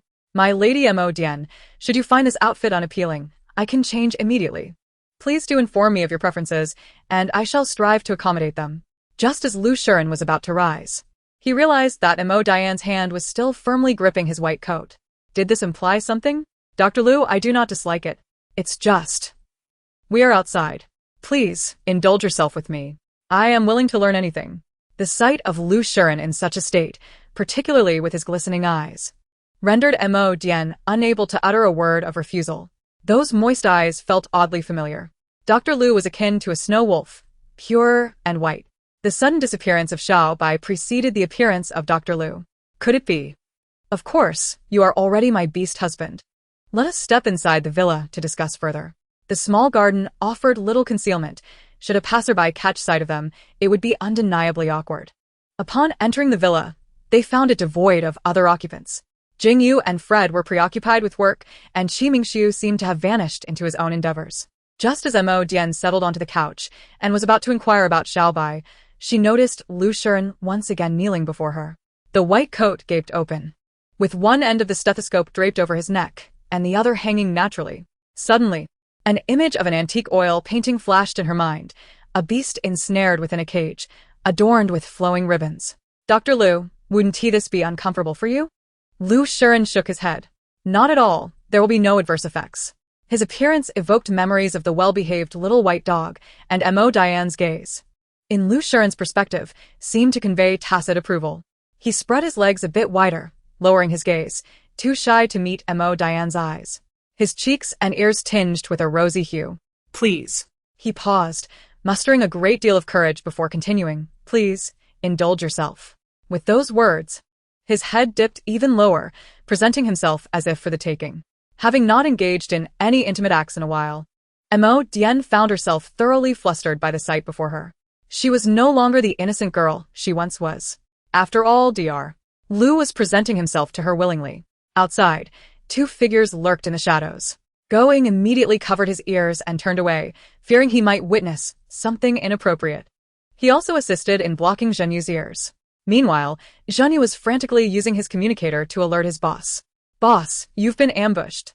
In the next moment, a thick black mist materialized. As it dissipated, Qimingxiu emerged, holding a gown encrusted with gems. He hurriedly folded the garment and rushed toward the villa. But he was a moment too late. Upon entering, he caught sight of Lu Shiren carrying Mo Dian into the room. His hands clenched into fists at his sides. This man appeared familiar, and disdain welled up within him. Wasn't this the same individual who had masqueraded as a dog at the military district? The people from Central Star were truly shameless. Qimingxiu turned to the two behind him and asked, what trick did he employ this time? Going and Zhenyu exchanged glances and relayed the truth. After hearing the full account, Qimingxiu could no longer remain seated. He needed to return to his room and gather his equipment. If he did not act soon, his position might be in jeopardy. The image of the painting resurfaced in his mind, the beast breaking free from its shackles, an unstoppable force. Mo Dian felt the temperature rising, not only in her cheeks but in the atmosphere around her. Wait a moment, Dr. Liu, this is... Mo Dian placed her hand against Lu Shiren's chest, halting any further actions. Wait a moment, Dr. Liu. Lu Shiren did not pause in his movements. Dr. Liu, he continued, explaining from a professional standpoint, I should proceed so that you may feel more at ease. In that moment, Mo Dian finally grasped the weight of the 4 words Lu Shiren had mentioned earlier and understood the true caliber of a top-tier interstellar medical researcher. Lu Shiren's precision in his role was always remarkable. Though she considered herself somewhat experienced, she discovered numerous new insights under Lu Shiren's slightly awkward yet proficient ministrations. Furthermore, she noted that Dr. Liu's nose was indeed quite attractive. Afterward, Mo Dian relished in the cleansing administered by Dr. Liu. His demeanor was exceedingly serious, and his movements meticulous. She glanced down. Had it not been for the faint pink hue on Dr. Liu's cheeks, she might have mistaken him for the typically meticulous doctor he was. Dr. Liu, I don't feel particularly fatigued after this session. Mo Dian's thoughts drifted back to her first meeting with Lu Shiren, where she had heard speculations about her stamina. Unbeknownst to her, Lu Shiren's movements faltered. I will strive to do better next time. Mo Dian heard this and realized that Dr. Liu had clearly misunderstood something. She quickly rose to clarify, Dr. Liu, it's not your fault. You are, very professional. Do you remember our first meeting? I'm much better now than I was before. Upon hearing this, Lu Shiren immediately comprehended, his brows and eyes adopting a serious demeanor in an instant. After a moment of contemplation, he replied, if you have the time, I would be delighted to invite you to my private research facility, where I can conduct a more thorough examination of your health using specialized equipment. The physical fitness of females is closely linked to their mental strength, and at present, it seems highly probable that Mo Jin's mental fortitude is on the rise. After a brief respite, Mo Jin was about to descend the stairs with Lu Shiren when he suddenly grasped her wrist from his position on the bed. I forgot to bring a change of clothes, he confessed. Mo Jin initially considered retrieving a new set of loungewear from her home for Lu Shiren's convenience, but then recalled the territorial instincts of the males present, fearing their potential disapproval. After pondering for a moment, she inquired, Dr. Liu, would you mind wearing my clothes? Lu Shiren paused, then lowered his gaze and shook his head. Not at all. Thank you. I will have my assistant bring some clothing over promptly. Choosing attire posed a challenge regarding size. Yet, after much deliberation, no suitable option presented itself. Ultimately, Lu Shiren had to make do with her shawl wrapped around his waist. I shall replace it with a new one for you, he assured. No need for such formalities, Dr. Liu. Coincidentally, it was time for dinner as Mo Jin and Lu Shiren exited the room together. As they entered the dining area, Mo Jin intended to formally introduce Lu Shiren to the three males in her household, but upon witnessing the scene before her, she was instantly overcome with alarm. "You're injured," she exclaimed, rushing forward.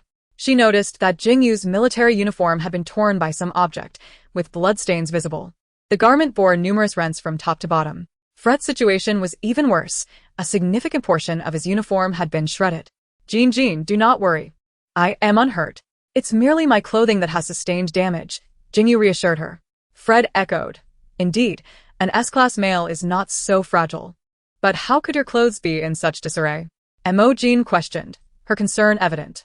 Jingu hesitated, his gaze evasive, while Fred naturally explained. "We encountered a frenzied male during a mission. It was somewhat troublesome, but we managed to resolve it. Do not fret, Jin. Yet." Fred's demeanor did little to assuage her worries. The state they were in begged the question of what they had endured. Mo Jin stepped forward to ascertain the situation herself. Unbeknownst to her, Fred hastily concealed a small object in his back pocket. Following Mo Jin, Lu Shiren instinctively assumed the role of the physician upon seeing the two males in such a state. He had treated numerous victims of male assaults during riots. Yet the nature of the tears in their clothing was atypical, causing him to ponder what kind of beast could inflict such damage. One's attire appeared to have been cut with scissors, while the other's tears resembled those made by a scalpel or a dagger. Moreover, based on his earlier studies in psychology, their expressions were decidedly off. Observing Mo Jin's anxious demeanor, Lu Shiren offered reassurance from behind. "Do not be alarmed. Neither of them has sustained any injuries." Jin, were you satisfied with dinner today?" Just then, Qimingxiu entered the room carrying a dish, and his sole apron suddenly illuminated Lu Shiren's understanding. No wonder the discrepancies were so glaring. It had all been intentional. As Mo Jin approached to inspect Fred's condition, she remarked, "You're on the verge of looking like a beggar. Are you truly all right?" Mo Jin's observation was astute. If not for Fred's naturally refined appearance, he would indeed resemble a ragged figure. Jingu, standing nearby, couldn't help but revel in the situation, relieved that he hadn't exaggerated during the earlier encounter with his knife. Upon hearing Mo Jin's words, Fred swayed slightly, nearly causing the concealed scissors to fall from his pocket. He had not anticipated such a comment from her, which deviated significantly from his expectations. Yet soon, warmth filled his heart due to her concern. Jin, if I were to become a beggar, would you still love me?" he queried. Mo Jin replied, "You still have the energy for jest. It seems you are truly unscathed." Noticing her lack of response, Fred's fox-like eyes transformed into round, expectant ones as he gazed at her. Unable to withstand such an expression, Mo Jin hastily reassured him, "If you truly became a beggar, I would take you home, clean you up, and turn you into a pristine, handsome fox." She then turned to Jingu, saying, "Jingu, you and Fox should change into clean clothes before dinner." Jingu was momentarily taken aback, but refrained from disclosing the truth, obediently ascending the stairs with Fred. Along the way, he whispered, "Was this your idea?" Meanwhile, Qimingxiu, seated at the dining table, wore a proud expression. Fortunately, he hadn't resorted to any tricks, simply opting for the most straightforward method. He silently thanked himself, only to hear Mo Jin ask, "Qimingxiu, why are you only wearing an apron?" "It's quite warm in the house," he replied, attempting to deflect further inquiries as he served food to Mo Jin. He had no intention of returning to change clothes. After dinner, Lu Shiren received the clothing brought by his assistant. Once changed, he bid farewell to Mo Jin. According to the Empire's regulations, he was required to move into the villa. He planned to return home to gather his belongings and organize his assets for Mo Jin.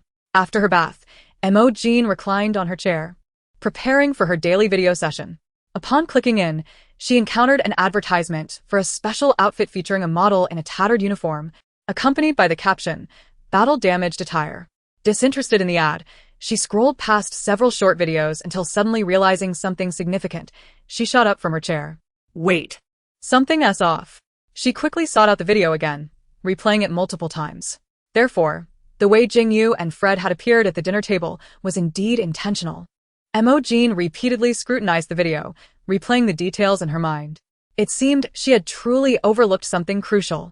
Just then, a shadow loomed before her, and in the next moment, a large hand blocked the light from her screen. Looking up, she saw the three males clad in battle-damaged attire standing before her. Instantly, Mo Jin tossed her device aside and extended her hands toward her three beastly husbands. This time, she could not afford to miss out. "Wait. Line up," All of you. The following morning, after scheduling a time with Lu Shuren, Mo Jin arrived at his private research facility, located on the top floor of the central hospital. Only Lu Shuren and a select few assistants had the privilege of entry.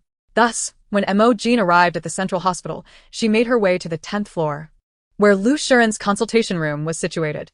At that moment, Lu Shuren was not in the consultation room. A helpful nurse escorted her to the entrance of a classroom filled with students, where Lu Shuren was conducting a lecture. Mo Jin chose not to interrupt, opting to listen quietly from outside. Standing before the class, Lu Shuren, dressed in a crisp shirt, exuded professionalism and vitality. His hair was gently tousled by the breeze, with a few rebellious strands falling across his forehead, yet they did not distract him in the slightest. Holding teaching tools in his hand, his steady and magnetic voice seemed to possess an enchanting quality, effortlessly capturing the attention of all his students, even drawing in Mo Jin, who stood outside the door listening intently. This concludes today's lecture.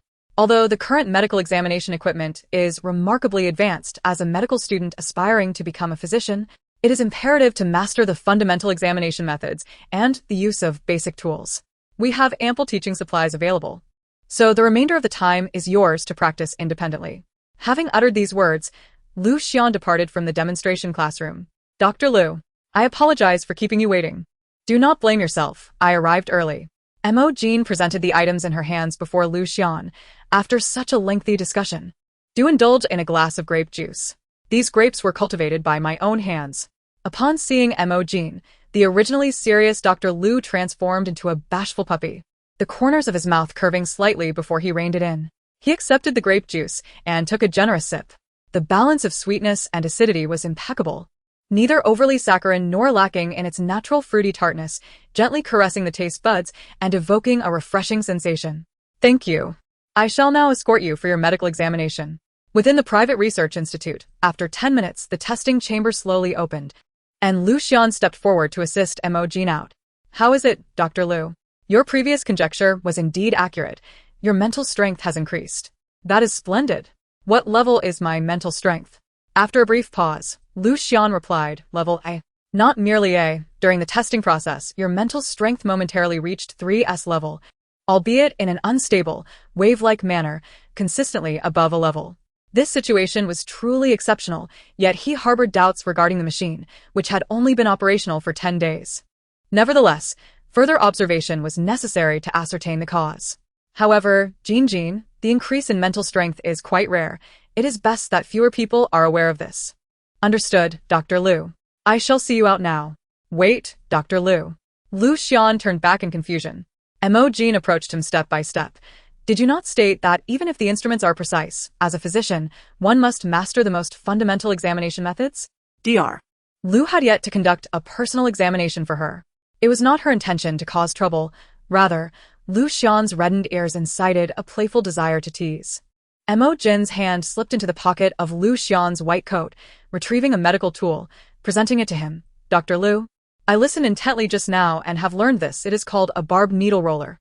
Subsequently, Mo Jin gently rolled the barbed needle roller against Lu Xian's neck. Is this how it is used, Dr. Lu?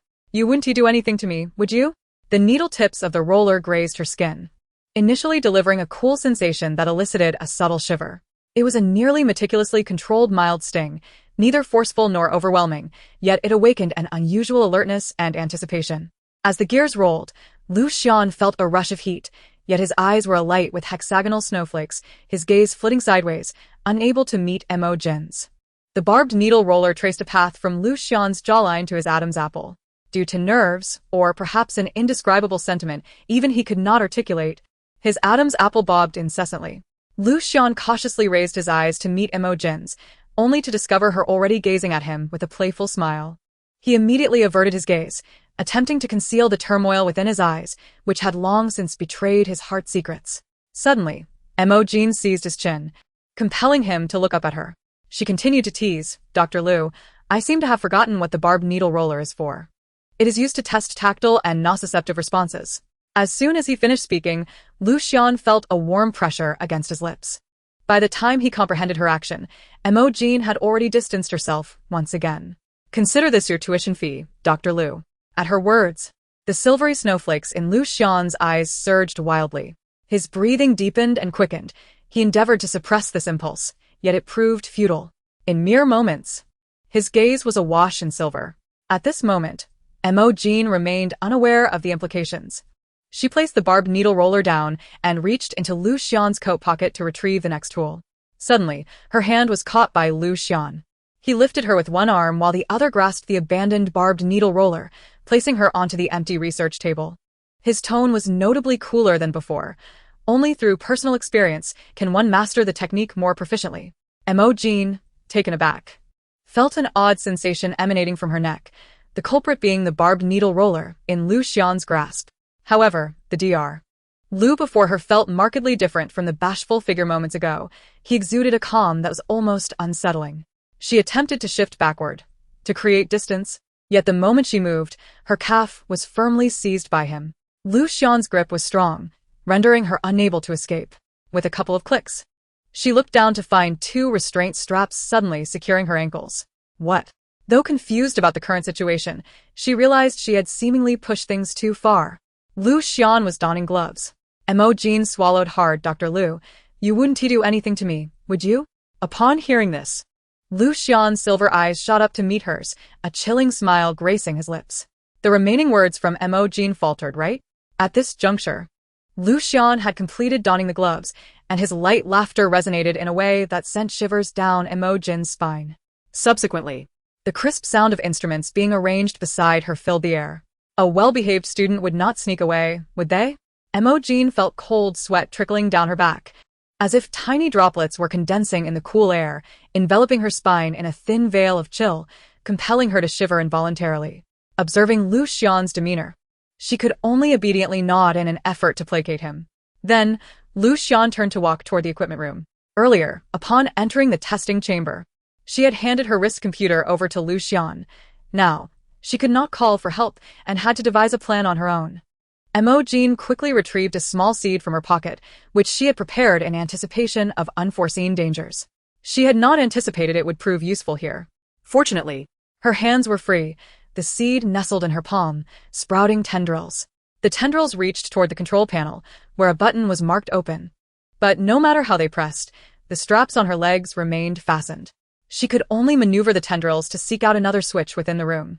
As Lu Xian was about to turn, Mo Jin withdrew her energy, causing the tendrils to vanish instantaneously. She clenched her fist, concealing the seed behind her. Her movements were swift, perfectly timed to restore everything to its previous state before Lu Xian turned around. He approached her holding a tray containing alcohol, cotton swabs, and gauze. Lu Xian picked up a cotton swab soaked in alcohol, meticulously cleaning the barbed needle roller. Just as Mo Jin prepared to discreetly utilize the seed again while he was distracted, Lu Xian suddenly spoke. What should be the punishment for a disobedient student? Mo Jin's body stiffened, her heart racing as fear constricted her throat, rendering her voiceless. How could Dr. Lu possess such duality? I did not attempt to escape, she managed to utter. Lu Xian chuckled lightly, a glint of silver flickering in his eyes. A dishonest, naughty student. His hand began to move, the barbed needle roller gliding from her ankle upward. In that moment, Mo Jin could only lament her earlier teasing of Lu Xian, as well as her choice to wear a skirt today. Her gaze flitted around the room, her mind racing as she sought an escape route. Distraction would only lead to punishment. Upon hearing this, Mo Jin felt the pressure of the binding needles against her thigh intensify. Ouch, Dr. Lu, that hurts. Could she truly not endure such pain? No, it was her ankle that throbbed. Dr. Lu, please examine it. I promise to pay attention shortly. Mo Jin intended to divert Lu Xian's attention, for she had just noticed several vials of sedatives on the shelf near the door of the pharmacy. If she could seize the opportunity while Lu Xian was unguarded, she could use a twig to draw the sedative over and inject it into him, thereby buying herself more time. However, to her surprise, as soon as she spoke, Lu Xian did not even glance at her ankle, but simply fixed his gaze on her. Another lie? Mo Jin mused. Dr. Lu's abilities are truly formidable. It seems the teaching session must pause. Now, it is time for the mischievous troublemaker to face the consequences. With a couple of sharp clicks, before Mo Jin could comprehend the situation, the two restraining straps on her ankle had already been undone. Finally free, she leaped off the research table, while at that moment, Dr. Lu was focused on removing his gloves. What an opportunity! Run. Chapter 112, Revenge with a Toothbrush. Mo Jin turned and dashed towards the shelf holding the sedatives, simultaneously releasing her little seed. Suddenly, the world spun, and before she could react, she found herself pinned against the testing table by Lu Shiren. Her abdomen pressed against the surface, and her lower back was held down by his hand. Her skirt was lifted, and a chill enveloped her from behind. Mo Jin struggled in protest. "Dr. Lu, what are you doing? Do you want to tie me up?" She had no choice but to quiet down, though her heart was in turmoil. Her little seed had been snatched away, and the sedatives vanished in the blink of an eye. How could she possibly escape now? This was disastrous. Her backside was doomed as well. Qi Mingxiu surveyed the array of jewelry, gowns, and casual dresses before him, thoroughly pleased. He could already envision how Mo Jin would look in them. He turned to the person beside him and inquired, "Where is Jin now?" Hook Shadow replied, "Boss, it seems the boss has just gone to the central hospital." "The hospital?" Qi Mingxiu swiftly gathered the items before him. In the blink of an eye, he had disappeared without a trace. "Dr. Lu, it hurts." Yet the hand pressing against her lower back showed no signs of retreating. Mo Jin felt uneasy. She was uncertain whether Lu Shiren would resort to even more reckless actions. Suddenly, a deafening explosion shattered the tense atmosphere. It was at this moment that Qi Mingxiu arrived, accompanied by the blaring sirens. The unique toxic mist of the Dark Clan allowed him to bypass any confrontation with Lu Shiren, and he quickly scooped Mo Jin up and departed. The dark coat enveloped her completely, and as they boarded the flying vehicle, she could still hear the guard shouts from the ground. "It's the Dark Clan. Immediately report this to the military." Mo Jin was placed on a recliner by Qi Mingxiu, poking her head out from beneath his coat. "Qi Mingxiu, they won't be putting a bounty on you again, will they?" Qi Mingxiu approached her with a small vial of medication. "Don't worry, Jin. The leader of the Dark Clan won't be easily found." He then lifted her skirt to examine her condition closely. However, the needle-like red marks on her leg caused his gaze to darken with a tinge of crimson. "He actually dared to torture you." "No, it wasn't torture. I still don't understand what Dr. Lu intended to do." He suddenly became terrifying. "Qi Mingxiu, please massage it. It hurts so much." Subsequently, Qi Mingxiu settled onto the recliner, with Mo Jin resting on him. His hand, stained with medication, gently caressed her reddened and heated skin, working the ointment in a way that both facilitated its effect and spared her from further pain. When Lu Shiren regained consciousness, he found himself seated in the interrogation room of the security bureau. Jingu and Fred sat across from him, their expressions grave, their fury unmistakable. "Lu Shiren, whose audacity emboldened you?" Fred continued. "Restraint, confinement, assaulting a female. Any one of these charges could spell your doom." Upon hearing this, Lu Shiren was merely perplexed. His last memory lingered on the moment Mo Jin had kissed him, and upon opening his eyes again, he found himself here. "I harmed a female?" Fred pulled up the surveillance footage from the research institute. Given the institute's high level of confidentiality, only Jingu and Fred had access to this particular recording during the investigation. "The evidence is irrefutable. How do you intend to refute it?" As Lu Shiren beheld the events transpiring on the video, he was momentarily stunned. His eyes widened and his fingers trembled, revealing the turmoil within him. He had no recollection of the occurrences captured on film. Only upon seeing his own silver-white eyes in the footage did a hypothesis form in his mind. During the last return to the family, while attempting to orchestrate an avalanche, he had prepared a potion without leaving any room for error. It appeared that this was now the aftermath of that potion. Lu Shiren voiced his speculation, then defended himself. "I could never harm Jin. Upon hearing this, Jingu and Fred exchanged glances. "That's merely your side of the story. We must hear from the other party involved. Yet regardless, it does not change your inherent dangerousness." Jingu, equally incensed, rarely displayed such exaggerated emotions in his duties. "If this incident affects Jin in any way, Lu Shiren, you know what fate awaits you." Inside the villa, on the sofa, Mo Jin and Qi Mingxiu maintained their previous posture. She lay on him, her head nestled against his chest, enveloped in his embrace. The pain had subsided considerably, yet the recent events left her feeling utterly unprepared to face reality. Warzi, just the thought of what had transpired earlier made her cheeks flush. At that moment, a commotion at the door caught her attention. She looked up to see Lu Shiren, restrained by the security bureau's binding device, evidently to prevent any harm. Jingu and Fred followed closely behind. Upon confirming that it was Lu Shiren, with his eyes returned to normal, Mo Jin finally stood up. "What are you doing?" After Jingu and Fred inspected her injuries, they felt reassured. Fred explained, Lu Shuren injured a female, violating public security laws. This matter falls under the jurisdiction of the Security Bureau. What exactly happened? Montaggen inquiret. Jingu then recounted the events leading to Lu Shuren administering the drug. It is highly likely that the side effects of that potion triggered this. So it was the Snow Wolf clan's scheme regarding the marriage.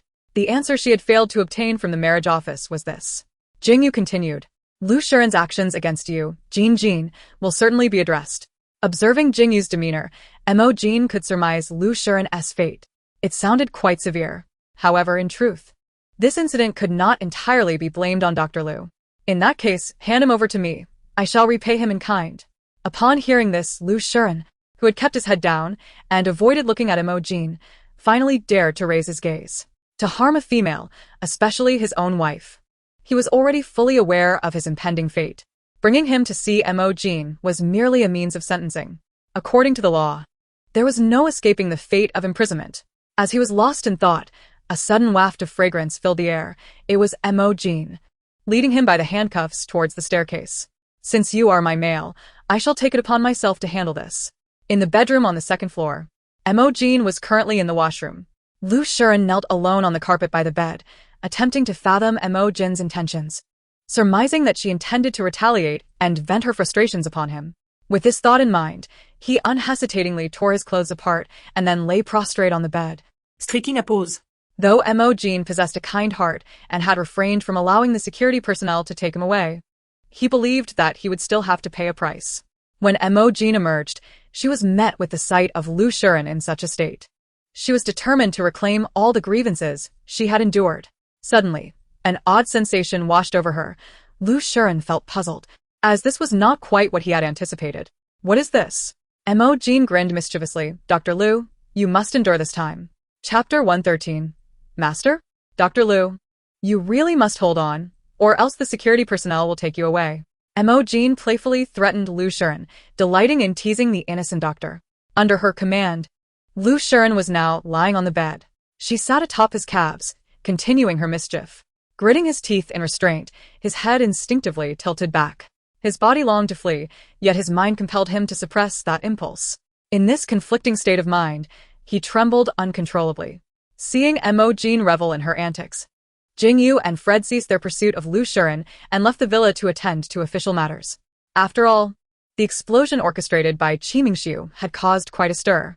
To prevent any side effects of the potion from resurfacing, Fred had not removed the shock collar from Lu Shuren's neck before departing. This collar could be activated by voice, ensuring Mo Jin's safety even in the event of an accident. After dinner, an invitation arrived at the villa, sent from the palace, inviting Mo Jin to a banquet in 2 days' time. It was to honor individuals and teams who had made outstanding contributions to the avalanche rescue efforts. Upon reading the invitation, Mo Jin mused aloud, a palace banquet? It seems rather grand. I wonder what gown would be fitting? Although she possessed numerous dresses, all left behind by the original owner, she found herself unable to accept their styles or designs.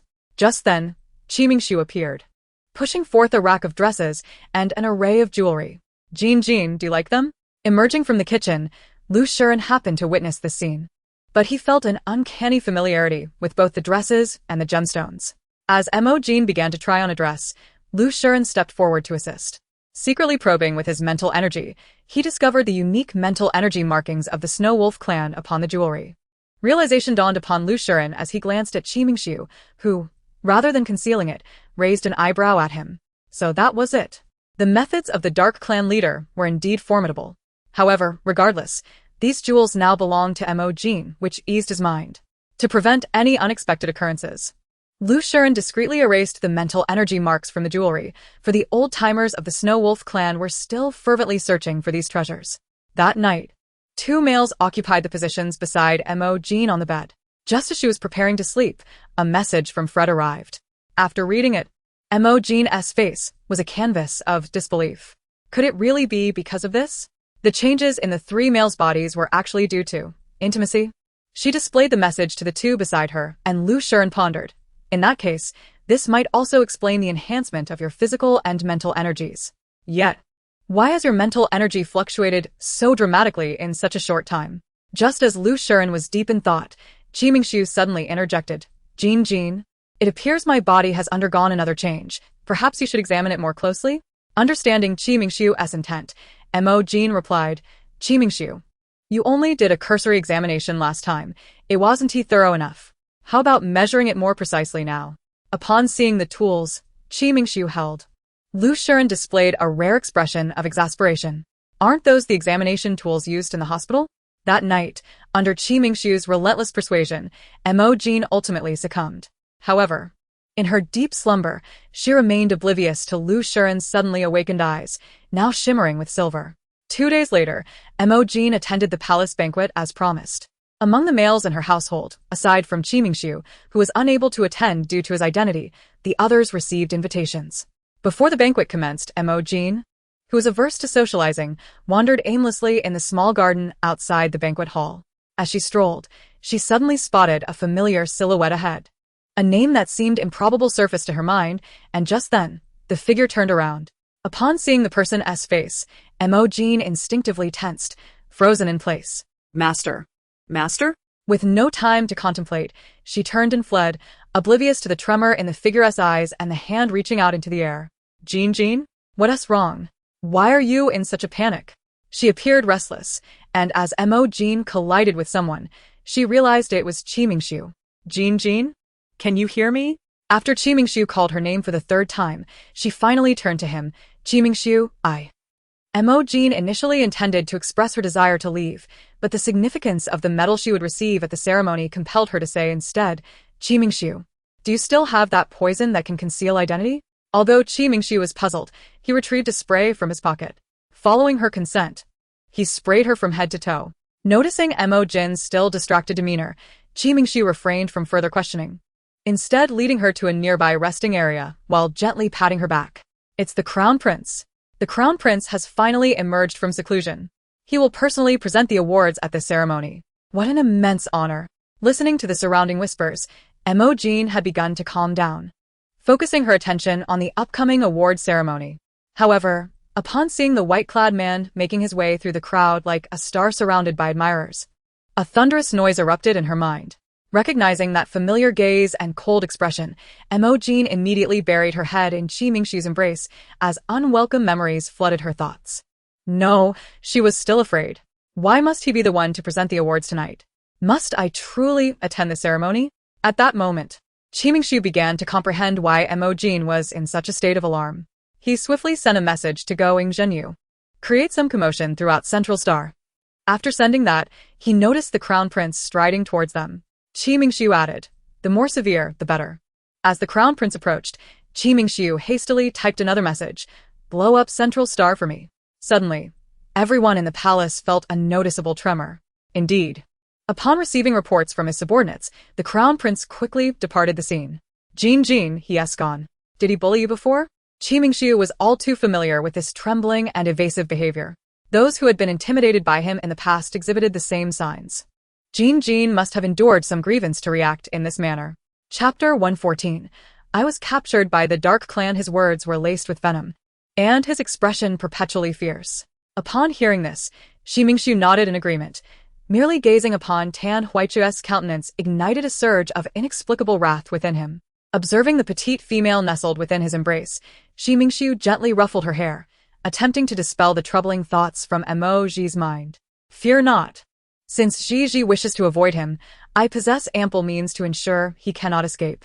The sudden explosions erupting throughout the Central Star instilled a sense of panic among those present, with many contemplating an immediate departure. Noticing this, Qi Mingshu sought to calm Mo Jin's anxiety while discreetly releasing a cloud of toxic mist, a potent narcotic capable of inducing temporary amnesia. At last, the crowd quieted, allowing the award ceremony to proceed. Later that evening, upon returning to the villa, Jingu and Fred discerned that Mo Jin seemed preoccupied. Before they could inquire about the matter, the doorbell rang. Jingu opened the door to find a palace attendant, who bowed respectfully and stated, Good evening, esteemed lords. This is an invitation prepared personally by His Highness the Crown Prince, extending gratitude to Lady Mo Jin for her outstanding contributions during the avalanche rescue, and specifically requesting her presence at the palace. This pretext appeared rather dubious, especially since the award ceremony had only just concluded that evening. Jingu inquired. Has Lady Mo Jin been invited alone, or are the other honorees also included? The attendant, maintaining a smile that was difficult to criticize, replied, I am merely tasked with delivering the invitation to Lady Mo Jin. Regarding the others, His Highness did not disclose that information. I kindly ask for your understanding, Commander. Returning to the living room with the invitation, Jingu relayed the attendant's message to Mo Jin. Gigi, this invitation is indeed suspicious. However, before Jingu could elaborate further, Mo Jin abruptly dashed into Shi Mingshu's arms, exclaiming, I cannot go. I have been captured by the Dark Clan. At this revelation, Shi Mingshu's eyes sparkled with determination as he lifted Mo Jin, ready to rush outside. Wait. Jingu interjected, blocking Shi Mingshu's path. Gigi, what on earth has transpired? Mo Jin opened her mouth, at a loss for how to explain. Huaicha, the Beast Master of the Beast Kingdom, was a figure of immense power. And yet, he was also her most ineffectual and distant mentor. She had always been perplexed as to why he had taken her as a disciple, only to remain aloof. The fact that she had found herself in a world so starkly different from the Beast Kingdom was already astonishing. Yet, with the same name and appearance as her mentor, Mo Jin was convinced this was no mere coincidence. Unfortunately, she could not articulate this to the males before her. Thus, she resorted to her past experiences and said, he must be here to trouble me. Seeing that Mo Jin was indeed burdened with unspoken woes, the males refrained from probing further. Jingu remarked, this invitation is certainly peculiar. Gigi, do not worry. I shall decline Tan Huaicha's request. Just then, the doorbell rang once more. This time, it was General Sheng Sui who had come to visit. Upon seeing him, Mo Jin's eyes lit up. This was her idol. After settling in, Sheng Sui wasted no time with pleasantries and directly addressed her. Hello, Mo Jin, I am Sheng Sui. I have come to extend an invitation for you to join the interstellar rescue team. I wonder if you might be interested. He then elaborated on the primary responsibilities of the team, which was to respond promptly to significant disasters occurring on imperial planets. I have just received urgent news that the number 7 dwarf planet in the M102 star system has suffered severe psychic contamination for unknown reasons, and the rescue team must swiftly extract the survivors. However, due to a shortage of personnel, I had to take the liberty of interrupting you this evening. I am capable. Montazi exclaimed. Cleansing contamination is precisely my forte. Furthermore, it would allow me to avoid that crown prince in the palace. That is splendid. Sheng Sui replied enthusiastically. The first batch of rescuers has already departed. If you wish to participate, you can come to the military district tomorrow to complete some formalities and join the 3rd rescue team. 5 days later, Mo Jin arrived at the dwarf planet named Astra, now reduced to desolation and silence. The sky was shrouded in thick dust and fumes, obscuring the starlight and casting the world into a suffocating gloom. Occasionally, fierce winds would whip up the sand, forming twisted whirlwinds that echoed the planet's lament across the vast emptiness. Upon disembarking from the spacecraft, the team leader briefed the members on the rescue operations protocols. After a brief respite at the temporary base, the team plunged into their rescue endeavors. Yet, Mo Jin felt an unsettling sensation, as if someone were watching her intently. However, when she turned to look, she found nothing but the empty streets.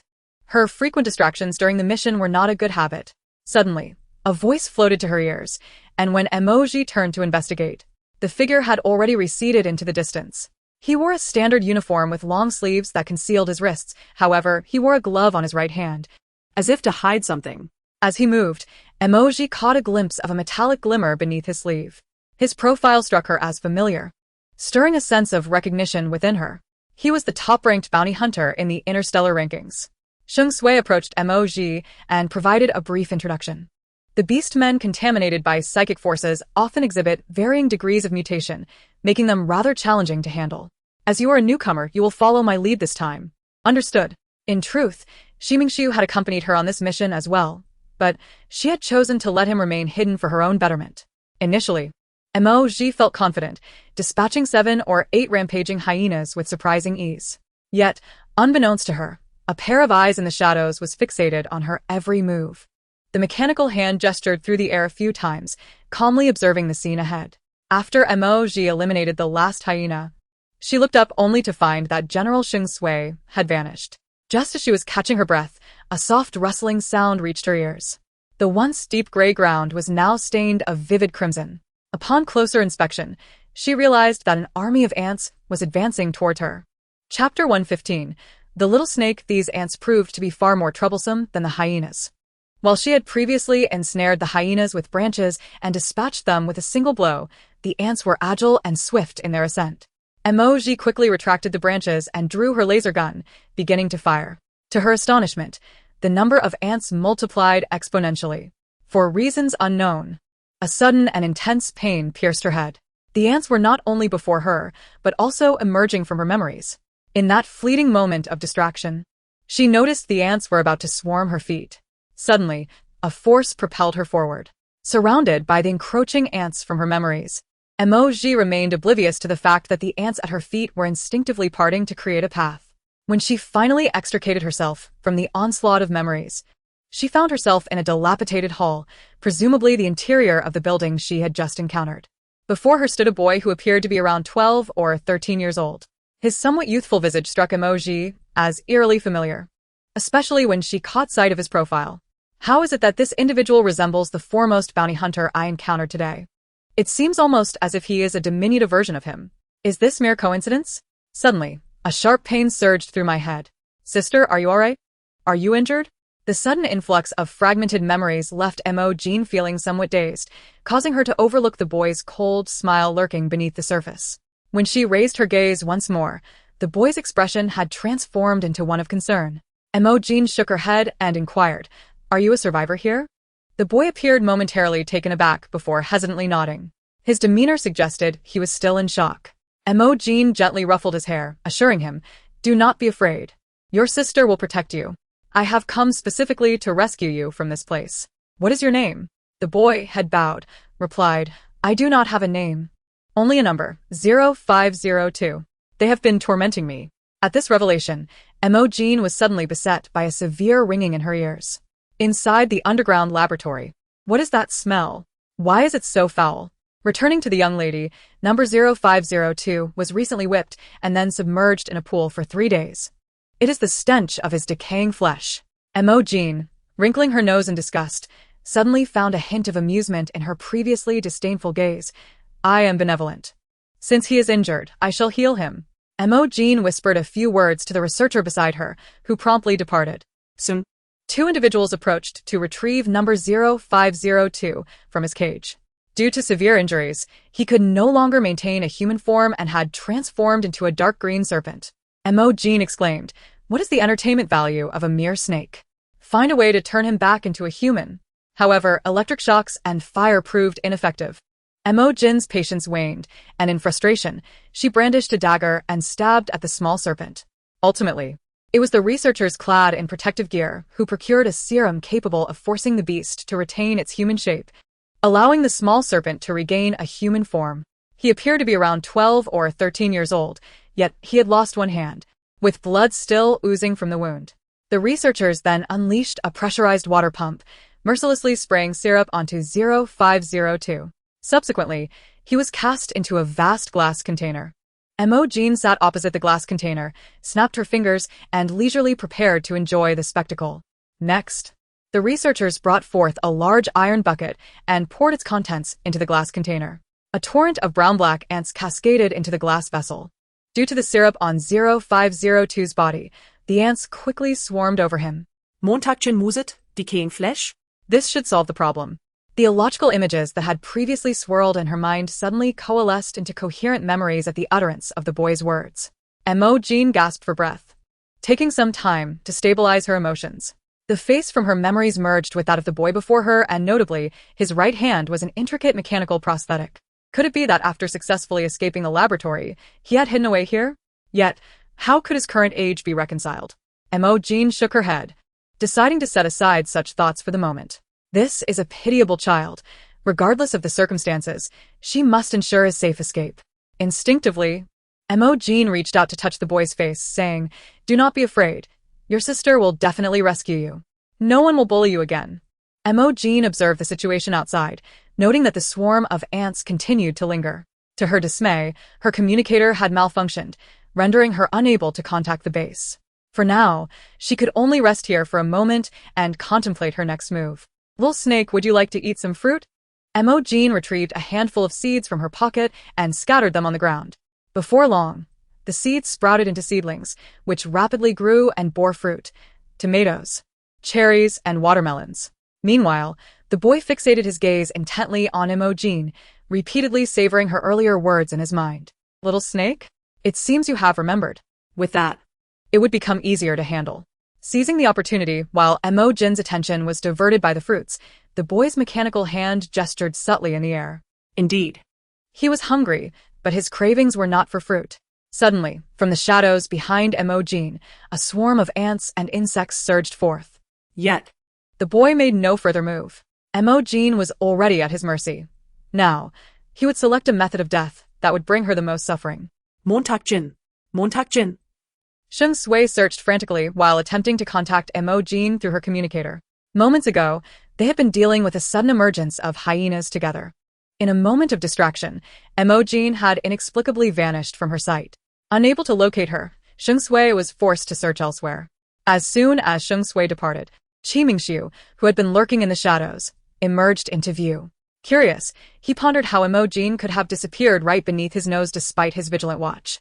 To prevent her from getting hurt during this mission, Qi Mingxiu had summoned a significant portion of the Dark Clan's personnel, distributing them throughout the dwarf planet. He had mobilized all available manpower, yet had received no information regarding Mo Jin. Boss. I have discovered traces of the Viper. Zhen Yu began. But Qi Mingxiu immediately grasped the implication. This was troublesome. If it were an ordinary Viper, it would not be a cause for concern. However, if it were the genetically modified Viper that had escaped the laboratory with him, then it would pose a grave threat. Chapter 116. Investigating Mo Jin's memories. The Viper clan is renowned for its mastery in weaving illusions through mental prowess, adept at luring enemies into a hallucinatory realm, causing them to lose their way amidst indistinguishable realities, ultimately leading to their defeat. However, the genetically modified Viper possesses an extraordinary level of mental strength, far surpassing that of ordinary beings. It can effortlessly blur the lines between reality and illusion, manipulating the imagery in the real world at will, and can construct a warped and bizarre external world centered around itself. In this external world, time is completely severed from the real world, entirely at the Viper's command. A breeding ground for fear, a chasm of despair. Once prey is ensnared within, it is as if they have plunged into an endless darkness, unable to escape. In this external world, the prey is relentlessly pursued and toyed with, fleeing in vain, forever lost. Each turn, each breath, is accompanied by boundless fear and despair. When the prey's terror reaches its zenith, culminating in complete collapse, the Viper will unveil its gaping maw, lined with fangs, and gradually devour its victim. Those souls laden with fear and despair are the very essence from which it draws strength. Each act of consumption further augments its mental prowess. As these thoughts raced through Zhen Yu's mind, he felt a chill run down his spine. A year prior, the boss had encountered that Viper and had to exert considerable effort to tear a hole through that external world. Of course, the Viper had not escaped unscathed either, suffering significant injuries. It now seemed that the Viper was seeking vengeance against the boss. Just then, a fierce gust of wind surged forth beside him. Qi Mingxiu had unfurled his wings, his eyes now a deep crimson. This is tantamount to seeking death. Under the concealed manipulation of 0502's mechanical hand, the surroundings were now teeming with ants and insects, awaiting his command. At that moment, something was suddenly thrust into 0502's mouth, and as his teeth grazed the fruit surface, the sweet juice instantly dripped onto his tongue. This is cherry. Quite sweet, isn't it? Do you like it? Unbeknownst to 0502, his pupils dilated slightly, and his gaze appeared remarkably clear. Thank you, dear sister. I have never before savored such delectable fruits, nor have I ever truly filled my belly. Now, It is time to feast upon the prey before me. At that moment, a generous handful of cherries was unexpectedly thrust into his hands. Fear not to indulge. I have also brought corn seeds and wheat seeds. We can make popcorn. Upon hearing this, 0502 paused momentarily. Popcorn? He blinked twice and, ultimately, waved his hand, causing the hidden ants to vanish in an instant. The terror that the ant swarm could instill was far too feeble. Mo Jin had once so cruelly tormented him. It would be far too lenient for her to perish so easily. This very night, while she slumbered, he could delve into her consciousness and uncover her deepest fears. Creating dread and pursuing his quarry was his true forte. With this in mind, 0502's mechanical finger gestured toward the window, and the light outside gradually dimmed, soon enveloping the room in darkness.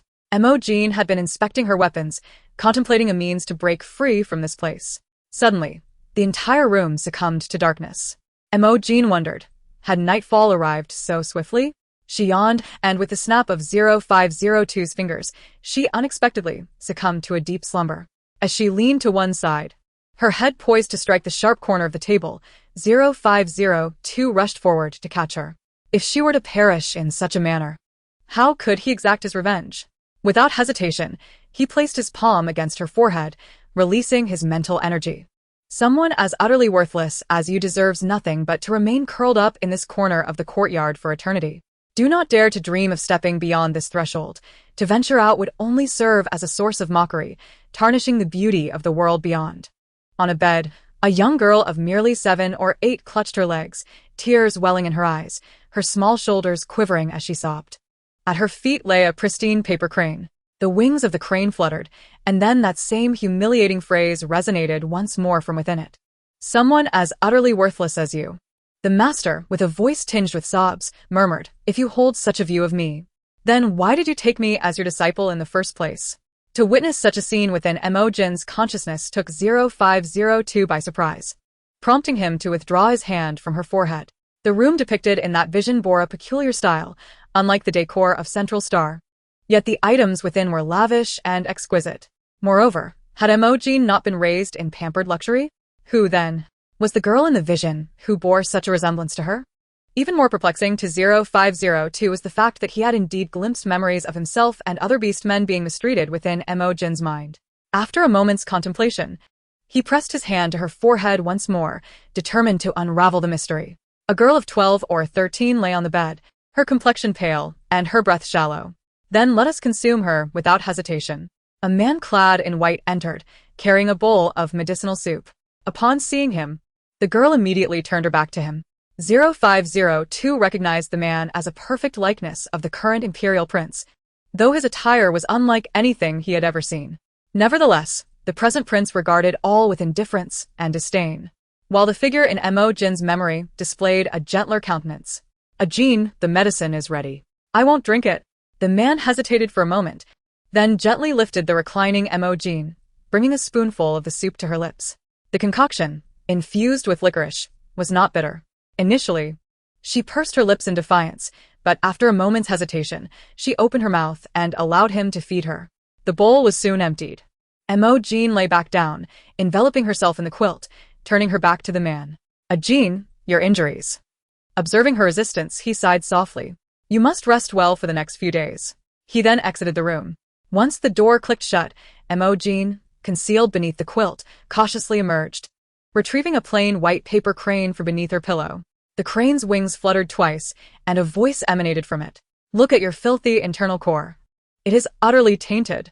No wonder, after 6 years of apprenticing, you remain no different from a waste, showing no progress. Tomorrow I shall personally excise your repugnant core. This time, Mo Jin did not weep as she had previously. Instead, she calmly tucked the crane back into the book. Fortunately, I have kept these sound-transmitting paper cranes, or else I might have succumbed to another delusion. Was it not you who personally excavated my core? How dare you now feign concern? Upon witnessing this, 0502 found himself even more intrigued. He had observed that the man's concern was genuine, yet the words from the paper crane were indeed hurtful. How fascinating. He again pressed his hand to Mo Jin's forehead. The memories he uncovered were akin to those before. The cruel words from the crane and the man's caring demeanor were perplexing. The last memory lingered on Mo Jin being struck to the ground by a black bear. As 0502 continued his exploration, he finally grasped the situation at hand. It seemed a pitiable soul had found its way into the body of that wicked female. But what could be done? This body still belonged to that vile creature. In light of your pitiable state, let me grant you a more merciful demise. With that, the boy, no more than 13 or 14, instantaneously transformed into an adult. A sinister smile crept across his lips, his tongue gliding over sharp fangs. His dark green eyes fixated on Mo Jin, glimmering with excitement and fervor, his pupils narrowing into slits. Then let us consume her, without hesitation. He transformed into a long, sinuous serpent, his body coiling in a poised arc, every muscle taut as a bowstring. Suddenly, he shot forth like an arrow, his mouth agape, revealing razor-sharp fangs. Just as he was about to seize Mo Jin, the ground began to tremble violently. 0502 swiftly reverted to human form and released his mental energy to assess the situation. It appeared an unexpected visitor had arrived. How amusing that someone could breach his illusion. He glanced back at the still slumbering Mo Jin. Consider yourself fortunate, little sweet treat. He then departed the scene with remarkable speed, leaving only a faint shadow in his wake. How detestable to be interrupted during his delightful repast. At this moment, Shimingshu was leading a substantial number of subordinates in search of Mo Jin within this fabricated world. He endeavored to activate the poison within him to locate her position. The actions of the Shadow Wraith, along with the interference of the other Dark Clan members throughout the illusion, caused the constructed world to tremble and destabilize. This not only delayed the serpent, but also facilitated Shimingshu's search. Finally, he discovered Mo Jin, still in a deep sleep. Jin. It appears she has fallen victim to an illusion. Lowering his head, he kissed Mo Jin, employing his mental energy to dispel the enchantment surrounding her. In no time, Mo Jin slowly opened her eyes, yet her expression remained one of confusion. Shimingshu understood that this was a temporary aftereffect of having her memories probed by the serpent, leaving her in a state of awareness yet devoid of consciousness, unable to perceive the events transpiring around her. He lifted Mo Jin, preparing to depart. Do you not realize this is my territory? A chilling voice suddenly echoed from behind. Shimingshu turned, astonished to find the serpent had returned with such swiftness. 0502 ambled leisurely towards Shimingshu, having just discarded a few pieces of refuse. Fortunately, he returned just in time. Where do you intend to take my little delicacy? In an instant, 0502 transformed into a colossal python, while simultaneously, a multitude of bombs swiftly materialized in the air around Shimingshu. Although this was merely an illusion, it could still inflict tangible harm. At first, Shimingshu was able to protect Mo Jin with ease, but here, the serpent's attacks were as effortless as a fish in water. Moreover, the serpent was currently focusing all its mental energy on Shimingshu. Gradually, Shimingshu began to find the situation somewhat troublesome, as the bombs and laser cannons that were randomly generated around him posed a significant nuisance. As he contended with the serpent, he also exerted his mental strength, attempting to rend a tear in the illusion. At last, a fissure appeared above him, and clutching Mo Jin, he dove into the gap. However, upon emerging into the world outside the fissure, he discovered his arms were empty. Just then, a voice echoed from above. Since you are so fond of my illusion, how about I create one specifically for you? Shimingshu inwardly cursed, realizing he had fallen for the serpent's scheme. Meanwhile, 0502 had securely caught Mo Jin, relieved that she was unharmed, lest it affect her taste. He initially intended to continue his dinner, but upon seeing Mo Jin's countenance, he inexplicably recalled a scene from her memories. In that image, Shimingshu was present. 0502 recognized him as the individual who had escaped the laboratory alongside him. In a bedroom, Mo Jin was straddling Shimingshu, her hands cradling his face, brimming with concern. 0502 could not fathom why such thoughts arose within him. He merely felt a wave of inexplicable agitation. He even found himself losing his appetite. In Chapter 118, he did not mind accompanying her in play for a while. At that moment, Mo Jin's fingers twitched, indicating her imminent return to consciousness. 0502 shook his head, unable to dispel the turmoil within. He gently placed Mo Jin on a nearby bed and transformed into a 12 or 13-year-old version of himself. He snapped his fingers, and the pitch-black exterior was suddenly illuminated by a glimmer of light that gradually brightened. It was precisely during this moment that Mo Jin fully awakened. Sister, you're awake. Her youthful face bore a hint of naivety, and coupled with her effortful restraint in expression and tone, 0502 resembled an innocent child, untouched by the world. Especially in his pair of emerald green eyes, which sparkled with curiosity and purity, exuding an unrefined, natural beauty. Mo Jin propped herself up on the bed and reached out to ruffle 0502's hair. You woke up so early. Are you hungry?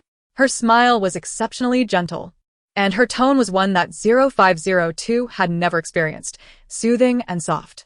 What was even more alarming was that he found himself somewhat relishing the gesture of having his hair tousled by Mo Jin. 0502's heart raced in confusion. He stepped back and turned to flee, stammering, I feel a bit stifled. I'm going to get some fresh air by the window. Upon hearing 0502's words, Mo Jin herself noticed a dryness in her throat. How peculiar. Why did she feel as though she hadn't slept long? She looked down to see 2 large watermelons on the ground, which she had planted before sleeping but hadn't had the chance to eat. While cradling a watermelon, she cleaned her dagger and began to slice it. The sweet fragrance of the watermelon quickly permeated the air. 0502, standing by the window, was drawn in by the aroma. However, when he turned to gaze at Mo Jin, a series of images flashed in his mind.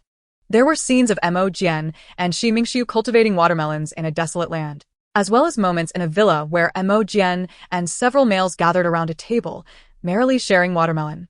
Their laughter caused a sudden pang of pain in 0502's heart. These were memories he had just uncovered from Mo Jin's mind. Yet how could he be so fixated on the memories of a prey? Such an oversight had never occurred before. At that moment, Mo Jin was still slicing the watermelon, while 0502 had transformed into a long, dark green serpent. His body was astonishingly thick, resembling the trunk of a centuries-old tree. 0502 gradually slithered closer behind Mo Jin. He intended to consume her, to devour her fear and her very being.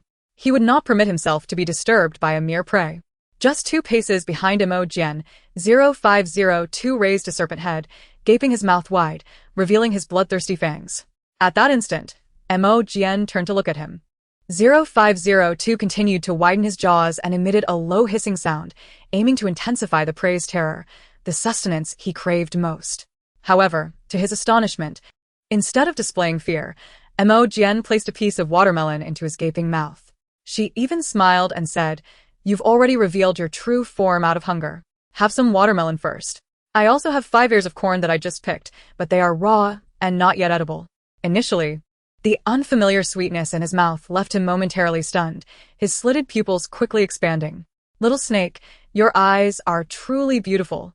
After he finally managed to swallow the piece of watermelon and regain his composure, Mo Jin continued to offer him slice after slice of watermelon.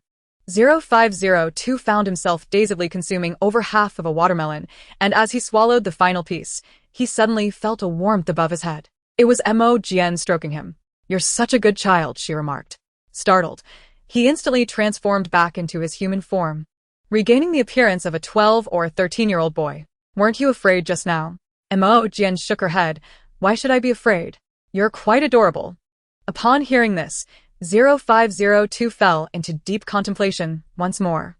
Mo Jin, unaware of his thoughts, remained focused on enjoying the watermelon. After finishing, she took out a tissue to wipe the juice from her hands. As she rolled up her sleeves, she suddenly noticed a faint mark on her right wrist.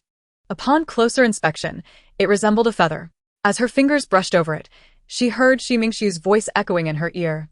"Jian, you are currently in an illusion. You must kill." The voice abruptly ceased, followed by sounds of a struggle. Mo Jin touched the mark again, which felt identical to what she had just heard. Only by killing what? She pondered. Before formally joining the rescue team, she had undergone professional training in the military district. She recalled the lessons she had learned. Could it be that only by eliminating the creator of the illusion could she escape? Mo Jin rose to retrieve her detector, checking if it was still operational. Within the illusion, aside from the unfortunate souls drawn in and the creator of the illusion itself, all other entities were mere figments of imagination. She could first use the detector for positioning and then proceed to eliminate possible targets until she identified the true one. Meanwhile, as the genuine creator of the illusion, 0502, although not looking at Mo Jin, could distinctly sense her every movement. Her sudden moment of distraction and contemplation, along with her abrupt grasp of the detector, were all exceedingly suspicious. He turned to probe. "Sister, what are you doing?" "I'm figuring out how to take you out." Observing Mo Jin's confident demeanor, 0502 began to piece together the situation. It seemed that Shi Mingxiu, who had intruded, had left behind some clues that enabled Mo Jin to discern a means of escape. Yet, it appeared that she remained oblivious to the fact that he was the true danger. In light of this, he had no qualms about accompanying her in her games, considering it a means to ease his own hunger. His curiosity piqued. He wondered what expression would grace Mo Jin's face upon discovering that he was, in fact, the ultimate boss. He believed that her fear at that moment would surely provide him with a feast. Having concocted a plan in his mind, 0502 moved his mechanical fingers, and immediately, Subtle changes began to unfold within the illusion. It was only after 0502 completed his task that he noticed Mo Jin had been gazing intently at him, her eyes reflecting a sense of sorrow he could not comprehend. Was she feeling pity for him? How could she possibly feel such empathy? At that moment, she seemed to realize her gaze was lingering too long and withdrew her attention. No wonder, after all these years, that 0502 bore no resemblance to the boy in her memories. It turned out he was merely a creation of the illusion. His past had been utterly wretched. Little snake, I shall protect you. When he first entered the illusion, it was he who led her away from the ant swarm. Even during their brief encounter within this illusion, Mo Jin hoped to bring joy to the little snake. Chapter 119, Qimingshu, Return My Clothes. At that moment, the detector in Mo Jin's hand suddenly flickered. The previously inert screen now displayed images. After a brief glance, she saw that above the building and in some corners of the alley outside, there were markers indicating the presence of individuals. This made matters considerably easier. Once she finished her meal, she would spring into action. Mo Jin stowed away the detector, first retrieving a basin from her spatial bracelet and then picking up the corn she had just broken off. To transform the corn into popcorn, she needed to summon genuine anger. With her head bowed, she delved into her memories, seeking a moment that could evoke instant fury. Aha! Qimingshu had always stealthily taken her favorite clothes, and as if that wasn't enough, he had even torn them. Were it not for the day she discovered her wardrobe was lacking, she might never have uncovered Qimingshu's transgressions. Indeed, just recalling this incident caused the corn in her hand to erupt into popcorn. The kernels cascaded into the basin one after another. Little snake, come and taste the freshly popped popcorn. 0502 stepped forward, this time without hesitation, and directly popped the popcorn into his mouth. As he watched Mo Jin prepare the popcorn, memories of her flooded his mind uncontrollably once more. Another scene of familial warmth, laughter, and joy as they gathered around to witness the corn transform into popcorn. He loathed such images, yet upon seeing the popcorn, he found himself eagerly consuming it. With a gentle bite, the crispy outer shell cracked delightfully between his teeth, followed by the soft yet springy essence of corn erupting in his mouth. It was a flavor he had never experienced before. Indeed, it seemed to surpass the taste of flesh. Unbeknownst to him, much of the popcorn had vanished into his mouth. Distinguishing whether the figures he encountered in the illusion were genuine posed a challenge, yet fortunately, Mo Jin had identified them as mutated beings tainted by psychic pollution through her detector. A swift execution was all that was required. As she scoured the illusion, she soon realized that its expanse was less than a square kilometer. The range indicated by the detector was even more limited. In a mere 3 hours, Mo Jin had dispatched the majority of the mutated beings. Now, only the final location remained.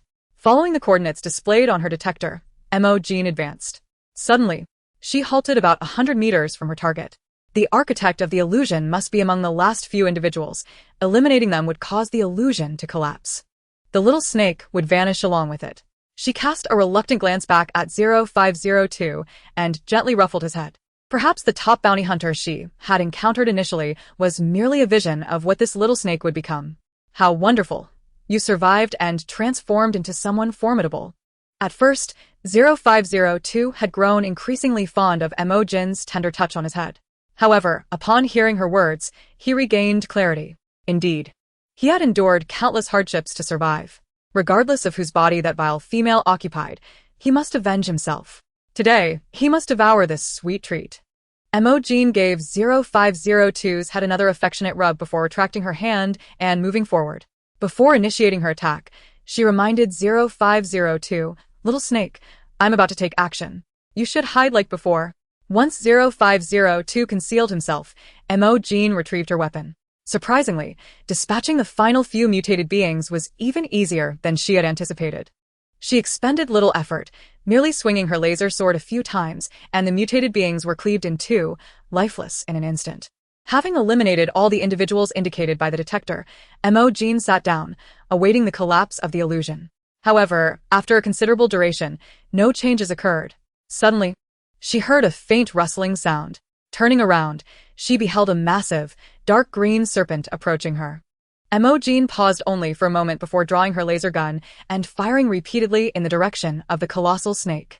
0502 showed no inclination to evade. He approached Mo Jin with a calm demeanor. A mere laser gun held no threat for him. The deafening sounds of gunfire reverberated around him until heat and flames ignited behind him, prompting 0502 to realize something was amiss. Mo Jin's gun was not aimed at him.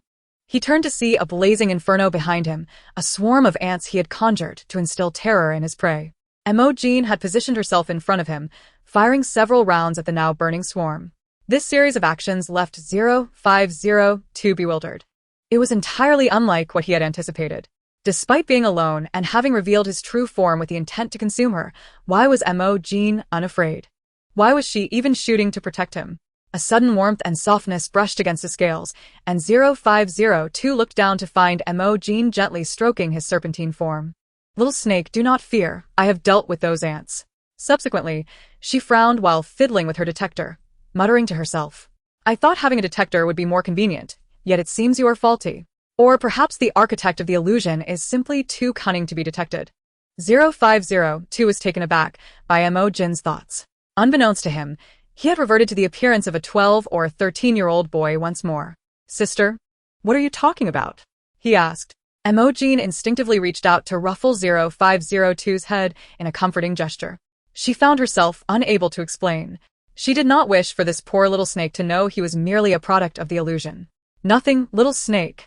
0502 could no longer hold back and bluntly stated, Sister, I already know. This is an illusion. Only by killing the architect can you escape. But now, it seems we are the only two left. Mo Jin smiled. Are you afraid I might mistake you for the architect and eliminate you? 0502 was confused, Sister. Why don't you suspect me? How could it be you? You just transformed into your true form out of fear of those ants, she replied. 0502 was astounded by her response. How could anyone think that way? He had just intended to consume her. How could she still believe he was afraid? Why does she always take such a keen interest in him? This female, how foolish she is. Though 0502 thought this to himself, he felt a dampness on his face. Never mind, he decided to let her off this time. To consume this naive female would only serve to diminish his own intellect. With a snap of his fingers, Mo Jin immediately collapsed, and the illusionary world began to unravel. When Mo Jin groggily opened her eyes, she found herself lying in a treatment pod, with Qimingshu standing before her. She raised her hand to strike him, but due to her still recovering consciousness, the blow lacked force, feeling more like a gentle caress. Jin, you're awake. Qimingshu, you owe me for my little outfit. Qimingshu responded with a puzzled expression.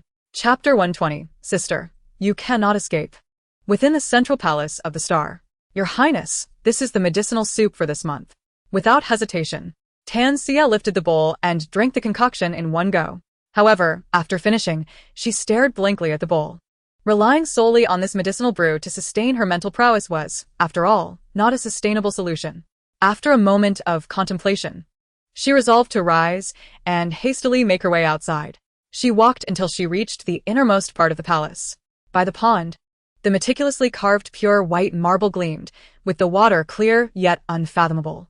Surrounding it were carefully trimmed verdant plants, evergreen shrubs, and occasional blossoms that complemented each other, providing both privacy to the pond and a touch of natural elegance to the white marble basin. A gentle breeze rustled the leaves. At that moment, Tan Huicha was seated on the marble edge of the pond, gazing down at the elixir in his hand, lost in thought, unaware of Tan Xia's arrival. Brother. Hearing the voice, Tan Huicha snapped back to reality, quickly concealing the elixir in his hand and rising, his expression marred by irritation at being disturbed. What is it? Witnessing Tan Huicha's demeanor, Tan Xia lost her confidence. Brother, drinking this medicine every month is rather cumbersome. Since you have so many elixirs here, why can't you just give me some? Before Tan Xia could finish her sentence, Tan Huicha shot her a warning glance, sharp and laden with meaning. Do I need to remind you of the agreement made back then? His tone was as biting as the winter wind, chilling to the bone, carrying an unmistakable warning that sent shivers down her spine. Tan Huicha took a couple of steps away, then paused to deliver a cautionary remark. If I was able to lift you from the slums back then, I can just as easily return you. With that, he departed without a backward glance. In the dim and eerie confines of an abandoned factory, rusted machines stood silently. The atmosphere was foreboding and desolate. The faint light barely outlined the dilapidated shapes. Suddenly, a piercing scream shattered the stillness. Immediately after, A figure staggered through the shadows, fear and despair interwoven with each frantic step. 0502 stood atop a derelict mech, observing the fleeing man with quiet detachment. His mechanical fingers twitched, and suddenly, a swarm of venomous snakes surged forth from behind the man, forcing him into a corner. Sensing the man's terror was more than enough to satiate his appetite.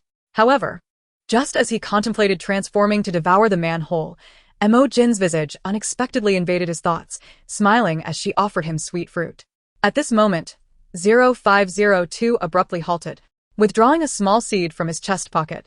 He scrutinized it closely. It was a cherry pit, the very first fruit Mo Jin had placed in his mouth. Sweet. Indeed, far more delectable than the taste of flesh. 0502 savored that sweetness on his tongue, a mad smile creeping across his face as his gaze remained fixated on the cherry pit, akin to a hunter eyeing its prey. Sister, from the very beginning, you should not have cared for me. Now, there is no escaping. Carefully, 0502 stowed the cherry pit in his pocket, pressing it against his heart. He waved his mechanical hand, and the terrifying serpents vanished. The man, cornered, immediately sprang to his feet and fled. Yet, with a snap of 0502's fingers, a loud explosion erupted, scattering flesh and sinew. 0502 approached calmly, observing that the upper half of the man remained relatively intact. He pointed at the man's chest, and 5 small snakes emerged, each bearing a heart atop their heads. He placed the heart into a box and then entered his spacecraft, heading towards the central star. When Mo Jin fully regained consciousness, she discovered her 3 males gathered around her bedside. Dr. Liu was examining her health, while Fred had transformed into a small fox, resting by her side. She propped herself up, and Jingu promptly assisted her, sitting behind her to serve as a support. Dr. Liu concluded his examination. Your body shows no abnormalities. You can be discharged shortly. Jin, do you feel any discomfort? Jingu inquired. Mo Jin shook her head, instinctively cradling the white little fox in her arms, its fluffiness providing a comforting sensation. By the way, Jingu, what about the rescue team's mission? Sheng Sui has already led the survivors to a new planet for resettlement, while 2 additional teams remain to eliminate the anomalies and mitigate risks. Upon hearing this, Mo Jin's spirits began to wane, burying her face against Jingu's chest. This time, not only had she failed to assist, but it seemed she had also caused additional trouble for everyone. Noticing Mo Jin's change in mood, Jingu immediately offered comfort. Jin, Qimingxiu has already informed us of the events that transpired. The appearance of the snake was unpredictable. Having the courage to escape the illusion is, in itself, a remarkable feat. Each challenge is a step towards growth. Do not blame yourself. Take your time. Hearing Jingu's words and being enveloped in his secure embrace, Mo Jin felt considerably better. Yet, she remained puzzled about how she had emerged from the illusion, having no recollection whatsoever. By the way, Jingu, what about Qimingxiu? Is he well? In Mo Jin's room on the 2nd floor of the villa, Qimingxiu was diligently handwashing the little outfit Mo Jin wore close to her body. This was a new garment he had just purchased from the mall. He controlled his strength carefully, cautious not to tear the delicate fabric. After washing, drying, and meticulously folding it, he placed it in the box designated for her clothes.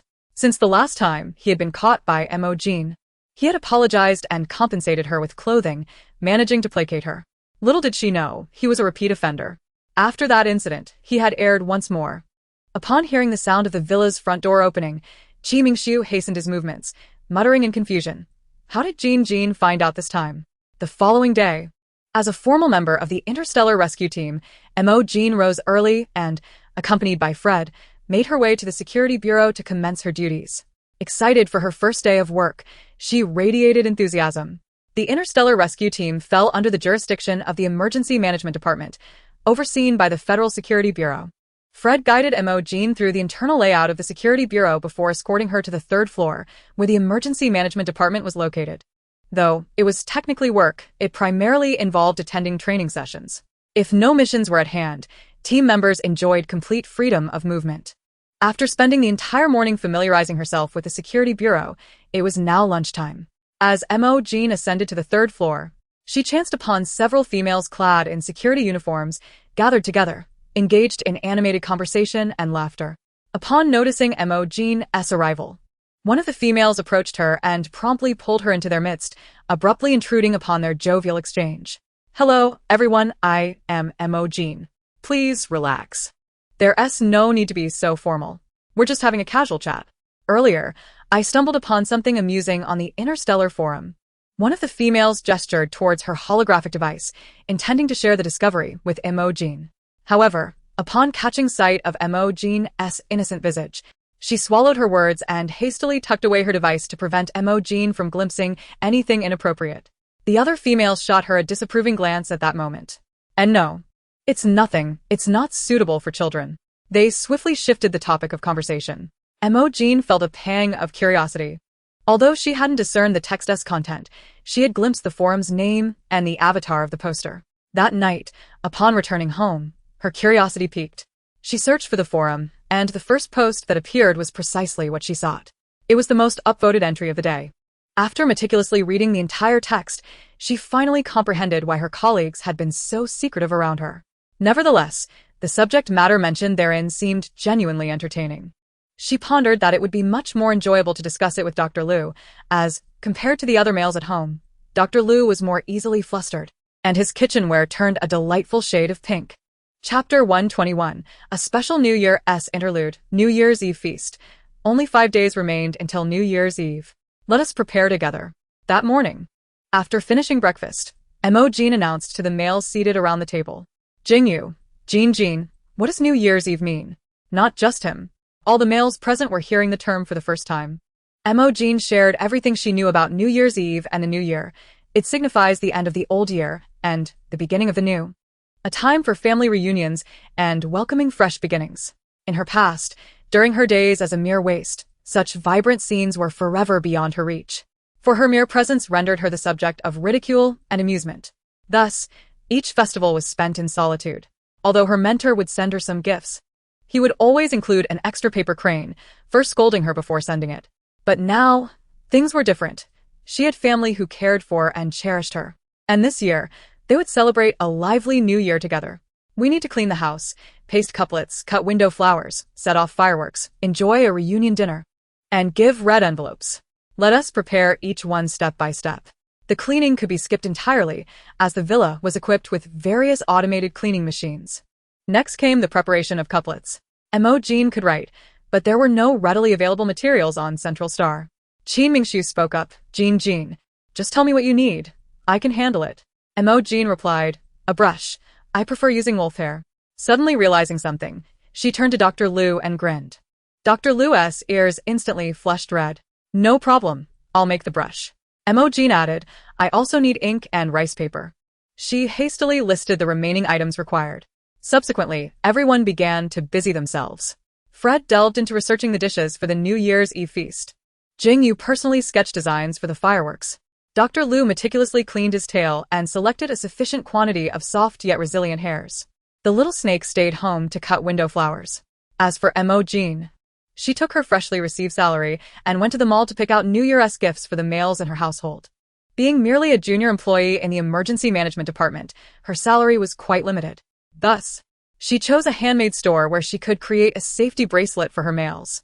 The shop also offered wood carving experiences, so after completing the bracelet, she scheduled a visit for the next day to try her hand at wood carving. Just before leaving, a staff member suddenly called out to her, excuse me, are you crafting gifts for your males? Montakja nodded. The staff member continued, because you spent over 1,000 star coins in our store. We will include some small gifts in your gift box. They are decorative items that you will surely adore. The first item prepared was the ink. Upon returning from shopping, Mo Jin was astonished to find a large barrel of ink delivered by going. So fast. So much. She immediately took out a small brush, eager to practice her skills. Naturally, she failed to notice Jingu bringing in a large box of squid to the kitchen. Jingu dispatched the design he had created to his aide to prepare. As he exited his room, he suddenly heard a persistent sound of water emanating from Mo Jin's room. Feeling a twinge of concern, he ventured inside to investigate. There, he found Mo Jin using a brush dipped in ink, scribbling on the floor, then rinsing it away. Jin, let me clean up. Jingu rolled up his sleeves and began to scrub the ink stains on the floor. As he was cleaning, he suddenly felt a chill on his arm. Glancing down, he noticed a character for blessing drawn on his forearm, with Mo Jin perched on a small stool, her face beaming with pride as she looked up at him. Unable to resist, he leaned down and bestowed a kiss upon her little face. Such beautiful characters. I have received Jin's blessings. Commander, it's just a blessing. Isn't that insufficient? Mo Jin's fingers danced over Jingu's forearm, and he immediately grasped her meaning. He looked down and smiled. Although he shook his head, his expression was full of affection. Without hesitation, he removed his shirt. Jin, where shall the next blessing be placed? Mo Jin pointed her toe at Jingu's kitchenware.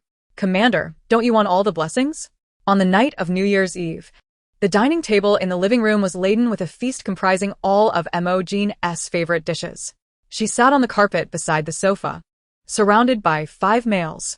The television displayed her favorite adventure program. At that moment, a shadow stood outside the window, observing the lively scene within. After lingering for a while, he ascended to the second floor of the villa, entering Mo Jin's room. With his level of mental prowess, he easily evaded the villa's security system.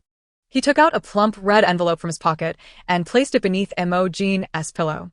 Ah, Jin, Happy New Year. After enjoying the New Year's Eve feast and watching the television program, time had grown late. Mo Jin urged her males to hurry back to their rooms. I have prepared small gifts for each of you. They are hidden under your pillows. Jingu shared a bed with her. Not only because he was her husband, but also because from the moment she arrived, he had been caring for her, and she had become accustomed to his presence beside her. After returning to their room and freshening up, Jingu, at Mo Jin's urging, retrieved the gift box hidden beneath his pillow. The wrapping paper was adorned with a charming little lion. He eagerly opened the box to find a thumb-sized wooden lion carving strung on a cord, resembling a necklace. Alongside it lay a red hand bracelet, intricately woven from 3 strands, featuring 7 evenly tied safety knots, each displaying a clear pattern. Additionally, there was a securely wrapped item, its contents a mystery. He tore open the packaging, but upon seeing what was inside, Jingu stood momentarily stunned. Jingu, how do you like it? These are all gifts I crafted and packaged with my own hands. Put it on, and let me see. Jingu hesitated for a moment before donning the bracelet and necklace. As his fingers brushed against the third item, Mo Dan suddenly exclaimed with enthusiasm, How wonderful. You must wear it all the time. Jingu paused, uncertain, and asked, All of them? Mo Dan nodded affirmatively. Of course. After a brief internal struggle, he resolutely grasped the third gift, preparing to adorn himself with it. Although wearing them all at once might feel somewhat uncomfortable at first, he reassured himself that he would gradually acclimate. However, before he could make a move, the bedroom door swung open unexpectedly. It was Qimingxiu. Dan, I truly love the gift you gave me. Qimingxiu held up an item atop her finger. Seemingly crafted from white gauze, resembling a little doll's hat, complete with 2 ties and adorned with a pearl-woven pouch. Mo Dan, initially puzzled about this item, could not recall preparing it. Qimingxiu remarked, I never expected that when Dan gifted, she would even think of little Qi. Mo Dan. Observing Qimingxiu's expression, Mo Dan promptly understood the purpose of the item. It was meant for wrapping kitchenware. Could this be the complimentary item from that handmade shop? No wonder the shop assistant referred to it as a decorative piece. What a grand misunderstanding. Just as Mo Dan was about to explain, the little snake entered, holding the same gift. Sister, did you forget? I have 2 of them. Following closely was Fred. Dan, this is my first New Year's gift. Such an exquisite present. May I ask you to help me wear it? Lastly, there was Dr. Liu, his face and ears flushed, already adorned with the gifts. Mo Dan turned to see Jingu, was also ready. Mo Dan, Before she could elaborate, the group of gentlemen approached her. Was there an impending sense of tension in the air? Little did she expect that the whole family would joyously welcome the new year together.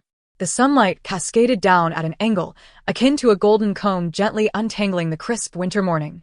In the garden, Mo Dan was entwined in a tender embrace with her great lion. She lay with her eyes closed on the lion's warm belly, basking in the sunlight that filtered through its thick mane, enveloping her face in a cozy glow. Fred, holding a pristine white scarf, stealthily approached. The scarf was crafted from the soft fur at the tip of his tail. He gently placed the scarf around Mo Dan's neck, causing her to notice the new, fluffy addition. She opened her eyes, reaching up to feel the fuzzy texture, unable to resist rubbing against it. Fox, how soft. Seeing this, Fred sat beside her, extending his tail for her to play with. Dan, enjoy this. Mo Dan opened her arms wide, embracing the entire fragrant, plush tail. Yet before long, she rose from the lion's side, suddenly reminded of a task left undone for the new year. Mo Dan, I want to build a snowman. Can we create artificial snow? Absolutely, came the reply. No sooner had the words left her lips than she felt a cold sensation falling upon her face. Looking up, she saw snowflakes gracefully descending from above. The little snake approached, presenting a small snowman to Mo Jin. It seemed they were indeed in an illusion. With a gentle wave of his hand, the little snake caused the ground beneath to be blanketed with a thick layer of snow. Mo Jin immediately dashed forward, arms outstretched, ready to dive into the snowy expanse. Observing her enthusiasm, the little snake promptly thickened the snow layer several times over, reaching up to his waist. The winter chill in the central star was not to be underestimated. After frolicking in the snow, Mo Jin belatedly noticed her hands were red and numb from the cold. Jingu, she instinctively called out. In the next moment, her hands were grasped by Jingu and pressed against his warm abdomen. How blissful. Happy New Year, dear ones. Chapter 122. Teasing Dr. Lu, but facing retribution. What kind of experience could that be? That very night, Mo Jin sought out Dr. Lu to put it into practice. Following the steps outlined in a forum post, she meticulously counted the seconds for each action. Of course, prior to the actual practice, she had consulted Dr. Lu, who assured her from a professional standpoint that it would not cause any substantial harm. Only then did Mo Jin feel secure in proceeding. After repeating the process 4 or 5 times, Dr. Lu's reactions were undeniably adorable, making it impossible for Mo Jin to resist teasing him. She found herself so engrossed in the fun that she failed to notice the silvery hue gradually spreading in Dr. Lu's eyes. Merely 5 minutes later, her hands were suddenly seized by Dr. Lu. "Are you having fun, little rascal?" His speech was measured, each word articulated clearly, yet carried an inexplicable sense of pressure, both affectionate and perilous. Upon hearing that familiar tone, Mo Jin froze, cautiously raising her gaze to meet Dr. Lu's silver-tinged eyes. In that moment of their eyes locking, Dr. Lu raised an eyebrow and tilted his head in acknowledgement. "Mo Jin? Why is it again the deranged Dr. Lu?" Dr. Lu, I just remembered I have something to attend to. I must be off." She cautiously began to back away. And just as she intended to turn and flee, a sudden force pinned her against the bed with a single hand. Cheng. Before Mo Jin could finish her sentence, a finger pressed against her lips. Dr. Lu's fingertip caressed her mouth. "Don't be so eager to call for help. This time, I won't punish you. Since this is a game chosen by the little rascal herself, how can I not experience it firsthand?" With his other hand, Dr. Lu began to glide along Mo Jin's back. "Fortunately, I just trimmed my nails this morning." 5 minutes later. "Dr. Lu, you did that on purpose. You're seeking revenge." This felt akin to a rather unsatisfactory roller coaster ride. Sitting in the car, slowly ascending, yet just as they approached the peak, the thrilling descent, everything suddenly lost momentum, only to slide back down again. And then came the next round of anticipation and disappointment. "Dr. Lu, I'm going to make a scene." Upon witnessing her distress, Dr. Lu finally withdrew his hand.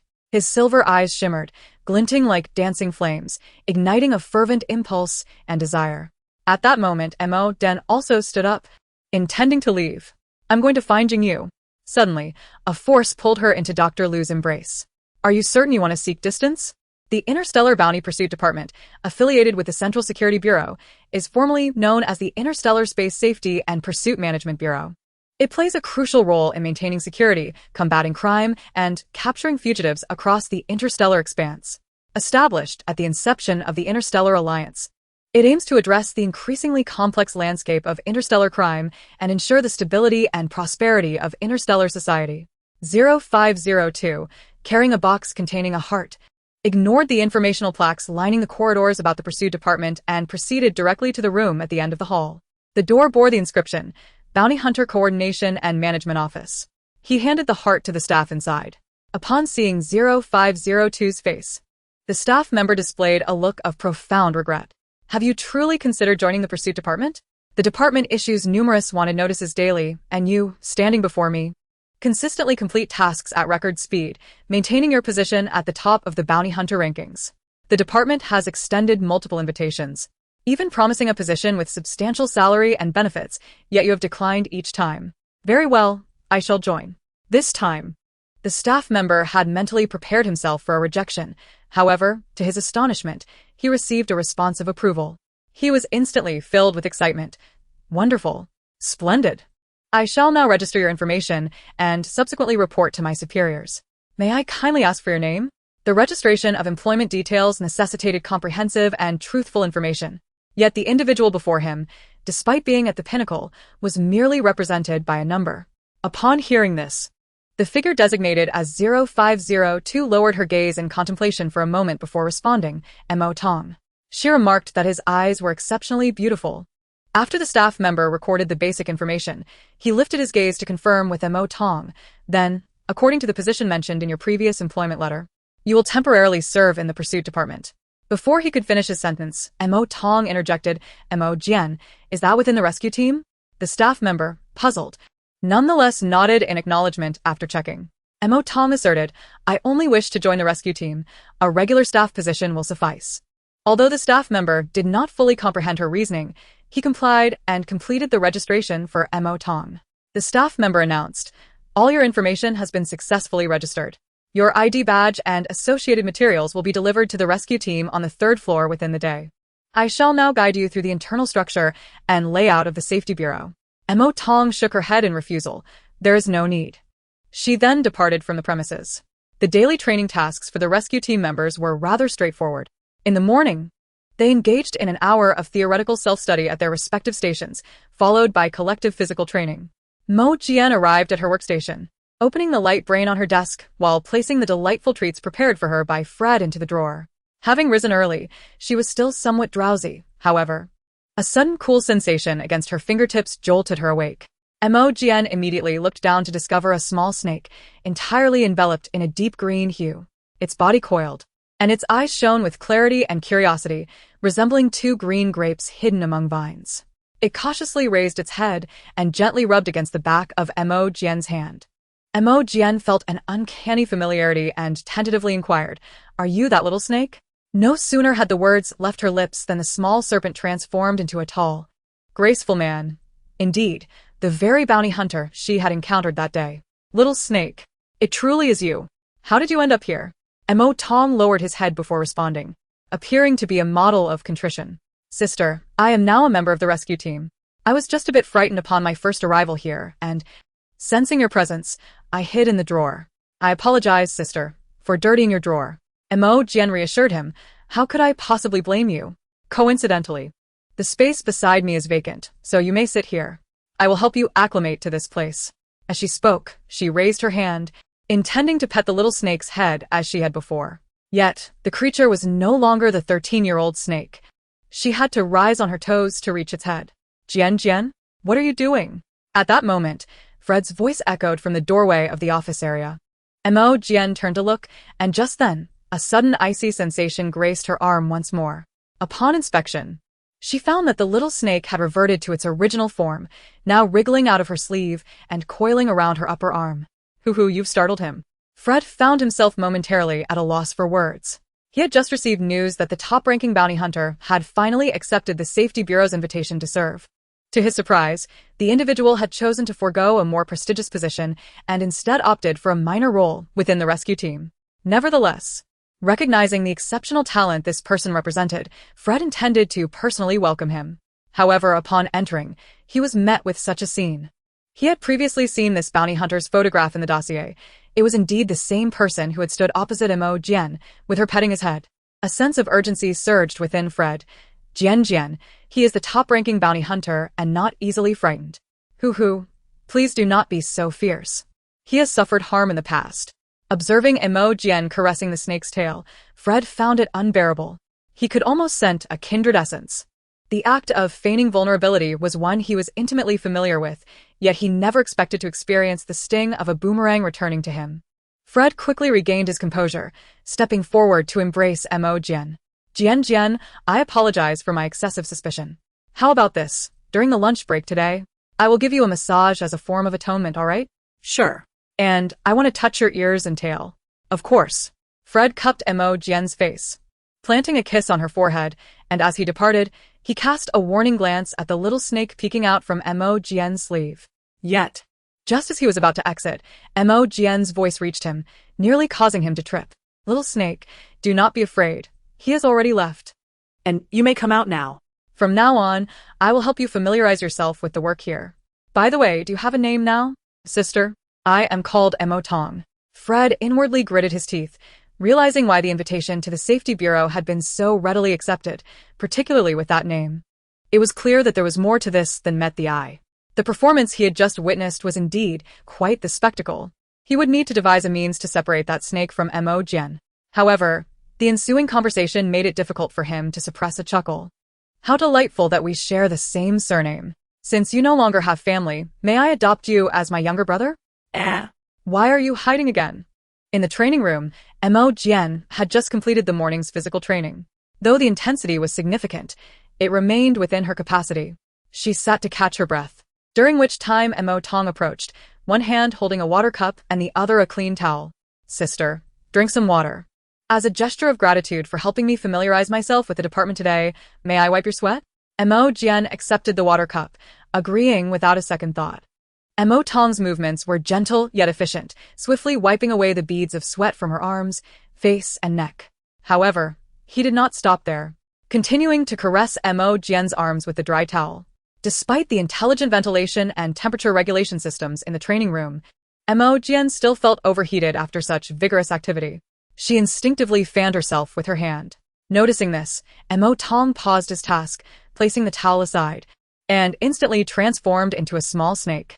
Starting from Mo Jin's forearm, he coiled upward, ultimately wrapping around her neck and resting his head atop her own. Sister, I will help cool you down.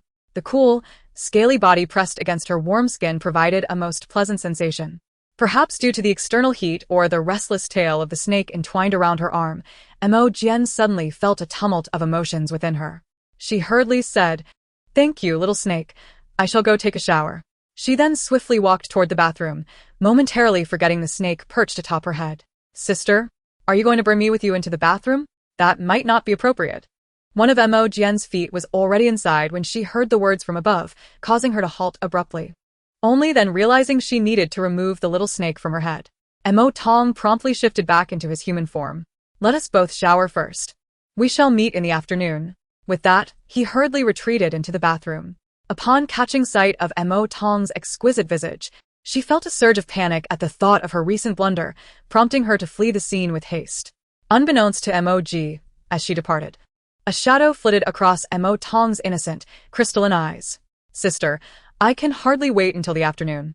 10 minutes later, having just concluded her shower, Mo Jin cursed herself internally for her lack of composure. Her thoughts were inexplicably fixated on the young serpent's face.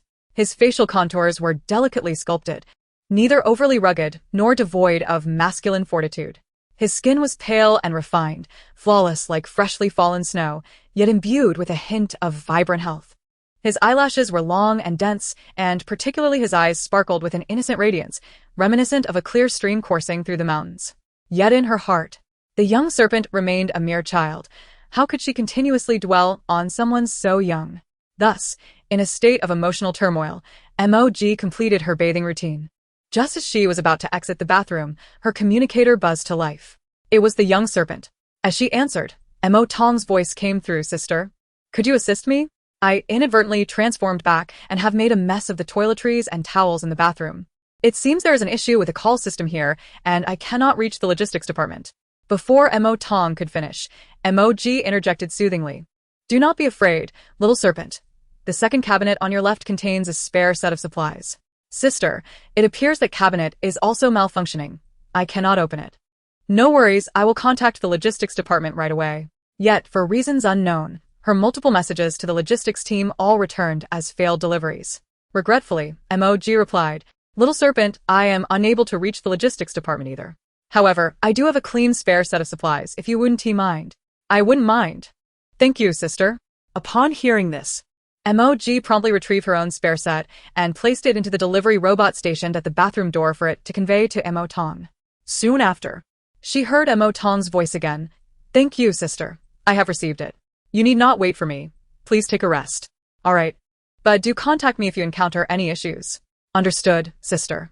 Inside the bathroom, Mo Tong had already finished his shower and dressed neatly. He cradled a towel sent by Mo Jin in his arms and squeezed some body lotion from the bottle she sent onto the towel. Though the lotion was new and unopened, the logistics department of the Security Bureau prepared personalized body lotions for each employee. The towel, similarly, was embroidered with Mo Jin's name, specially designated for each staff member. These items were indeed unique. Mo Tong pressed the section of the towel infused with the body lotion against his face and inhaled deeply. It bore the scent of his sister. After a considerable time, he reluctantly stowed away the towel and the bottle of lotion into his spatial bracelet and sent a message to Mog. I apologize, sister. I accidentally damaged your towel. I will bring you a new one this afternoon. After the midday rest, thanks to Fred's massage, Mog felt a wave of lightness wash over her. With time to spare before the afternoon training session, she decided to review documents in the office area. The young serpent was quietly hiding beside her desk. Just then, a commotion erupted from the office entrance. Curiosity piqued. Mog looked up to see a figure being surrounded by a throng of people. At that very moment, their eyes met. Master? What brings you here? Unbeknownst to her, upon entering, Tan Huaiche's gaze had been fixated on Mog, and he was now making his way directly toward her. The supervisor accompanying him turned to Mog, saying, Mog, His Highness has come for an inspection today. You are to brief him on the current status of the rescue team. Mog could not fathom why her body reacted so intensely. She intended to rise and decline. Yet her body betrayed her, trembling slightly. آقای؟ Just as Tan Huaiche was about to reach her, the young serpent suddenly stood up. Sister is feeling unwell. I will take her to rest. With that, he scooped Mog into his arms and departed. That night, it was no surprise when Mog was plagued by nightmares. Revisiting past events. The inner alchemy has been lost, the heart pulse unstable. Someone as worthless as you is only fit to shovel dung for spirit beasts in the back mountains. Forcing you to marry that old man is already the best fate you could hope for. Behave and prepare for the marriage, lest you stir up trouble. Mog stared blankly at the ground, her expression unreadable. After a long pause, she crumpled the paper crane in her hand. Master, if I were not worthless, would I not have to marry that old man? The scene shifted in her dream. Mog stealthily approached the back mountains, hiding outside a cave, peering inside. Upon confirming that the adult black bear was sound asleep, she cautiously crept into the cave, positioning herself behind the bear. Her purifying ability could cleanse the ferocity within a fierce beast. She had succeeded with Xiao Bai before. If it were not for the impending wedding, she would not be taking such risks now. If she could successfully purify this black bear and tame it as her spirit beast, it would prove her worth and free her from her master's plans to marry that old man. Mog pondered, but fate was not on her side. Suddenly, a firecracker was thrown into the cave, and the explosion reverberated violently. She had no time to think before the bear's paw was already upon her. Jingu. Mog jolted awake, only to find herself cradled in Jingu's arms.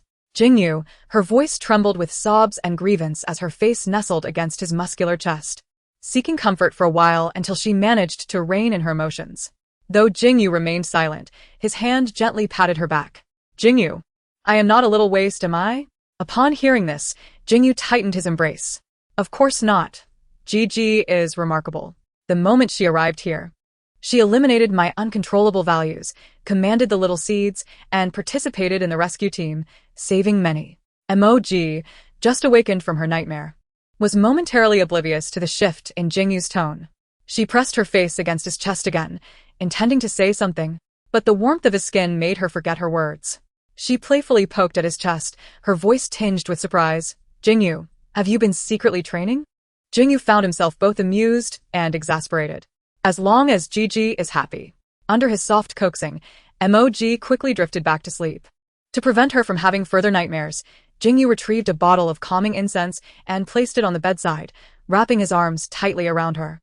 He gently patted her back while softly humming the most familiar lullaby from Central Star. Little darling, close your eyes. The night sky sparkles softly. The crescent moon hangs in the distance, guarding your sweet dreams. After singing the lullaby many times, a smile graced Mog's lips in her sleep. At that moment, Jingu's eyes glimmered with concern. What have you endured before arriving here? After a moment of contemplation, he opened his communicator and sent several messages to Qiming Su. Then, he gathered his emotions, holding Missouri G close, ready to continue sleeping. At that moment, he suddenly felt a bite on his chest.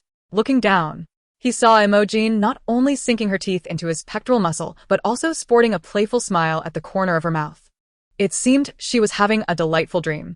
He extended a finger to gently stroke her cheek. What were you dreaming about, my little glutton? The next morning before work, Mo Jin experienced an unusual loss of enthusiasm for her job for the first time. She lay in bed, cocooned in her blankets. Jingu, do you know the prince's schedule?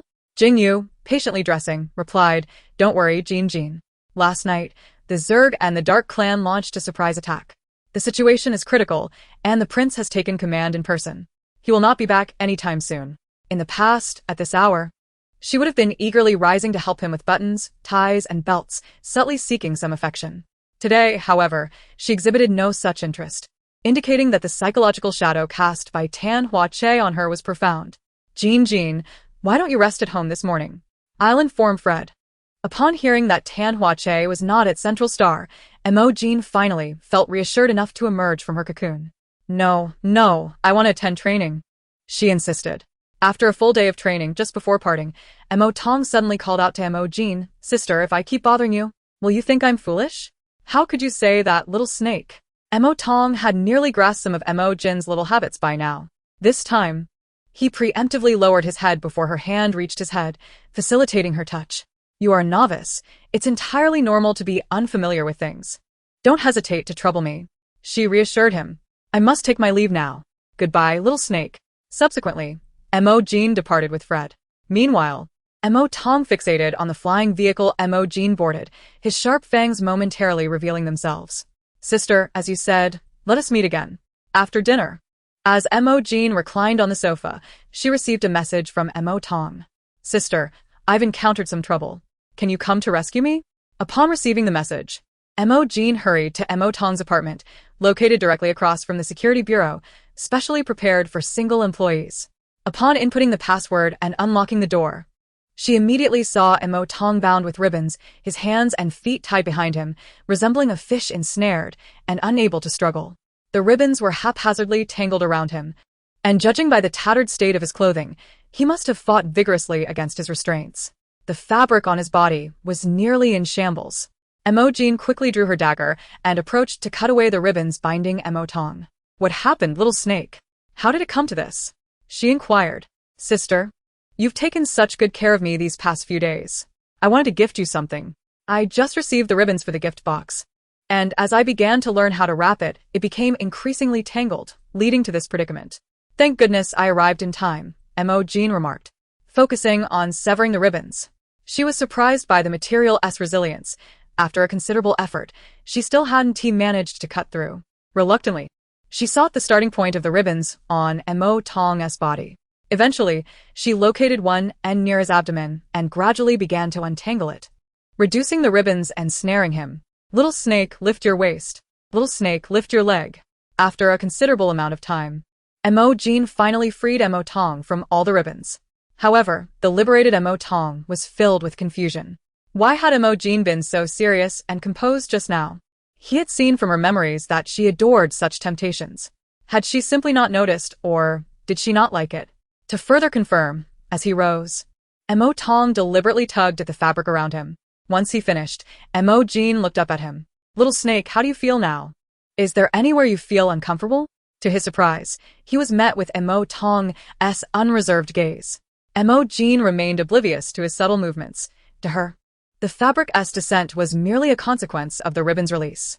Sorry, little snake, I didn't mean to see that. Please go put on some clothes, she said, instinctively turning to leave. Yet, Mo Tong unexpectedly grasped her hand, halting her motion. Recognizing the same reaction from her memories, Mo Tong suddenly understood the current situation. As long as sister enjoys it, he mused, intentionally asking, Sister, why don't you dare look at me? Stop it, little snake. You're still young. I'm not that young anymore, sister. Before long, Mo Jin sensed a peculiar touch on her arm. Looking down, she saw Mo Tong holding a length of ribbon, measuring it against her forearm. Sister, this length is quite considerable, not small at all. Mo Jin. She had inadvertently glimpsed the tangible evidence. Immediately, she diverted her gaze. I mean, you're still young, just a child. Mo Tong replied, Sister, I'm already 20 years old. Hardly a child. I'm younger than them.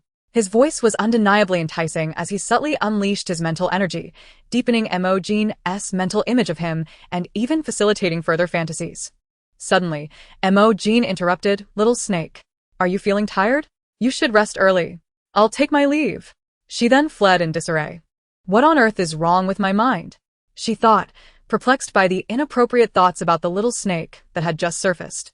The following day, after her hasty departure, Mo Jin found her mind plagued with untimely images during her shift at the security bureau. Consequently, she spent the entire morning avoiding eye contact with Mo Tong.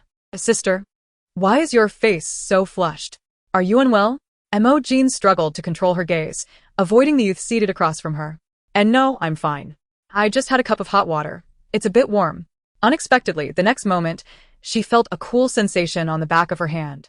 It was the tip of Mo Tong's tail. Then let me help cool you down. Mo Jin attempted to evade, overwhelmed by the images flooding her mind. But before she could escape, the tip of Mo Tong's tail had already coiled around her wrist. Meanwhile, Mo Tong wore a guilty expression, as if he had committed a wrongdoing. Sister, did I do something to upset you? Please don't dislike me. His innocent demeanor melted Mo Jin's heart, allowing the serpent's tail to remain coiled around her arm. The cool touch was indeed quite pleasant.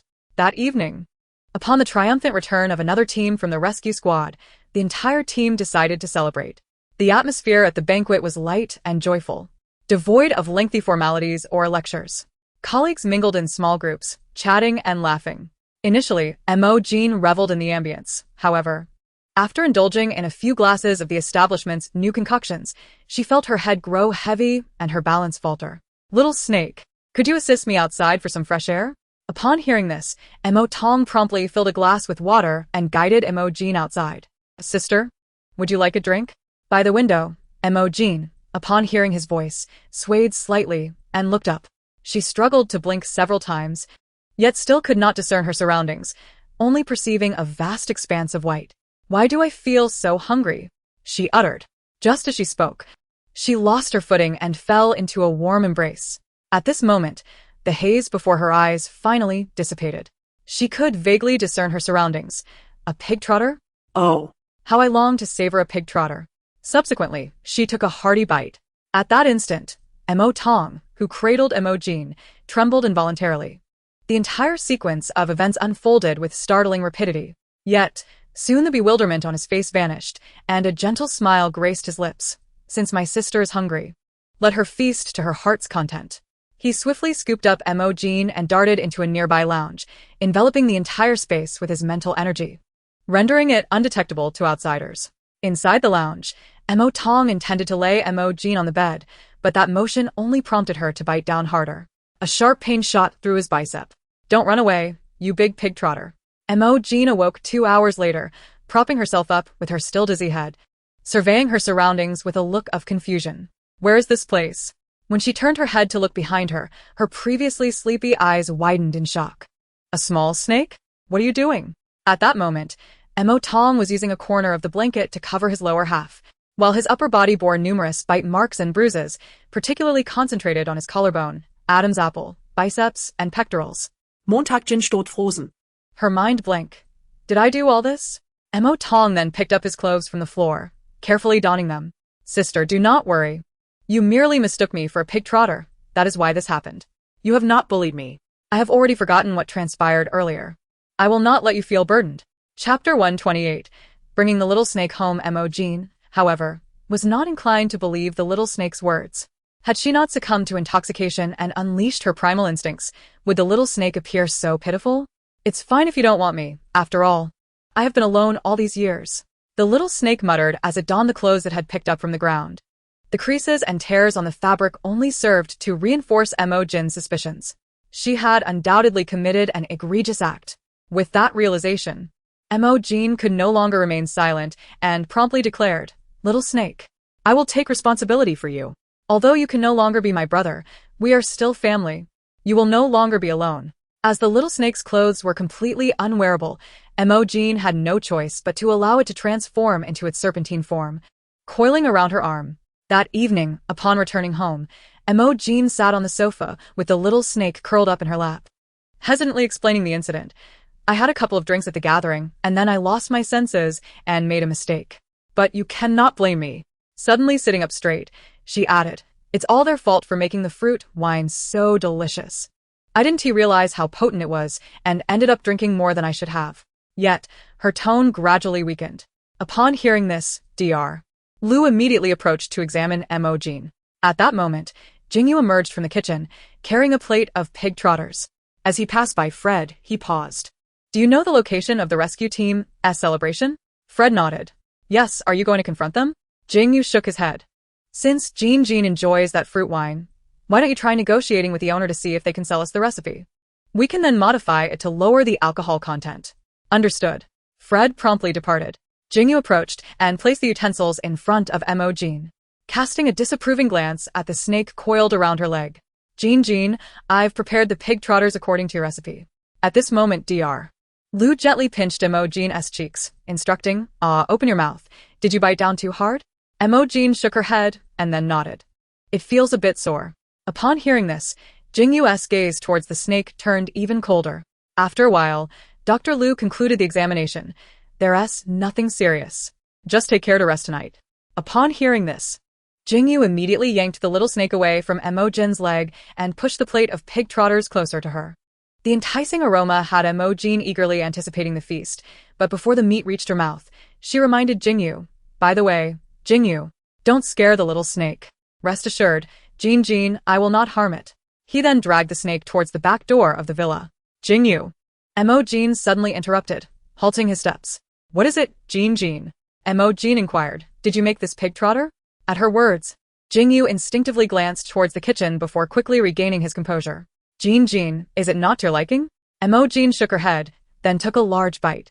No, Jingu, it's just that this flavor is very familiar. This taste reminded her of the meals once sent by her master. She had always found her master perplexing. He consistently refused to meet her, resorting to sending scathing reprimands via paper cranes. Yet, he ensured that her every need was met with the utmost care. Mo Jin shook her head, continuing to relish the plate of pig trotters. She now had many family members. Why should she concern herself with the frigid and enigmatic thoughts of her strange master? Meanwhile, as Jingu stepped outside, Mo Tong immediately transformed back into human form, distancing himself from Jingu. He wore fresh clothes that he had retrieved from his spatial ring. Jingu coldly remarked, if you wish to engage in petty tricks, feel free. But can you at least exercise some restraint? You might be tough and resilient, but what about Jin? With Mo Jin absent, Mo Tong reverted to his usual haughty demeanor. The marks on my body are not solely from bites. You need not be so alarmed. Just as Jingu was about to confront Mo Tong, both men instinctively turned their attention towards the front door. Jingu frowned. Why is he still here? They swiftly approached the entrance, where they found Tan Huicha standing by the window. Mo Tong stepped forward and firmly grasped his shoulder. Perfect. There's something I've long wished to clarify. Chapter 129. The Master's memories. Tan Huicha turned around. The remnants of tenderness and concern in his eyes were swiftly enveloped by an icy demeanor. His gaze transformed into a deep and indifferent void, akin to the most piercing cold wind of winter, devoid of warmth, and when he looked at someone, it felt like a blade piercing through the heart, leaving one trembling involuntarily. The smile on his face froze, morphing into a faintly disdainful curve, devoid of warmth, merely a display of aloofness and arrogance. The chilling aura surrounding him thickened, as if he were a solitary iceberg, completely severed from the world, keeping others at a distance, with no room for negotiation. A mere little snake dares to touch me? If not for Jin's sake, do you think you would still stand before me? The sudden mental assault caused Mo Tong to stagger back 2 steps. A smirk crept onto his lips, laden with derision and mockery. What are you pretending to be? If you hadn't coerced Mo Jin into marrying an old man, would she have perished at the hands of the Black Bear, only to end up here by chance? What did you say? Both Jingu and Tan Huicha exclaimed in unison. Jingu was the first to question Mo Tong. How do you know? Though Mo Tong glared coldly at Tan Huicha, he truthfully explained to Jingu, as a genetically modified snake, I unexpectedly acquired the ability to probe memories. During my last encounter with Mo Jin, I initially intended to consume her, but while delving into her memories, I stumbled upon these truths. Upon hearing this, Jingu immediately pressed, what has Jin experienced? Suddenly, he became acutely aware of something, and his expression immediately turned cold as he gazed at Tan Huicha, the dark golden hue in his eyes swirling with intensity. What have you done to her? Mo Tong continued with a sardonic tone. For the past decade since she became your disciple, have you not incessantly humiliated and belittled her with that wretched paper crane? And now you come here feigning deep affection? Upon hearing this, Tan Huaizha remained enveloped in an icy detachment, his voice resolute, filled with disdain for Mo Tong's earlier words. I have never insulted Ah Jian, nor would I ever force her to marry some old man. Your Highness, I believe it is imperative for you to clarify this matter today. At that moment, Fred also approached. Subsequently, Shi Mingxiu descended from the treetops, landing gracefully on the ground, and unleashed the energy of the Dark Clan towards Tan Huaizha, thereby revealing his identity. I wouldn't mind adding a few more obstacles to Central Star. At this juncture, the four beastmen exchanged glances, none surprised by the news they had just received. They were already well aware of Mo Jian's drastically different demeanor. This was not the same person they had encountered before. Tan Huaizha's gaze swept over the four, ultimately settling on Mo Tong. How am I to know if you speak the truth? Mo Tong found it laughable. Very well. I shall let you witness it with your own eyes. With that, he turned to glance inside the villa, where Mo Jian was currently leaning against Lu Shuren, laughing joyfully. Oblivious to their conversation. Moments earlier, he had employed his mental power to shield their dialogue from reaching Mo Jian within the villa. Then, Mo Tong released his mental energy to construct an illusion. The first scene depicted a young girl sitting on a bed, clutching herself and sobbing softly. And everyone instantly recognized her as Mo Jian. Tan Huaizha's voice emanated from the paper crane beside her. A worthless waste like you deserves to cower in this corner forever. Do not even dream of stepping outside. Doing so would only make a mockery of yourself and tarnish the beauty of the world beyond. Witnessing this, Jingu clenched his fists, his gaze piercing like a sword directed at Tan Huaizha, ready to strike. In response, Tan Huaizha scoffed dismissively. I have never spoken harshly to Ah Jian. What we see in this illusion is entirely at your discretion. Upon hearing this, Jingu gradually regained his composure, hoping that all of this was but a fabrication, sparing his Jian from such suffering. Mo Tong found the situation absurd. With a flick of his fingers, the surrounding imagery shifted dramatically. In this new scene, a teenage Mo Jian lay pale upon a bed. To enhance the illusion's credibility, this time it included her master, Huaizha. From the moment he entered with medicine to when he exited, Mo Jian emerged from beneath the covers. Her expression was numb, yet her eyes betrayed an inescapable sorrow. Tan Huaizha remained unfazed. The extraction of Ah Jian's inner core was for. His words were abruptly interrupted by a voice, his own. Look at your filthy inner core. It is utterly tainted. No wonder, after 6 years of being my disciple, you remain no different from a worthless fool, showing no progress. Humph. Tomorrow I shall personally extract your repugnant inner core. Upon witnessing this scene, Jingu could no longer contain his fury and charged forward, delivering a punch to Tan Huaizha. The latter staggered back several steps, his expression one of shock as he regarded Mo Jian on the bed, his brows knitted in confusion. I never said such things, he protested. Before he could argue further, Mo Tong's fingers danced, and the surrounding scene morphed once more. This time, the paper crane's wings fluttered, and Tan Huaizha's voice echoed again, with your inner core lost and your heart pulse unstable. A waste like you is only suited to shovel dung for spirit beasts in the back mountains. Marrying that old man is already your best fate. Prepare for your wedding. And do not stir up trouble. Tan Huaizha stepped back in disbelief. How could this be? In the next instant, 4 figures lunged at him simultaneously, the wind of their punches howling past, accompanied by a piercing whoosh. Each dull thud echoed like a hammer striking a drum. Tan Huaizha made no attempt to retaliate, merely enduring the onslaught. After what felt like an eternity, the 4 figures finally ceased their assault. Mo Tong stated, you have all witnessed this with your own eyes. From now on, do not approach Mo Jian again, nor feign any deeper emotions. Tan Huaizha opened his mouth to explain, but upon seeing the furious intent in the eyes of those around him, he relinquished the thought. Instead, he turned to Mo Tong and said, words are futile. You may delve into my memories. With that, he rose and approached Mo Tong. Without hesitation, Mo Tong placed his palm against Tan Huaizha's forehead. His memories were extensive, akin to an endless road. After some time, Mo Tong finally unearthed the memories related to Mo Jian. The scene began with a bloodied youth wielding a long sword, charging into a bamboo forest. A little girl was encircled by a horde of demonic beasts, and as the leading beast opened its gaping maw to devour her, he thrust his sword into its brain, sending it into a frenzy. Only then did he realize that his sword was merely an inch from the girl. With no time to spare for her, he swung his sword, slaying all the beasts present. Once the threat was neutralized, he knelt before the girl, whose body and face were splattered with blood. Ah, Jian, your brother has come too late. Are you injured? He reached out to wipe the blood from her face. But before his hand could touch her, the little one trembled violently. Ah, Jian, I am your brother. Your mother is my adoptive mother. Yet the child continued to shake, regarding him with wary eyes. With no other option, Tan Huaizha had to summon a maid to take Mo Jin back to the palace for a proper cleansing. Afterward, he returned to his palace, quickly changed his attire, and as he was about to leave, he paused, retrieving a piece of paper from the cabinet and folding it into a paper crane. Since Ah Jian fears me, it would be best to soothe her with the sound of this paper crane. He infused it with his magic, and after the wings fluttered twice, he spoke. Ah Jian, do not be afraid. I have been in seclusion for too long, and have only now learned of your mother's passing. Before she died, she entrusted you to me. Will you become my disciple? I promise to protect you in the future, and no one shall dare to bully you again.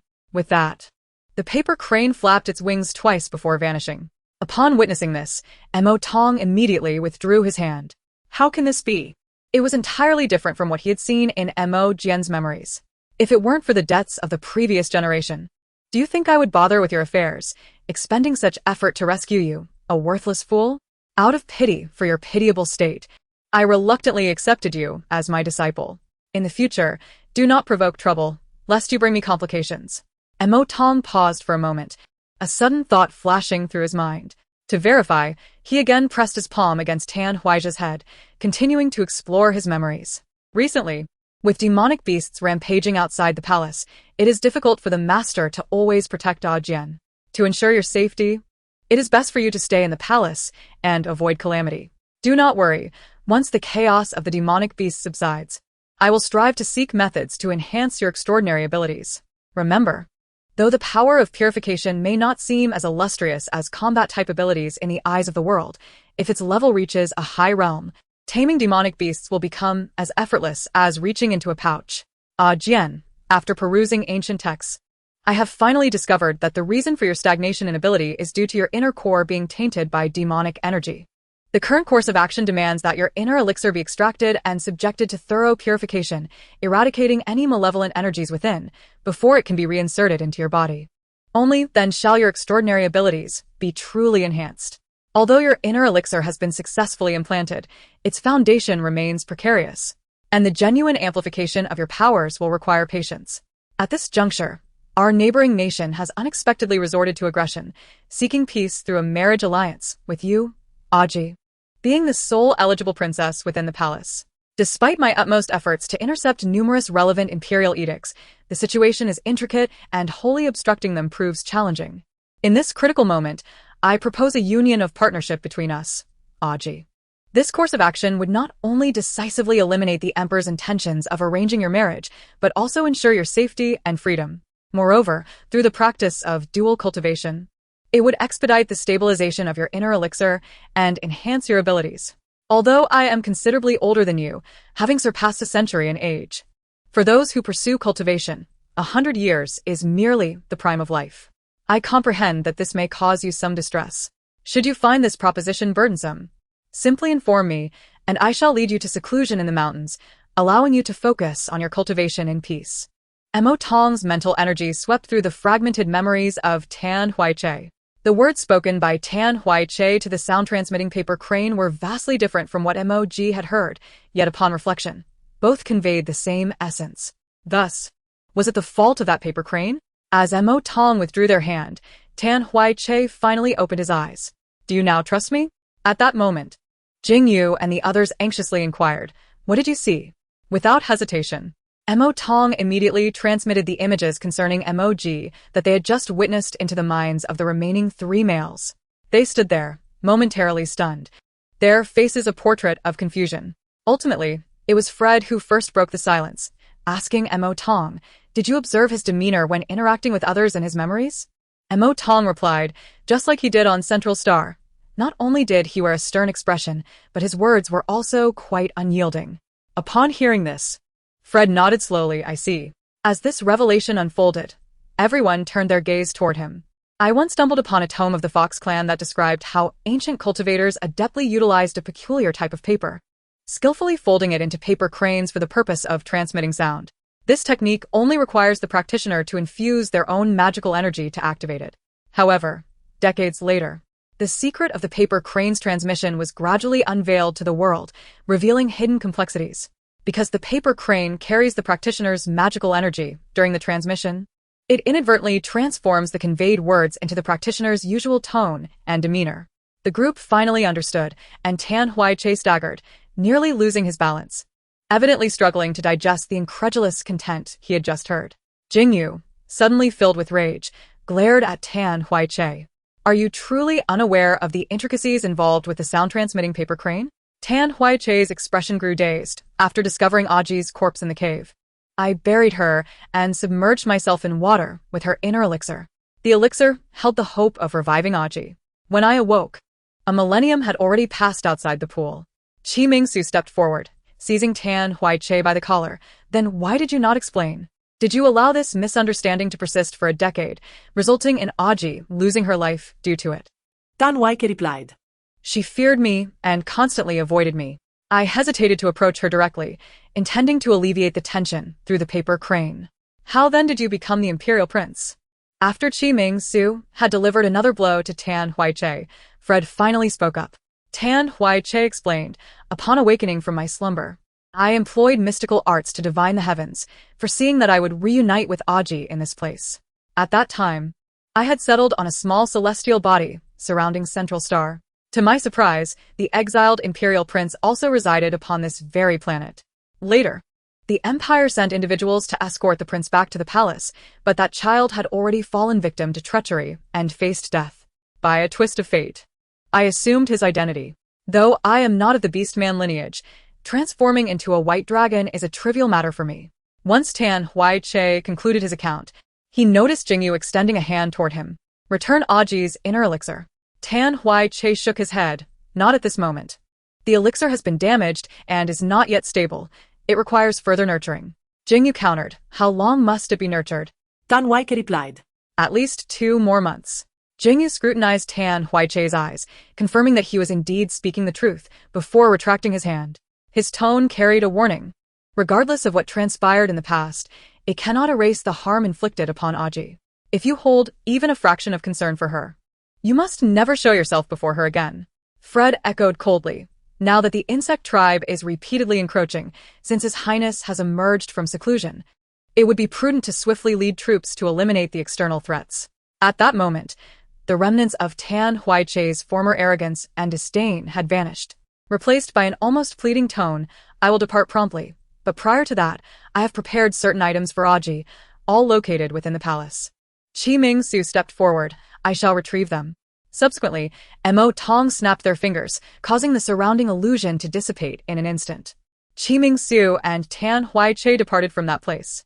As the remaining 3 beast men returned to the villa, just as they reached the entrance, Jingu suddenly halted. Turning to Mo Tong, can your mental energy erase memories? They exchanged a glance, and Mo Tong immediately grasped Jingu's intent. Mo Tong shook their head, however.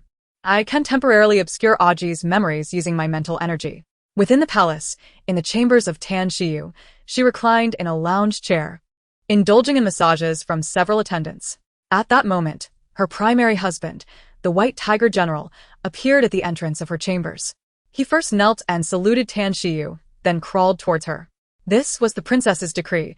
None were permitted to walk upright in her presence.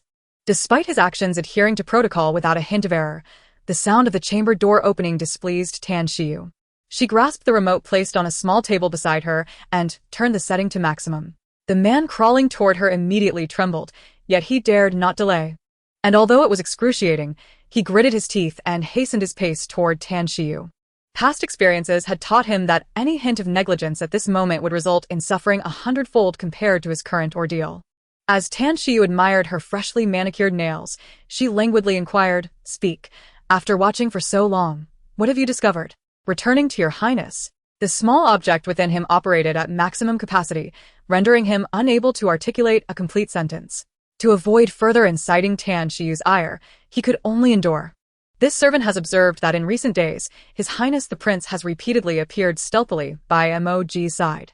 Just moments ago, He even allowed one of the beast men beside Mo Jin to take all the elixirs from his private storeroom. Upon hearing this, Tan Shi's expression instantly turned serious. So, Mo Jin was the individual her brother had been waiting for? She tapped her finger against her chest. She certainly did not forget how she had risen from an ordinary female in a slum to become the most esteemed princess of the empire. It was due to her unique constitution that the imperial prince sought her out, implanting something she had never encountered within her body.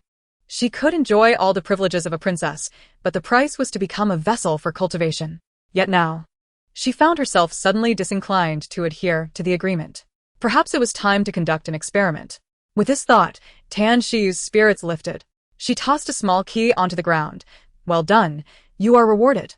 The lock ahead can be opened. Within the black box lay elixirs flavored with UME. The dark red box contained juju paste, and the bright red box housed hawthorn-flavored elixirs. Tan Hui-che introduced each elixir to Chi Ming-su. Aji dislikes taking medicine. So I have transformed these elixirs into candy flavors. There are no limitations on the daily dosage. The more one consumes, the more beneficial it is for the enhancement of her abilities. As Tan Hui-che finished speaking, within mere moments, the entire palace brimming with elixirs was swiftly absorbed into Su Mingshu's spatial ring. I shall take these. In the future, refrain from lingering before an inn. With that, Su Mingshu vanished in an instant. Tan Hui-che proceeded to exit, initially intending to gather information at the military district. The beastly husbands of a Jian were indeed correct.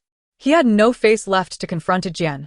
It would be better to depart from the central star entirely, alleviating some of a Jian's anxieties. However, just as he reached the palace gates, a servant hurriedly pursued him. Your Highness, please wait. Upon turning, Tan Hui-che recognized a companion of Tan Shiu. what is it? His tone bore an undeniable authority, starkly contrasting with the previous nagging reluctance. The servant hastily reported, Princess claims to be experiencing sudden, severe chest pains.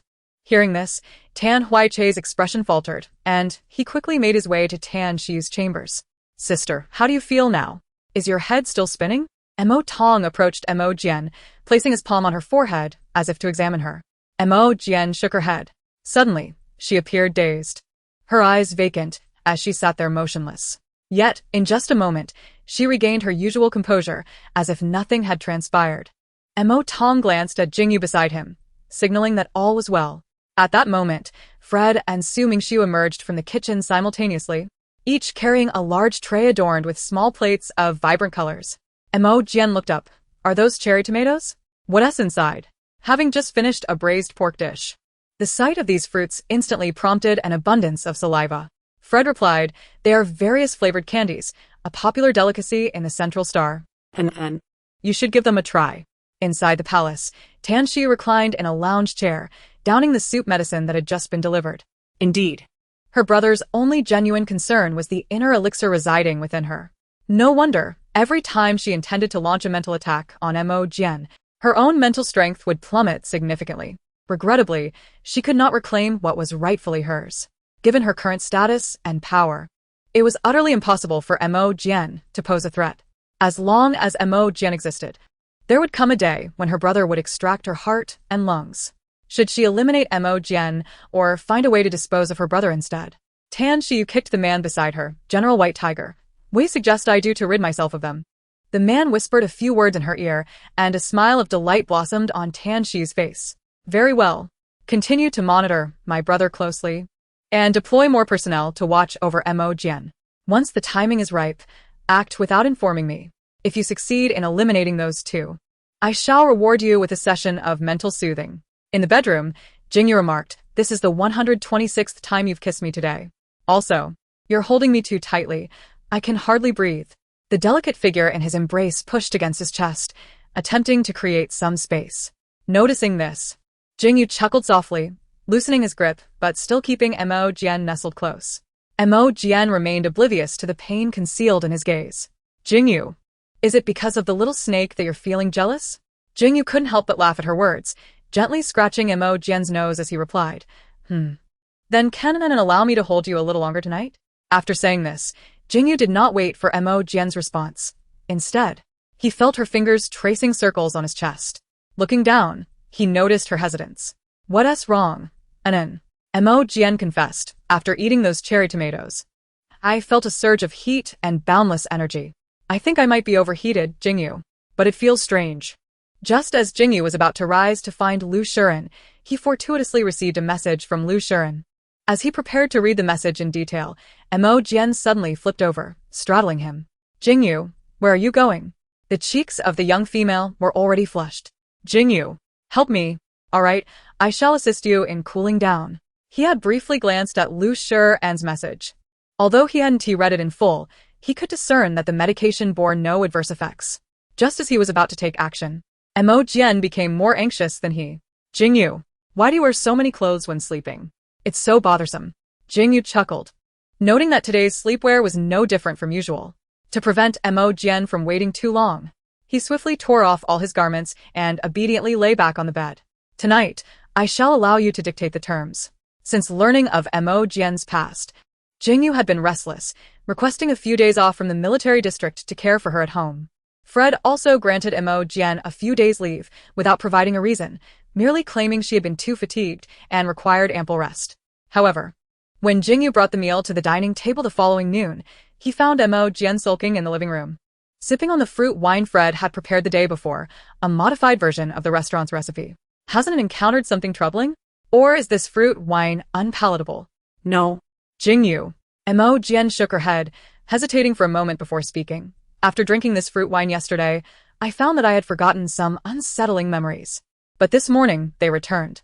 However, this time, the fruit wine seems ineffective. Look, I've consumed so much already. Jingu was initially taken aback, then approached her to gently feel her abdomen. Is your stomach bloated? Mo Jin shook her head. And you drank Fred's modified fruit wine. Let us eat first. And afterward, shall we go buy more fruit wine from the restaurant? Mo Jin nodded vigorously. Good. While Mo Jin went to wash her hands in the restroom, Jingu communicated with Mo Tong through mental prowess. What is going on? Mo Tong replied. The mental imprint used to mask memories is ineffective against those with higher mental strength than mine.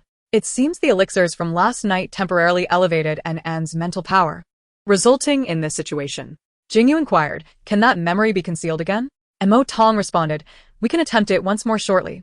After finishing lunch, Jingu, Mo Jin, and Mo Tong headed to the restaurant where the celebratory banquet had taken place the day prior.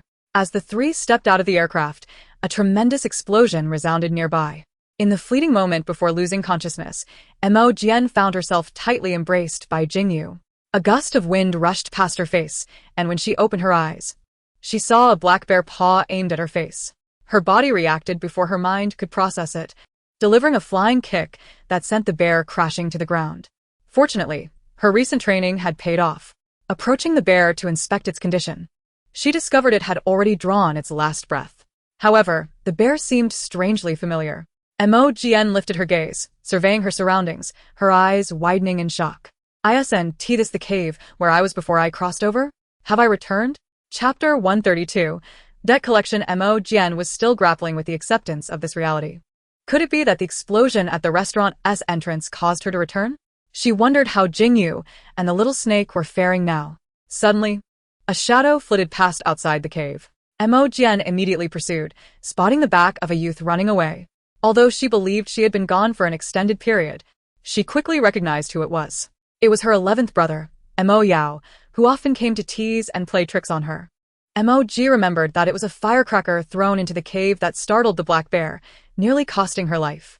Fortunately, the abundant vegetation on the back mountain allowed her to reach out and establish a connection with the plants. Soon, a branch under her control tripped Mo Yao, sending him sprawling to the ground.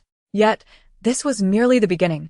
Mo Ji continued to manipulate the branches surrounding him, which lashed out at him like a torrential downpour. Despite being beaten and rolling about helplessly, the relentless strikes did not cease. Before long, Mo Yao's figure vanished from her sight. However, due to her bond with the mountain's flora, his anguished cries continued to echo in her ears. It was only when she sensed that Mo Yao had vacated the back mountain that she finally retracted her hand. Their enmity extended far beyond this incident with a firecracker. Even her beloved Xiao Bai had perished at Mo Yao's hands. He treated Xiao Bai as a mere plaything, pitting it against his own contracted beast in cruel games. They tossed Xiao Bai like a ball into the air, observing as it fell heavily to the ground. They even wagered on the maximum height Xiao Bai could endure. By the time she arrived, Xiao Bai lay on the ground, barely clinging to life, while Mo Yao merely remarked how dull it was before swaggering away with his beast. Their audacity stemmed from her being deemed a worthless failure. Now that fate had inexplicably brought her back, it was time to settle the scores of the past. As she descended the mountain, Emoji noted a significant enhancement in both her speed and stamina compared to before. In no time, she returned to her palace courtyard. Before she could step inside, she heard the unmistakable sound of rummaging within. Without a second thought, she surmised that Mo Yao had come again to pilfer her belongings. Mo Yao hailed from a humble background, his mother of lowly status.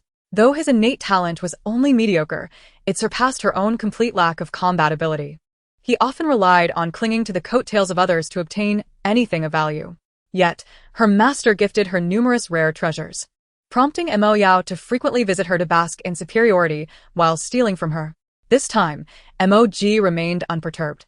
Calmly, she plucked a pea sprout from the vegetable patch and then proceeded towards the hall.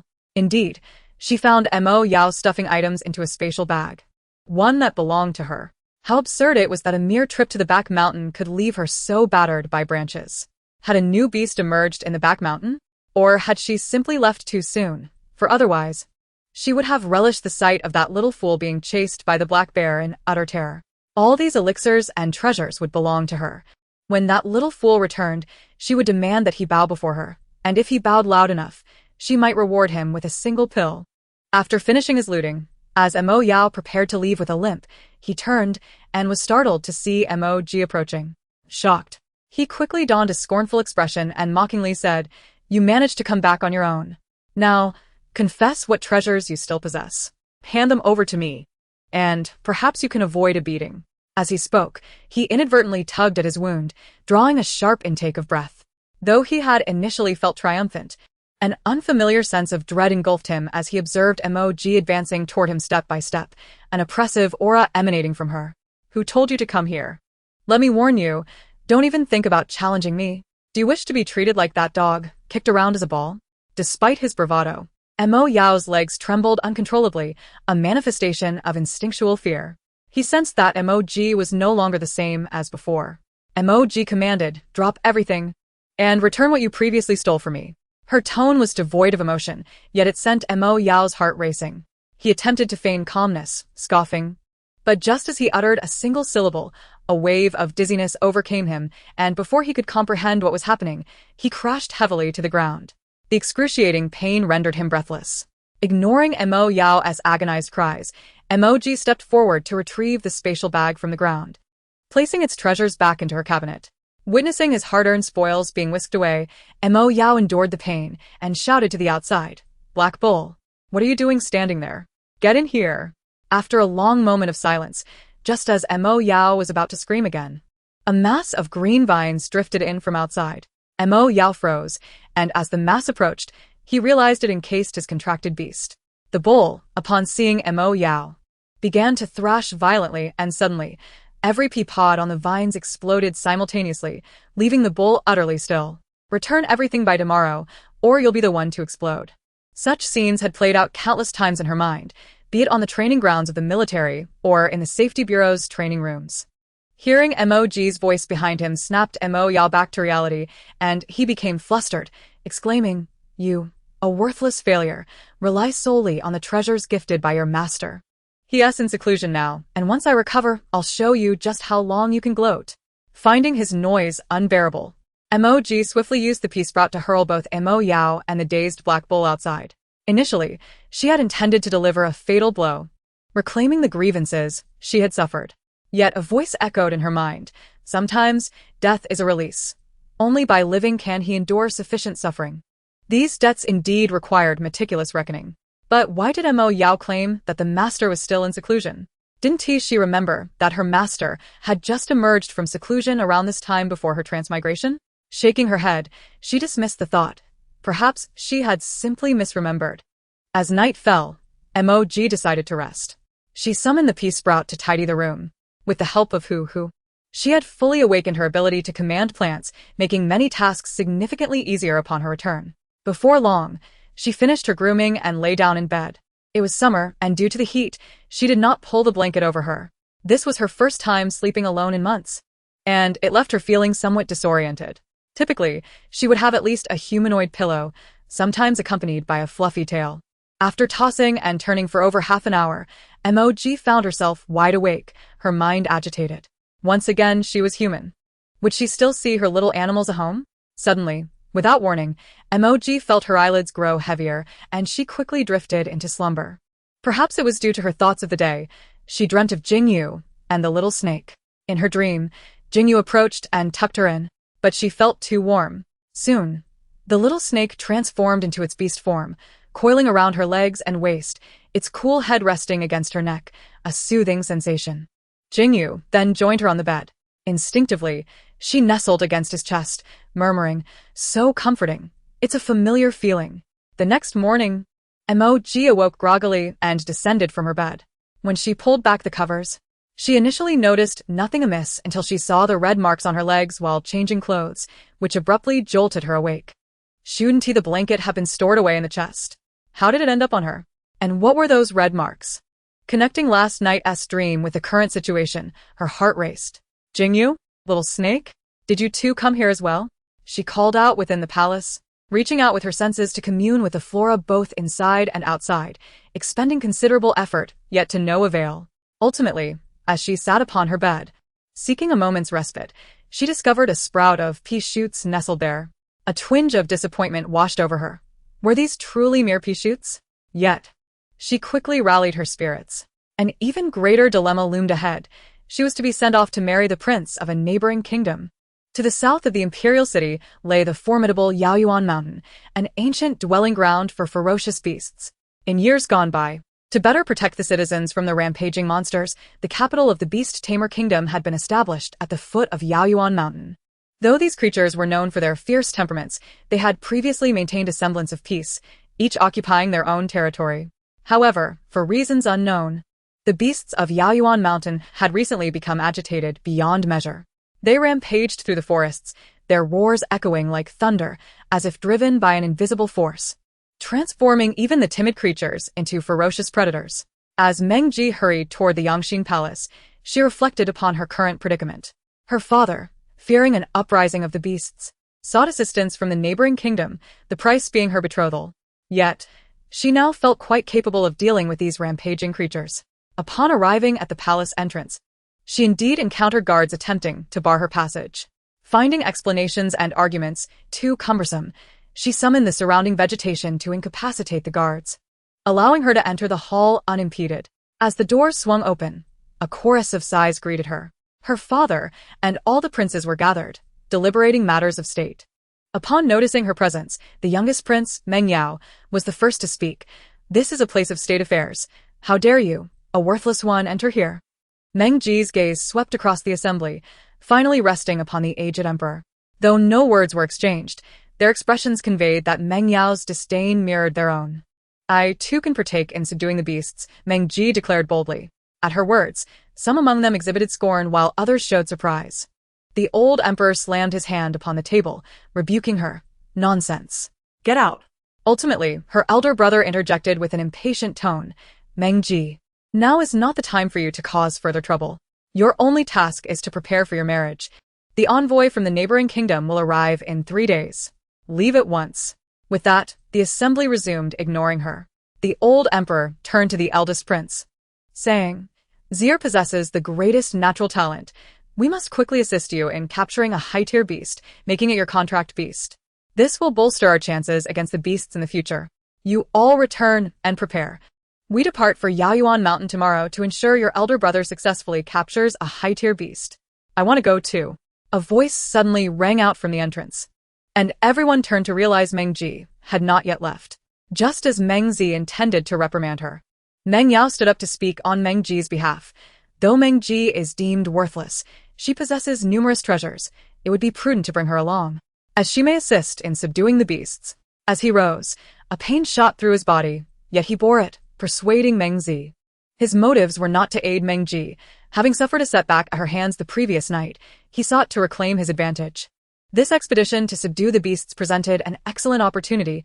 Meng Ji, being so inept, could serve as a mere cushion. Hearing Meng Yao's reasoning, the old emperor pondered for a while before conceding. Let her surrender her treasures. Meng Ji replied defiantly. Absolutely not. These treasures were bestowed upon me by my master. Only I know how to wield them. Their current behavior spoke volumes about their lack of trust in her. This was the perfect opportunity to prove her worth. Not only could she avoid the marriage, but she could also ensure the peace of the people.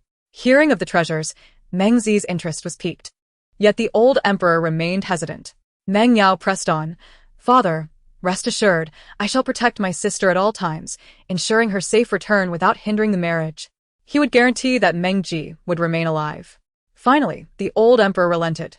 Very well. At dawn the following day, a contingent of over a dozen royals, accompanied by 200 royal guards, assembled at the base of Yaoyuan Mountain. Meng Zi stated, according to our reconnaissance, a 9th-tier black-maned lion has suddenly appeared atop Yaoyuan Mountain. 9th-tier beasts are exceedingly perilous. We should not act recklessly, but rather observe the situation. Only if there is a chance to subdue it should we proceed. Upon hearing this, Meng Ji felt a pang of melancholy. Her own little lion was also a black-maned lion. She longed for the small lion that awaited her at home. As dark clouds, akin to torn black silk, thickened above, flashes of lightning intermittently illuminated the sky, only to be swiftly engulfed by darkness. A fierce wind howled, carrying a biting chill, sweeping up withered branches and leaves as if the very air had been contorted. A dense fog enshrouded the mountains, imbued with an eerie essence that sent shivers down one's spine. The group ventured deeper, the terrain beneath their feet becoming increasingly rugged, fissures appearing sporadically. Suddenly, they encountered a vast chasm, as though the earth had been rent asunder by a formidable force. The periphery of the pit was strewn with shattered flesh and torn remnants, the air still thick with the scent of blood from a recent, violent clash. At that moment, Meng Zi scrutinized the compass in his hand, his brow furrowing deeply. The compass indicated that a high-tier beast was lurking nearby. Previously, the most formidable beast atop Yaoyuan Mountain had been an 8th-tier black wolf. Yet he had just spotted the severed tail of that wolf within the chasm. The devastation could only have been wrought by the newly emerged 9th-tier black-maned lion. It had been nearly a century since the last appearance of a 9th-tier beast, and Meng Zi truly grasped the terror of such a creature. He steeled himself, signaling for silence, and gestured for the others to cautiously retreat. Suddenly, the compass began to react, and someone in the crowd gasped aloud. Ah! Meng Zi looked up just in time to see a massive black-maned lion emerging from the thicket. Its deep, black golden eyes glinted with a chilling light, its gaping maw revealing razor-sharp fangs, like daggers of death. It advanced slowly, causing the very air around it to tremble.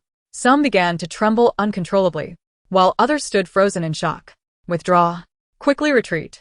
With Meng Zi's command, the stunned assembly finally reacted. However, upon seeing the lion, Meng Ji's heart raced wildly.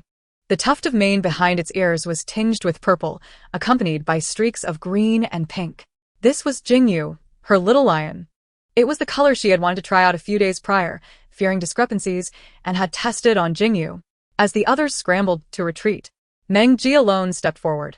Surrounded by abundant vegetation, she felt assured of her safety, even if she were to mistakenly approach the wrong lion. Suddenly, she sensed a force against her back, propelling her forward. In that instant, a gust of wind surged toward her, moving with astonishing speed. Then, she found herself enveloped in a warm embrace. İyi. Hearing that familiar voice, Meng Ji nuzzled against Jingu's chest in joyous delight before lifting her gaze. Jingu, it truly is you. I thought I would never see you again. Jingu paused momentarily, then stammered. Yes, it should be, because of that explosion. The moment I opened my eyes, I found myself here. Meng Ji wrapped her arms around Jingu's slender waist. Though I know not if we can ever return, I am grateful to have you by my side. After a brief embrace, Mo Jin suddenly recalled something and lifted her head abruptly. Someone just pushed me.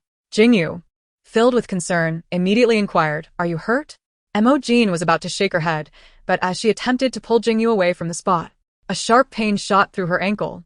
Ouch, it feels like I've twisted my ankle. Jingu promptly crouched down, urging Mo Jin to sit upon his shoulders.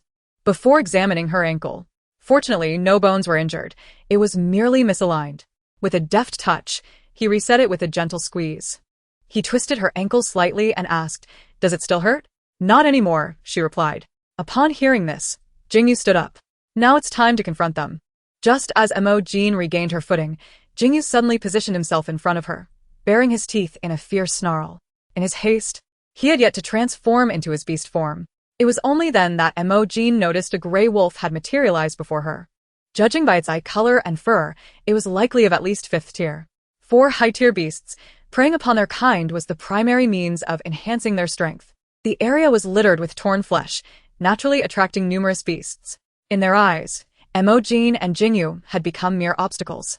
Initially, the gray wolf, brimming with determination to pounce upon the 2 humans, halted instinctively upon witnessing Jingu's fierce display. The primal fear it felt compelled it to observe closely. Unexpectedly, in the next moment, the diminutive human transformed into a colossal black-maned lion, causing the gray wolf to scamper away with its tail tucked between its legs. This transformation also frightened many of the surrounding beasts away. With the immediate threat dispelled, Jingu reverted to his human form. He intended to check on Mo Jin's condition, but upon turning around, he was met with her beaming smile. "What's wrong, Jin?" he asked, bewildered. "Jingu, you were so adorable when you were snarling," she exclaimed, reaching out to touch his lips, playfully mimicking his earlier snarl. Jingu chuckled, indulging her in playful antics. This scene left the concealed beasts, lurking for an opportunity to feast, momentarily stunned. What transpired next was even more unexpected. The black-maned lion reappeared, but now it had shrunk in size and obediently lay down, allowing the human to mount its back. The surrounding beasts exchanged bewildered glances, each sensing the other's confusion and uncertainty. Fortunately, the 2 humans soon departed from the area, prompting the beasts to rush forward to claim the food. "How could you have pushed Mo Jin out like that? What will happen to the marriage arrangement now?" After they had finally escaped to a relatively safe area, MOC, still catching his breath, confronted Mo Yao sternly. Mo Yao, however, remained unfazed, having never intended for Mo Jin to fare well. "Brother, in such a perilous situation, if I hadn't pushed someone out as a decoy, how could we have escaped so easily with over 200 lives?" Upon hearing this, MOC's expression softened slightly. "But what about the marriage?" Montakia replied. "Father seeks assistance from the neighboring kingdom solely due to their weapon-making expertise. Our Beast Tamer Kingdom possesses a unique ability to control beasts. Surely we can negotiate effectively. Must we truly stake our nation's fortune on a useless individual? Besides, who would witness me pushing her? Wasn't it Mo Jin who evaded the marriage and got lost?" MOC fell silent, his agreement evident in his quietude. He then addressed the group. "Everyone take a moment to rest. We must capture a high-tier beast today." As the group recuperated, Mo Jin, perched upon the lion's back, overheard their conversation.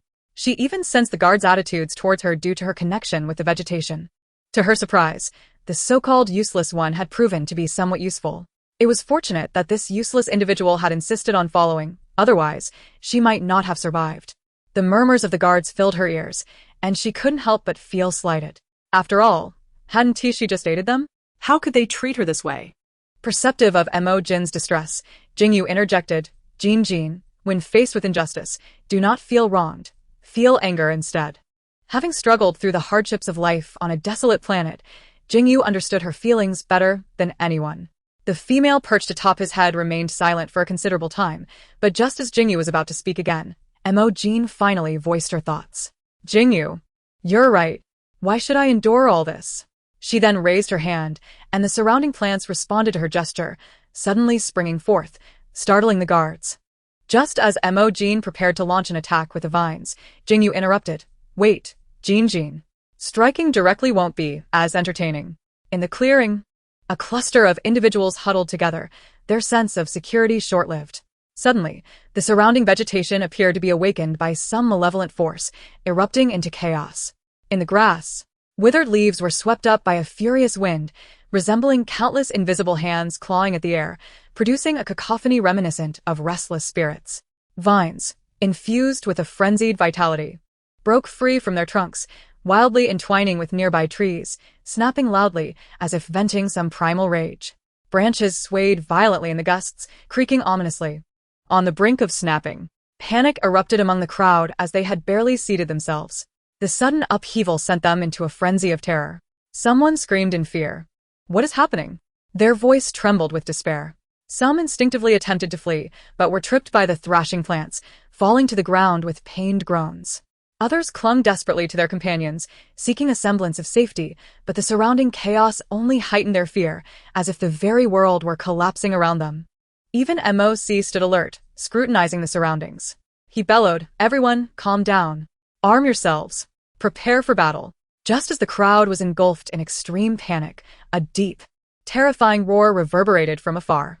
The sound was reminiscent of a growl from the depths of hell, imbued with a chilling authority and murderous intent. Fear spread rapidly through the throng, and under MOC's command, they barely managed to form a defensive circle. Someone cried out in terror, "A lion! It's a lion's roar!" The voice was laced with despair and dread. People frantically scanned the perimeter, striving to locate the source of the roar. At last, someone caught sight of a shadowy figure amidst the nearby thicket. A massive black-maned lion emerged, its eyes glinting menacingly in the dim light, resembling two burning flames. "This is it. We're doomed. That black-maned lion has returned. Even the former tyrant of the abyssal wolf mountain was no match for it. How can we possibly prevail?" The panic surged anew as the roars echoed in their ears. Some were paralyzed with fear, while others murmured incoherently. At that moment, the frenzied vines sprang into action, launching an assault on the crowd. As the people struggled to fend off the chaos, Mo Yao, sensing the gravity of the situation, stealthily retreated to the inner circle of their defenses. He discreetly retrieved a flight talisman from his pocket. Just as he prepared to use the talisman to escape, it was suddenly snatched from his grasp. Looking up, he was startled to find it was MOC. Mo Yao felt a twinge of guilt. "Brother, I wasn't trying to flee." No sooner had he spoken than MOC crushed the talisman, and in the next instant, his body soared into the air. "MOC, 11th brother, one must always prioritize the greater good. I am the most likely candidate to become the crown prince. I cannot afford any mishaps. I have borrowed your talisman for the time being." Unfortunately for him, before he could soar far, he was struck down by a vine. However, this scene went unnoticed by those within the protective barrier. Mo Yao did not anticipate that MOC would take such drastic measures, but survival was paramount. He could not afford to linger in sorrow. As he reached for a second talisman, he suddenly felt countless gazes fixated upon him. 11th brother, among the royal offspring. Apart from Mo Yen, you are the most ineffectual. Hand over the talisman obediently. Meanwhile, Mo Yen discovered that MOC had managed to escape by means of a talisman. Immediately, she commanded the vines to ensnare the group like an impenetrable net. Jingu transformed back into human form, standing quietly to the side. Some matters were better handled by Yen herself. Soon, the vines enveloped their prey, drawing them underground. Once tranquility was restored, Mo Yen reclined upon the back of a small lion to rest. "Jingu, one has managed to flee, using the talisman that was stolen from me." All of Mo Yao's possessions had previously been taken from her. Contemplating this, Mo Yen sat upright. "Jingu, return to the palace. Retrieve everything." Just before the frenzied mob could pounce, Mo Yao swiftly escaped using a concealed teleportation talisman. Returning to his chamber in disarray, his hair was a tangled mess, his face marred by several gashes, and his garments were in tatters. A large tear on his left shoulder exposed congealed blood, the surrounding skin red and swollen. He endured the pain to crawl to a large chest beside his bed, which contained numerous precious elixirs he had previously pilfered from Mo Yen. With just one, he could swiftly recover. However, when Mo Yao opened the chest, it was entirely empty, leaving him dumbfounded. He proceeded to open several other chests, all equally devoid of contents. "Who has stolen my treasures?" "Mo Yao, this is merely restitution." Hearing Mo Yan's voice, he looked up to see her departing silhouette. He yearned to pursue her, but his strength failed him, and he collapsed into unconsciousness. Within the Yangxin Palace, Missouri, though clad in fresh attire, bore numerous scars upon his face and neck. He stood before the old emperor, bowing his head in contrition. The old emperor exclaimed, "What do you mean? No one has returned? Mo Yen has perished at the hands of a 9th-tier beast? The envoy arrives tomorrow. How am I to explain this?" The old emperor was in a state of agitation, not only due to the near loss of his son but also because his throne was in jeopardy from the impending beast tide. MOC pondered for a considerable time before hesitantly suggesting, "No one in the envoy has seen what Mo Yen looks like. 11th brother and Mo Yen are of similar age. If he dons women's attire, no one will recognize him. I just heard from a servant that although 11th brother was gravely injured, he managed to return." The old emperor, not wishing to deliberate further, acquiesced to this course of action. "Send someone to tend to Mo Yao's injuries, but remember to cut out his tongue and slay that black bull." We must not allow the envoy to discover any irregularities. With that, MOC departed. The old emperor remained oblivious that as soon as MOC exited the palace doors, he transformed into a lifeless mass of weeds, accompanied by a hidden figure and a lion. Mo Jin whispered, Jingu, your plan is truly effective. I never imagined this hallucinogenic mushroom could deceive father. Jingu replied, now we wait to see them turn on each other. The following day, the envoy from the neighboring kingdom arrived ahead of schedule. By noon, the palace had laid out a grand banquet to welcome them. However, the old emperor was taken aback to find that accompanying the envoy was the neighboring kingdom's crown prince, Wu Zhe. During the banquet, the old emperor was filled with trepidation. Having planned to send the disguised Mo Yao to deceive the neighboring kingdom's defenses, but now Wu Zhe was present in person. He was well aware of the prince's cunning and hoped that nothing would go amiss. Just as the old emperor finished his silent prayer, Wu Zhe spoke. Your Majesty, the banquet is rather dull. Allow me to add some entertainment. Soon, a cage covered with cloth was wheeled forth. As the cloth was removed, the guests beheld a coiled giant python within. Alarm spread among those present, and even Wu Zhe appeared surprised. Had he not captured a black giant python? Why had it turned emerald green? Yet, he dismissed his thoughts and declared, this is a high-tier serpent demon I captured using a beast trap. While it is unable to escape the cage, its temperament is fierce. I have heard that your esteemed Princess Mo Jin possesses purifying abilities. Since your Majesty has consented to the marriage alliance, why not summon the princess to purify this serpent's malevolence on the spot? As long as its rage is quelled, it can become my contract beast, a weapon against the impending beast tide. The power of high-tier demon beasts was formidable. While he had the beast trap to confine the serpent, subduing it to willingly become his contract beast would be no small feat. Although Mo Jin's purifying abilities were not particularly strong, it was worth a try. Even if it failed, he would suffer no loss.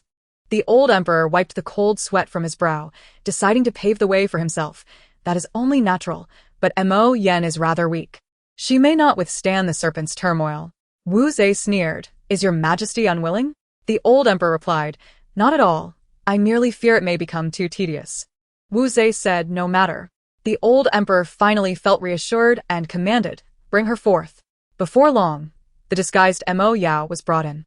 Upon seeing the giant python in the cage, Mo Yao immediately understood her fate. She thrashed and struggled, but it was ultimately futile. She was shoved into the cage. The giant python, however, remained unhurried, raising its head to look down at Mo Yao.